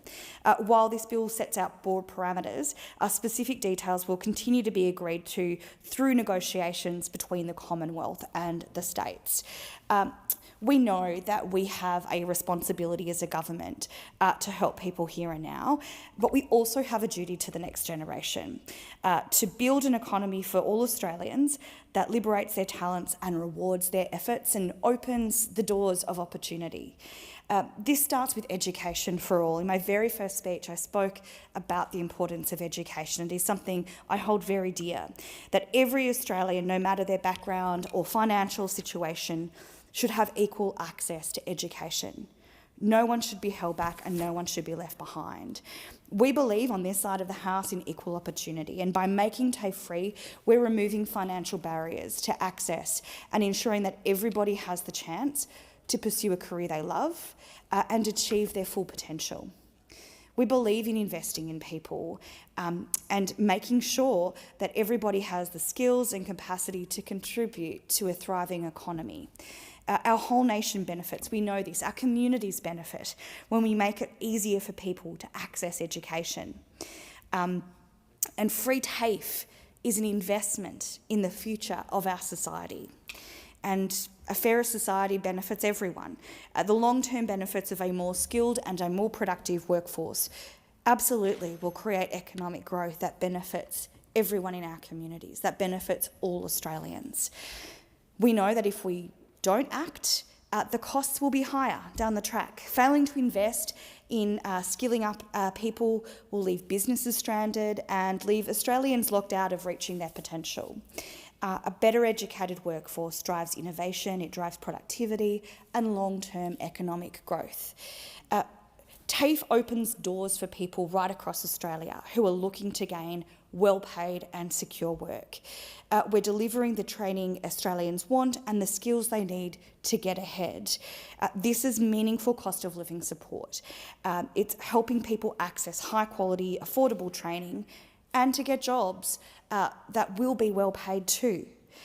We're delivering the skills and training needed to grow the economy, to build the homes we need, to create the future made in Australia that we should be ambitious for. And we're ensuring all Australians can get quality care when they need it. We know free TAFE trains so many people that work in the care and service industries. With high-quality skills and training, we're building a better Australia.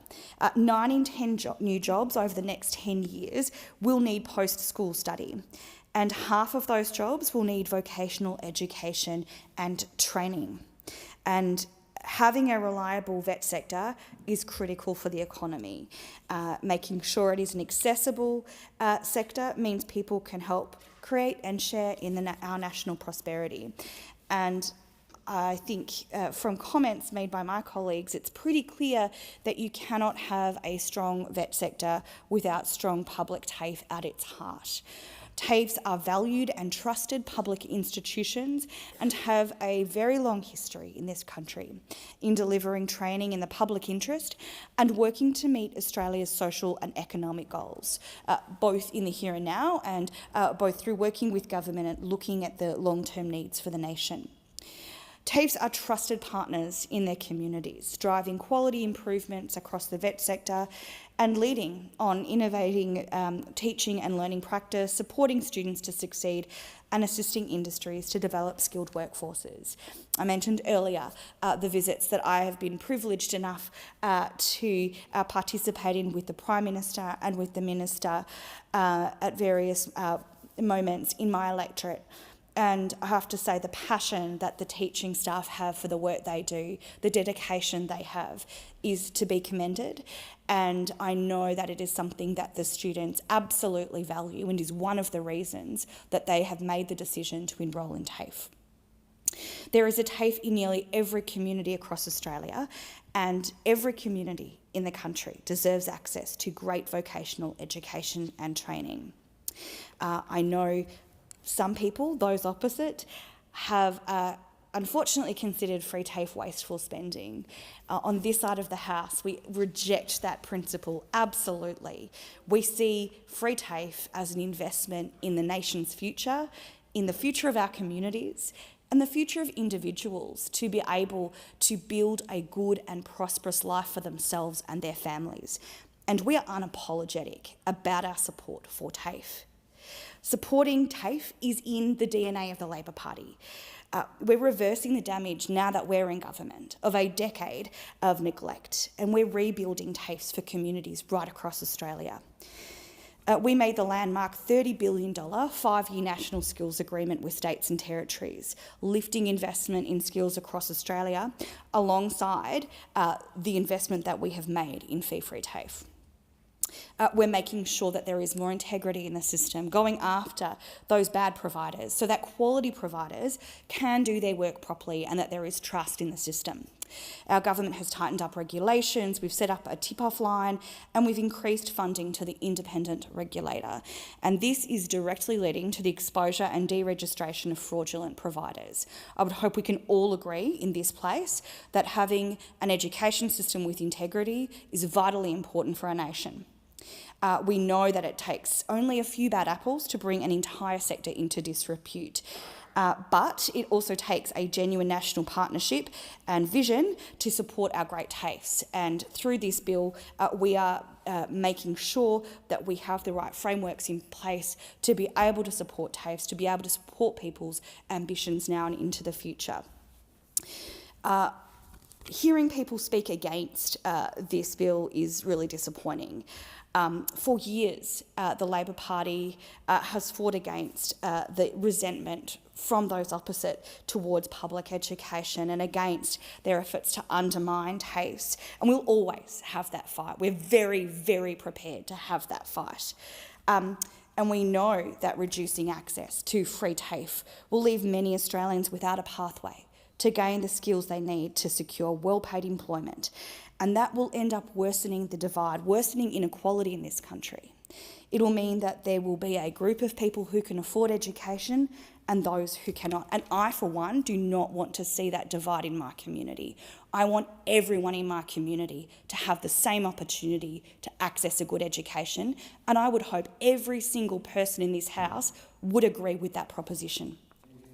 Those opposite want to exacerbate educational inequality and make it harder for people to access affordable vocational education and training and set themselves up for the life that they deserve. excluding people from opportunities and stifling aspiration is what is presented to us by those opposite.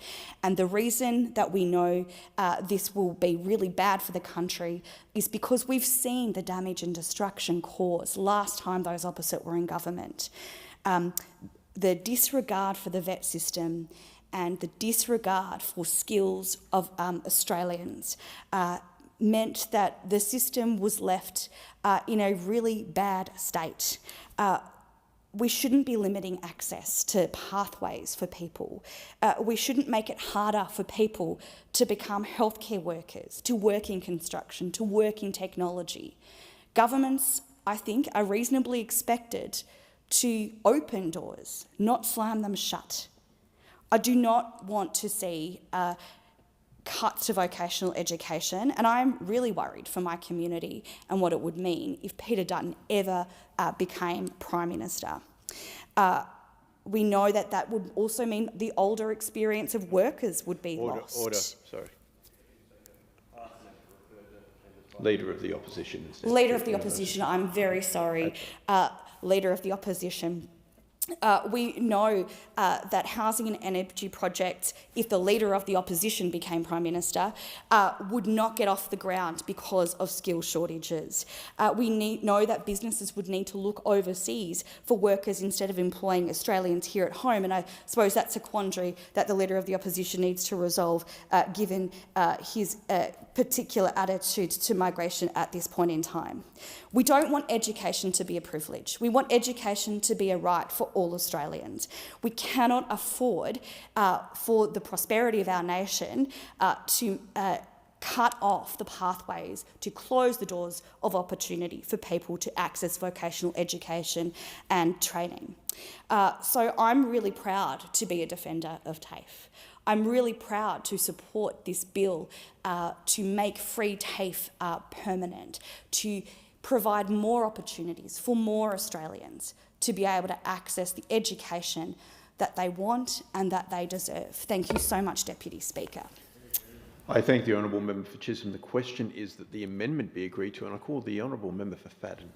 Thank you, Deputy Speaker. And I rise to speak against this bill, not because anyone's against TAFE or against vocational training, but because this particular bill is emblematic of a completely shambolic approach by this terrible Labor government to any policy implementation. And I'll explain for those couple of viewers at home, perhaps tuning in, why I say that this is such a clear example of this government's incompetence.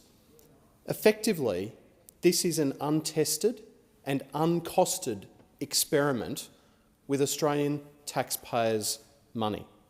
And that was effectively set out in the documents that were tabled by the Minister when the bill was presented to this House. And I wonder if there is any sort of financial competence that could be displayed on that side of the House when, on page 3 of the explanatory memorandum, the comment under financial impact statement says this: there is no financial impact resulting from the Free TAFE Bill 2024. Well, it would seem that they were either prepared to sign a blank cheque or they weren't being upfront and honest about the real cost of what this will be to Australian taxpayers. Later on today, we found out that the Minister does in fact have some concept of what the cost might be. So the Minister for Skills, Minister Giles, has today said it could cost at least $253.7 million a year. And again, when we're talking about financial competency or ministerial competency, what are the unfortunate chances that the Prime Minister will have shifted this particular minister out of one botched portfolio over into an area where you would think he probably just couldn't muck it up, and yet here we have documents that have completely omitted a fundamentally important part of it, being the cost.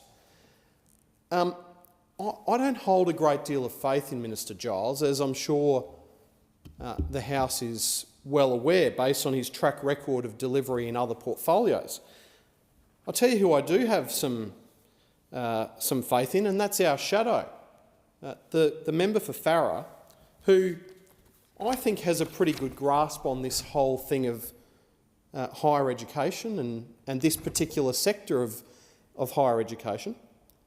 She spoke on this particular bill earlier, and I'm just going to quote some of why I believe what we say on this holds more credibility than what Minister Giles says. She said, for example, "I understand that skills is a critical area of policy for the future of our nation and the future of our young people. When I finished school, I couldn't think of anything worse than sitting in an office. So I went to my local training provider and pursued a vocational qualification in aviation, and it changed my life. That's why I love skills." And you contrast that with the absolutely shambolic approach taken to policy by this minister and this government. And I also found in the actual legislation what, could actually just prove to be a cruel joke and a cruel hoax on Australians. Because I looked at the definitions and it says here, for example, FT place. Now, FT is short for free TAFE. FT place means a free place in a course at a TAFE institution or a course provided by another vet provider. Note, an FT place may not be free of all fees. So I just wonder whether this minister actually is across the detail of what's going to be required to deliver on this corflute campaign that's being constructed at the expense of every Australian taxpayer. This is not free. This is not free. Every single Australian is funding this untested experiment by this Labor government.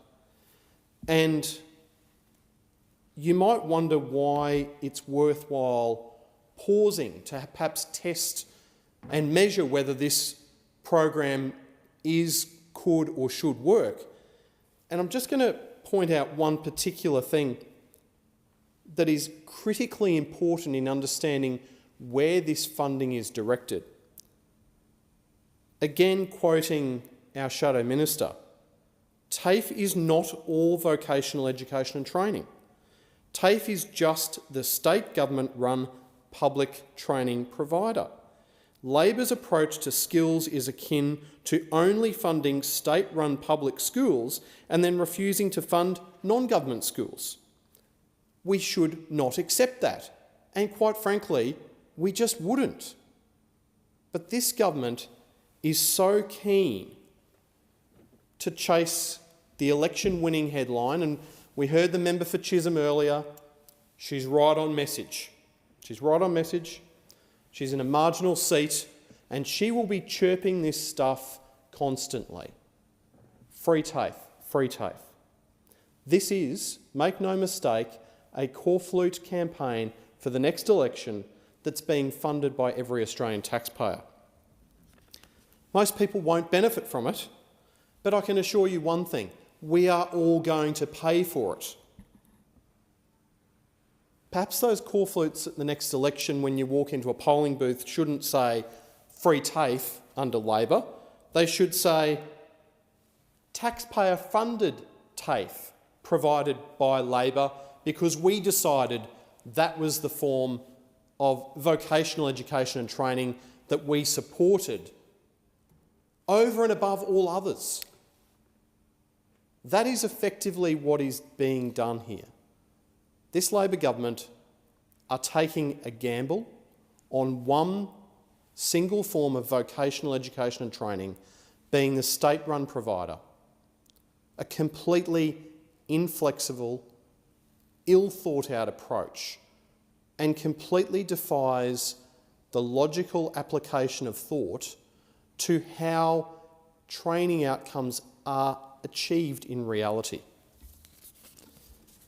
Now, I know that those opposite make much of the fun around, what the coalition thinks of Australian skills.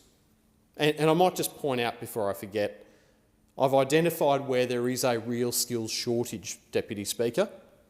A real skills shortage in Australia. It's on that front bench over there. So it may well prove that that's where the training should be headed. But I thought it's worthwhile just reflecting on the Coalition's track record in this area, because we actually back vocational education and training. We don't just back one part of the sector, we want to back the whole sector. The Coalition handed this Albanese Labor government a skills and training system not just trending up, but powering ahead on the back of record investments guaranteed by a strong economy. The policies that the Coalition invested in were over $13 billion in skills in the final 2 years of the government alone, representing the most significant reforms to Aussie skills in over a decade.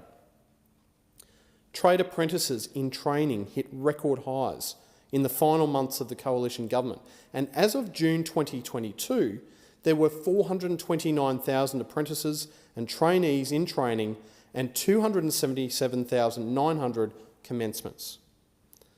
Data released by the National Centre for Vocational Education and Research confirms Australia has lost almost 85,000 apprentices and trainees from the national training pipeline since this Labor government took office, about 1 in 5.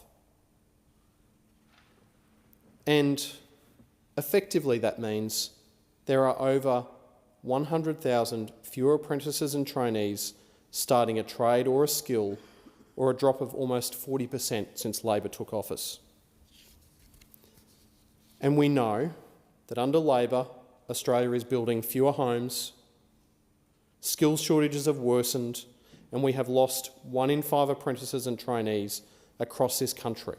And all of that is adding to increased inflation and higher prices. And as I said earlier, the problem with Labor's TAFE-only approach is this: we should be supporting every student, not just some. We want to back all of them, regardless of whether they're at a training TAFE or an independent provider. But the problem with this Albanese government's approach, they've undertaken a skills policy that directs funds to just one part of the training sector rather than all of it. So we're not anti-TAFE, we are pro-TAFE as part of a mix of training and vocational education opportunities that should be available to Australians. And that means we should be allowing access to all of those options, not just one pathway. So the Prime Minister and Minister Giles have repeatedly dodged questions about how many Australians have completed or dropped out of the 500,000 fee-free TAFE courses. But what we know is that their own talking points state that just 13% of the fee-free TAFE enrolments have resulted in a qualification being completed at the whopping cost of $1.5 billion. Labor knows that they're hiding the failure rate because they know that fee-free TAFE is not keeping pace with training outcomes for other training pathways, including industry training providers. While fee-free TAFE is only delivering a completion rate of 13%, industry-led training providers have completion rates as high as 80 to 90%. Labor are trying to pass off the low completion rates as being due to the length of courses, and that is completely misleading. They don't want you to know the detail, they just want you to see the headline.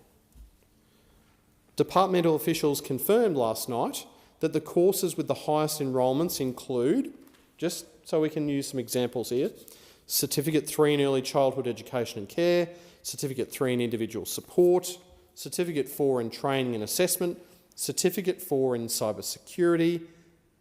These courses at most take 12 months.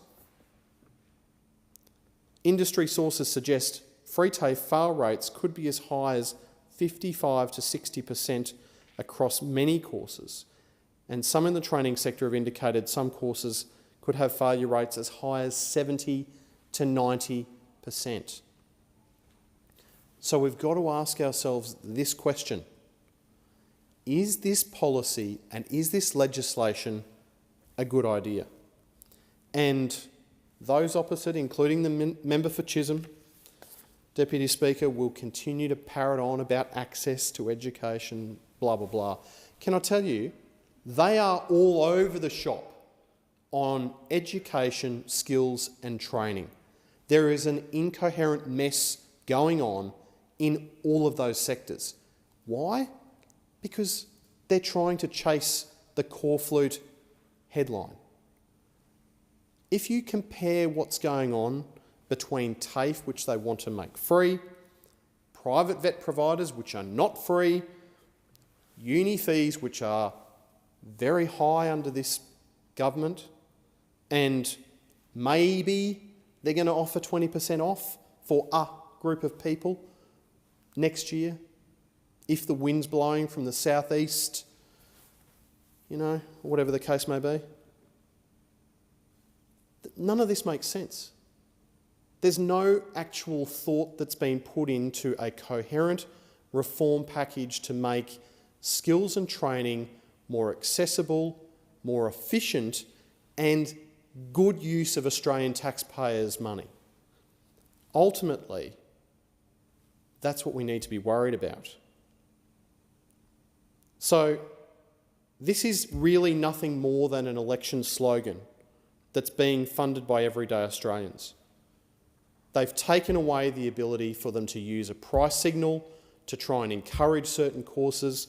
They haven't reviewed what's been going on, and this, I reckon, will be a failure for Australian taxpayers.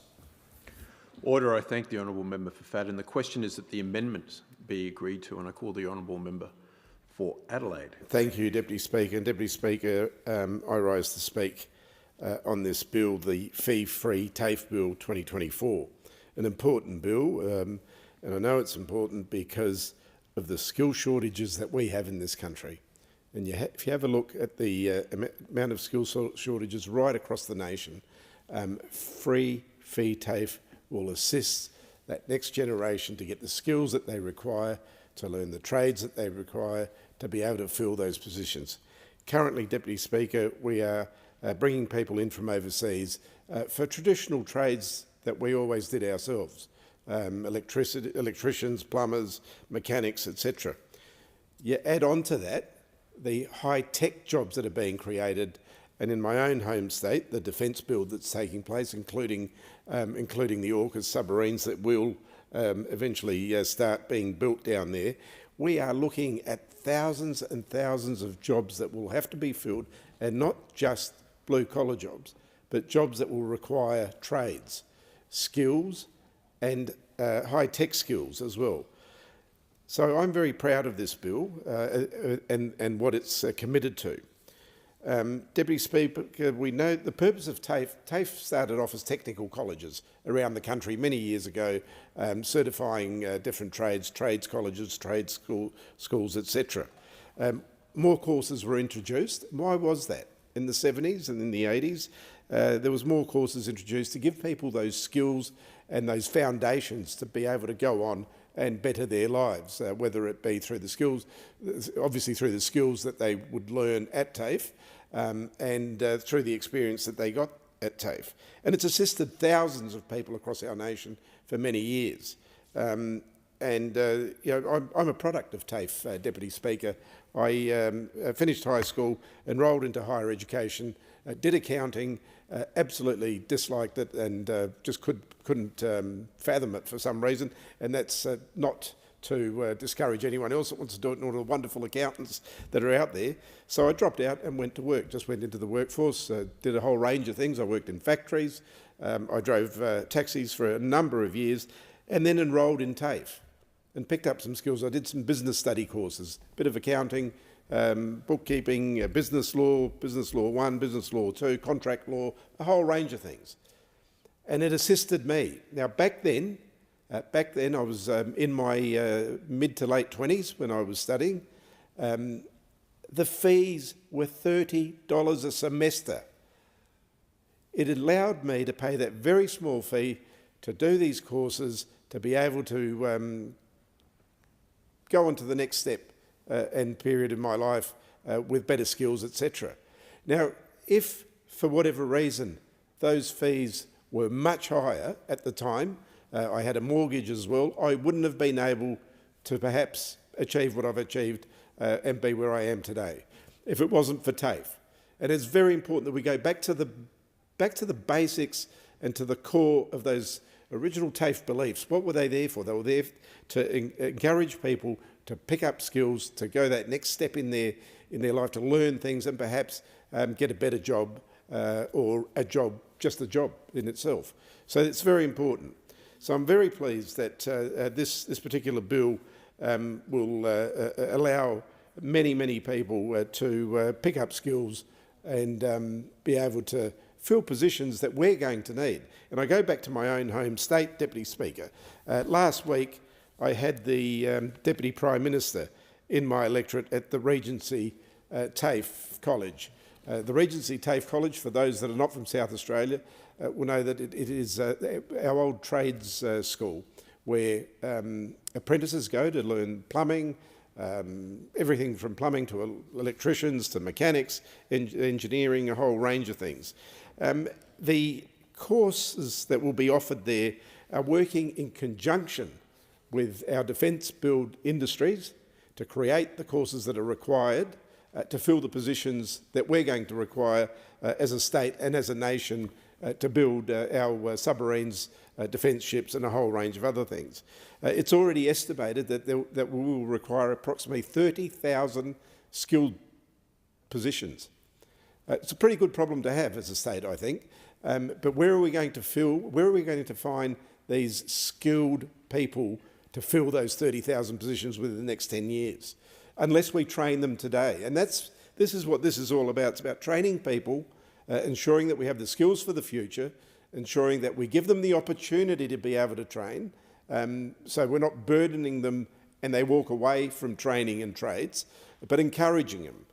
And listening to the other side, you'd think, just absolutely, because it's a public-funded proposal that we're putting forward, that it's just totally disliked and opposed. It's like anything else that's public, whether it be Medicare, whether it be public education and a whole range of other things. And I'm quite surprised that, that the opposition will be opposing this bill, because this gives the next generation a future. People that perhaps haven't got that future right now, for whatever reason, will be able to have an opportunity to attend TAFE, to do courses, and then also to ensure that we have those skills that are required, that are going to be required into the future. Deputy Speaker, many years ago in South Australia, and I've said this story many times here, in the 50s, the Premier at the time in South Australia, Mr Playford, who was a Liberal Premier, had the vision of creating a car manufacturing state. He achieved it. And at the time we had an industrial revolution, manufacturing revolution that took place in South Australia. Many migrants migrated. My parents were a part of that cohort, and my father worked at General Motors Holdings for years to come. Again, we're seeing the second manufacturing revolution in South Australia through the AUKUS build and the defence build that's taking place down there. The difference this time is that we need highly skilled workers. And it's not just that it'll be welders and electricians, but I visited Osborne, where the Collins class were built and other defence shipbuildings being built. Yes, we need to train welders, but specifically for those industries. For example, working in very tight spots, unlike a normal welder in a big workshop. Electricians who are working in a very confined space. And these are all being taught and will be taught at these at the Regency TAFE in my electorate. We also had with the Deputy Prime Minister, the Skills and Training Minister with us as well. And of course we had the South Australian Treasurer, Defence Industries Minister Stephen Mulligan, and the Education and Skills Minister Blair Boyer, who came along with us. Of course this announcement was made in South Australia specifically for that reason as well, because for us it is a massive benefit to be able to train people to fill these positions. At the Regency campus last week in my electorate, the Deputy Prime Minister announced again the enduring feature of Australia's vocational education training system, the funding of 100,000 fee-free TAFE places a year from 2027, and this will yield significant benefits for my home state particularly. And again, I go back to those skills that we're going to require, and the 30,000 positions that are being envisaged at this point for the AUKUS build over the next 10 to 20 years. If we don't start training people now, if we don't give younger people the opportunity to take on these particular skills, well then we'll be still in the same position looking at 457 visas and trying to bring people in from overseas to fill these positions, when many of our young people, given the opportunity, would embrace it with open arms. Deputy Speaker, it's not just the trades, there's also many other areas where we see our current employment changing, I suppose, for service industries. And one certainly would be the care industry for an ageing population that's ageing fairly rapidly. Many people are choosing to stay home with carers visiting them, ensuring that they're okay, looking after their health, taking them out shopping. Very important part. Of course, we have a duty as a government to look after those people who, in their retirement age, for whatever reason, need the care at home. And of course, many of these positions will be training a lot of our carers to be looking after our elderly Australians. Deputy Speaker, another example of the work between the government and the South Australian government, they're investing in over 20 initiatives, including the Skills and Training Academy, the Schools Pathway Program, and of course the Commonwealth Support STEMS place at the University of Adelaide and Flinders University. And of course all the skills that we'll require for the sub-build and the defence build won't just be from TAFE, we also will need our engineers, nuclear engineers, architects, etc. And this announcement has been a significant step in respect of the build of, as I said, our AUKUS submarines, with the signing of the tripartite agreement between the Commonwealth Government, ASC and BAE Systems to commence preparatory work. And this preparatory work, part of it is the fee-free TAFE bill, Deputy Speaker, which will ensure that we get those skills that we're going to require to fill those positions in the very near future. Deputy Speaker, the AUKUS agreement with two of their key allies, the US, America, UK, and the AUKUS nuclear submarine pathway, through which Australia will acquire the conventionally armed nuclear-powered submarine capability, is very much front and mind for all South Australians. And for us, it is one of the biggest endeavours that we've endeavoured to, projects to bring to fruition. And of course, we know that this government's creating jobs. They're creating jobs across Australia. We're building services and upgrading facilities, especially in my state, as I said, for the AUKUS submarines, to keep Australians safe, while also at the same time building and supporting a future made in Australia. Deputy Speaker, we can create the jobs, we can create those positions, get all the economic environment perfect to get the manufacturing going, but without those skills, we aren't going to get there.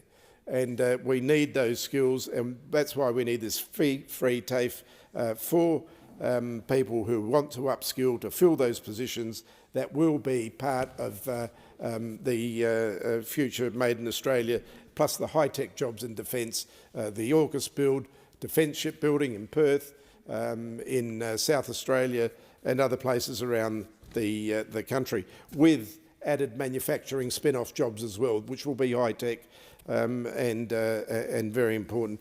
Deputy Speaker, some of these trainees from the announcement the other day will commence training programs supported by this particular academy in the 24-25 financial year. A further 4,000 to 5,500 direct shipyard jobs will be created to build those submarines in South Australia through those high skills, let alone the other jobs that will be created. Almost double the workforce forecast by the coalition government for the attack class program. So, Deputy Speaker, the government is investing at least $2 billion in South Australia to support this infrastructure. Part of that investment, of course, again, I go back to the fee-free TAFE bill to be able to skill these people.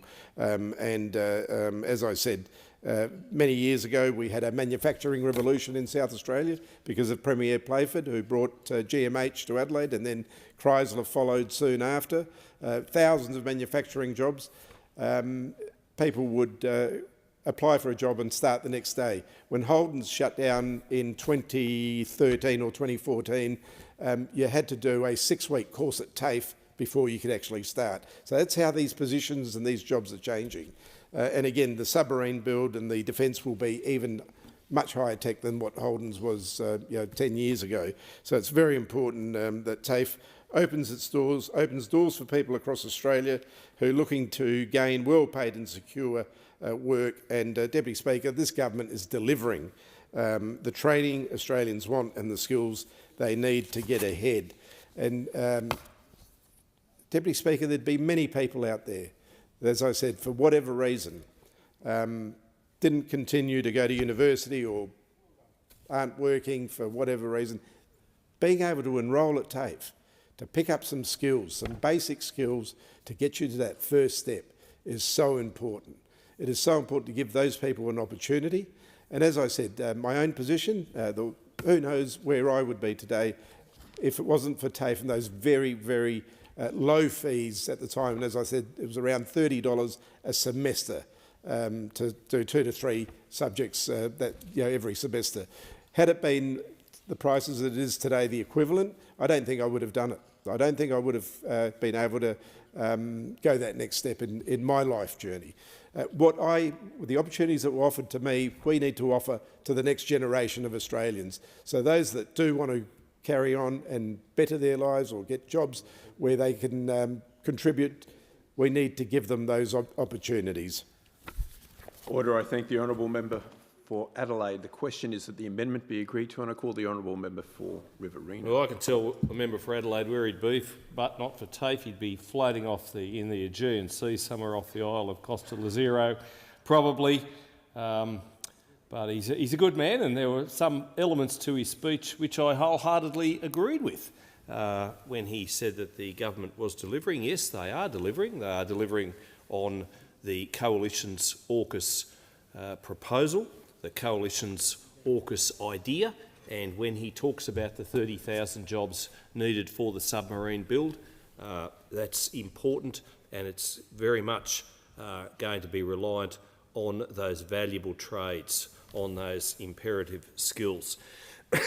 The senior economist at the Housing Industry Association, Matt King, recently stated that the HIA Trades Availability Index for the September quarter 2024 revealed a worsening of the national skilled trades shortage scenario. And in the media release issued on the 22nd of October, he had this further to say. The residential building industry currently employs approximately 278,000 tradies across the 12 key trade occupations required for home building. The trades workforce needs to grow by at least 30% to meet a 1.2 million home target over the next 5 years. That is over 83,000 additional tradies. He continued. The most acute shortages of skilled tradespeople remain in bricklaying, tiling, plastering and carpentry. This means a significant boost is needed in a variety of trade occupations to get these much-needed homes completed. Despite concerted efforts to boost the domestic trades workforce, significant challenges remain. Creating career opportunities for the local workforce must be the priority. However, this alone will not solve the tradie shortage. And Labor has itself in a bit of a pickle, because Labor did promise to build 1.2 million homes. And under Labor's watch, we have migration, which is way exceeding in a month what we once took in over a 12-month period during the Howard years of government.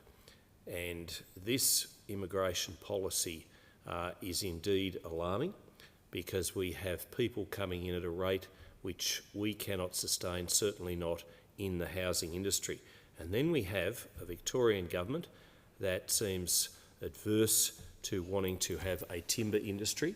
We've got a Victorian state government which doesn't want any new homes to have gas appliances. And when you're trying to stymie the industry as far as how you're going to power homes, when you're trying to stall the industry as to what you're going to build those homes with, i.e. timber, it is a one-way street to disaster. And Labor is on this one-way street to disaster. And then they bring in a policy such as this, and the coalition is perturbed because people should see this for what it truly is. Now, after uncovering that Labor's commitment to make free TAFE permanent is unfunded, it's just incumbent upon us to call it out and for what it is. Australian students deserve better than fake pledges on skills and training. And I appreciate that the member for Adelaide is a graduate of TAFE, as am I. And I hold near and dear those lessons I learned in the technical and further education campus at Wagga Wagga. But the coalition opposes this free TAFE legislation because it is unfunded. Not just that, it has the potential to increase the Commonwealth spending by $500 million a year, and Labor just can't keep throwing money out there and pretending as though that it's all costed, it's all in the budget, it's all in the forward estimates, because it is creating a debt situation. And I appreciate the Treasurer often goes to that dispatch box just over there and talks about the $1 trillion worth of Liberal Party debt that Labor inherited. Well, let's just unpack that for a bit. It was nowhere near $1 trillion. And if it is $1 trillion now, well, it's on his watch, it's on his head. Nowhere near $1 trillion. Seems to forget that the Liberals were in government with the Nationals.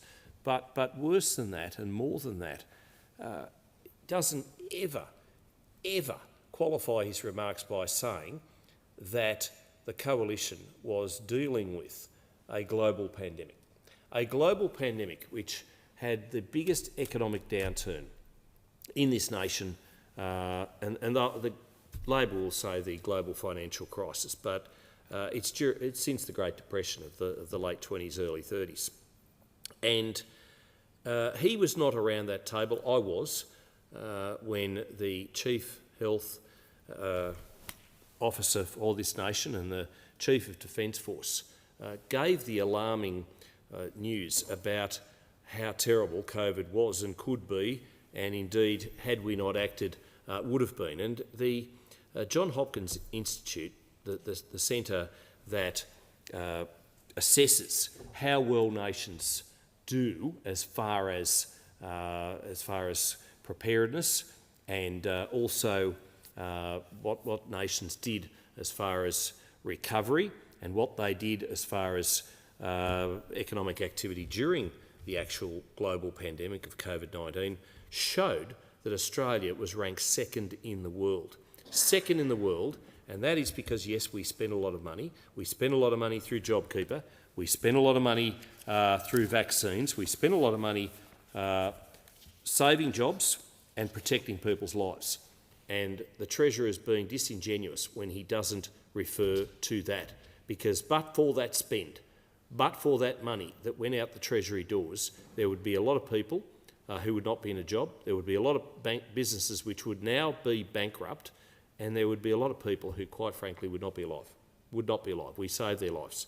And that is the first order of government, is to protect its people, and we did just that. Indeed, 1.1 million jobs were created since the pandemic hit. And this is the last term of the Morrison government. 700,000 jobs saved through JobKeeper. One I'm particularly proud of, and that's 220,000 trade apprentices. Now that was a record high for Australia, and that came under our economic stewardship. That came in our government. And indeed, that shows, that is proof positive of just what we did, indeed, during the pandemic to cope with the COVID-19, but to make sure that our country was economically on a good footing and that lives were being saved. And yet, now we have a government that irresponsibly is just throwing money like there was no tomorrow, because with any luck, Deputy Speaker, for this government, there will be no tomorrow, because people will be wise as to what this government offers, or indeed what they do not offer, and at the next election will vote for a Liberal Nationals return, and that is very much needed. But this legislation permanently commits the Commonwealth to fund free TAFE before it's reviewed. And Senate estimates confirmed that there's been no review conducted into this proposal, into this expenditure, and you could be seeing anywhere up to $1 billion being spent on a program which is just there for Labor largesse. Now, I've always said that a TAFE certificate is just as valuable, if not more so, than a university degree. You might think I would say that. I have any number of TAFE certificates and I do not have a university degree. And that is something that I know that for those TAFE students, it is important that that piece of paper for them is every bit as valuable as a tertiary degree, because it opens doors to a better future. And Australia does need to continue to support and encourage our young people, as well as anyone of any age seeking to upskill, to pursue an education through TAFE. After all, it's the men and women with the skills, trades, builders, plumbers, electricians, mechanics, agriculture workers and many more who keep our country running. They do. We have the Greens political party, who are the ones, and they'll be the ones from whom they'll be preferencing Labor and vice versa at the next election. But they don't understand that it's those tradies who keep the lights on, keep the taps working, or indeed building the infrastructure which sustains modern civil society. And too often these inner city types have no understanding or appreciation of the work involved to sustain their quality of life. And I stand adamantly alongside and with tradies, workers and the efforts to train more. And so does the Coalition. And the Coalition government allocated $2.1 billion to support and give Australians the opportunity to upskill. I mentioned the statistics before. The work we were doing, the funding we were investing went to the heart of what we needed to make sure that we had the right number of apprentices, the right number of people in the right programs, in the right places. And here we have a Labor government which has made all sorts of promises about building homes, not reining their states in when they had the opportunity. I mean, we well remember it was wall-to-wall Labor on mainland Australia. Thankfully, the Northern Territory has returned to a country Liberal Party government, and also thankfully Queensland has returned to a Liberal National Party government. But Labor did have the opportunity, when it was wall-to-wall red across mainland Australia, to rein those states in and to help them on that ambitious program of building more homes. But they did nothing and they said nothing. And do you know why? It's because they were too focused on a divisive referendum called Voice. That is the first and only priority that Labor did in its first months and months and months of office. Months of office. And then it took the Australian people to say no to that. And then what happened? Presto, the next day, all of a sudden, cost of living became the government's focus. Well, they hadn't addressed the cost of living issue. They hadn't addressed the homes crisis. They still haven't addressed either of those. And worse still, we are still getting a flood of people into this nation each and every month. We heard today in question time a new person coming in every 44 seconds. And yet Labor's saying, nothing to see here, all okay. Well, it's not all okay. We need to get back to the basics. We need to ensure that, yes, we have a viable, operational TAFE. This bill, this legislation, this proposal is purely symbolic. It's typical tokenistic behaviour by Labor. And sadly, people see it for what it is. So many of Labor's endeavours are just that. They are media opportunities that have no substance. They haven't been thought through. We heard from the HIA. They're ringing the bell on what's going wrong. They are a good organisation. They can see what is happening. Labor needs to address this crisis. Unfortunately, they won't. They are still got their head in the wrong issues, and they're taking Australians and the nation over the cliff with them. Now, a footnote in the legislation states that an FT place may not be free of all fees, and the fees covered will depend on the terms and conditions of the relevant FT agreement. How interesting. How many people will still have to pay for their TAFE course? It's a good question. It's no surprise from a government that thrives on trying to, I would say deceive, but I'll be kinder and just say pulling the wool over the eyes of the Australian people and taxpayers. But it is a bit of deceit. But it gets worse. Labor is asking the Australian people to accept the bill when they haven't done the proper and due process before it comes into this place. And that is so typical Labor.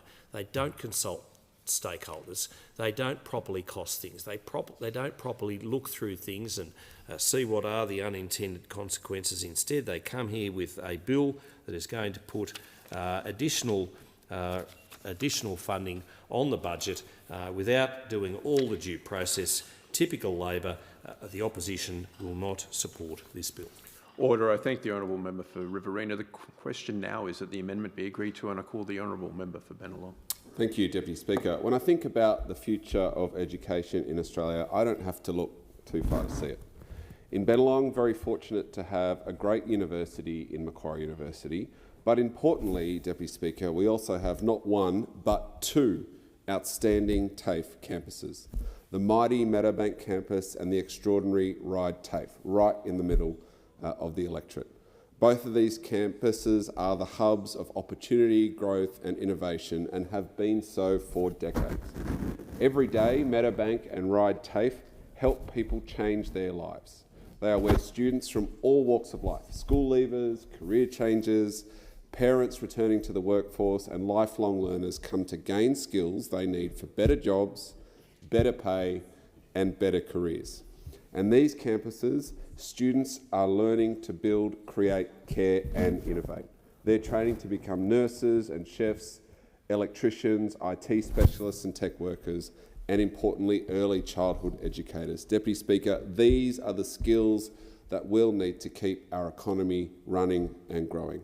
These are the workers who'll help transition to a renewable future, who'll build our homes, who'll staff our tech industry, and who'll build the infrastructure that Bennelong and Australia need to thrive. TAFE, like Meadowbank and Ryde, are pillars of our community. They embody the values that we hold dear in Bennelong: opportunity, fairness, and the belief that education is a pathway to a brighter future. And they give us real examples of the profound impact that is given when we invest in people, not just for their benefit, but for the benefit of our whole society. Fee-free TAFE, since we've come to office, has been a game changer. In just 18 months, fee-free TAFE has changed the lives of more than 500,000 Aussies. 508,000 people have accessed this extraordinary policy in training and education, setting in on a path to well-paid and secure jobs. They're real people with real stories. It's a single mum retraining to be an aged care nurse. It's a young tradie that we need to build more homes. And it's people like Claire from Ryde, who has retrained to become an accountant with the ambition to start her own small business. This bill we're debating today locks in that great Labor TAFE policy and seeks to make it permanent. It'll mean that more people, regardless of their background, will have the chance to gain the skills they need for better pay and a better life. Permanent free TAFE is our answer to the skills crisis that has plagued Australia for too long. Industries across the board are crying out for skilled workers. Childcare centres need early educators, aged care homes need carers, construction sites need tradies, and tech businesses, many of which are in my electorate, need tech workers.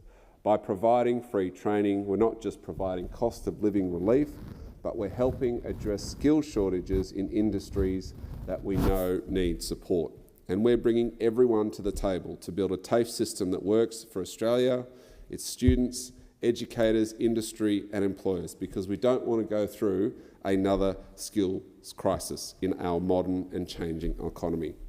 9 in 10 new jobs over the next decade will require post-school study, and half of these will need vocational education and training. Fee-free TAFE ensures that we will be ready to meet this demand. But while this government is driving forward, the opposition wants to drag us back. Let's be real about what's at stake here. Under the Liberals and Nationals, they have made their stance clear. They don't believe in this bill, they don't believe in TAFE. Their actions and their lack of action when they're in government speaks volume about their priorities. When in government, we're committed to removing barriers to education, and the coalition record was the opposite. They slashed $3 billion from the vet system, and they left us with one of the largest skill shortages in the OECD. Under their watch, housing projects stalled because there weren't enough workers to lay the foundations. And today, we all know we're still catching up. Hospitality businesses were struggling to get the baristas, chefs and staff they needed to grow post-pandemic. And many businesses were forced to look overseas to fill skills gaps that should have been filled by trained Aussies. This wasn't an accident. This was a direct result of their short-sighted policies under the former government. And when the Leader of the Opposition and the Liberals talk about vocational education today, it's not to support it, it's to dismantle it. Their Deputy Leader of the Liberal Party called fee-free TAFE wasteful spending. Tell that to the aged care nurse who's retraining to provide really important care. Tell that to the early childhood educator shaping young minds. Tell that to the tech worker building the digital economy that we need for the future.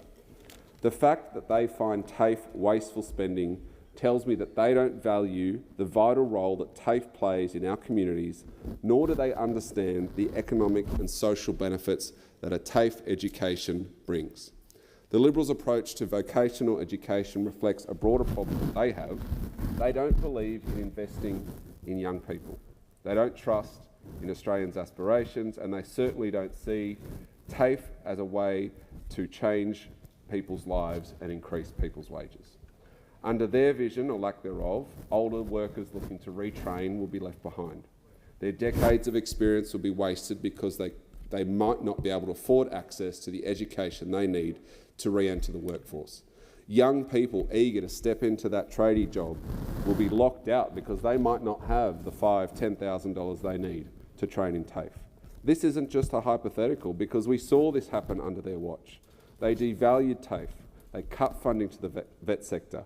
The Coalition continues to send a clear message that they do not believe in TAFE. And that's not the Australia I believe in. It's not the Australia that the Labor Party believes in. Their approach is one of destruction. They view public TAFEs as a liability, not an asset. And they treat Australians' aspirations as an inconvenience and not an opportunity. So the choice before us, Deputy Speaker, couldn't be clearer. On this side, we have a government committed to public education, committed to fee-free TAFE, opportunity, fairness and progress. And on the other side, we have an opposition that has consistently demonstrated its disdain for TAFE and the vet sector and its disregard for the aspirations of young Australians.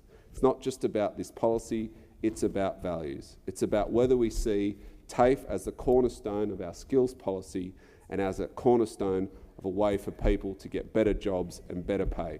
And it's about whether we invest in these people who want to retrain or whether we abandon them. This free TAFE bill is more than just a response to immediate challenges. It's a vision for the future. It ensures that our workforce will be prepared to meet the demand from emerging industries, from renewable energy to tech jobs to advanced manufacturing to construction work to hospitality. It'll provide ongoing cost of living relief, not through short-term handouts, but through a permanent policy to provide at least 100,000 fee-free TAFE opportunities every year. It's part of our broader commitment for a future that we want a government to tackle the big challenges that face our nation, whether it's to ease cost of living relief pressures, whether it's to address climate change, to strengthen our care systems or our health system. We're focused every day on delivering for Aussies, particularly in Bennelong. Fee-free TAFE is just one example of how we're doing that. It's a policy that will create jobs, that will build industries, that will ensure that industries that have a skills shortage are addressed. And it'll ensure that if you want to learn, if you want to earn more money, you can go and do that through TAFE. It reflects our belief in the power of education and the power of public education to change lives, and our commitment to build a fairer and more inclusive Australia. Order. It being 7:30, I propose the question that the House do now adjourn, and I call the honourable member for Braddon. Well, thank you, Deputy Speaker. Over this term of Parliament, I've had the privilege of meeting many passionate professionals and volunteers dedicated to improving the health outcomes for all Australians. They wake up each day with one goal, and that is to make a difference to the lives of others. Tonight I want to highlight two. Deputy Speaker, antimicrobial resistance, or AMR, occurs when bacteria, fungus, viruses and parasites become resistant to the drugs designed to kill them. This growing resistance is making infections harder to treat and poses one of the greatest threats to global public health. In Australia, AMR is linked to more than 5,000 annual deaths, a statistic that cannot be ignored. AMR threatens the very foundation of our health system, and without effective treatments, critical procedures such as surgeries, cancer, chemotherapy and childbirth can become increasingly unsafe. This week marks World AMR Awareness Day, driven by the AMR Network, a multi-stakeholder group dedicated to combating this issue. The network highlights a concerning reality that Australians lack access to many of the newest antibiotics already available in countries like the US and the UK. This gap puts patient safety at risk. The Australian Government has acknowledged, Deputy Speaker, the severity of AMR, and I welcome the policy reforms being progressed, particularly through the Health Technology Assessment Review. However, acknowledgement isn't enough, Deputy Speaker. What we need is action. We need these reforms to be implemented in order to improve access to new and effective antibiotics, to bolster research into future treatments, and the time to act is now. Deputy Speaker, I also want to share the inspiring work of Camp Quality and its volunteers who transform the lives of children impacted by cancer across Tasmania. Every day in Australia, 2 families sadly hear the devastating words, "Your child has cancer." Their world is immediately turned upside down as they watch a childhood stolen and moments of joy disappear.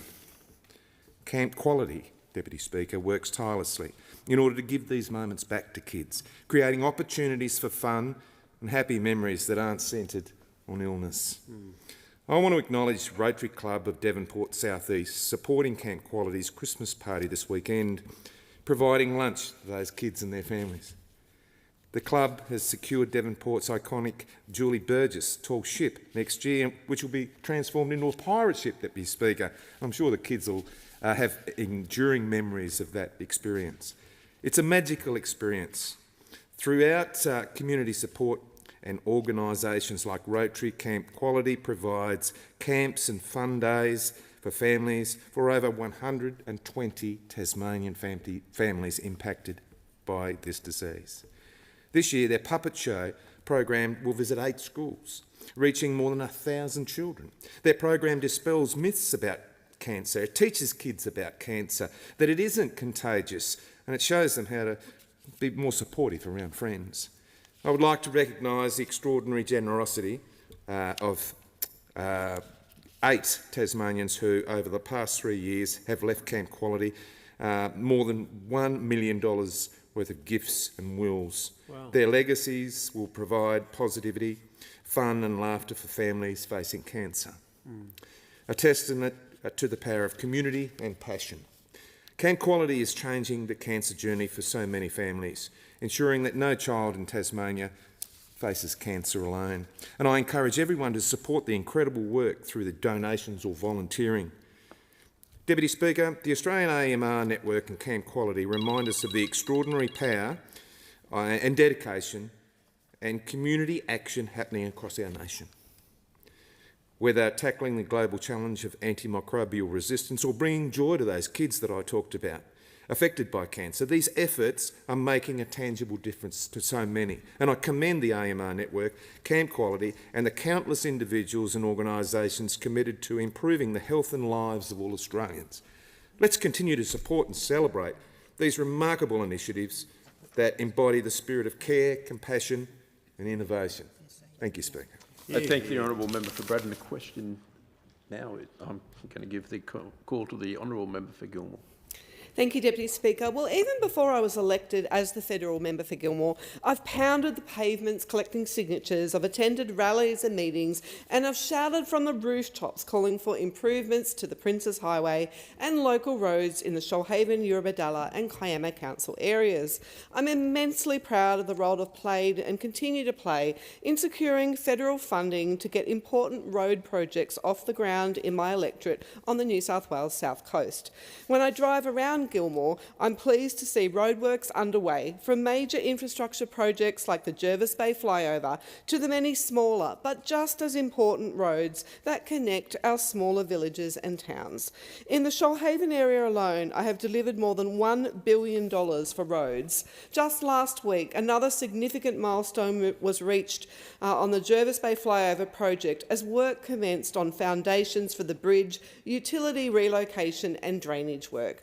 An injection of $100 million in federal funding I've delivered will provide a grade-separated flyover-style intersection with an overpass across the Princes Highway and 2 roundabouts to deliver safer and smoother connections.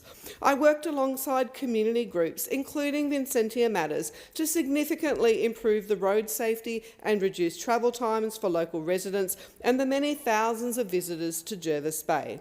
I've also delivered $400 million for the upgrade of a 6-kilometre stretch of the Princes Highway between Jervis Bay Road and Hawken Road to 2 lanes in each direction, as well as upgraded intersections at Hawken Road and Blackbutt Range Road at Tomarong. Residents are also extremely pleased to see pavement repairs underway on the busy Jervis Bay Road between Woolamaya and Falls Creek under disaster recovery funding arrangements. Anyone that drives Jervis Bay Road every day knows how badly it needed to be fixed following a series of floods. Deputy Speaker, the Albanese government is dedicated to improving investment in our transport networks and our roads. These investments support a range of economic and social objectives, including regional connectivity, livability and safety.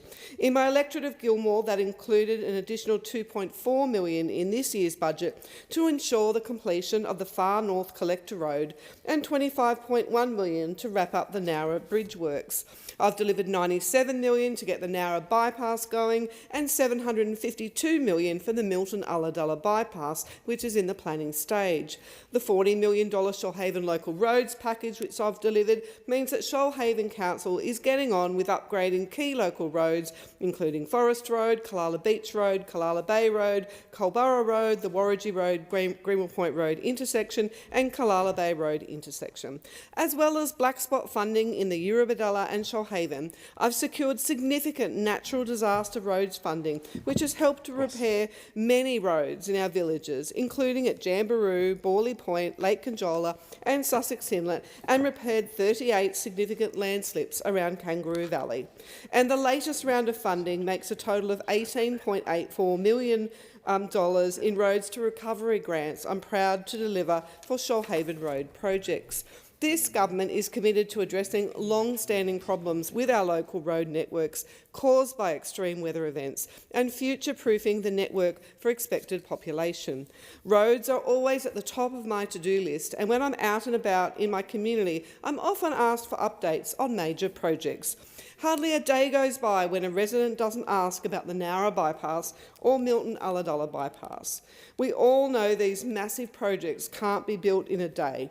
They require significant planning, environmental assessments and community consultation, which is why I continue to be involved and informed every step of the way. I'm really excited that the wheels are turning on the proposed Milton Ulladulla bypass, with Transport for New South Wales last month applying to have the project declared a state significant infrastructure project due to its complexity. This government's contribution of $752 million will design a bypass that meets community needs while also ensuring endangered species and ecological communities are managed appropriately. Essential planning work for the Nowra bypass is also moving along, with traffic modelling and preliminary environmental investigations underway. More than 1,000 pieces of feedback were received during the consultation period, and we must ensure we get the planning right because the Nowra bypass will deliver huge benefits for our region. Speaker, I'm pleased that residents and motorists on the South Coast will benefit for years to come from the roadwork I've championed and being funded by the Albanese Labor government. The question is the House do now adjourn and give the call to the honourable member for Fairfax. Thank you very much, Mr Speaker. Youth entrepreneurship is where it's at. You know, when big demographers like Bernard Salt talks about the Sunshine Coast being the entrepreneurial capital of regional Australia, it's not because we import entrepreneurs, but indeed our entrepreneurs are homegrown. In particular, young people. The youth entrepreneurship sector on the Sunshine Coast is absolutely booming. It was only last Sunday when I went to the Fisherman Roads markets and I met an extraordinary young bloke, 13-year-old Hugh. Now, Hugh, together with help from his younger brother Finn, runs his own business. It's called Dirty Ventures, a tremendous stall. And I couldn't help myself. I had to buy one of his designed shirts. An absolute champion family. And then right next door was another venture, 11-year-old Phoebe. And you should have seen the most extraordinary, colourful jewellery that she has made herself. And there she is, manning the stall. And I have to say, whether it was Hugh, Finn, Phoebe, the customer service, second to none. And again, from Phoebe, I couldn't help but also make a purchase. On the Sunshine Coast, entrepreneurship is absolutely firing on all cylinders, and it's the younger generation which is leading the way. Around 25% of the Sunshine Coast population is over the age of 65. And this is a good thing because it goes to the fact that we are a lifestyle capital. And as the federal MP, it's a reminder for me too that I need to make sure I'm doing everything I can to represent older Australians in my part of the world. Since I was elected, I've been so fortunate to have a group of people who have been advising me, a Seniors Advisory Committee, very ably led by the wonderful Carol Cashman. And every year I host what I call Seniors Forums.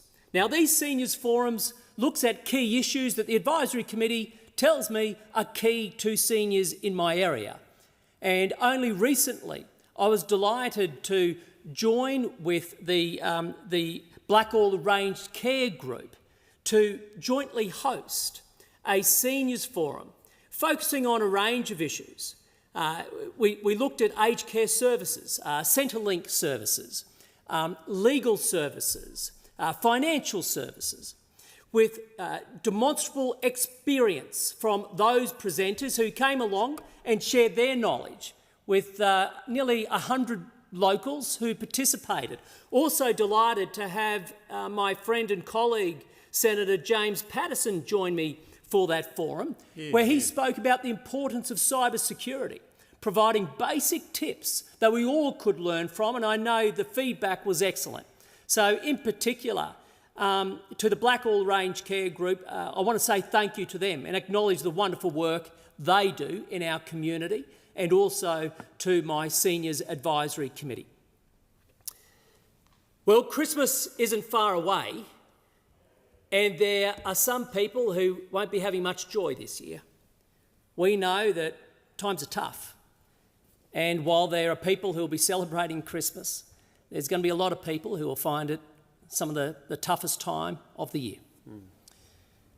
My Christmas appeal this year is with IFYS, an organisation that does extraordinary things for people in need right across the Sunshine Coast. And for anybody who wishes to make a contribution to those families, children in particular, who might be in need, can I encourage you to please purchase any non-perishable food items, or even maybe a gift voucher. Feel free to drop it down to my electorate office, and my team is working very closely with IFYS to ensure they will receive those gifts from you and can pass it on to those families and individuals who might be lonely and really in need amidst this cost of living crisis at this Christmas time. The question is the House to now adjourn. I give the call to the honourable member for Moreton. Thank you, Speaker. The Albanese Labor government is firmly focused on easing cost of living pressures for Australians. Our record on this is clear. Fairer taxes with a tax cut for every taxpayer in the cities, in the towns and in the bush. We've boosted Medicare and made medicines cheaper. We've implemented energy bill relief, and we're holding the big supermarkets to account. These measures are beginning to make a significant impact, and we're doing it while we're building Australia's sustainable future. And that's where higher education comes in, Speaker. Labor is supporting current students and those with student debt now, while planning for Australia's future needs. We know that by 2050, this nation will need a workforce where 80% of people have a university degree or a TAFE qualification. The Albanese government understands that post-school education, whether it's uni or TAFE, is a key part of individuals setting themselves up for the future. Prime Minister Albanese said, it's also an investment that government makes in the future of our country, the creativity and innovation that Australia needs to grow and thrive. It's discovery and research, industry and ideas, a more productive workforce and a more equal society.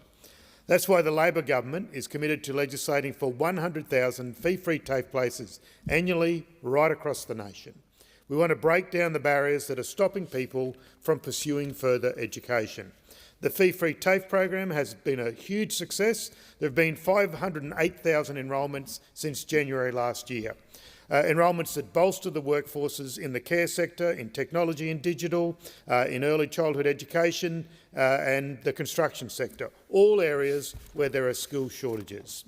Labor is also giving current students and those with HECS or HELPS debts a fair go by wiping $3 billion off student debt by capping the HELP indexation rate at the lower of either the CPI or the wage price index, and backdating this to the 1st of June last year.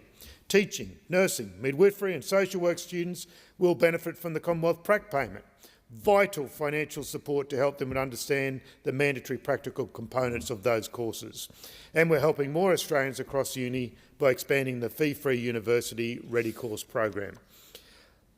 But stop, that's not all. There's more. When Labor wins the next election, 3 million Australians with student debt will have their debt cut by 20%. For the average student, this will mean their debt is reduced by more than $5,000, and obviously more for those with more costly degrees debts. One of my constituents said that he will save around $14,000 from the cost of his university courses. And another undergraduate I know, and it's not my son Stanley, all he said was thanks Dad, but this other undergraduate said, who is already aiming for postgraduate study, said, cutting 20% off my student loan helps ensure that future study is feasible, as I won't be as worried about my HECS. Labor also intends to increase the minimum amount before repaying HECS kicks in. So we'll increase it from $54,000 to $67,000. So that will reduce the annual payments just while people are trying to get their life sorted. For example, someone who is earning $70,000 per annum will have to repay roughly $1,000 less per year. This is all part of Labor's drive to fix generational inequality.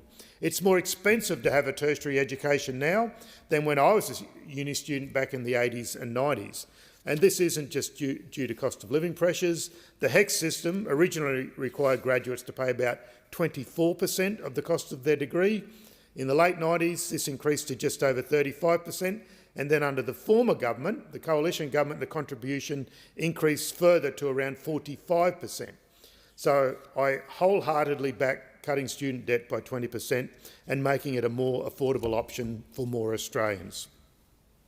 The Albanese Labor government currently has 6 pieces of education legislation on the go. We're committed to reforming education and tackling educational inequality from early childhood education onwards. We want to ensure that those who teach our preschool-age children are paid well and valued by the community and then can buy a home. We're also fulfilling the recommendations of the Gonski report and funding public schools properly, the schools that do the heavy lifting in our community. We're making the international student program sustainable, and we're focused on improving safety on campuses with the creation of a national student ombudsman. Students and people with HECS help set are better off under a Labor government. We will always focus on talent and opportunity rather than privilege and anti-intellectualism. Don't let the Trump-like leaders in this parliament ever try to lead our nation down that cul-de-sac. The question is the House to now adjourn and give the call to the honourable member for Casey. Thank you, Speaker. Well, there's no doubt in Victoria we're being let down by lack of leadership at a federal level by the Albanese Labor government and at a state level by the Allan Labor government. And I experienced that firsthand with my family on Saturday night. After spending the day at the Lilydale show talking to locals, I went out for dinner at a local Thai restaurant with my wife and daughter. We were then walking through Main Street, Lilydale, where I came across a gentleman that had had so much to drink that he'd fallen over on the footpath and was unable to walk. With another bystander, we helped that gentleman to a seat. He assured us he was okay and he wouldn't let us take him anywhere, call anyone for help. But I sensed that things weren't right, so we moved on, but I made sure I could continue to observe him because his story had changed between having a car and walking home. But I didn't feel right, so I called the police to ask for assistance. And as I was on that call, the gentleman got up because he got his composure and walked to his car. So I ran to his car, stopped him from driving off as I'm onto the phone to the police and asked them to come and assist me. And the police officer apologised to me and said, "I'm sorry, sir, we are not able, because of changes in the laws by the Allan Labor government, to help you. Unless this gentleman is drink driving or we can't come and intervene. You can call an ambulance." I explained he didn't need an ambulance. And she said, "Well, I'm sorry, the law has changed. There's nothing we can do to help." So in the end, I had a choice. Let this gentleman drive home drunk with children and families walking home, or try and do something. So in the end, I had to take his keys, drive him home myself, while my wife and daughter followed us to pick me up, because the Allan Labor government changed the laws and removed the ability for police to arrest, detain or transport people at risk to themselves and others because of public intoxication. The next day at the show, I ran into a friend of mine who's a police officer, and he shared a story of how they came across a young woman that was intoxicated, and she told them to bugger off in unparliamentary language, so I won't use the words, I'm sure you can imagine, Speaker. They had no choice but to leave that young, vulnerable, drunk lady because she didn't want assistance. And this is the reality of Victoria and the dangers that we are under, young children, as I was driving this man home, I literally had to stop at a pedestrian crossing so two families could walk past after being at the show. Now imagine if this drunk driver was in that car. And that's what the Allen Labor government have made happen in Victoria because of their law changes. And at the time of this change, the Victorian Liberal and Nationals, led by Shadow Minister for Police Brad Batten, sought to ensure our police retain their existing powers to keep Victorians safe in circumstances where alternative supports were not available. And Victorians have died because of this change. And Labor were warned of the shortcomings, and we're living with the tragic consequences now. But the Allen Labor government must restore community safety powers to the Victorian Police. And I would urge the Attorney-General, as a Victorian, to have that discussion with his colleagues in Victoria. And we know as a federal coalition we need to do more. We can't make the states do anything, but we can make it an offence to use mobile phones and computer networks to cause an intimate partner or family member to fear for their personal safety, to track them using spyware or engage in coercive behaviours. And we will toughen the bail laws that apply to these new Commonwealth offences. Because tackling crime in our communities also means tackling crime online. And there's been an uptick in young Australians committing, filming and uploading their crimes to social media. And local police have told me stories of young people posting their crimes online to get more views and increase their followers. And that's why a coalition government will make it an offence to post criminal acts online. And many locals have raised these concerns about crime. And it's why I've been working with the local police to see if we can reinstate the Safer Communities program, which will help communities like ours get CCTV and other security infrastructure, the same program that my predecessor, Tony Smith, was able to achieve for our community to keep them safe. I lived it firsthand, Speaker. The rules and laws that we make here in Australia and in Victoria have consequences for our community's safety. The question is the House to now adjourn and give the call to the member for Canberra. Thank you, Speaker. This morning I had the great pleasure to join the Big Issue for their Parliamentary Street Soccer Cup. Teams from across Parliament participated in a round-robin competition on inflatable soccer pitches alongside a local street soccer team from here in Canberra. Now, I don't want to miss anyone, but I did see the member for Fremantle, the member for Moreton, the member for Burt, doing some excellent soccer this morning. There was also a team from Canberra Airport, there was a team from the Press Gallery, and of course, as I mentioned, the street soccer team from here in Canberra. I didn't actually play, but I was cheering them all on. It was a fun and fast-paced competition. We heard from Michael Wilson, a member of the Street Socceroos team, who represented Australia at the Homelessness World Cup earlier this year in Seoul, South Korea. Michael shared how profoundly street soccer had changed his life. It helped him overcome drug addiction, secure stable housing and find a sense of community, a critical factor for managing the stresses that he faced. And Michael's story is not unique. In fact, an incredible 98% of people surveyed through the street soccer program reported having a more positive outlook on life, while 96% said they felt motivated to improve or maintain their physical and mental health. Participants also showed significant improvements in accessing education, housing and employment. Many of us are familiar with the Big Issue and their outstanding work helping people experiencing homelessness find employment. By selling the Big Issue magazine, individuals can earn a meaningful income and gain valuable work experience. And many of us will be familiar with the vendors around our cities all around Australia. And it's also a fantastic magazine, and I'll just do a quick plug as well for their 2025 calendars that they're selling at the moment, which make a great Christmas present as well. Since 1996, this work has had a profound impact, putting $35 million into pockets of Australians experiencing disadvantage. Their subscription service also provides employment opportunities for women experiencing disadvantage, offering a critical pathway to financial independence. Despite the great work done by organisations like the Big Issue, homelessness remains a serious issue in Australia.